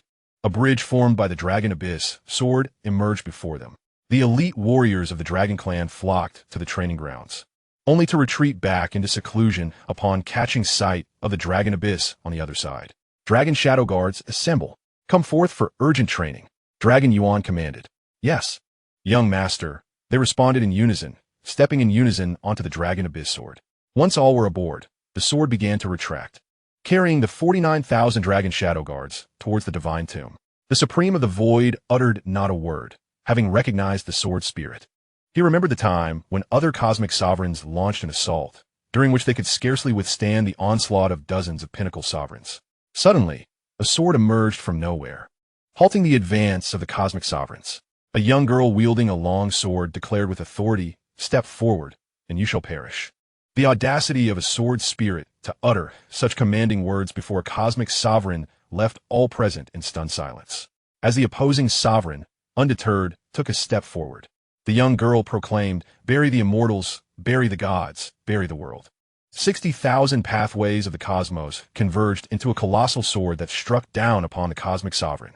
In that singular blow, the sovereign was vanquished, plunging the universe into mourning, shaking the very foundations of the great Tao, and causing a rain of blood to fall from the void.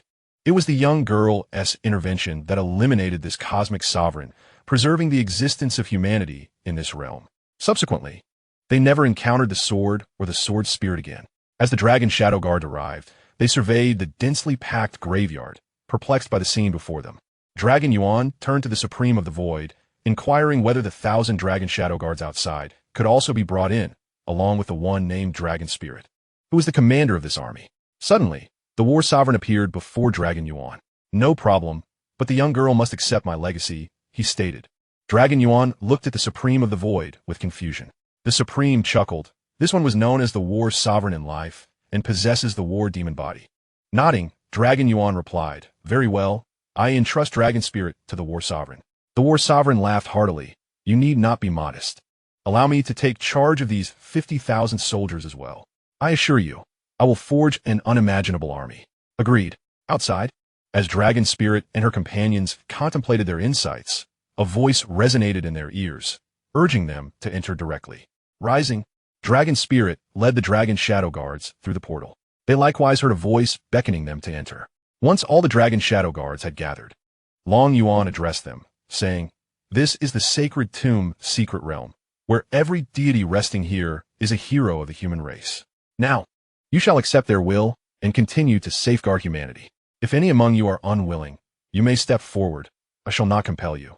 In unison, the Dragon Shadow Guards proclaimed, "We are willing to become the sword in the hands of the young master, to slay all enemies that threaten our kin." Long Yuan nodded in satisfaction. Long Ling, lead them to accept the inheritance. "Yes, young master." The battle sovereign exclaimed with enthusiasm. "Excellent. A formidable army that will instill terror in our foes is about to emerge." With that, he departed with Long Ling and the others. The Knight Sovereign and his companions could no longer remain idle, promptly communicating for their heirs to enter. The Void Sovereign shook his head, addressing the gathered souls.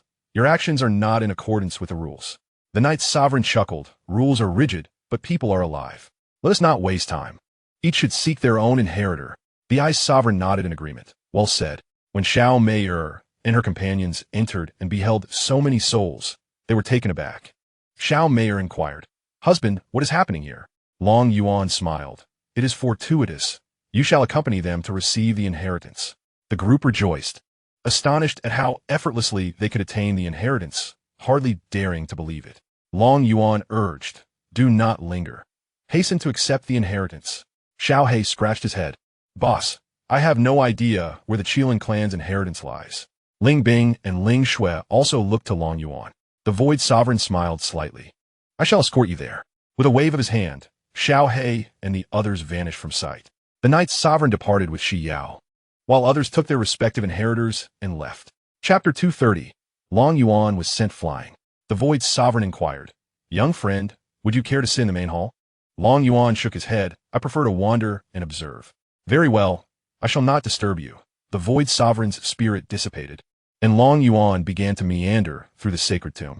As he strolled, sipping the medicinal liquid, he gazed upon the fallen heroes. As he drank, he became somewhat inebriated, unaware of how much he had consumed, and ultimately collapsed in slumber before gravestone. Meanwhile, those outside were still comprehending the martial arts. Some who succeeded entered the portal, while others continued to struggle with their understanding. Shi Tian was among the fortunate, having spent 2 months grasping a martial art to a foundational level. He immediately stepped through the portal, as the art was ill-suited for him. Upon arriving in the cemetery, Shi Tian was struck by the overwhelming sight. The dense array of gravestones left him momentarily stunned. The sounds of battle in the distance roused him from his reverie. A solitary figure was engaged in combat with a soul, the latter possessing significantly greater strength. Boom! Boom! Boom! The two figures collided once more, and the man was sent flying by a single blow. The soul shadow shook its head, declaring, "You have failed in your challenge and cannot accept my legacy." The man rose reluctantly and departed, seeking a lineage more suited to him. Shi Tian stood in astonishment, utterly awed by the sheer power displayed. "I must seek out a legacy that befits me," he resolved. He wandered among the gravestones until he finally halted before one inscribed with the name of the primordial Hua deity, detailing all of its deeds in life. Gazing at the name of the technique etched upon the stone, Shi Tian found himself rooted to the spot. The pure yang heavenly scripture, a technique embodying pure yang energy, was precisely what he needed. He bowed deeply to the gravestone, saying, "Predecessor, I wish to challenge your legacy." A soul shadow appeared, scrutinizing Shi Tian with keen interest. "Indeed, a fire yang spirit body at the mid-stage of the Immortal King realm. You possess the qualifications to challenge me. However, young one, you must think carefully. Here, you have only 2 chances to challenge. Will you not consider the legacy of the Divine Emperor?"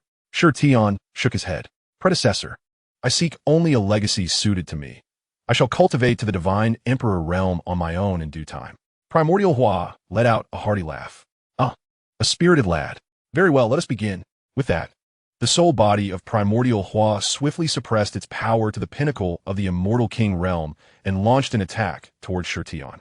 Xianxia drew his celestial sword, his internal energy surging. Scholar's sword, gentleman's sword, top scholar's sword. Whoosh, whoosh, whoosh. 3 ethereal figures, conjured from his celestial energy, surged toward primordial Hua. Impressive. Those 3 swords are commendable, but still lack finesse. The mighty golden palm. Primordial Hua executed a palm strike, imbued with scorching yang energy, aimed at the 3 swords charging forward. Xianxia smiled slightly and chanted, "Unite, Emperor's sword."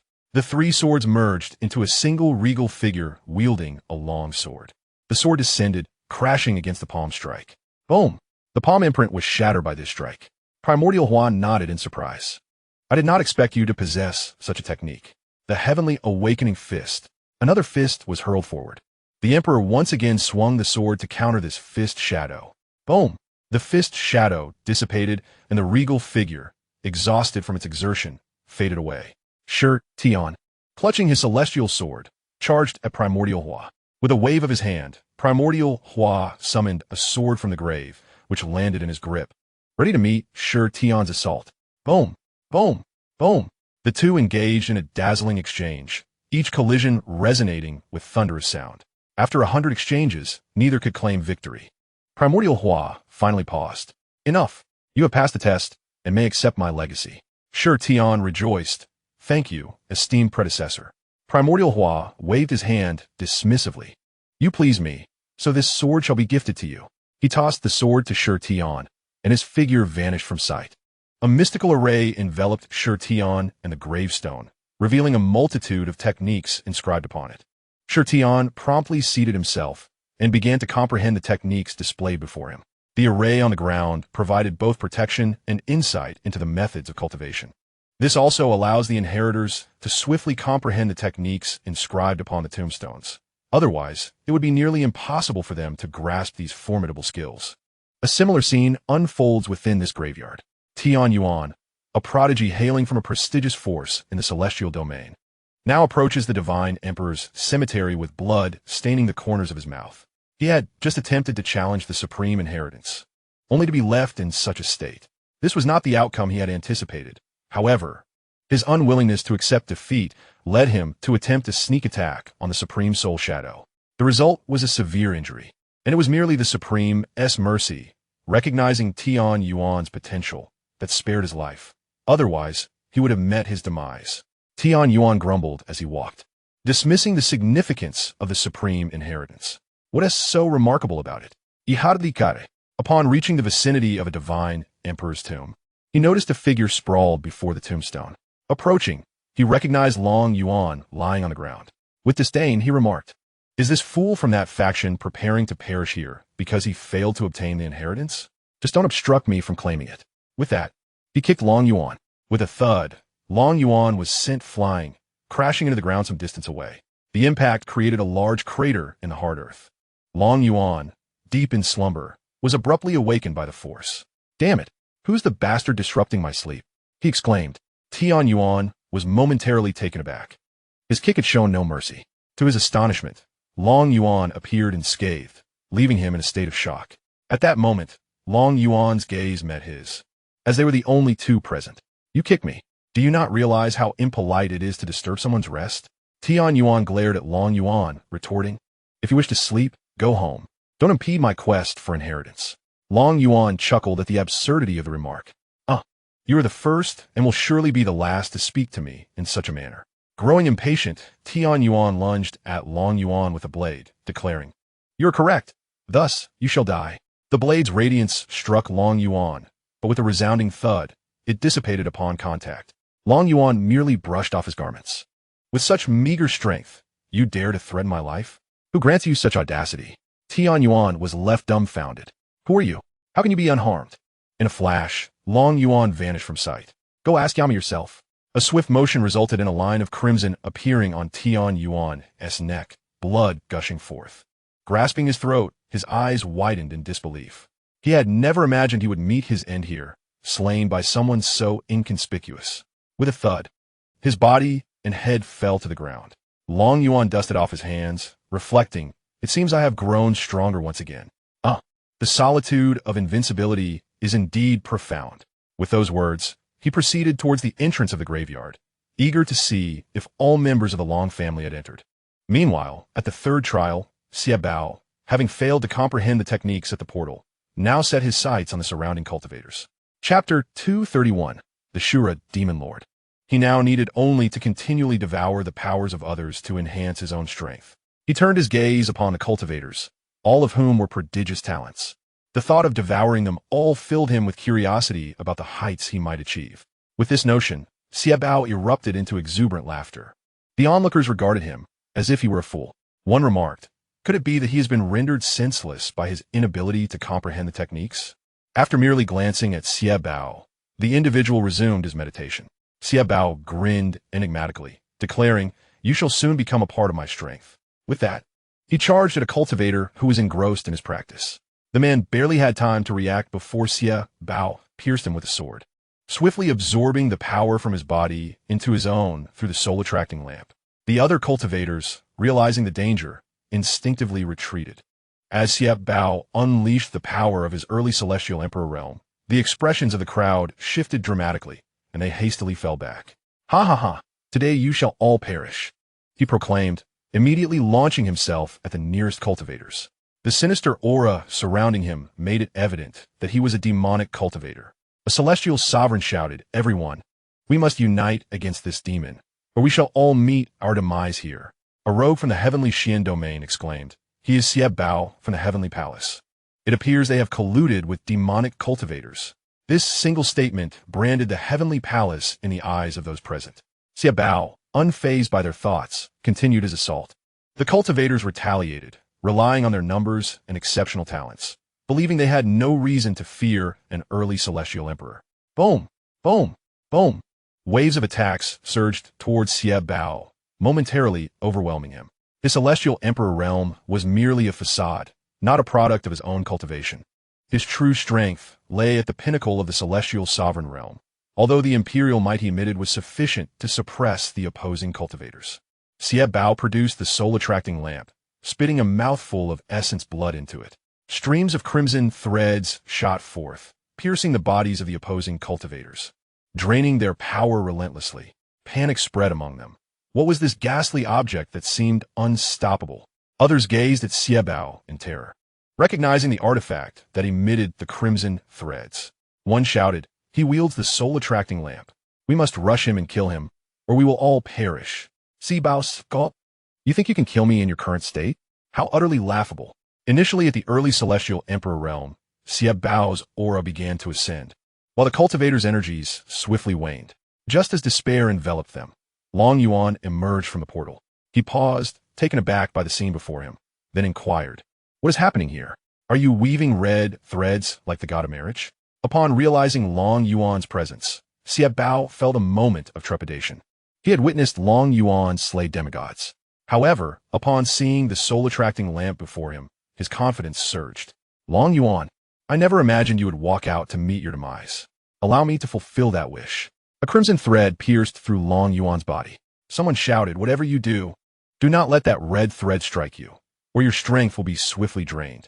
Long Yuan furrowed his brow, intending to evade the thread, but it snagged on his clothing. However, the thread could not even penetrate his attire, let alone siphon his power. Observing the crimson thread before him, Long Yuan reached out and grasped it. The thread recoiled in fear, for the soul-guiding lamp possessed a spirit. In that fleeting moment, the spirit sensed it was attempting to challenge the very essence of the universe, a terrifying force that instilled dread. It must be noted that its former master had infused the lamp with a staggering 15,000 laws. Yet, before Long Yuan, it found itself utterly powerless. Seeing the red thread retreat, Long Yuan became incensed. "Damn it, does this wretched thing look down on me? They all have their threads, yet you refuse to bind me? This is utterly outrageous." With that, he pursued the thread. The spirit, no longer feigning ignorance, transmitted a message to Xiao. "Run. That fellow is far too terrifying." Just as Xiao intended to stow the soul-guiding lamp and flee, Long Yuan had already appeared before him, seizing the lamp with one hand while the other swung toward him. Smack! The slap struck Xiao's face, causing his head to spin multiple times upon his neck. his body collapsing limply backward. The soul-guiding lamp had already retracted its red thread, and the other cultivators were no longer having their strength drained. Now, sitting weakly on the ground, Long Yuan brandished the lamp. "Spirit, come forth. Do you hold me in contempt?" Inside the lamp, the spirit trembled with fear, now acutely aware of the vast number of laws emanating from Long Yuan. They were so numerous it was frightening. It dared to claim that even the ruler of the universe would have to acknowledge him as elder brother. The Void Sovereign appeared before Long Yuan, saying, "My young friend, do not trouble it further. Though it may be somewhat malevolent, its master was indeed a hero." Long Yuan gazed at the Void Sovereign, retorting, "How can you say that? It just attempted to drain the strength of these individuals. Why did you not intervene?" The Void Sovereign chuckled awkwardly. "But you were here. Wasn't there any need for me to act? Furthermore, it wouldn't dare to truly drain them. Otherwise, it would be unable to escape this place.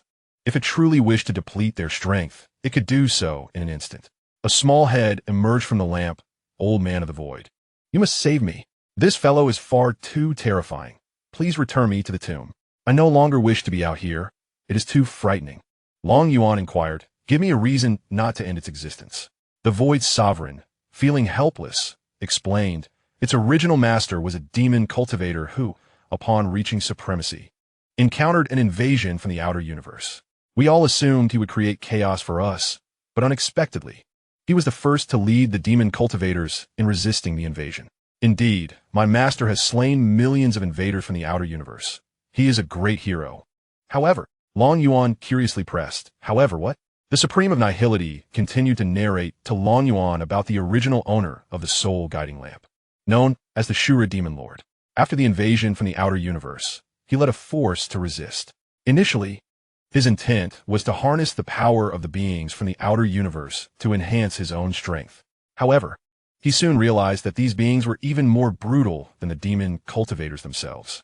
This revelation ignited the fury of the Shura Demon Lord, prompting him to lead his fellow demon cultivators into battle against the denizens of the outer universe. This conflict persisted for over 100,000 years, during which the power of the demon cultivators grew increasingly formidable, causing concern among certain righteous individuals. A supreme figure from a leading faction, in an attempt to eliminate the demon cultivators, allied himself with the Shura Demon Lord to assault the formidable beings of the outer universe. Chapter 232, A Bounty of Divine Herbs. However, this expedition resulted in the demise of both the supreme figure and the Shura Demon Lord. When the Supreme of Nihility and his companions arrived at the scene, they were met with a battlefield so grim that even a supreme being would shudder at the sight.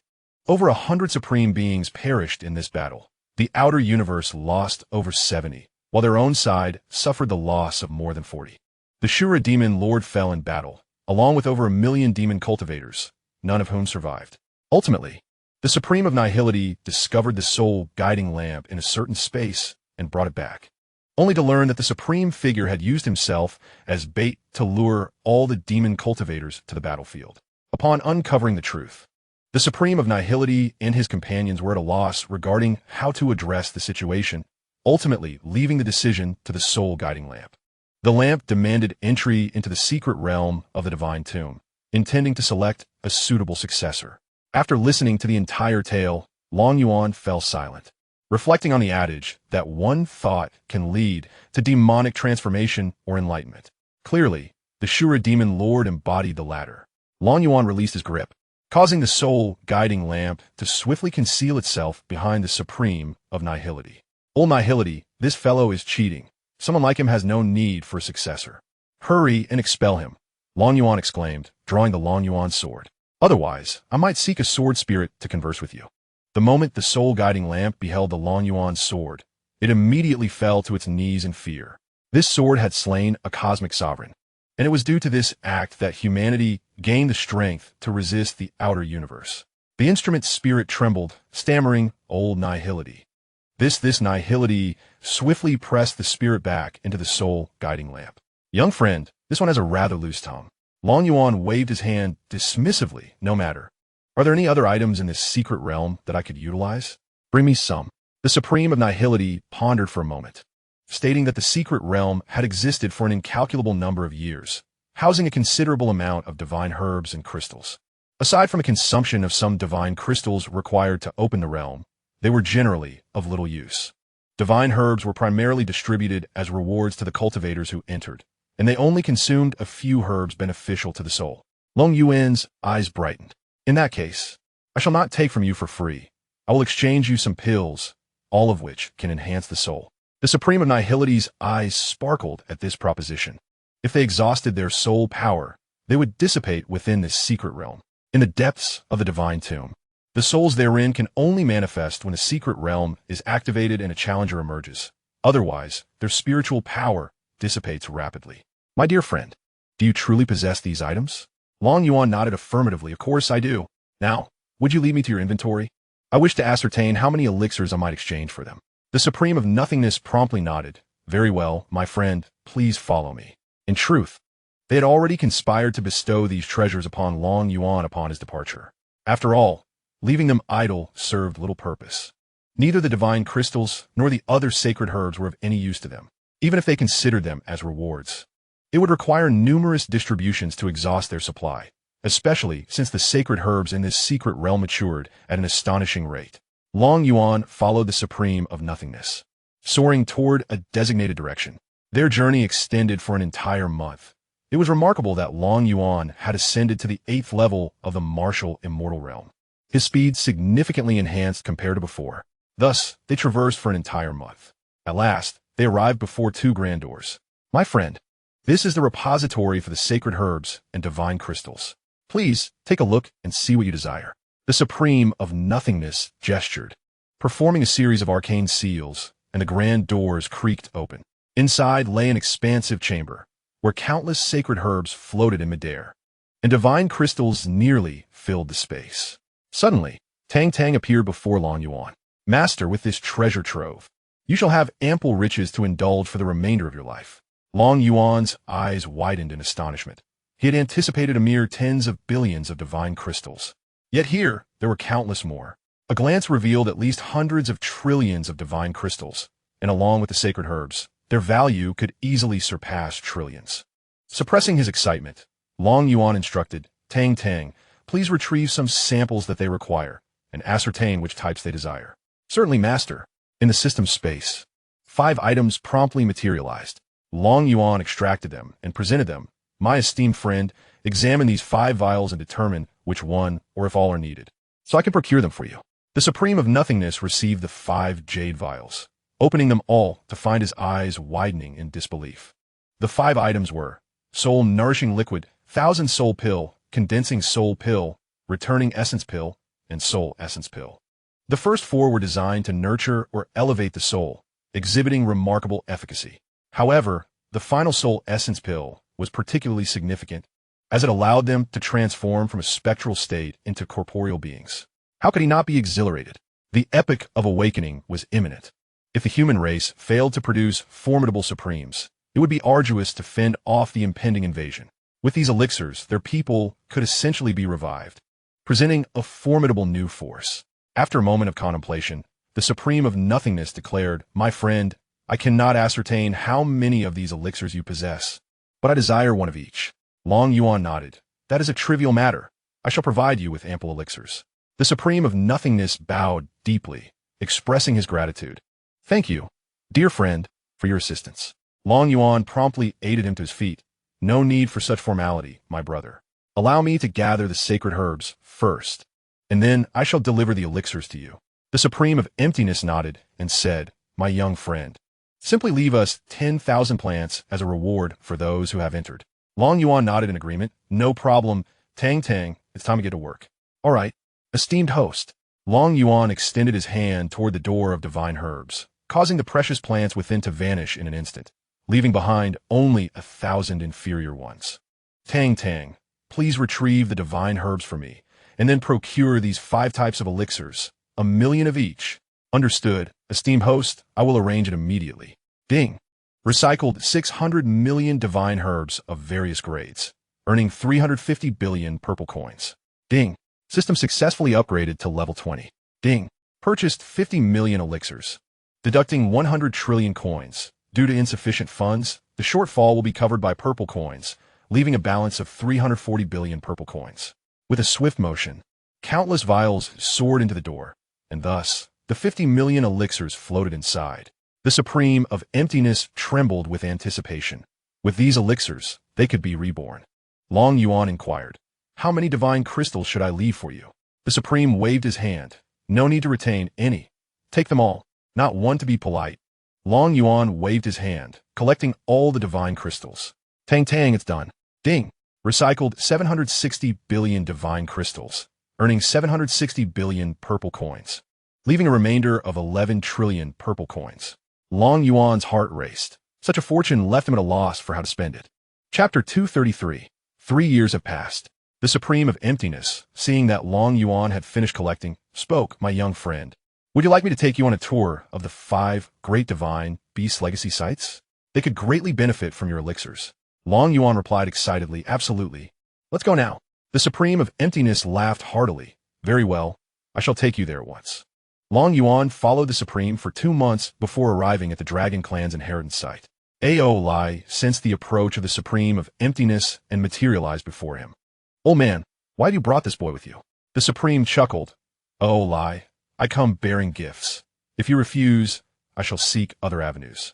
Skeptical, Ao Lai regarded the Supreme, recalling how he often bet with him and lost his divine herbs. Now, seeing the Supreme, he was on high alert, wary of being tricked again. "Then tell me what this benefit is. I shall see how you plan to deceive me this time." The Supreme of Emptiness produced 5 vials of elixirs. "I have brought this young friend to conduct business with you. If you wish, we can proceed. If not, we shall go elsewhere." Ao Lai took the elixirs and, upon inspecting them, stood in stunned silence. His reaction not much different from that of the Supreme upon their initial meeting. After a moment, he regained his composure, his expression shifting dramatically. "Young friend, how many of these elixirs do you possess? My dragon clan will take them all." Long Yuan looked at the old dragon. "Do you have enough divine crystals to purchase them? These elixirs are not inexpensive." Ailey nodded, aware that these elixirs would be fiercely contested even in the divine realm. Moreover, the alchemist's demise due to excessive practice had resulted in a scarcity of such concoctions in subsequent years. Xiwu sighed, lamenting the fact that many individuals perished without leaving behind a legacy, which contributed to the gradual decline of several major races. Ailey turned to Long Yuan and said, "Name your price. I wish to see how much I can acquire." Long Yuan pondered for a moment. "How many powerful dragons have been interred here?" Without hesitation, Ailey replied, "A total of 500,000 dragon sovereigns and above rest in this place. Our dragon lineage is already sparse. Then I shall offer you 5 million of these elixirs. In exchange, I require all your divine herbs and crystals." Ailey's eyes gleamed with excitement. 5 million? Each of us could receive 10. It would be sufficient for our revival. "Young friend, are you truly not deceiving me? Do you genuinely possess such an abundance of elixirs?" Long Yuan nodded affirmatively. "Indeed, take me there. I assure you, I shall provide you with ample elixirs." "Very well, I shall lead you forth." Long Yuan and Xiwu accompanied Ailey to 2 grand doors. Ailey opened them, revealing treasures that rivaled those of the human realm. "Tang Tang, it's time to get to work." "Understood, esteemed host." Beep. Recovered numerous divine herbs and crystals, totaling 98 trillion purple coins, with 208 trillion purple coins remaining. Beep. Successfully purchased 40 million elixirs, deducting 8 billion purple coins. Long Yuan preferred to make a bulk purchase to avoid repeated transactions. With a mere wave of his hand, 5 million elixirs soared into the repository. Ailey gazed at the vast expanse of elixirs that materialized, his elation nearly overwhelming. "Old Xiwu, you have finally accomplished a commendable deed." Xiwu chuckled. "I shall escort the young friend to explore other locations." Ailey nodded. "Indeed, they must be quite exhilarated." Xiwu affirmed, "You make the necessary arrangements. We shall take our leave now." "Very well, you may proceed with your tasks." With that, Xiwu led Long Yuan onward to their next destination. Ailey watched Long Yuan depart, murmuring to himself, "Is it truly him? I hope the old tortoise's calculations are not flawed."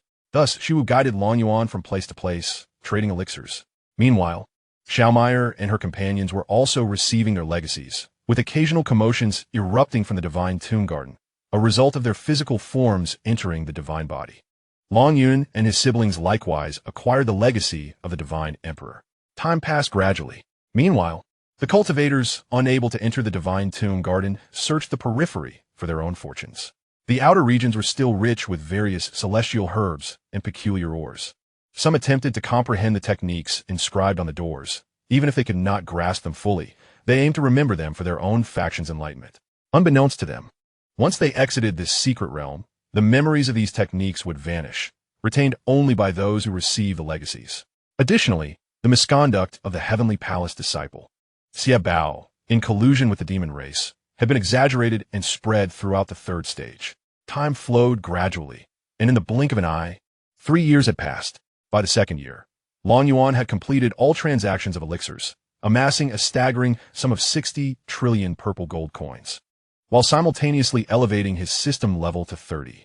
Now, all functions of a system marketplace had become accessible. Tangdang had chosen to recline leisurely, embarking on the journey to comprehend her pension. Meanwhile, Yuan slumbered within the grand hall for an entire year, not for any particular reason, but rather due to the overwhelming abundance of wealth that led him to indulge excessively in medicinal potions. The void summoned the Supreme of Heavenly Yin to awaken Yuan, as he dared not do so himself. Xiaomai approached Yuan from behind and gently shook him. "Husband, it is time to rise." Yuan remained unresponsive, continuing to slumber. After several more attempts, he still did not stir. The Supreme of Heavenly Yin inquired, "What is the matter with him? Why can he not be awakened?" Xiaomai replied with a wry smile, "He must have consumed too much of the elixir. It will take him a while to regain consciousness." "What shall we do then?" "The exit of the secret realm is about to open," the Supreme remarked. Without hesitation, Xiaomai hoisted Yuan onto her back, stating, "It is fine. I will carry him out." The Supreme nodded in agreement, recognizing this as their only option. As Xiaomai carried Yuan towards the exit of the Grand Hall, his continued slumber meant that the Dragon Shadow Guards could not return him and had no choice but to exit the secret realm alongside the others. Dragon Spirit, Little Black, Little Phoenix, and Xiao awaited Yuan in the Divine Tomb Garden. Upon seeing Xiaomai emerging with Yuan on her back, they feared something had befallen him. The battle spirit of the 50,000 Dragon Shadow Guards surged forth. Xiaomai quickly reassured them, "He is merely asleep." With that simple statement, their battle fervor dissipated. Everyone understood that disturbing Yuan's slumber was a grave matter. If it were not for those with whom he shared a close bond, the consequences could be dire. Even Little Black would receive a severe beating for such a transgression. Therefore, they dared not rouse him. Soon, portals emerged in the sky, marking the exit of the secret realm. Xiaomai bowed respectfully to the Supreme of Heavenly Yin and the others, expressing, "Esteemed elders, we are departing. Thank you for your guidance over the years." The Supreme smiled warmly. "Go forth. We shall meet again." The war god looked at Dragon Spirit and said, "Remember what I have taught you. I hope to see you transform into an invincible army in the future." Dragon Spirit nodded, assuring, "Rest assured, Master, I shall become a legendary war deity." Chapter 234, Preparations for the Ambush. The Supreme of the Void waved his hand, urging, "You must leave quickly. The entrance will soon close." The group bowed to the elders before following Xiaomai as they soared towards the portals. Numerous passages appeared in various locations, and everyone began to fly towards the exits. Some, however, were reluctant to leave, as a palpable fear of death enveloped their hearts. Yet, under the looming threat of mortality, they departed from that place. At the entrance of the secret realm, the Phoenix clan had lifted all barriers, and individuals from various factions awaited the emergence of their disciples. Whoosh, whoosh, whoosh. A solitary figure emerged before them, as Ren Wanting, accompanied by disciples of the Jiutian sect, stepped forward.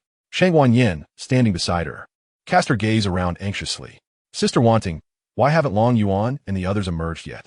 Ren Wanting shook her head. "I'm uncertain as well. Will you accompany me back to the Jiutian sect?" Shangguan Yin looked taken aback. "Sister Wanting, will you not return to the Long family with Yuan?" "I shall not go to the Long family. I wish to cultivate at the Jiutian sect. Then I will summon my master to join us at the Jiutian sect. After all, she is a solitary cultivator, and it matters not where she goes." The immortal Xiao appeared before Shangguan Yin. "Is this how you treat your master?" Master, I am not abandoning you. Wherever we go is the same. So let us go to the Jiutian sect." Ren Wanting clasped her hands, saying, "If the esteemed elder is willing to join our Jiutian sect, I will request the sect leader to grant you the status of an elder, requiring no obligations from you." Yiqingyu added, "It is our honor to host the esteemed elder at our Jiutian sect." The immortal Xiao smiled. "Then I shall stay at your sect for a while." I am aware that your sect possesses many formidable individuals, and my presence is hardly necessary. But since my disciple wishes to go, I, as her master, must accompany her. Ren Wanting replied with a smile. Esteemed elder, please, our worship awaits. Shangguan Yin interjected, Sister Wanting, will you not wait for Long Yuan? Ren Wanting trembled slightly. She truly feared encountering Long Yuan, worried that she might find it difficult to part ways. We shall not wait any longer. Let us depart. Oh. The group soared towards the Jiutian Dao sect's worship. At that moment, members of the Feng clan, Qilin clan, Long clan, and Xuanwu clan appeared in succession. The semi-divine beings from these clans assisted them onto the worship, just as a large contingent of soldiers clad in unified armor appeared before them. This scene left everyone in stunned silence. Bai Xiao swallowed hard. When did this army enter? How were we unaware? Feng Jiu shook her head. I am uncertain. But their emergence signifies that they have encountered fortuitous opportunities. Long Ling produced 10 Azure Dragon warships, and all the Dragon Shadow Guards boarded the vessels. Xiao Meyer, carrying Long Yuan on her back, approached Feng Jiu and the others. Esteemed elders, we are preparing to return to the Long family. Ling Yu gazed at Long Yuan on Xiao Meyer's back and inquired, what has happened to young Master Long? Xiao Meyer forced a smile. He is asleep and cannot be awakened at the moment. Feng Jiu furrowed her brow. I shall dispatch 10 divine beings to escort you home. Xiao Meyer shook her head. No need. We possess the ability to protect ourselves. Now that they had received their inheritance, even the likes of them had attained the initial realm of immortal emperors. The Dragon Shadow Guards were also at the early stage of immortal sovereigns. The hardships they endured over the past 3 years were beyond what ordinary cultivators could withstand. They had battled the army of the Battle Sovereign for a full 2.5 years. And the century-old medicinal pills provided by Long Yuan had only lasted them for that duration. It was not due to a lack of medicinal support.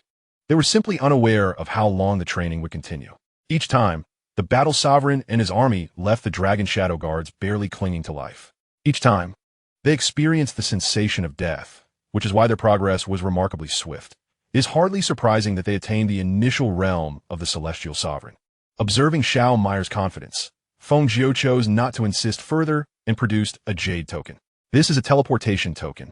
Should you encounter any troubles in the Zhuke domain, simply shatter it, and I shall dispatch aid to you. Xiao Meyer accepted the teleportation token with gratitude, saying, Thank you, esteemed elder. Once my husband awakens, I shall inform him. Feng Jiu smiled gently, replying, What are you saying? I do not wish for you to owe anyone a favor. Bai Xiao laughed heartily.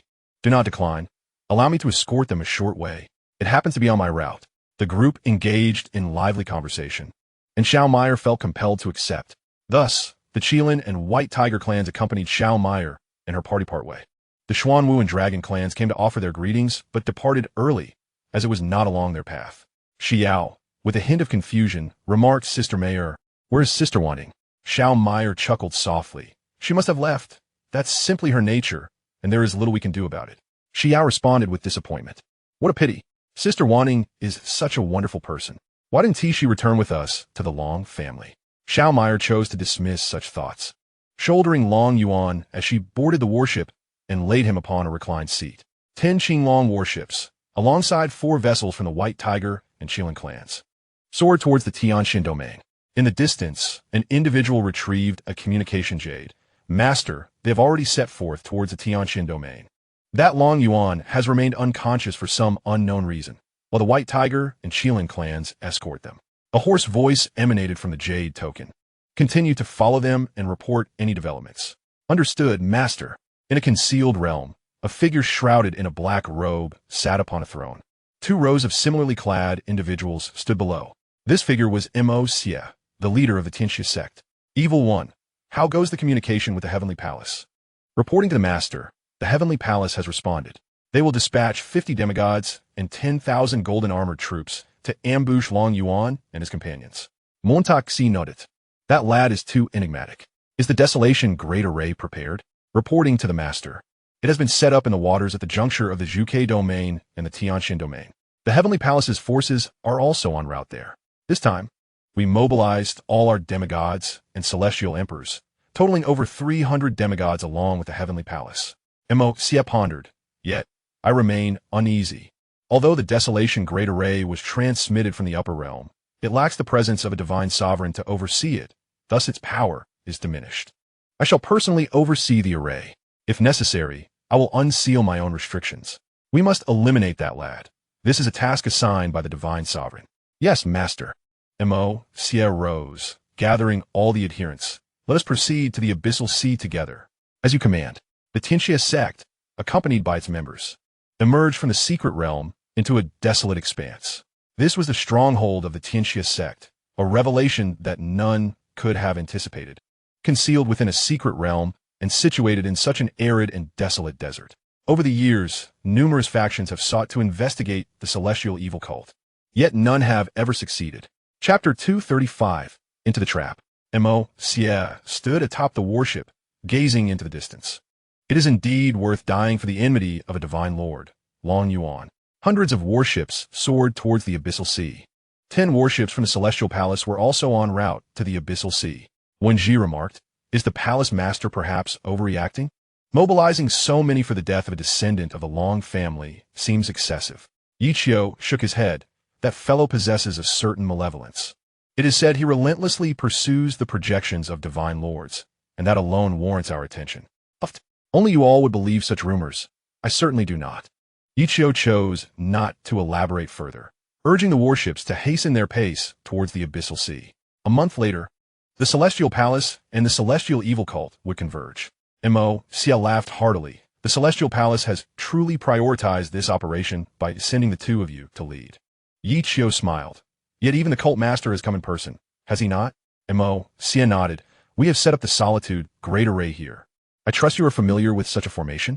Wenji's expression shifted as he blurted, "Is such a grand display truly necessary? This formation, if mishandled, could devastate the abyssal sea. Who shall bear the consequences?" Yichio furrowed his brow. They were on the brink of ascension, and entangling themselves in such grave karma would likely invite a tribulation beyond their endurance. Sensing the hesitation of the celestial palace members, Xianxia reassured them. You need only guard one corner of the formation. I shall oversee the rest. Any repercussions will be mine to bear. With Xianxia's words, the two felt a slight relief. They were reluctant to shoulder such heavy karma, as it would significantly impact their ascension. Xianxia smirked inwardly. Now that you have arrived, there is no chance of your retreat. Once we deal with Yuan, it will be your turn. Here, they were setting up the Great Formation, plotting the demise of Yuan. Meanwhile, on the Azure Dragon warship, Yuan was still sound asleep. Bai Xiao smiled at Xiao Meier. Let's part ways here. Be cautious on your journey ahead. Ling Yu also turned to Ling Shui and Ling Bing. You two girls take care of yourselves, and remember to visit the clan often. Ling Bing replied with a cheerful grin. Understood. Grandma Ling Yu, you should return quickly. Xiao Meier clasped her fists, expressing her gratitude. Thank you, esteemed elders, for your escort. Travel safely. Very well, farewell. The warships of both clans set forth in different directions. Long Ling promptly stood at the bow, commanding Dragon Shadow Guards, maintain battle formation. The 10 Azure Dragon warships immediately adjusted, forming a combat formation as they advanced. The warships sped across the calm sea. Standing at the ship's bow, Xiao gazed at the tranquil surface of the abyssal sea, remarking, "The scenery here is truly magnificent." Xiao He scoffed, "It's just water. What's so great about it? Why don't you jump in for a sip?" Laughter erupted among the crowd, but Long Ling furrowed her brow, sensing an impending danger ahead. They could not approach any closer. Halt! The 10 warships came to an abrupt stop. Xiao Meier inquired, "What is the matter?" Long Ling furrowed her brow and said, "I sense danger ahead." Xiao He expanded his soul force, meticulously scanning the surroundings, yet found nothing amiss. The others also employed their soul power to investigate, but no threats were detected. Xiao remarked, "Sister Long Ling, perhaps you've been in the secret realm for too long and are experiencing illusions." Long Ling conducted her own examination, discovering no peril either. Xiao He suggested, regardless of any danger, let's first unleash a barrage of celestial crystal bombs before proceeding. The group nodded in agreement, finding merit in Xiao He's proposal. Long Ling commanded decisively, "Prepare the number 1 warship for carpet bombardment." "Understood, Commander." The hatch of the number 1 Azure Dragon warship opened. Whoosh, whoosh, whoosh. 50,000 celestial crystal bombs were launched towards the distant sea. Boom, boom, boom. The bombs struck the ocean surface, creating massive waves. Once the waters calmed, silence prevailed. Xiao He observed, "There is no danger here. With so many celestial crystal bombs falling, Even demigods should have stirred. Xiao Mei nodded. Indeed. Let us continue our journey. Yet, the sense of danger lingered in Longling's heart, prompting heightened vigilance. The 10 Azure Dragon warships resumed their flight. Meanwhile, deep beneath the sea, over 10,000 members of the heavenly evil cult perished, their blood concealed by the half-gods who obstructed its ascent, preventing Longling and her companions from noticing. Mo. Xiao watched as the warships entered the formation, altering his hand seals. Activate the Desolation Formation. Boom! Boom! Boom! Countless beams of light erupted from the ocean floor, enveloping the 10 warships in a luminous barrier. Whoosh! Whoosh! Whoosh! Powerful figures materialized at the heart of the formation. Longling commanded from the bow of her ship. Main cannons, attack. Break free from the formation and prepare for battle. The main cannons on the 10 warships began to shimmer with energy. Boom! Boom! Boom! A beam of light shattered the barrier before them, propelling the warships forward. Mo. Cs sneered. I did not anticipate that the Long family would possess such a splendid battlefield. This level of assault approaches the divine realm. However, today, you shall meet your demise here. Adjusting his hand seals, the formation rapidly activated, causing the seawater to coalesce into weapons that hurled towards the warships. Longling calmly issued her orders. Launch the celestial crystal bombs. Allow the main cannons to fire freely. Activate the defensive shields and ensure everyone is prepared for combat. Weapons imbued with terrifying power struck the warships. The attacks from the celestial crystal bombs and main cannons continuously intercepted these assaults. Boom! Boom! Boom! Yet the sheer volume of attacks was overwhelming, rendering interception impossible. Some strikes collided with the defensive shields. Bang! Bang! Bang! The warships shook violently. Xiao He exclaimed in shock. What kind of formation is this? Its power is astounding. Long Yu, equally stunned, responded, This is the legendary Desolation Formation from the Divine Realm, capable of slaying God Kings. We are in serious trouble now. What enmity or grudge could lead to such a terrifying formation? Long Yu forced a smile, pondering who could possibly know. Just as the previous wave of attacks had concluded, a terrifying colossal water sword descended upon them from a distance. Long Ling furrowed her brows. This strike was overwhelmingly powerful, and the warship could not withstand it. The Dragon Shadow Guards formed a battle formation. In an instant, a battle spirit materialized above the warship. A minor celestial realm spirit wielding a war blade that cleaved directly toward the incoming sword. Boom! A Undying explosion échouée. The warship was pushed back a considerable distance by the shockwave, while the colossal sword dissolved in the sea water and fell. Mo. Xia, astonished, exclaimed, How is this possible? How can such a formidable battle formation exist? I refuse to believe that I cannot eliminate you today. Chapter 236 Montag Sie. With that, he altered the seal in his hand, and the seawater rapidly morphed into numerous water beings armed with weapons. Long Ling, not daring to be complacent, recognized her inability to gauge the true strength of the water beings due to her insufficient realm. Form the battle formation, resist together, she commanded, and 4 more battle spirits appeared. Long Ling's own battle soul merged into the formation. A powerful battle spirit of the great celestial realm, emanating a terrifying pressure that repelled the approaching water beings. The 5 battle spirits shielded the warship at its center. Charge with me. Long Ling led the attack, rushing forward. One after another, the water beings lunged at them, while the 5 battle spirits defended the warship like 5 deities of war. They repelled all attacking water beings, unleashing powerful strikes that tore the air apart. Seeing this, Mo. Xia could not help but unseal his own power, a great celestial aura radiating from him. The Desolation Grand Formation, empowered by this force, instantaneously exhibited its true terrifying might. A water giant emerged before Long Ling, delivering a blow that sent her flying far away. Poof! Poof! Poof! Long Ling and her 1,000 Dragon Shadow Guards simultaneously spat out blood, nearly causing their battle spirits to dissipate. So powerful, Long Ling's expression turned grave. She simply could not withstand this water giant. Mo. Xia revealed himself, taunting, So, you are Long Yuan? Do you now feel fear? Do you have the urge to beg for mercy? Long Ling glared fiercely at Mo. Xia in the distance, demanding, Which faction do you belong to? Do you comprehend the consequences that await you? Mo. Xia laughed heartily. My outcome? Isn't it ascending to the divine realm after the array is dismantled? This consequence is one I can accept.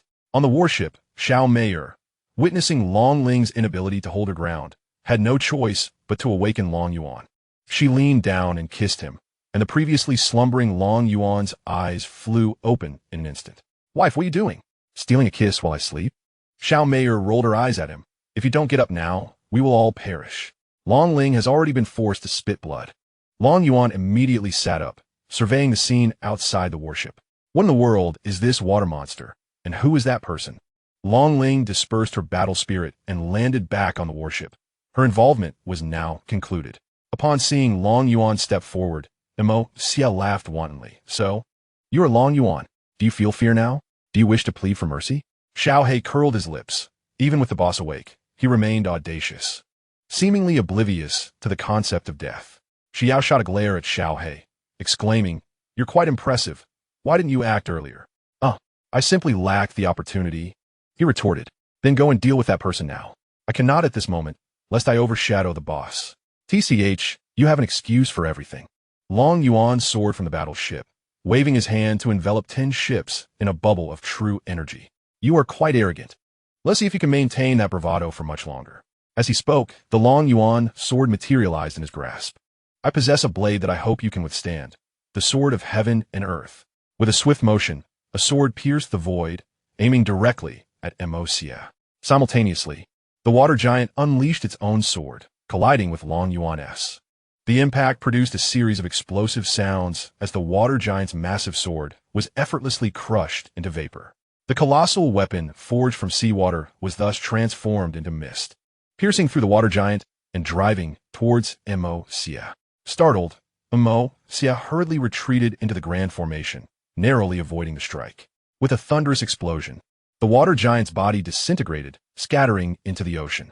"Oh, you are quite fleet of foot, but can this feeble formation withstand my might?" No sooner had Long Yuan spoken than meteors began to rain down from the heavens.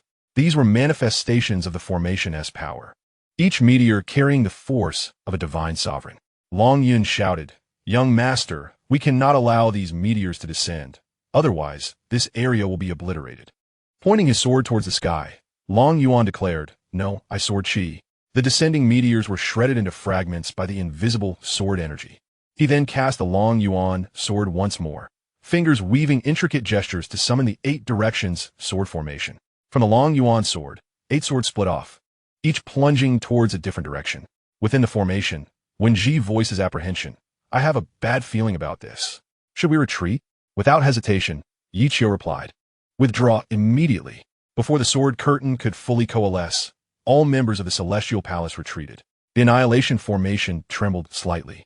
Enraged at the sudden depletion of power within the formation, Xianxia seethed, "Damn those Celestial Palace folk. Once I resolve this, I shall deal with you." With a flick of his finger, Long Yuan summoned a barrage of blades. In the 8-direction sword formation, a multitude of smaller swords began to dart about. The members of the evil cult were mercilessly slaughtered. Witnessing this, Xianxia, disregarding everything else, bellowed, "Annihilate the heavens and earth." He siphoned the strength of everyone within the formation, causing the surrounding space to shatter and devour the incoming blades. His aura surged to the pinnacle of the Divine King realm as he swung his sword at Long Yuan, tearing through space as if it were mere paper. Long Yuan raised a finger, commanding shatter. A colossal sound reverberated, the shockwave ripping through the surrounding space and creating a void-like black hole. Countless small swords were devoured by the void, and fragments of the large blade were also consumed. With a sweep of his soul force, Long Yuan discerned that only the foe before him remained. Thus, he retracted the 8 directions sword array, reclaiming the Long Yuan's sword into his grasp. "Today, I shall grant you a death," he declared, unable to resist the urge to strike after witnessing the arrogance displayed moments ago. With that, Long Yuan's figure vanished from sight. Bang! The Long Yuan sword struck fiercely against Xianxia. Xianxia coughed up blood, sending it splattering towards the distant sea, like a bomb plunging into water. A massive splash erupted upon impact. Long Yuan reappeared in the ocean, seizing Xianxia and pulling him out. Xianxia retaliated with a punch against Long Yuan's body. Bang! Long Yuan glanced down and chuckled, "Huh? You still have the strength to fight back. Then let us engage in a proper duel." With that, he gripped Xia's shoulder and commenced a barrage of strikes. Long Yuan delivered one punch, while Xia managed two in return. Yet, While Long Yuan's blow caused Xianxia to spit blood, Xianxia's punches barely grazed Long Yuan. On the warship, Xiao He watched with fervor, exclaiming, "Yes, this is exhilarating. Every punch lands. Though, it seems our leader is at a slight disadvantage, only managing to land one less punch each time." Xiao scoffed. "Why don't you step in to assist Brother Long Yuan?" Xiao He recoiled slightly. "This is a task for our leader. We, the subordinates, can merely cheer from the sidelines." Chapter 237. A full frontal assault in the distance. Long Yuan continued to toy with Xianxia, though it appeared Xianxia could no longer keep up. His chest bore several gaping wounds from Long Yuan's strikes, blood dripping continuously into the sea. Weakly, Xianxia gasped, "What manner of monster are you? I concede. Will you spare me?" Long Yuan chuckled darkly. "Weren't you quite arrogant just now? Why the sudden humility? I was wrong. I surrender. Will you let me go? I may consider sparing you, but only if you withstand one punch," Long Yuan replied, tossing Xianxia into the air before launching a powerful strike. Bang! Xianxia's entire body disintegrated, his soul failing to escape the onslaught. Long Yuan dusted off his hands, muttering, "You are quite disappointing, unable to endure even one blow." The warship approached Long Yuan, and Long Ling inquired, "Brother Long, the people from the Heavenly Palace have fled. Shall we pursue?" Long Yuan stepped onto the ship, declaring indeed, "This time, we shall annihilate them. Yes, all ships engage maximum speed." 10 Azure Dragon warships surged forward in pursuit of the Heavenly Palace's remnants. The Great Annihilation Formation, having exhausted its energy, faded from existence. On board the warship, Wen Ji remarked, "Yichio, what should we do now? The Long family is formidable. We have severely underestimated their strength. I have no idea what to do. For now, let us return to the Heavenly Palace." Yichio responded, anxiety tightening within him. The Heavenly Evil cult has been vanquished, and if we wish to survive, we must either return to the Heavenly Palace or flee from it. Yichio was overwhelmed with dread, realizing that if the numerous members of the Heavenly Evil cult could not contend with Long Yuan, the forces of the Heavenly Palace would likely prove no match either. Thoughts of ascending and escaping the Heavenly Palace filled his mind. Wen Ji shared a similar sentiment. Yet upon glancing back, he discovered 10 warships rapidly pursuing them. Yichio, they're closing in. That useless Xianxia has perished far too swiftly. Yikiu's kuntenanstarkinet. Quickly, set the warships to full speed. We must not allow them to catch up. Golden Armored Legion, prepare for battle. The Heavenly Palace warship surged forth with newfound velocity towards the celestial realm. Seated upon his chair, Long Yuan instructed, "Long Ling, proceed at a measured pace, occasionally launching a few celestial crystal bombs at them, but ensure they do not incur fatal damage."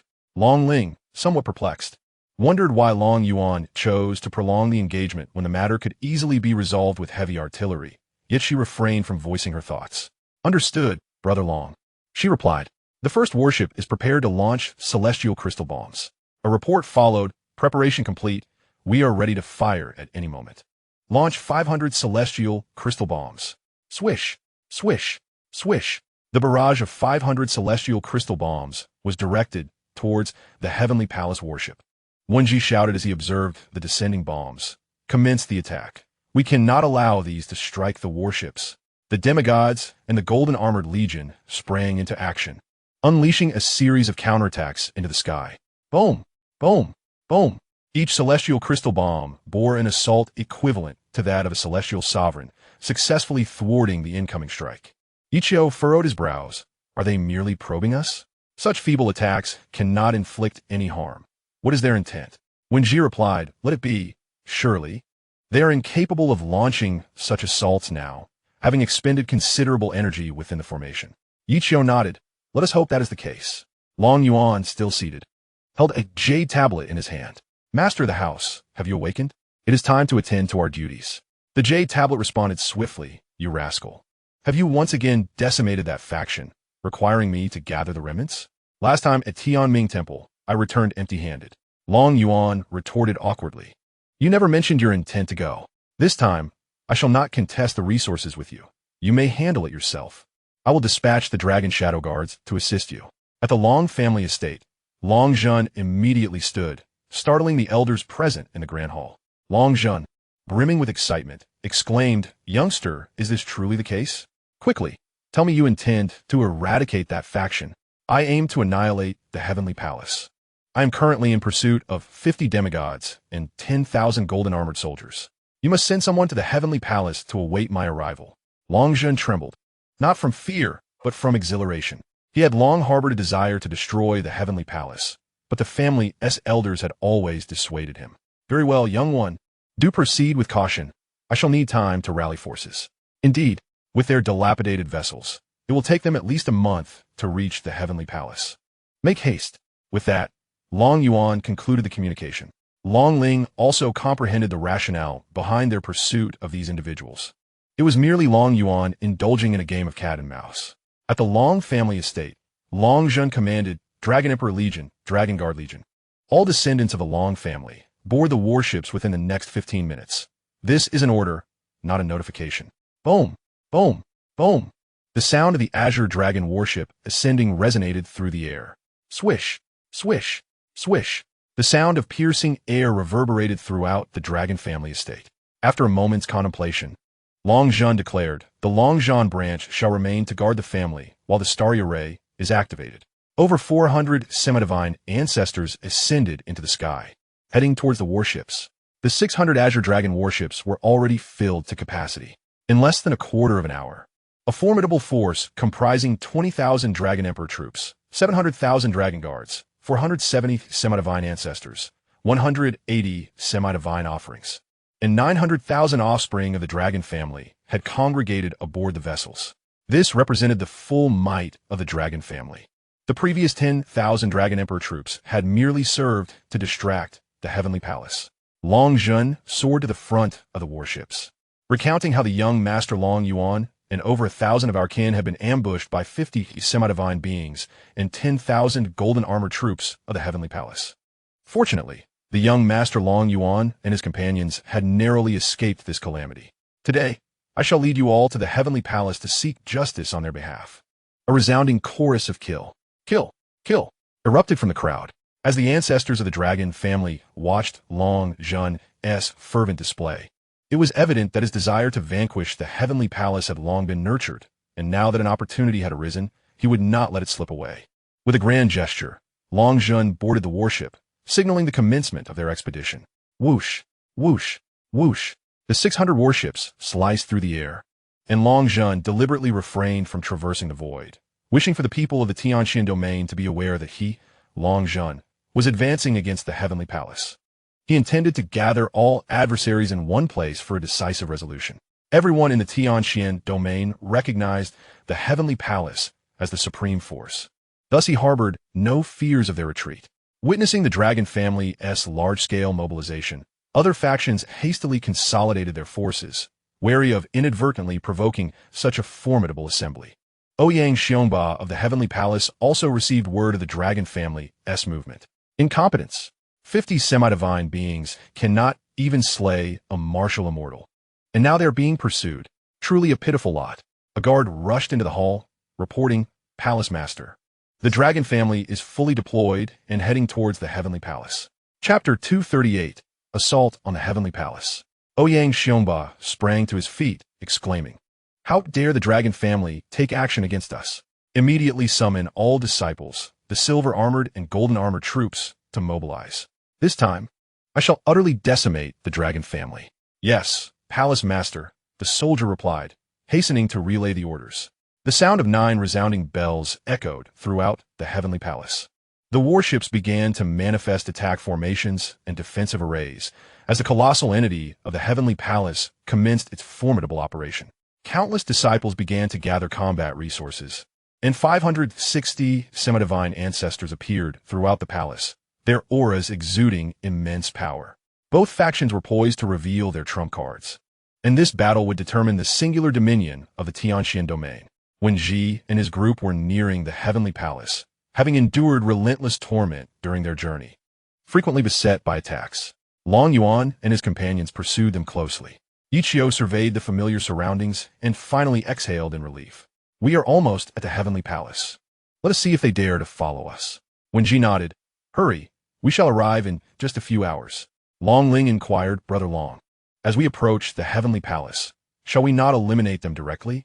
Long Yuan chuckled, anticipating the moment when they would witness the celestial palace. only to be obliterated by the main cannon. Indeed, Brother Long, replied Yi Qiu and his companions, who, upon noticing the pursuing vessels, exchanged knowing smirks. Pursue if you will. Soon, you shall reap the consequences.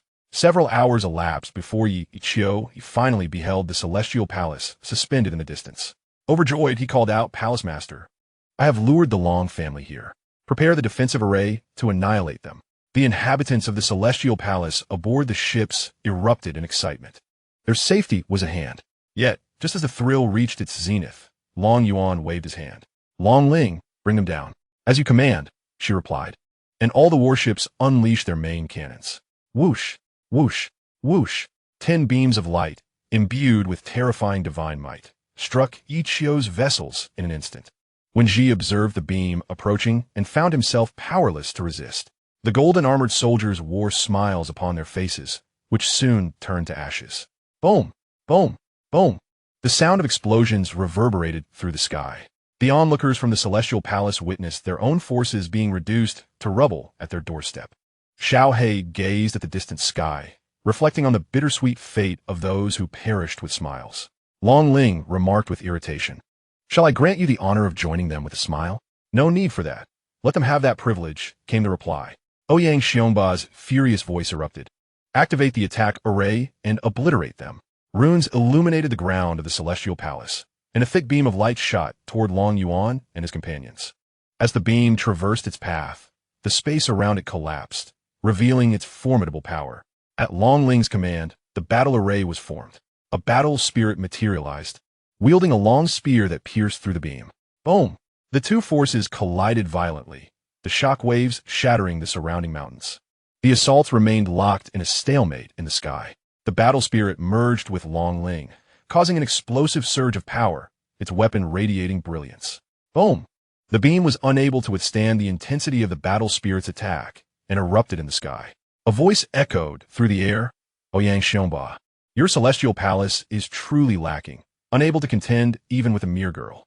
No sooner had the words left his lips than 600 Azure Dragon warships appeared on the horizon, accompanied by representatives from various factions, all there to witness the clash. This was a confrontation between two dominant powers.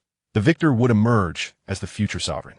Long Ling also maneuvered her ships closer to unite with Long Zhun and his forces. Ouyang Xiongba glared at Long Zhun. Do you really believe you can prevail? Today, you shan't escape. All ships ascend. Activate the attack array. We shall leave no one behind. Understood, Palace Master, replied Long Zhun, grinning. Do you wish for a battle of warships? Very well, I shall grant you that. All ships, prepare the main cannons and the celestial crystal bombs. Let us commence with a barrage to cleanse the battlefield. The Long family members cheered excitedly. Yes, head of the family. The celestial battleship emerged, and various attack formations illuminated the sky. Ouyang Xiongba and Long Zhun simultaneously commanded an assault. Whoosh, whoosh, whoosh. A kaleidoscope of colors flickered in the heavens, akin to both sides exchanging missiles in a fierce confrontation. Boom, boom, boom. The sound of explosions resonated across the sky, causing the ground to tremble. In the distance, the representatives of various factions were profoundly shaken, realizing that they could scarcely withstand even a few of these attacks. They now comprehended the true horror of these two formidable forces. Previously, they believed their factions were not too far behind, but now it dawned on them that they were worlds apart, existing on entirely different levels. Both sides unleashed their assaults upon the opposing battleships. Long Zhun observed the attacks crashing against the protective shield with a disdainful smile. Is that all? They cannot breach my defenses. Meanwhile, dozens of celestial battleships had already been destroyed, not by crystal bombs, but by the main cannon of the Qinglong battleship. Despite numerous interceptions, Tiangong suffered considerable losses. Ouyang Xiongba bellowed, attack with full force. Instantly, the entire Tiangong mobilized, launching even more terrifying assaults towards Long Zhun. Long Zhun chuckled, acknowledging the advantage of the defending side. Kid, this wave of attacks is likely beyond our capacity to endure. We'll see how you handle it. With a wave of his hand, Long Yuan directed countless small swords of true energy to counter the incoming onslaught. Bang, bang, bang. Long Yuan's true energy blades pierced through the air like needles popping balloons, dispersing the attacks in mid-flight. Seizing the opportunity, Long Zhun commanded, destroy their grand formation. Yes. All main cannons targeted the attack formation of Tiangong. The defensive array of Tiangong flickered, successfully blocking this wave of assaults. Long Zhun, frustrated by the failure to dismantle the formation, muttered to himself, "This Tiangong is indeed a tough nut to crack." Meanwhile, the attacks from Tiangong showed no signs of abating. It appeared that Long Zhun was at a disadvantage. Reluctantly, Long Zhun ordered fall back a distance. The Qinglong battleship began to retreat while maintaining its defenses. Ouyang Xiongba, observing Long Zhun's withdrawal, dared not pursue. This encounter revealed to him the might of the Long family. Had their positions been reversed, they would have likely been vanquished long ago. Long Zhun retreated unscathed, while they had lost dozens of battleships. Once at a safe distance, Long Zhun cursed, "Damn it, if only we could breach that defense, we would have a chance. It infuriates me." Chapter 239, The Great Battle Commences. Long Qi could only smile wryly. If a direct assault could breach their defenses, the casualties would be too great. "We cannot gamble with the lives of our kin." Long Zhun turned to Long Yuan. "How about you assist us in breaking through that defense?" Long Yuan shook his head. "With your superior equipment and weaponry, why should I help? I might as well conquer it myself and hand it over to you." Long Zhun nodded. "That works too. I have no objections." Long Yuan cast a glance at Long Zhun, saying, "You fight among yourselves. If you cannot prevail, then return home to rest." Long Zhun shook his head, declaring it impossible to retreat. He was determined to exhaust them, even if it meant his own demise. Long Qi sighed, pondering why Long Zhun held such an unwavering obsession with annihilating the Heavenly Palace. In Long Zhun's mind, however, was the conviction that failing to eradicate the Heavenly Palace would surely lead to their attempt to obliterate him. He refused to allow danger to loom over him indefinitely. Approaching the bow of the ship, Long Zhun commanded all warships to divide into two groups and relentlessly assault the Heavenly Palace, insisting that their offensive must not falter. If they could not conquer, they should flee. Upon receiving the order, the crew sprang into action. 600 warships began to split into two factions to attack the Heavenly Palace. This time, Long Zhun had learned from experience, dispatching 20,000 Dragon Shadow Guards to accompany them. When faced with insurmountable resistance, the Dragon Shadow Guards would form defensive formations to withstand the onslaught. This strategy left Ouyang Xiongba in a quandary. He could not afford to engage in battle outside. Yet to remain within would subject him to continuous attacks from the Long family, forcing the formation to remain active. The toll was staggering. Even the Heavenly Palace's considerable resources could not endure such depletion.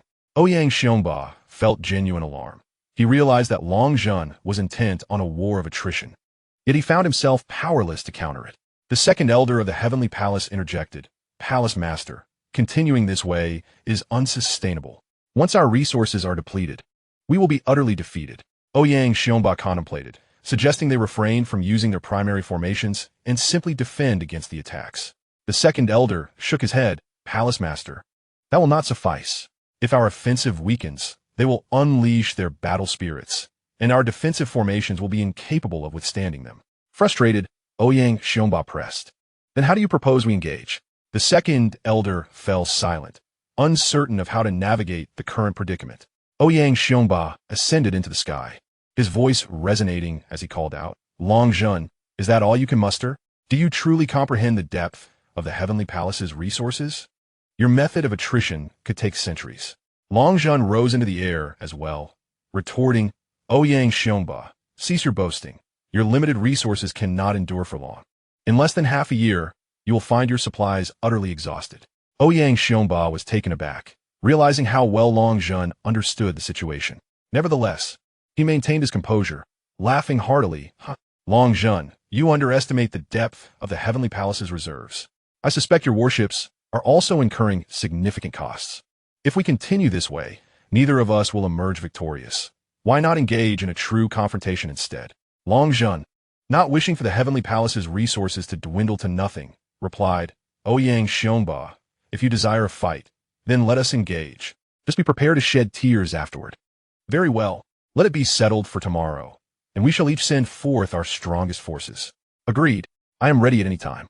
With that, Ouyang Xiongba returned to the Heavenly Palace, while Long Zhun made his way back to his warship. Long Qi inquired, "Are we truly to confront them head-on? The casualties could be severe." Long Zhun waved dismissively. "I will seek some resources from that young man. Tomorrow, victory will be ours." As Dragon Jun approached the warship of Dragon Yuan, he noticed Dragon Yuan seated comfortably, sipping tea. Tang Tang, procure 4 million restorative elixirs for me. Ding. The purchase of 4 million condensing Yuan pills is successful, deducting 200,000 purple coins. Dragon Yuan gazed at the description of the condensing Yuan pill displayed on the screen.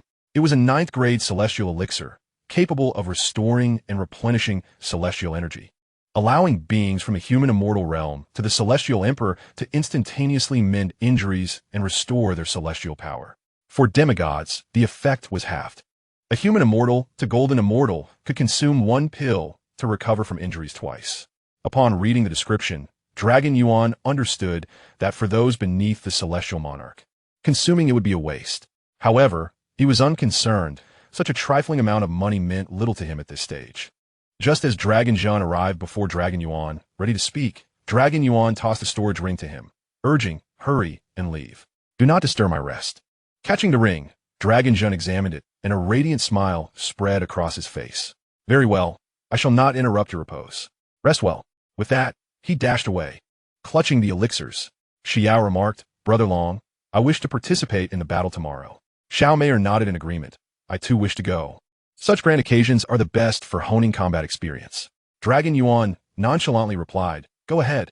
If you wish to participate, it will also validate your respective inheritances. All right then. They had feared Dragon Yuan would disapprove, hence their cautious inquiry. Little Black chuckled. Then tomorrow we shall test our prowess as well. The next day, the Dragon family warship retreated a distance, clearing a vast battlefield. The Dragon Emperor's army, Dragon Guard, Dragon family disciples, and Dragon Shadow Guard, comprising the demigod ancestors, were all assembled. The 5 battle zones have been delineated, awaiting the arrival of the Heavenly Palace Army. Ouyang Xiongba led the Silver Armor Army, Golden Armor Army, demigod ancestors, disciples of the Heavenly Palace, and affiliated forces towards the Dragon family. The affiliated forces had long been in the Heavenly Palace, but had not had the opportunity to engage. Now, they were eager to strike, each ready to vanquish the Dragon family. Observing the enemy's numbers, Dragon Jun felt no trepidation. The Dragon Shadow Guard was more than sufficient to sweep away all opposition. They merely needed to deal with the demigods. Ouyang Xiongba, you've gathered quite the company. I wonder if you can preserve your Heavenly Palace. Today marks your demise, Dragon Jun. Prepare to meet your end. Attack. The forces of the Heavenly Palace surged toward the Dragon family army. Dragon Jun commanded, Dragon Ling, you shall lead the army. We will handle these ancient demigods. Nodding, Dragon Ling assured, rest assured, we will ensure none remain. Good. Then I shall fight with confidence. Charge. Boom. In an instant, Dragon Jun, originally at the peak of the Celestial Emperor realm, broke through to the demigod level, only suppressing his ascension upon sensing the gates of ascension. Dragon Kiside. This guy has suppressed himself too much. He is on the verge of breaking through to the divine realm, with the manifestation of the celestial demon battle body. Dragon Jun raised his great blade and swung it towards Ouyang Xiongba. Ouyang, do you truly believe I fear you? Ouyang Xiongba found himself confronted by another warrior, brandishing a sword to counter his attack. Bang! Ouyang Xiongba was forced back several steps, astonished by the depth of his opponent's concealment. However, Long Zhan wasted no time indulging Ouyang's shock, launching a relentless assault. Long Qi, accompanied by all the demigods, wielded divine artifacts to charge towards the Celestial Palace's demigods. Chapter 240. The Death of Ouyang Xiongba. Long Ling bellowed, form your formations and identify your targets. The Dragon Emperor's army will purge the Celestial Masters while the Dragon Shadow Guard accompany me to annihilate the Golden Armored Army. Understood, Commander. Little Black unleashed a roar towards his adversary, transforming into his true form, a Qilin. Little Phoenix emitted a cry, soaring into the sky as a 1,000-meter phoenix. Little Black laughed boisterously. Enemies, you shall contend with my terrifying power. With that proclamation, he charged ahead, while Ling Shui and Ling Bing each engaged a Celestial Emperor in battle. The two armies collided, their assaults illuminating the battlefield. 50,000 Dragon Shadow Guards faced off against 30,000 Golden Armored troops. On the surface, the Dragon Shadow Guards appeared doomed to defeat, for the Golden Armored Army comprised entirely of Celestial Emperors. Yet, before the 5 war spirits, they were as feeble as ants, unable to withstand the onslaught of the Dragon Shadow Guards. Within less than a quarter of an hour, the 30,000 Golden Armored soldiers perished completely. Long Ling redirected the battlefield toward the silver-armored army, sending 50,000 dragon shadow guards to engage them. In another corner, Little Black faced a celestial emperor from an allied faction. Initially, he believed it would be effortless to defeat Little Black, who was in the later stages of celestial emperor rank. However, he soon found himself overwhelmed. Enraged, he summoned 3 additional celestial emperors to his aid. Little Black, who had mastered the defensive techniques bestowed by Long Yuan, was now barely holding his ground. Wife, help me. They're violating the rules of combat. 4 against 1. If you don't save me soon, you may find yourself a widow. Ling Shui and Ling Bing nearly choked with indignation upon hearing his plea. The 2 women unleashed their ultimate techniques, dispatching their opponents before racing to Little Black's side. Upon seeing his wife approaching, Little Black, emboldened, swept his tail to fend off the 4 attackers and dashed toward Ling Shui. Wife, they're picking on me. Ling Bing's fury ignited as she declared, You dare lay hands on my husband? You shall perish here today. An enormous ice beast, a Qilin formed from concentrated frost, charged at the 4 foes. Ling Shui, too, cried out, Snow fills the heavens. Flurries of snowflakes cascaded through the air like a multitude of sharp daggers. The 4 opponents turned pale, recognizing the formidable synergy of the duo's attacks. Together, we must not remain passive. They agreed. All right. Each of the 4 invoked their own abilities to counter the impending assault. Meanwhile, Little Black cackled from the rear, ghostly slash. This was a technique acquired during his recent inheritance, and he had deliberately learned this strike first. As the 4 individuals contended against the assaults of Ling Bing and Ling Shui, a ghostly light flickered behind them. Not good, one exclaimed, but before the words fully left his lips, they were severed in half. With the loss of their defense, the attacks from Ling Bing and Ling Shui simultaneously struck the 4. Bang, bang, bang. Their bodies shattered into fragments, and Xiao He swiftly stowed away the storage rings. In the distance, a conflagration raged as Xiao Feng unleashed a cataclysmic inferno. A multitude of Heavenly Palace disciples found themselves engulfed within its flames, while the Celestial Emperor pursued Xiao Feng, unable to match her speed. Alone, Xiao Feng managed to hold at bay over 20 Celestial Emperors, and the flames posed a threat to them as well, forcing them to expend their celestial power to withstand the blaze. Xiao occasionally appeared to launch surprise attacks. Originally over 30 Celestial Emperors, now only around 20 remained. With a resounding shout, Xiao Meier commanded, Step aside, void break. Crack, crack, crack. The space shattered instantaneously, and the void's rifts consumed the remaining Celestial Emperors, the formidable void wind blades, augmented by Xiao Meier's strength, becoming even more terrifying. Buffed, buffed, buffed. The 20 Celestial Emperors were annihilated in an instant. Ouyang Xiongba, witnessing the unfavorable battlefield below, contemplated sending reinforcements, only to realize that all the demigods were being overwhelmed by the Dragon Clan's demigods. The divine artifact in his hand shattered the space around him. Ouyang Xiongba was left dumbfounded. Long Zhenyu, before he could finish his sentence, a massive blade struck towards his head, and in a panic, he raised his sword to defend. Boom! A deafening roar erupted, and Ouyang Xiongba coughed up blood. Long Zhen had already merged with the celestial demon battle body, continuing his assault on Ouyang Xiongba. You dare to be distracted while facing me? How arrogant! Another strike aimed at his neck followed. Ouyang Xiongba had no time to catch his breath, raising his sword to meet the blow. Clang, clang, clang. The 2 engaged in a relentless aerial duel, and Ouyang Xiongba found himself increasingly overwhelmed. The battle in the sky raged on, while the clash below neared its conclusion, the ground littered with corpses. The terrifying might of the Dragon Shadow Guard swept away all existence. Long Yuan observed from the warship as several from the Heavenly Palace prepared to flee. A small sword of true energy materialized in his hand, darting between his fingers. After the Dragon Spirit led the Dragon Shadow Guard to eliminate the affiliated forces, they dispersed in 5 directions, securing the treasures of the battlefield above. 5 battle souls stood guard at each direction, ensuring that not a single individual from the Heavenly Palace could escape. Seeing this, Ouyang Xiongba burst into a hollow laugh, his voice tinged with despair. Long Zhen, your tactics are impressive. You've assembled such a formidable army. Are you not afraid of the foreign invasion in a century? After slaughtering so many of our celestial emperors and demigods? Long Zhen, witnessing the Heavenly Palace's defeat, replied with a smile, You need not worry about that. I can handle foreign invasions as well. Ouyang Xiongba, with a mournful smile, lamented, Since I have lost, I cannot blame anyone. I hope you can defend the celestial realm." As he spoke, Ouyang Xiongba's body swelled, signaling an impending self-detonation. Long Zhun did not evade, but instead struck with his blade, the blade's shadow slicing through Ouyang Xiongba's form. The once inflated body deflated like a puncture ball. "Long Zhun, what is your true power?" The stammering tone had drained all of Ouyang Xiongba's strength. Long Zhun shook his head, confessing, "I too am unaware of my own capabilities." Suddenly, a corpse plummeted into the earth below, witnessing Ouyang Xiongba's demise. Several demigods from the heavenly palace hastily surrendered, while others resorted to self-detonation, intending to drag their adversaries to the depths of oblivion along with them. However, with the Long family's ancestral guardians possessing divine artifacts, they were far from capable of achieving such a feat. Ouyang Xiongba, not wishing for these demigods to perish alongside him, opted for self-destruction, believing they deserved the right to choose their fate.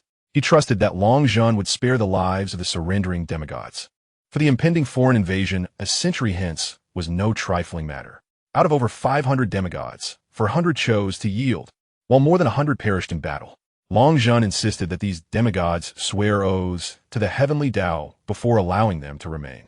The Long Guard and the family's descendants were already engaged in clearing the battlefield, despite the aid of Long Yuan's elixirs. The Long family had still lost over 10,000 lives. Long Yuan lamented, acknowledging that without the baptism of blood, the Long family could never truly grow strong, merely appearing formidable on the surface. Chapter 241. The Heavenly Tao Takes Action. He could not perpetually protect the Long family. Only through their own strength could they survive in this brutal world. As Long Yuan observed the battlefield below, a wave of oppressive force descended from the sky. The members of the Long family gazed upward. Long Yuan instantly materialized in midair, his martial emperor aura surging forth to disperse the pressure. The clouds above morphed into a visage of a human face, staring down at all beneath. "You have extinguished my lineage. Do you wish to be eradicated yourselves?" Long Yuan, fixated on the face in the sky, summoned the Long Yuan sword to his hand. "Sword spirit, he seeks to annihilate my lineage. I must ascend to have a word with him." A petite girl appeared beside Long Yuan, gazing at the face in the sky. "Master, ascending is simple. Descending, however, presents a challenge unless we vanquish the heavenly Tao." Long Yuan was taken aback, realizing the gravity of the situation. "Then perhaps I shall refrain from ascending. Deal with this entity first." "Very well, master." The face in the sky scoffed.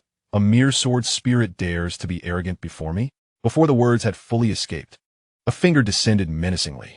The digit, imbued with terrifying divine power, aimed directly at the sword spirit. The petite girl's sword quivered slightly, emitting a resonant cry that reverberated throughout the celestial realm. All within the heavenly domain turned their gazes toward this direction, while the heavenly Tao, now frightened, shrank away. "Old fool, have I not given you face enough for you to act so brazenly before me?" Sort of the extreme burial of gods. The petite girl's sword trembled again as a colossal radiant sword erupted from the ground, its tip piercing the descending finger. Boom! At the moment of contact, the finger exploded. The radiant sword ascended swiftly, aiming for the enormous visage above. Bang! The tip of the sword pierced through the vast expanse, breaking the barrier of the celestial realm and soaring into the void. Observing the gaping hole, the heavenly Tao shed tears akin to those of beasts. In the divine realm, the heavenly Tao beheld a colossal sword of radiant light approaching from the void. Instantly, it materialized outside the barrier, conjuring a spear from the convergence of myriad laws and its own profound path, thrusting it toward the magnificent sword. Boom! A resounding explosion echoed through the void, causing a slight tremor across the continent of the divine realm. Dozens of supreme beings manifested in an instant outside the void, witnessing the heavenly Tao contend against the luminous sword. The Thunder Sovereign urged, "Everyone, unite your strength to resist. We cannot allow this giant sword to breach the barrier of the divine realm." The Wind Sovereign nodded in agreement. "Then let us strike together." The assembly of supreme beings launched a simultaneous assault, their myriad attacks infused with the essence of countless laws, surging forward.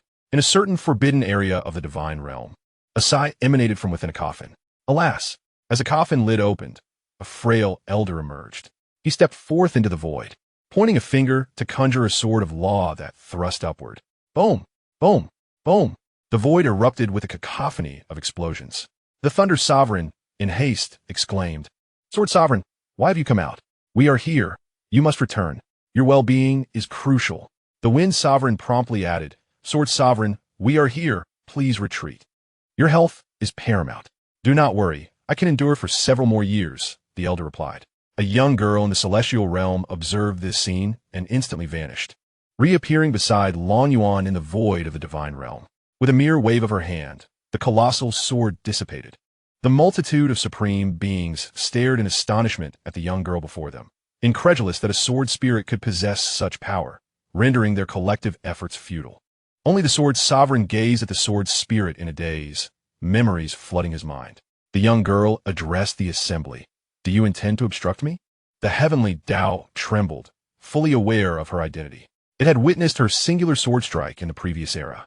The sword sovereign hastily bowed, "Elder, we did not recognize you. Please forgive our offense. I am willing to accept your punishment." All the supreme beings stood in stunned silence, astounded that the renowned sword sovereign of the last era was now bowing to this sword spirit, visibly intimidated by her presence. It was known that the sword sovereign was the pinnacle of human might, mere inches from transcending to the legendary realm of cosmic dominion. If even such an entity must address her as elder, what terror must this sword spirit embody?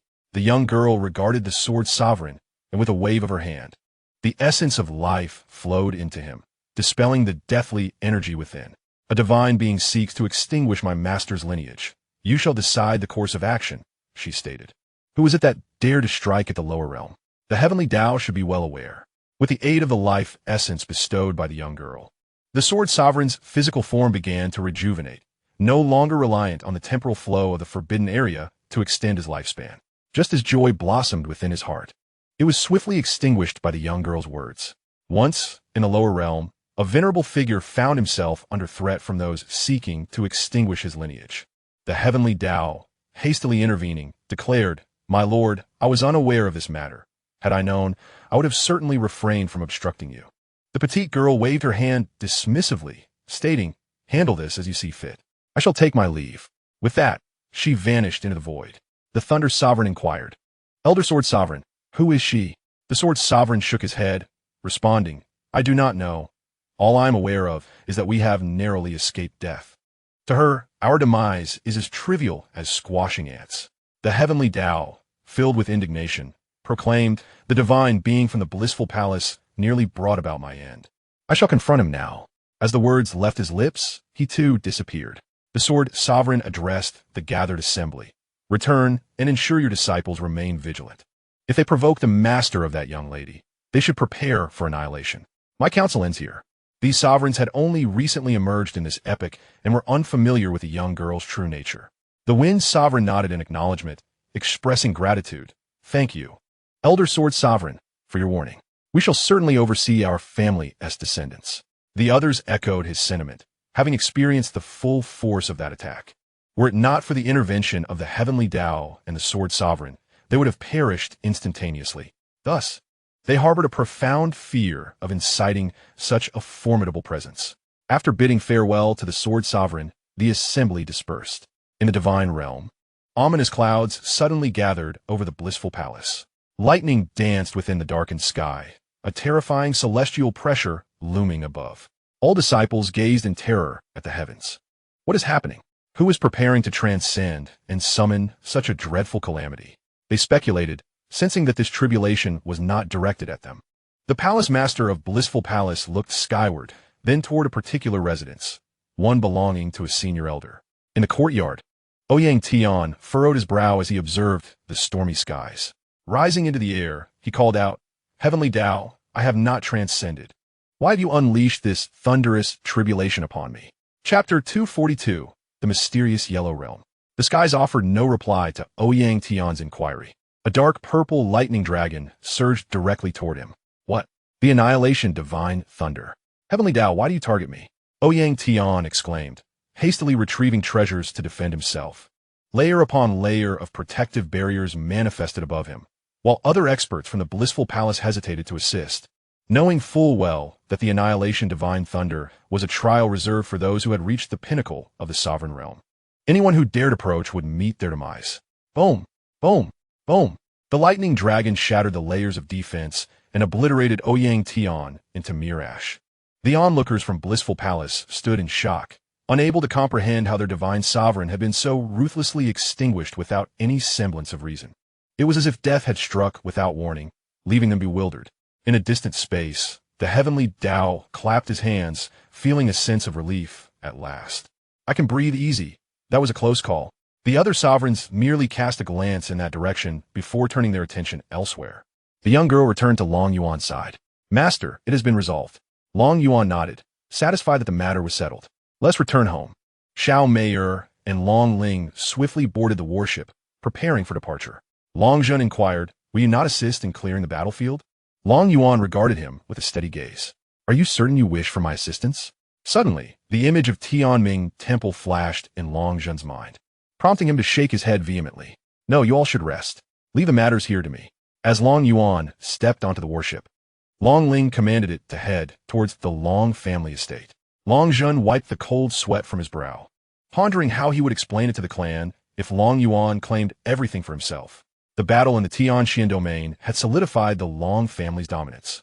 With over 1,000 demigods already within their ranks, alongside the formidable Long Yuan, no other domain could rival them collectively. After overseeing the battlefield's cleanup, Long Zhen returned to the Long family estate to begin extensive training for the clan members. Meanwhile, Long Yuan spent his days in a languid manner, reclining in the courtyard, occasionally fishing or playing with Little Black. Time passed, and in the blink of an eye, 80 years had slipped away. During this time, Xiao Mei'er and her companions successfully absorbed their inheritance and ascended to the demigod realm. The Long family also experienced a change in leadership. Long Zhen, having achieved demigod status, was no longer qualified to be the clan leader. Initially, they intended for Long Yuan to take on the role, but he had slept for a decade and awakened as a half-step martial god. Ultimately, Long Yuan ascended to the position of clan leader, while the Long family continued to grow steadily. In the courtyard, Long Yuan reclined in a chair, sipping tea as he observed the fish gliding through the pond. Long Yuan approached him, addressing him as Brother Long Yuan. He referred to Long Yuan in this manner because he had attained an elder status. Yet Long Yuan preferred not to be called elder, opting instead for the term brother. Long Yuan poured a cup of tea for Long Yuan. What brings you here to personally request my assistance? Long Yuan furrowed his brow.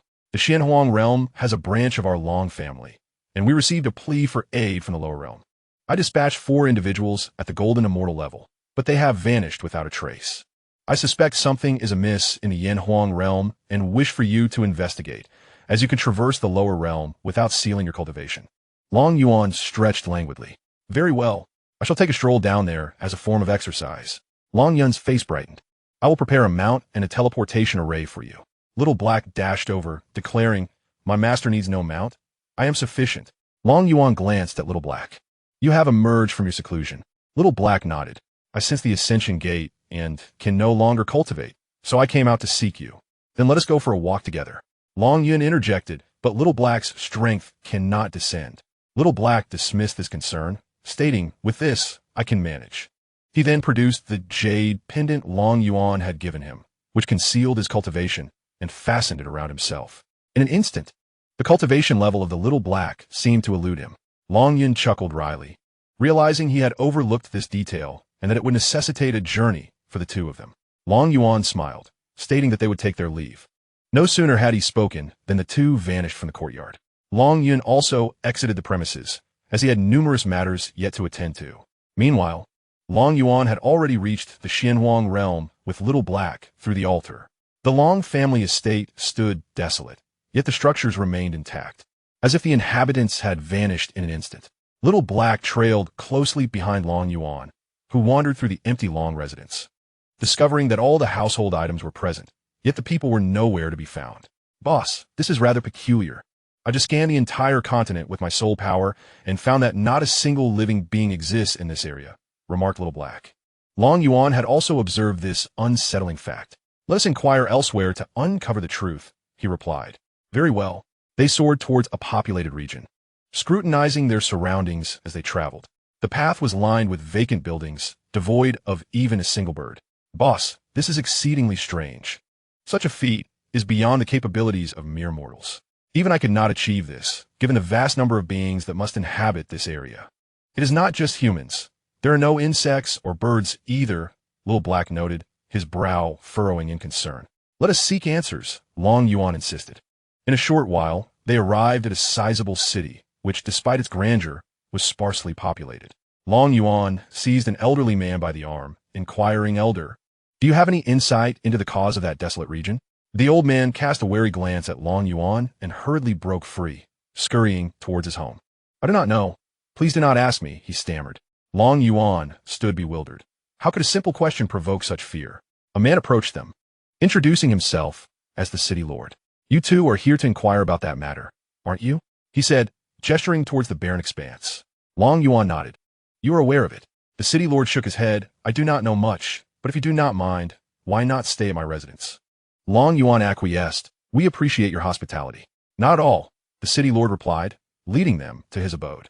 Upon their arrival at the city lord's residence, they discovered only a handful of elderly individuals engaged in cleaning.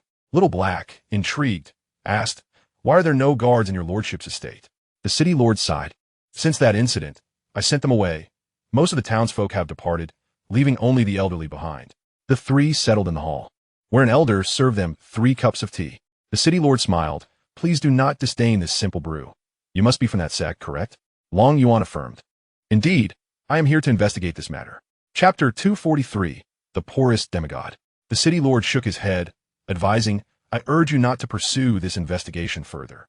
Many have come before you, only to vanish without a trace. Could you enlighten me on the recent events?" The city lord pondered for a moment before responding. "A year ago, that area was suddenly engulfed in a black mist, which lingered for 6 months before vanishing without a trace. Since then, that region has been devoid of any living beings." Little Black inquired, "Why then do you claim that all the investigators have disappeared, along with the inhabitants of this city?" The city lord explained, "The townsfolk, fearing a recurrence of such phenomena, chose to leave. As for the powerful entities who ventured to investigate, anyone who entered that area would mysteriously vanish after a while, leading to a cessation of further inquiries." As Long Yuan listened, the situation grew increasingly enigmatic, reminiscent of a suspenseful tale. Unable to comprehend the mystery, he decided to scan the entire continent. His spiritual energy surged forth like ocean waves, spreading across the entire Xianxia realm. The inhabitants felt as though they were being scrutinized. Some semi-immortals even shuddered at the sensation. In the Taiqing sect, the sect master, Mo Wentian, gazed toward the direction of the desolate zone. Could it be visitors from the upper realm? Such potent spiritual energy. Suddenly, several elders materialized beside Mo Wentian. The Grand Elder remarked, "Sect Master, these are indeed individuals from the upper realm, here to investigate the uninhabited area." Mo Wentian shook his head. "I am uncertain. I can only hope they are from the upper realm. That phenomenon is too bizarre for us to unravel." The second elder sighed, "Alas, even our own sect members who descended have vanished. Even if they are beings from the upper realm, it would be of little consequence. Their powers are sealed, rendering them mere sacrificial lambs." Mo Wentian gazed into the distance, shaking his head, before returning to the main hall of the sect. Other factions, too, turned their eyes toward the desolate area, all shaking their heads as they retreated. They had not failed to summon beings from the upper realm. Rather, all who descended inexplicably disappeared. Thus, they had abandoned hope in the upper realm and were merely awaiting their fates. Life or death was no longer within their control. Long Yuan's sweeping examination of the continent yielded no suspicious findings, which vexed him. Little Black asked, "Did you uncover anything, boss?" Long Yuan shook his head. "Nothing at all. Even the heavenly Tao appears to have faded. It seems this place has grown rather intriguing. What manner of existence could achieve such a feat?" Little Black mused. "I know not what kind of being it is, but I am determined to capture it and unveil its true nature," Long Yuan declared. The city lord, with a wry smile, cautioned, "Esteemed immortals, it would be prudent to refrain from further investigation, lest you forfeit your lives in vain." Long Yuan nodded appreciatively. "Thank you for your kindness, City Lord. We shall not impose any further and will explore other areas." "Do take care, esteemed immortals," the City Lord replied, his concern evident. With a smile, Long Yuan placed a talisman upon the table. "This talisman is for you. Use it in times of peril to safeguard the citizens of your city." With that, he tore through the space and vanished alongside Little Black. The city lord, witnessing their formidable prowess, promptly tucked the talisman into his robes. Meanwhile, Long Yuan and Little Black materialized upon a grand thoroughfare. Boss, where are we headed? To dine, of course. There's a city just ahead. Let's venture in for a bite. Boss, are you not going to investigate? There's no rush. If those captured have met their demise, they would have perished long ago. If they haven't, whether we rescue them today or tomorrow makes little difference. You speak with such wisdom, as expected of a leader. As they gazed at the distant horizon, the two swiftly arrived at a tavern, its sign emblazoned with the words Peach Blossom Tavern. Long Yuan and Xiaohei entered, the latter calling out, "Waiter, bring forth your finest wines and dishes." His voice echoed throughout the hall, drawing the attention of all diners. Long Yuan, with his head lowered, sought a secluded corner to sit, feigning ignorance of Xiaohei. He felt embarrassed, as if he were a nouveau riche. Boss, why sit here? If we were to dine, we should occupy the finest private room. This place hardly befits your status. Long Yuan quickly summoned the waiter, urging, "Get this guy out of here." I do not know him. The waiter, glancing between them, offered a wry smile. "Gentlemen, let me fetch your food and drink." With that, he hurried off to retrieve the wine. Xiaohei, unabashed, plopped down. "Boss, are you attempting to experience the life of ordinary folk?" Long Yuan produced a single tael of silver, stating, "This is all I have. If it's insufficient, you'll have to figure it out." This solitary tael had been discovered in a corner of his system storage, having long exhausted his supply of spirit stones. He had assumed one tael would suffice for a modest meal. However, with Xiaohei's antics, it seemed they might end up dining and dashing. Xiaohei stared at the tael, his eyes wide with disbelief. "Just one tael? How could that possibly cover our bill?" Long Yuan shrugged. "You shouted so loudly. You'll have to manage." He was devoid of any further funds. Xiaohei hastily rummaged through his storage ring, only to find it devoid of even a single copper coin. Stunned, he realized he had ordered an abundance of dishes and drinks. Surely, they couldn't allow a demigod to dine and dash. The thought of resorting to theft was too humiliating. "Boss, think of something. You must have a plan. It's utterly disgraceful to have me, a demigod, resort to stealing." At that moment, the waiter arrived with a dozen dishes and several jars of wine. Placing them on the table, seeing the tael, he promptly pocketed it. "Thank you for your generosity, gentlemen. Please enjoy your meal." Long Yuan and Xiaohei exchanged glances, both inwardly cursing, "Generosity, my foot. That was our meal money." Yet, the words remained unspoken. Here were two formidable beings, now without even the means to afford a meal. In resignation, Long Yuan called out, "Tang Tang, exchange some silver for me." Host, have you consumed counterfeit wine? Why are you speaking nonsense? That currency was eliminated long ago. Even spirit stones are no longer available. By the heavens, when was it eliminated? How was I not informed? We currently lack funds for our meal.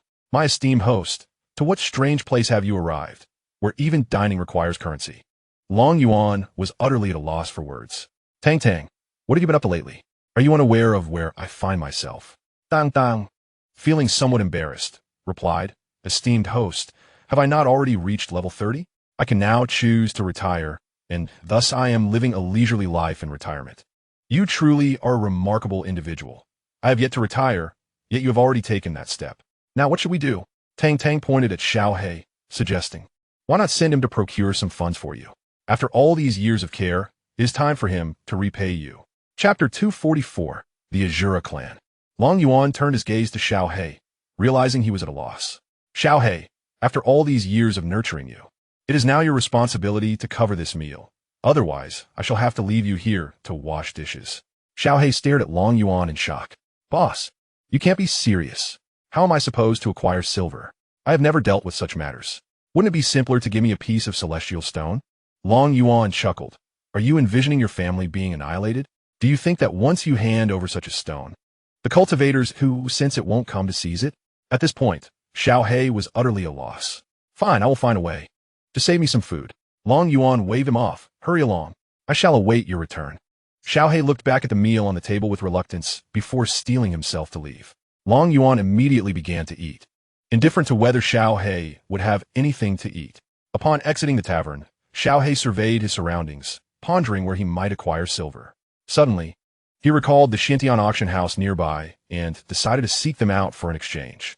With a sweep of his spiritual awareness, he located the nearest Xianxia auction house and vanished from his spot in an instant. Inside the Xianxia auction house, there was no auction occurring that day. and many individuals had come to authenticate treasures in preparation for consignment. A crowd was queued in the appraisal room, waiting their turn. Abruptly, Xiaohei appeared in the appraisal room, forcefully pushing everyone aside to reach the appraiser.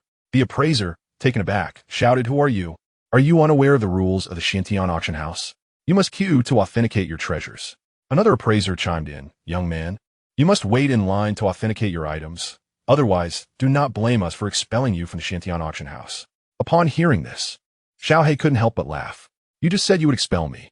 Are you certain you wish to proceed with that?" Infuriated by the appraiser's words, Xiaohei inadvertently released a fragment of his aura. Boom! Boom! Boom! The individuals in the appraisal room collapsed to the ground, unable to withstand the aura of a demigod. Swish! Swish! Swish! Several demigods appeared within the room. "Esteemed senior, I am the head of this auction house. I'm unaware of how we may have offended you." Xiaohei regarded the head with disdain. "I merely wish to exchange an item for some silver, yet you insist on expelling me. Do you think your Xiantian auction house is more formidable than those in the upper realm? Are you aware of who my boss is? Decades ago, he was the young master of the Long family. Now, he has ascended to the status of an ancestral figure." The person in charge trembled in fear, pondering how they had provoked such a formidable being and how he had come to appear in the Xianwang realm. "Senior, please follow me. We can discuss matters upstairs. I will have the silver you requested prepared immediately." The young man nodded, leading the way while adding, "Also prepare some delicacies and fine drinks for me." "Of course." "Esteemed senior, please come upstairs." Following the person in charge, he ascended to a private room, where delicious dishes were soon presented. The person in charge spoke. "Senior, do these dishes suit your taste?" The young man nonchalantly nodded, producing several celestial stones. "Convert these for silver. I have need of it." With that, he picked up his chopsticks and began to eat, seemingly indifferent to whether the person in charge had heard him. The person in charge promptly summoned someone to bring a storage ring. "Senior, within this ring are 1,000,000 top grade spirit stones and 1,000,000 taels of gold. Consider this a gesture of goodwill from our Xiantian auction house." The young man accepted the storage ring and continued to eat. "If you have something to say, to speak plainly, you did not summon me merely to present silver." "Senior, I did not expect the Long family to send 2 individuals to the lower realm. Our Xiantian auction house wishes to ask if you could inform us of any clues you discover. We have also experienced the inexplicable disappearance of 2 auction houses and several celestial lords in that area." The young man nodded. "A minor issue. I will inform you once I have news." "Senior, may I inquire about the whereabouts of Ancestor Long Yuan? Why is he not with you?" The young man paused, realizing with dread that his superior was still waiting for the silver in the tavern. "I must first find my superior and will relay any information to you." With that, he vanished from the private room. In the tavern, Long Yuan's expression was as dark as the bottom of a pot, for the waiter had been watching him closely, wary of his potential escape. Long Yuan had long known what the young man was up to and was increasingly agitated. Just then, the young man suddenly reappeared in the tavern. "Boss, I'm back." Long Yuan rose and headed towards the exit, while the young man tossed a gold ingot to the waiter and followed suit. "Boss, please calm down. I merely returned a bit late, but I brought back a substantial amount of gold."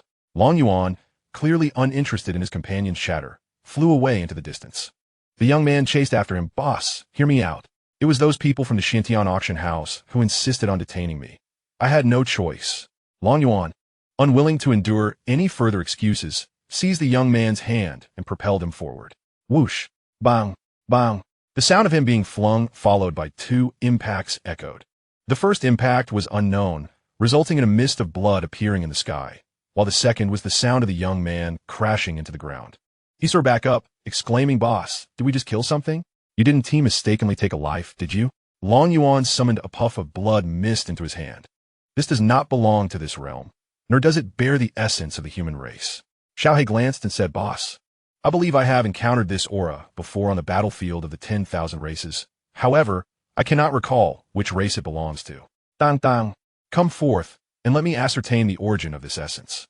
Tang Tang materialized beside Long Yuan and stated, "Master, this is the aura of the Azura race."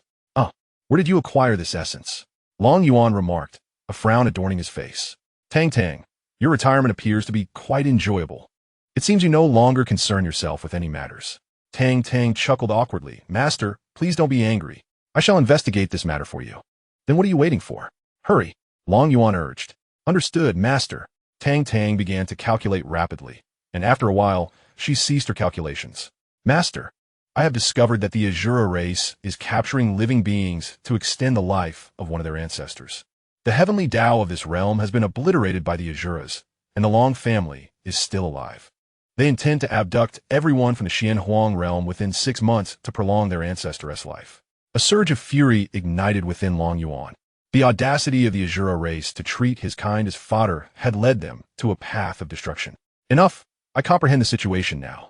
You may return and rest. All right, Master. Tang returned to the system space to continue her reading. Xiaohei inquired, Boss. You have been staring at this blood mist for quite a while. Have you discerned anything? Long Yuan clenched his fist, and the blood mist dissipated instantaneously. I have witnessed the annihilation of a race. They must be eradicated. Do they truly believe my kind is powerless?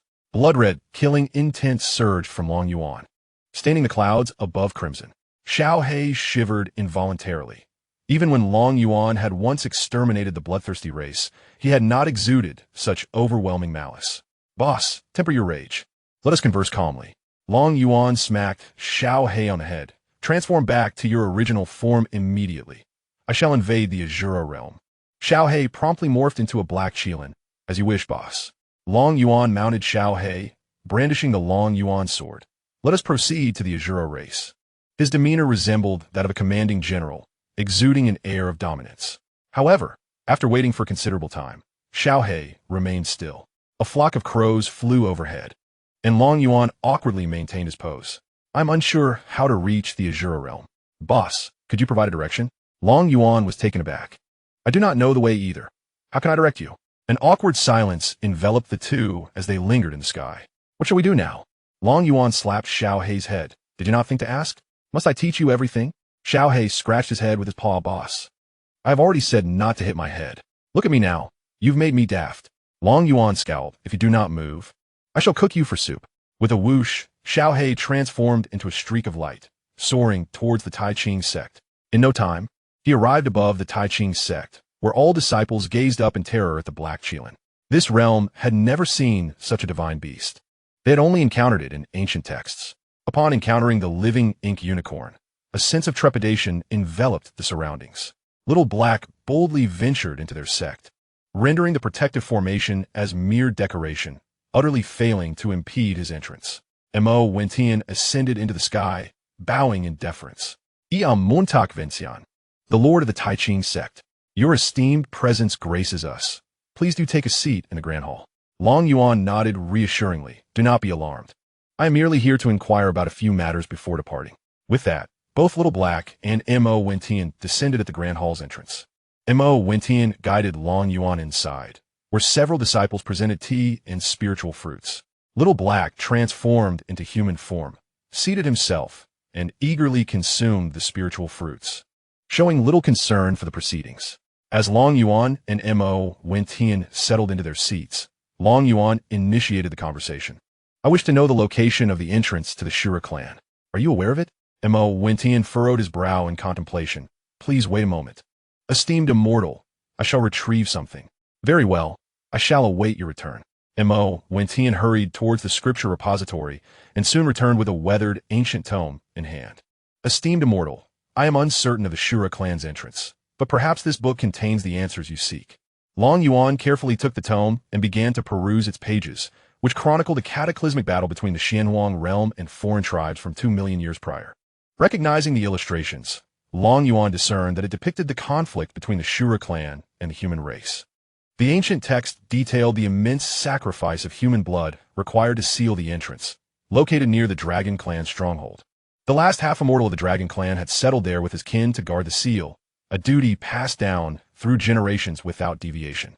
Closing the ancient tome, Long Yuan declared, I am aware of the entrance's location. We shall take our leave now. Mo Wentian rose. Esteemed Immortal, would you like me to send someone to accompany you? Long Yuan smiled. No need. Your presence would be of little consequence. Little Black, let us depart. Understood. Little Black transformed back into his original form, and Long Yuan mounted him as they set off towards the Dragon Clan's territory.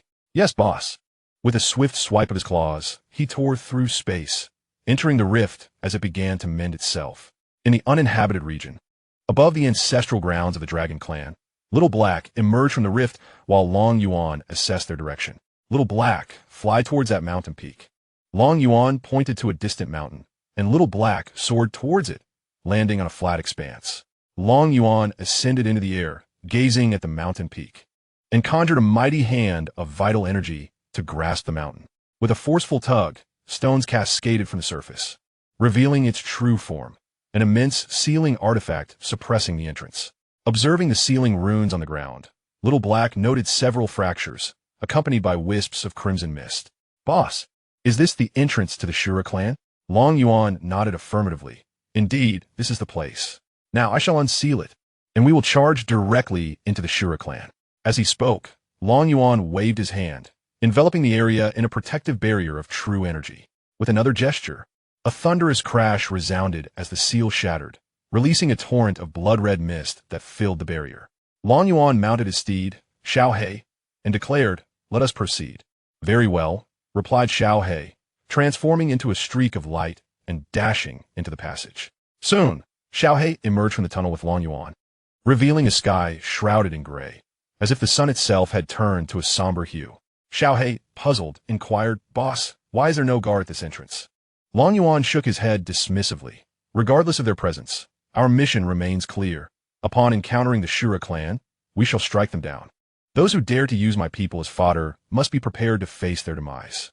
Scanning the surroundings with his spiritual sense, Xianxia exclaimed, "Boss, I have located captured members of our race. They're still alive." A fierce glint ignited in Long Yuan's eyes. "Then we shall advance and rescue them first." "Understood," Xianxia responded, soaring in a designated direction. Long Yuan, riding atop Xianxia, charged forth, annihilating any Shura clan members who crossed their path. In a vast plain, numerous confinement arrays held captive both humans and demons, awaiting the gathering of all beings from the Xianhuang realm to sustain the life of the Shura ancestor. Within one such array, Longxin remarked, "I wonder if the upper realm is aware of our predicament. We have certainly encountered grave trouble."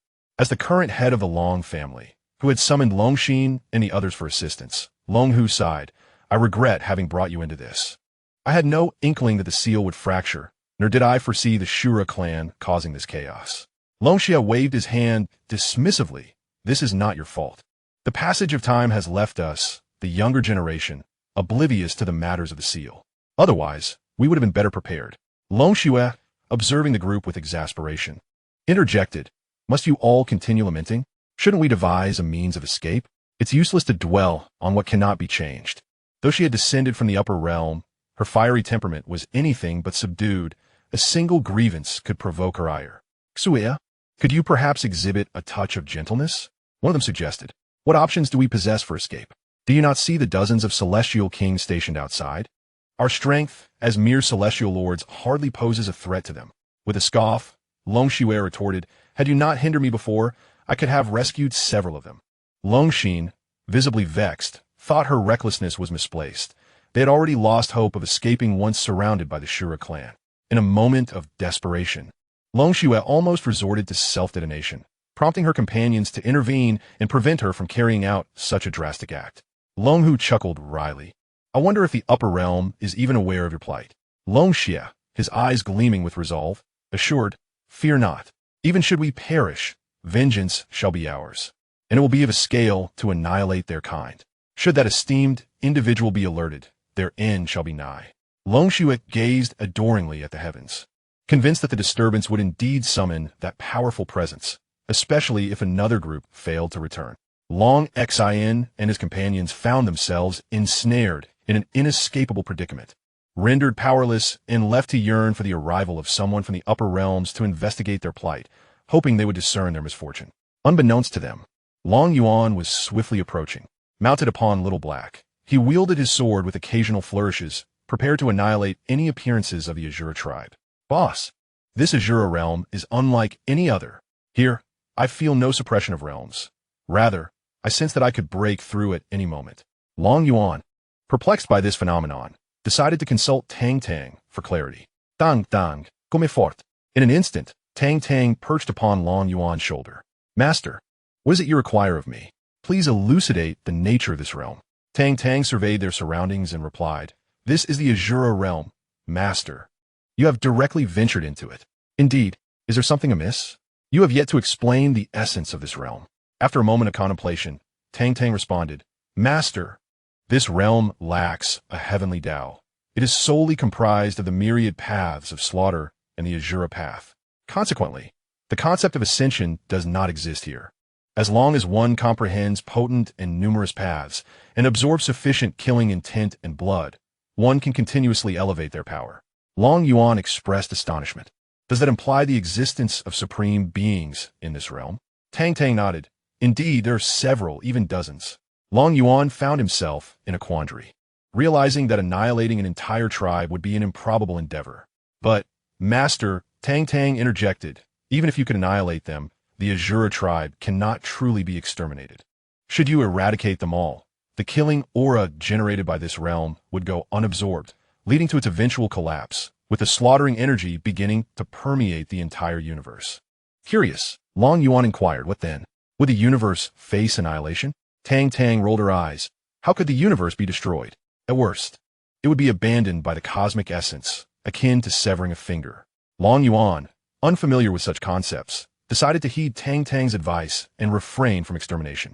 At that moment, a fearsome Azura beast charged towards them, its sharp claws aimed at Little Black. In response, Little Black raised its own claws to meet the attack. With a thunderous clash, the two claws collided, resulting in Little Black being propelled backward a considerable distance, while the Azura beast was similarly forced to retreat. Boss, this creature is remarkably powerful. It is likely at the pinnacle of the divine level, Tang Tang informed Long Yuan. It is a three-bone beast, at the late stage of the divine realm, and it is already injured. Observing the distant three-bone beast, Little Black urged, Boss, you should descend. I wish to contend with this creature. Long Yuan leapt into the air, advising, be cautious. Understood. With a shout, Little Black charged at the three-bone beast, which prepared to engage in battle as well. The two beasts clashed in a fierce aerial duel. Despite the three-bone beast's formidable reputation, Little Black, drawing from its profound reserves and taking advantage of the beast's injuries, managed to gain the upper hand. Long Yuan watched in fascination, still uncertain why this creature was designated as the three-bone beast. Why is this creature called the three-bone beast? It is named so due to the three bony spurs on its back. However, Long Yuan stared at it for quite some time and failed to discern the presence of these three spurs. In fact, he could only see two. Dang dang, da. Noted that the third spur's severed remnant was so conspicuous that Long Yuan seemed oblivious to it, leading her to suspect he might be nearsighted. Host, the evidence of the third spur's severance is glaringly apparent. How can you not see it? Long Yuan scrutinized closely and indeed discovered that one spur had been cleaved off. He had not paid attention earlier. How was he to know it had been severed if the creature did not disclose it? Tang Tang, losing her patience, activated the automatic collection feature and turned her attention to a novel. In the distance, Xiaohai dispatched the three-bone beast with a powerful swipe of his paw. Boom! The mountain below crumbled under the impact. Xiaohai, brimming with pride, remarked, is this really a divine being? It is far too feeble. The ruins below shimmered with two red glows. Whoosh! Whoosh! Two bony spurs shot toward Xiaohai. He raised his paw to meet them, his celestial energy swirling around it, intending to shatter the spurs in a single blow. Thud! Thud! The spurs pierced through the celestial energy and struck Xiaohai's paw. Thud! Thud! The sound of flesh being penetrated echoed. The spurs were deflected slightly by his paw, managing to pierce through the bones on either side of Xiaohai's body. Although they did not threaten his life, the murderous energy emanating from the spurs began to corrode his form. Ow! Ow! Ow! Help, boss! It hurts so much. The spurs soared into the sky, turning back to assault Xiaohai again. Long Yuan swiftly positioned himself before the spurs, unleashing a powerful punch. Boom! Boom! The sound of the impact resounded as the spurs were obliterated into dust. Xiaohai consumed a healing pill given by Long Yuan, which expelled the murderous energy from his body, allowing his wounds to gradually mend. Below, after two of its spurs were shattered, the three-boned beast felt its aura plummet and coughed up several mouthfuls of blood. It gazed at Long Yuan in terror, realizing that such effortless destruction of its spurs could only be performed by a being of divine might. Otherwise, such a feat would be unattainable, and it feared for its life. Its eyes began to redden, and the aura of slaughter around it surged ominously. It was preparing to self-destruct, intending to take Xiaohai down with it. Long Yuan's hand descended, pressing down with great force. Boom! A colossal handprint appeared on the ground, revealing a deep pit stained with blood, the remains of the three-boned beast crushed into a pulp. The commotion had drawn the attention of numerous members of the Azura clan, along with other beasts. Upon witnessing Long Yuan's formidable strength, they promptly began to retreat. Their principle was clear: if they could overpower the enemy, they must eliminate them. If they could not, they would summon reinforcements to do so. The Azura clan was known for its unity, but they were unyielding in their violence against outsiders. The Shura clan comprises numerous factions, each engaging in mutual conflict to enhance their collective strength. Chapter 247, One Against Thousands. The survival paradigm of the Shura clan resembles the nurturing of parasitic insects. The mightiest faction reigns as the sovereign of the Shura realm, governing all races within it. Their sole virtue lies in their refusal to slay the weak, granting them ample time to seek vengeance. If one is slain, it merely signifies the decline of that faction, heralding the rise of another. Upon witnessing the approach of these adversaries, Long Yuan contemplated retreat, but a multitude of small swords coalesced behind him. With a mere flick of his hand, the swords shot forth like bullets. Swiftly they flew. Observing the incoming blades, a Shura warrior shouted, "Quickly notify the clan leader. A human has breached our defenses." Piercing through their skulls, the small swords shattered their souls, leaving them irrevocably lifeless. The bodies plummeted from the sky, crashing onto the earth. Yet, the message had been dispatched, already reaching the Qian Shura clan. Little Black remarked, "Boss, they have relayed the message. What shall we do now?" Long Yuan smiled, stating, "First, we must rescue them and return them to the Xianhuang realm. I shall entertain them thereafter." Little Black awkwardly replied, "Boss, I cannot tear through this realm space to traverse the void." Long Yuan retorted, "What use is it to have you if you cannot manage such trivialities?" With a swift motion, he sliced the air, creating a rift from which powerful void wind blades surged chaotically. Little Black merely glanced at the tempest and immediately shook his head. "Boss, I cannot withstand those void wind blades." Infuriated, Long Yuan exclaimed, "Little Black, shall we negotiate? Since you are already wed, perhaps I should stew you for soup. You are utterly useless to keep around." "Boss, please do not be angry. I will take you there immediately and ensure we move swiftly this time," Little Black reassured. Long Yuan mounted Little Black, urging, "Then let us hasten. The enemy will soon pursue us." With a resounding rush, Little Black sped away, faster than lightning, vanishing from the area.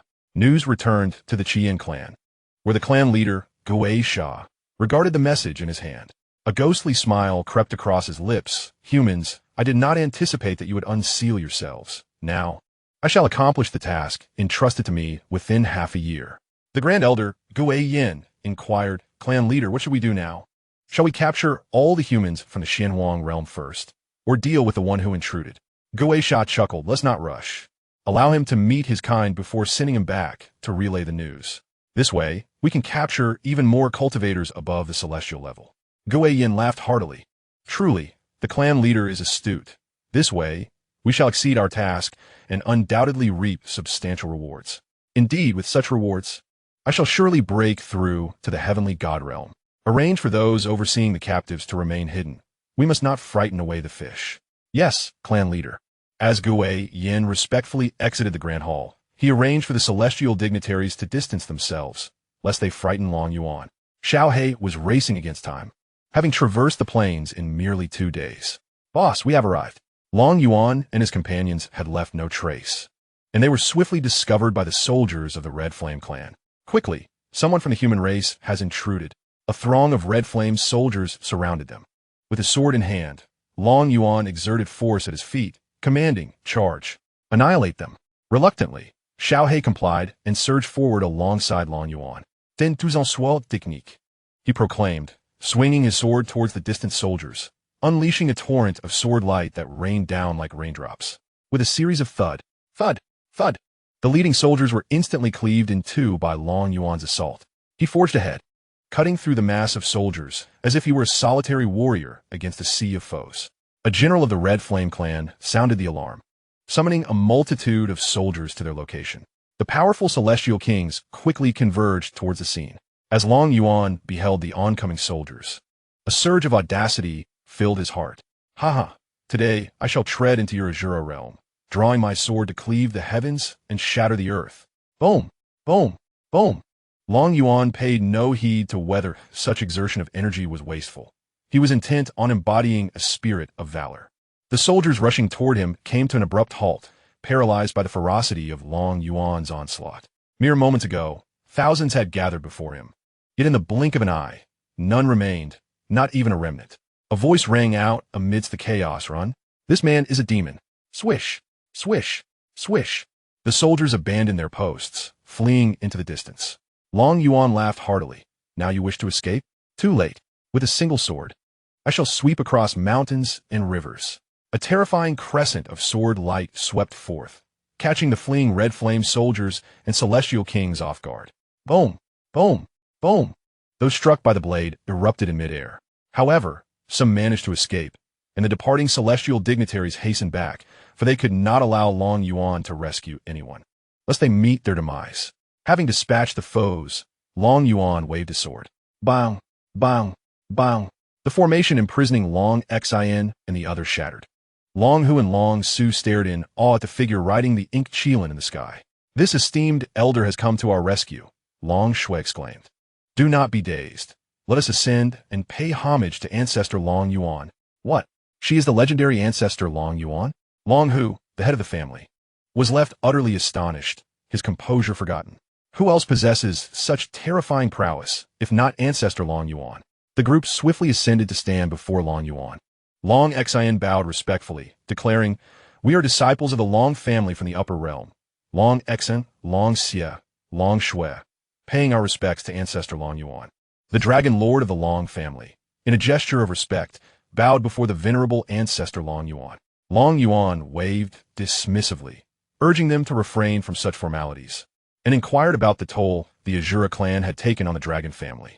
The dragon lord replied, Ancestor Long Yuan, they have sought to capture us, but have not claimed any lives. Long Yuan nodded in understanding, instructing them to organize an evacuation while he would clear the obstacles ahead. Thank you, Ancestor Long Yuan, they expressed in unison. At that moment, Little Black turned to the distance and exclaimed, Boss, the enemy approaches again. Long Yuan leaped down, commanding, Go and deal with them. I shall guard this place. Little Black nodded affirmatively, understood, boss, and charged forth with a thunderous roar that reverberated in all directions. The approaching celestial sovereigns of the Crimson Flame clan paled in fear. This Qilin is a demigod. We are no match for it. Withdraw quickly. Little Black laughed heartily. It is too late to flee now. I shall shatter mountains and rivers. His form expanded as he lifted his massive legs, bringing down his colossal Qilin feet upon the celestial sovereigns. When the Crimson Flame sovereigns shouted, This is dire. We must resist together. Dozens of sovereigns united their strength to counter, launching 2 blood-red bone spears toward the descending Qilin feet. The ensuing collision echoed boom, boom, boom, as the bone spears instantly began to fracture. Crack, crack, crack. The spears could not withstand Little Black's might and shattered into pieces. Dozens of celestial sovereigns were crushed beneath his feet. Upon returning to Long Yuan, Little Black boasted, Boss, how was that? Am I not formidable? Just a few minor sovereigns? And you exerted such effort. What else can you accomplish? Long Yuan retorted dismissively. Boss, you can't say that. I can assist in clearing the lesser foes. Long Yuan ignored him and instructed, Tang Tang, quickly procure several ships to transport people. I must take them back. Ding. 1 domain warship purchased, deducting 10,000 purple gold coins. Long Yuan gazed at the details of the warship displayed on screen, noting its premium half-divine status and its capacity to carry 3 billion souls within its small realm. He felt immense satisfaction. This vessel could transport everyone to safety. Long Xian flew up to ask, Ancestor, how shall we depart from here? Shall we fly directly back? All our treasures have been confiscated. Long Yuan produced the domain warship and tossed it into the sky, where it materialized into a grand vessel. With a voice imbued with true energy, he commanded, All aboard the warship. I shall return you to the Xianhuang realm. The crowd gazed up at the figure in the sky, filled with excitement. This was their savior, the celestial being who would guide them home. Long Yuan opened the warship's entrance, and Long Hu took to the air, urging, Everyone, hasten aboard. The longer we linger, the closer danger draws upon us. We must move swiftly. Agreed. The throng began to ascend into the warship, first the entire group, followed by the members of the demon clan. Once everyone had entered, Long Yuan closed the hatch and infused the warship with celestial crystals. The warship of the warehouse domain began to activate, hurtling towards the entrance. Inside the great hall of the Crimson Flame clan, Xianxia rushed in, panic-stricken. Clan leader.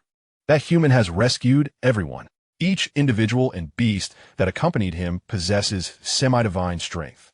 All of our people over there have perished. Xianxia stood up in astonishment. What did you say? Where did these semi-divines come from? How could so many have perished? Clan leader, I have no idea. This person's power is incredibly terrifying. Absolutely capable of contending with a divine warrior. As Xianxia paced the hall, he commanded, gather our clan members and prepare to depart. We must eliminate this individual. And then we shall head to the Xianhuang realm and retrieve everyone. Yes, clan leader. Xianxia exited the hall to assemble the Crimson Flame clan for their journey. Xianxia then summoned 3 elders, each a minor celestial being. With the 3 elders and a great army aboard the warship, Xianxia pursued Long Yuan and his group. Due to the massive size of Long Yuan's warship, many encountered members of the Azura clan kept their distance. Moreover, the warship's speed was so formidable that none dared to obstruct its path. Xianxia's forces arrived at the entrance through alternate routes to intercept Long Yuan. As Long Yuan piloted the warehouse warship through the air, heading directly for the entrance of the Xianhuang realm, he remained unaware that Xianxia had already arrived with the elite forces of the Crimson Flame clan, laying an intricate trap. When the warehouse warship neared the entrance, Long Yuan's keen senses detected an anomaly ahead. There, at the entrance, the warships of the Crimson Flame clan stood resolute, exuding blazing flames that painted the entire space in crimson. Xianxia stood at the bow, flanked by 3 formidable minor celestial elders, with a throng of fierce-eyed Crimson Flame warriors behind him, resembling a pack of wolves poised to ensnare their prey. A faint smirk curled at the corners of Long Yuan's lips, betraying a hint of disdain. Unfazed by the daunting scene, he found it somewhat amusing. Coming to a steady halt, he stepped out of the cabin and floated alone in the void, confronting the assembled warriors of the Crimson Flame clan. So, it is you who has thwarted our plans? Xianxia bellowed, his eyes aflame with fury and murderous intent. Long Yuan crossed his arms, speaking leisurely. Do you honestly believe that you, with your meager ranks, can impede my progress? Such arrogance is laughable. An elderly elder beside Xianxia, with hair as white as snow, snorted derisively. How brazen! Today, you shall learn the consequences of offending the Crimson Flame clan. With that, he raised his hand, unleashing a scorching pillar of flame towards Long Yuan. As the pillar blazed forth, it distorted the very fabric of space, emitting a sizzling sound. Long Yuan remained unperturbed, lifting a single finger. An invisible force surged forth, astonishingly halting the powerful pillar of flame in midair. The flames writhed violently in the void, but could not advance an inch further. Is this all you are capable of? How dare you present such a pathetic display? Long Yuan mockingly declared, flicking his fingers lightly, causing the column of flames to retract instantaneously and surge towards the white-haired elder. The elder, taken aback, hastily conjured a protective spell in defense. With a resounding boom, his protective enchantment was shattered by the fiery column, sending him hurtling backward and crashing into the deck of the warship, creating a substantial crater. Ha ha ha! Is this the extent of the prowess of the Crimson Flame clan? You should return home and practice more before facing me again. Long Yuan's laughter resonated through the void, laced with derision. Witnessing this, Xianxia, consumed by rage, commanded everyone, attack! Seize him! At his command, the warriors of the Crimson Flame clan ascended from the warship, surging towards Long Yuan like an unstoppable tide. A glint of coldness flashed in Long Yuan's eyes as he swiftly formed seals with his hands. In an instant, an array of sword energies materialized in the sky, intertwining and sweeping towards the warriors of the Crimson Flame clan like a tempest. Wherever the sword energies struck, anguished cries erupted as the warriors were torn apart, their blood splattering through the air. Xianxia, witnessing the carnage, felt a surge of shock and fury. Brandishing a fiery spear, he charged towards Long Yuan, shouting, I will fight you. Long Yuan, observing Xianxia's approach, revealed a sly smile. To challenge me, you must possess the requisite strength. Just as Xianxia was about to close the distance, Long Yuan's figure suddenly flickered and vanished from sight.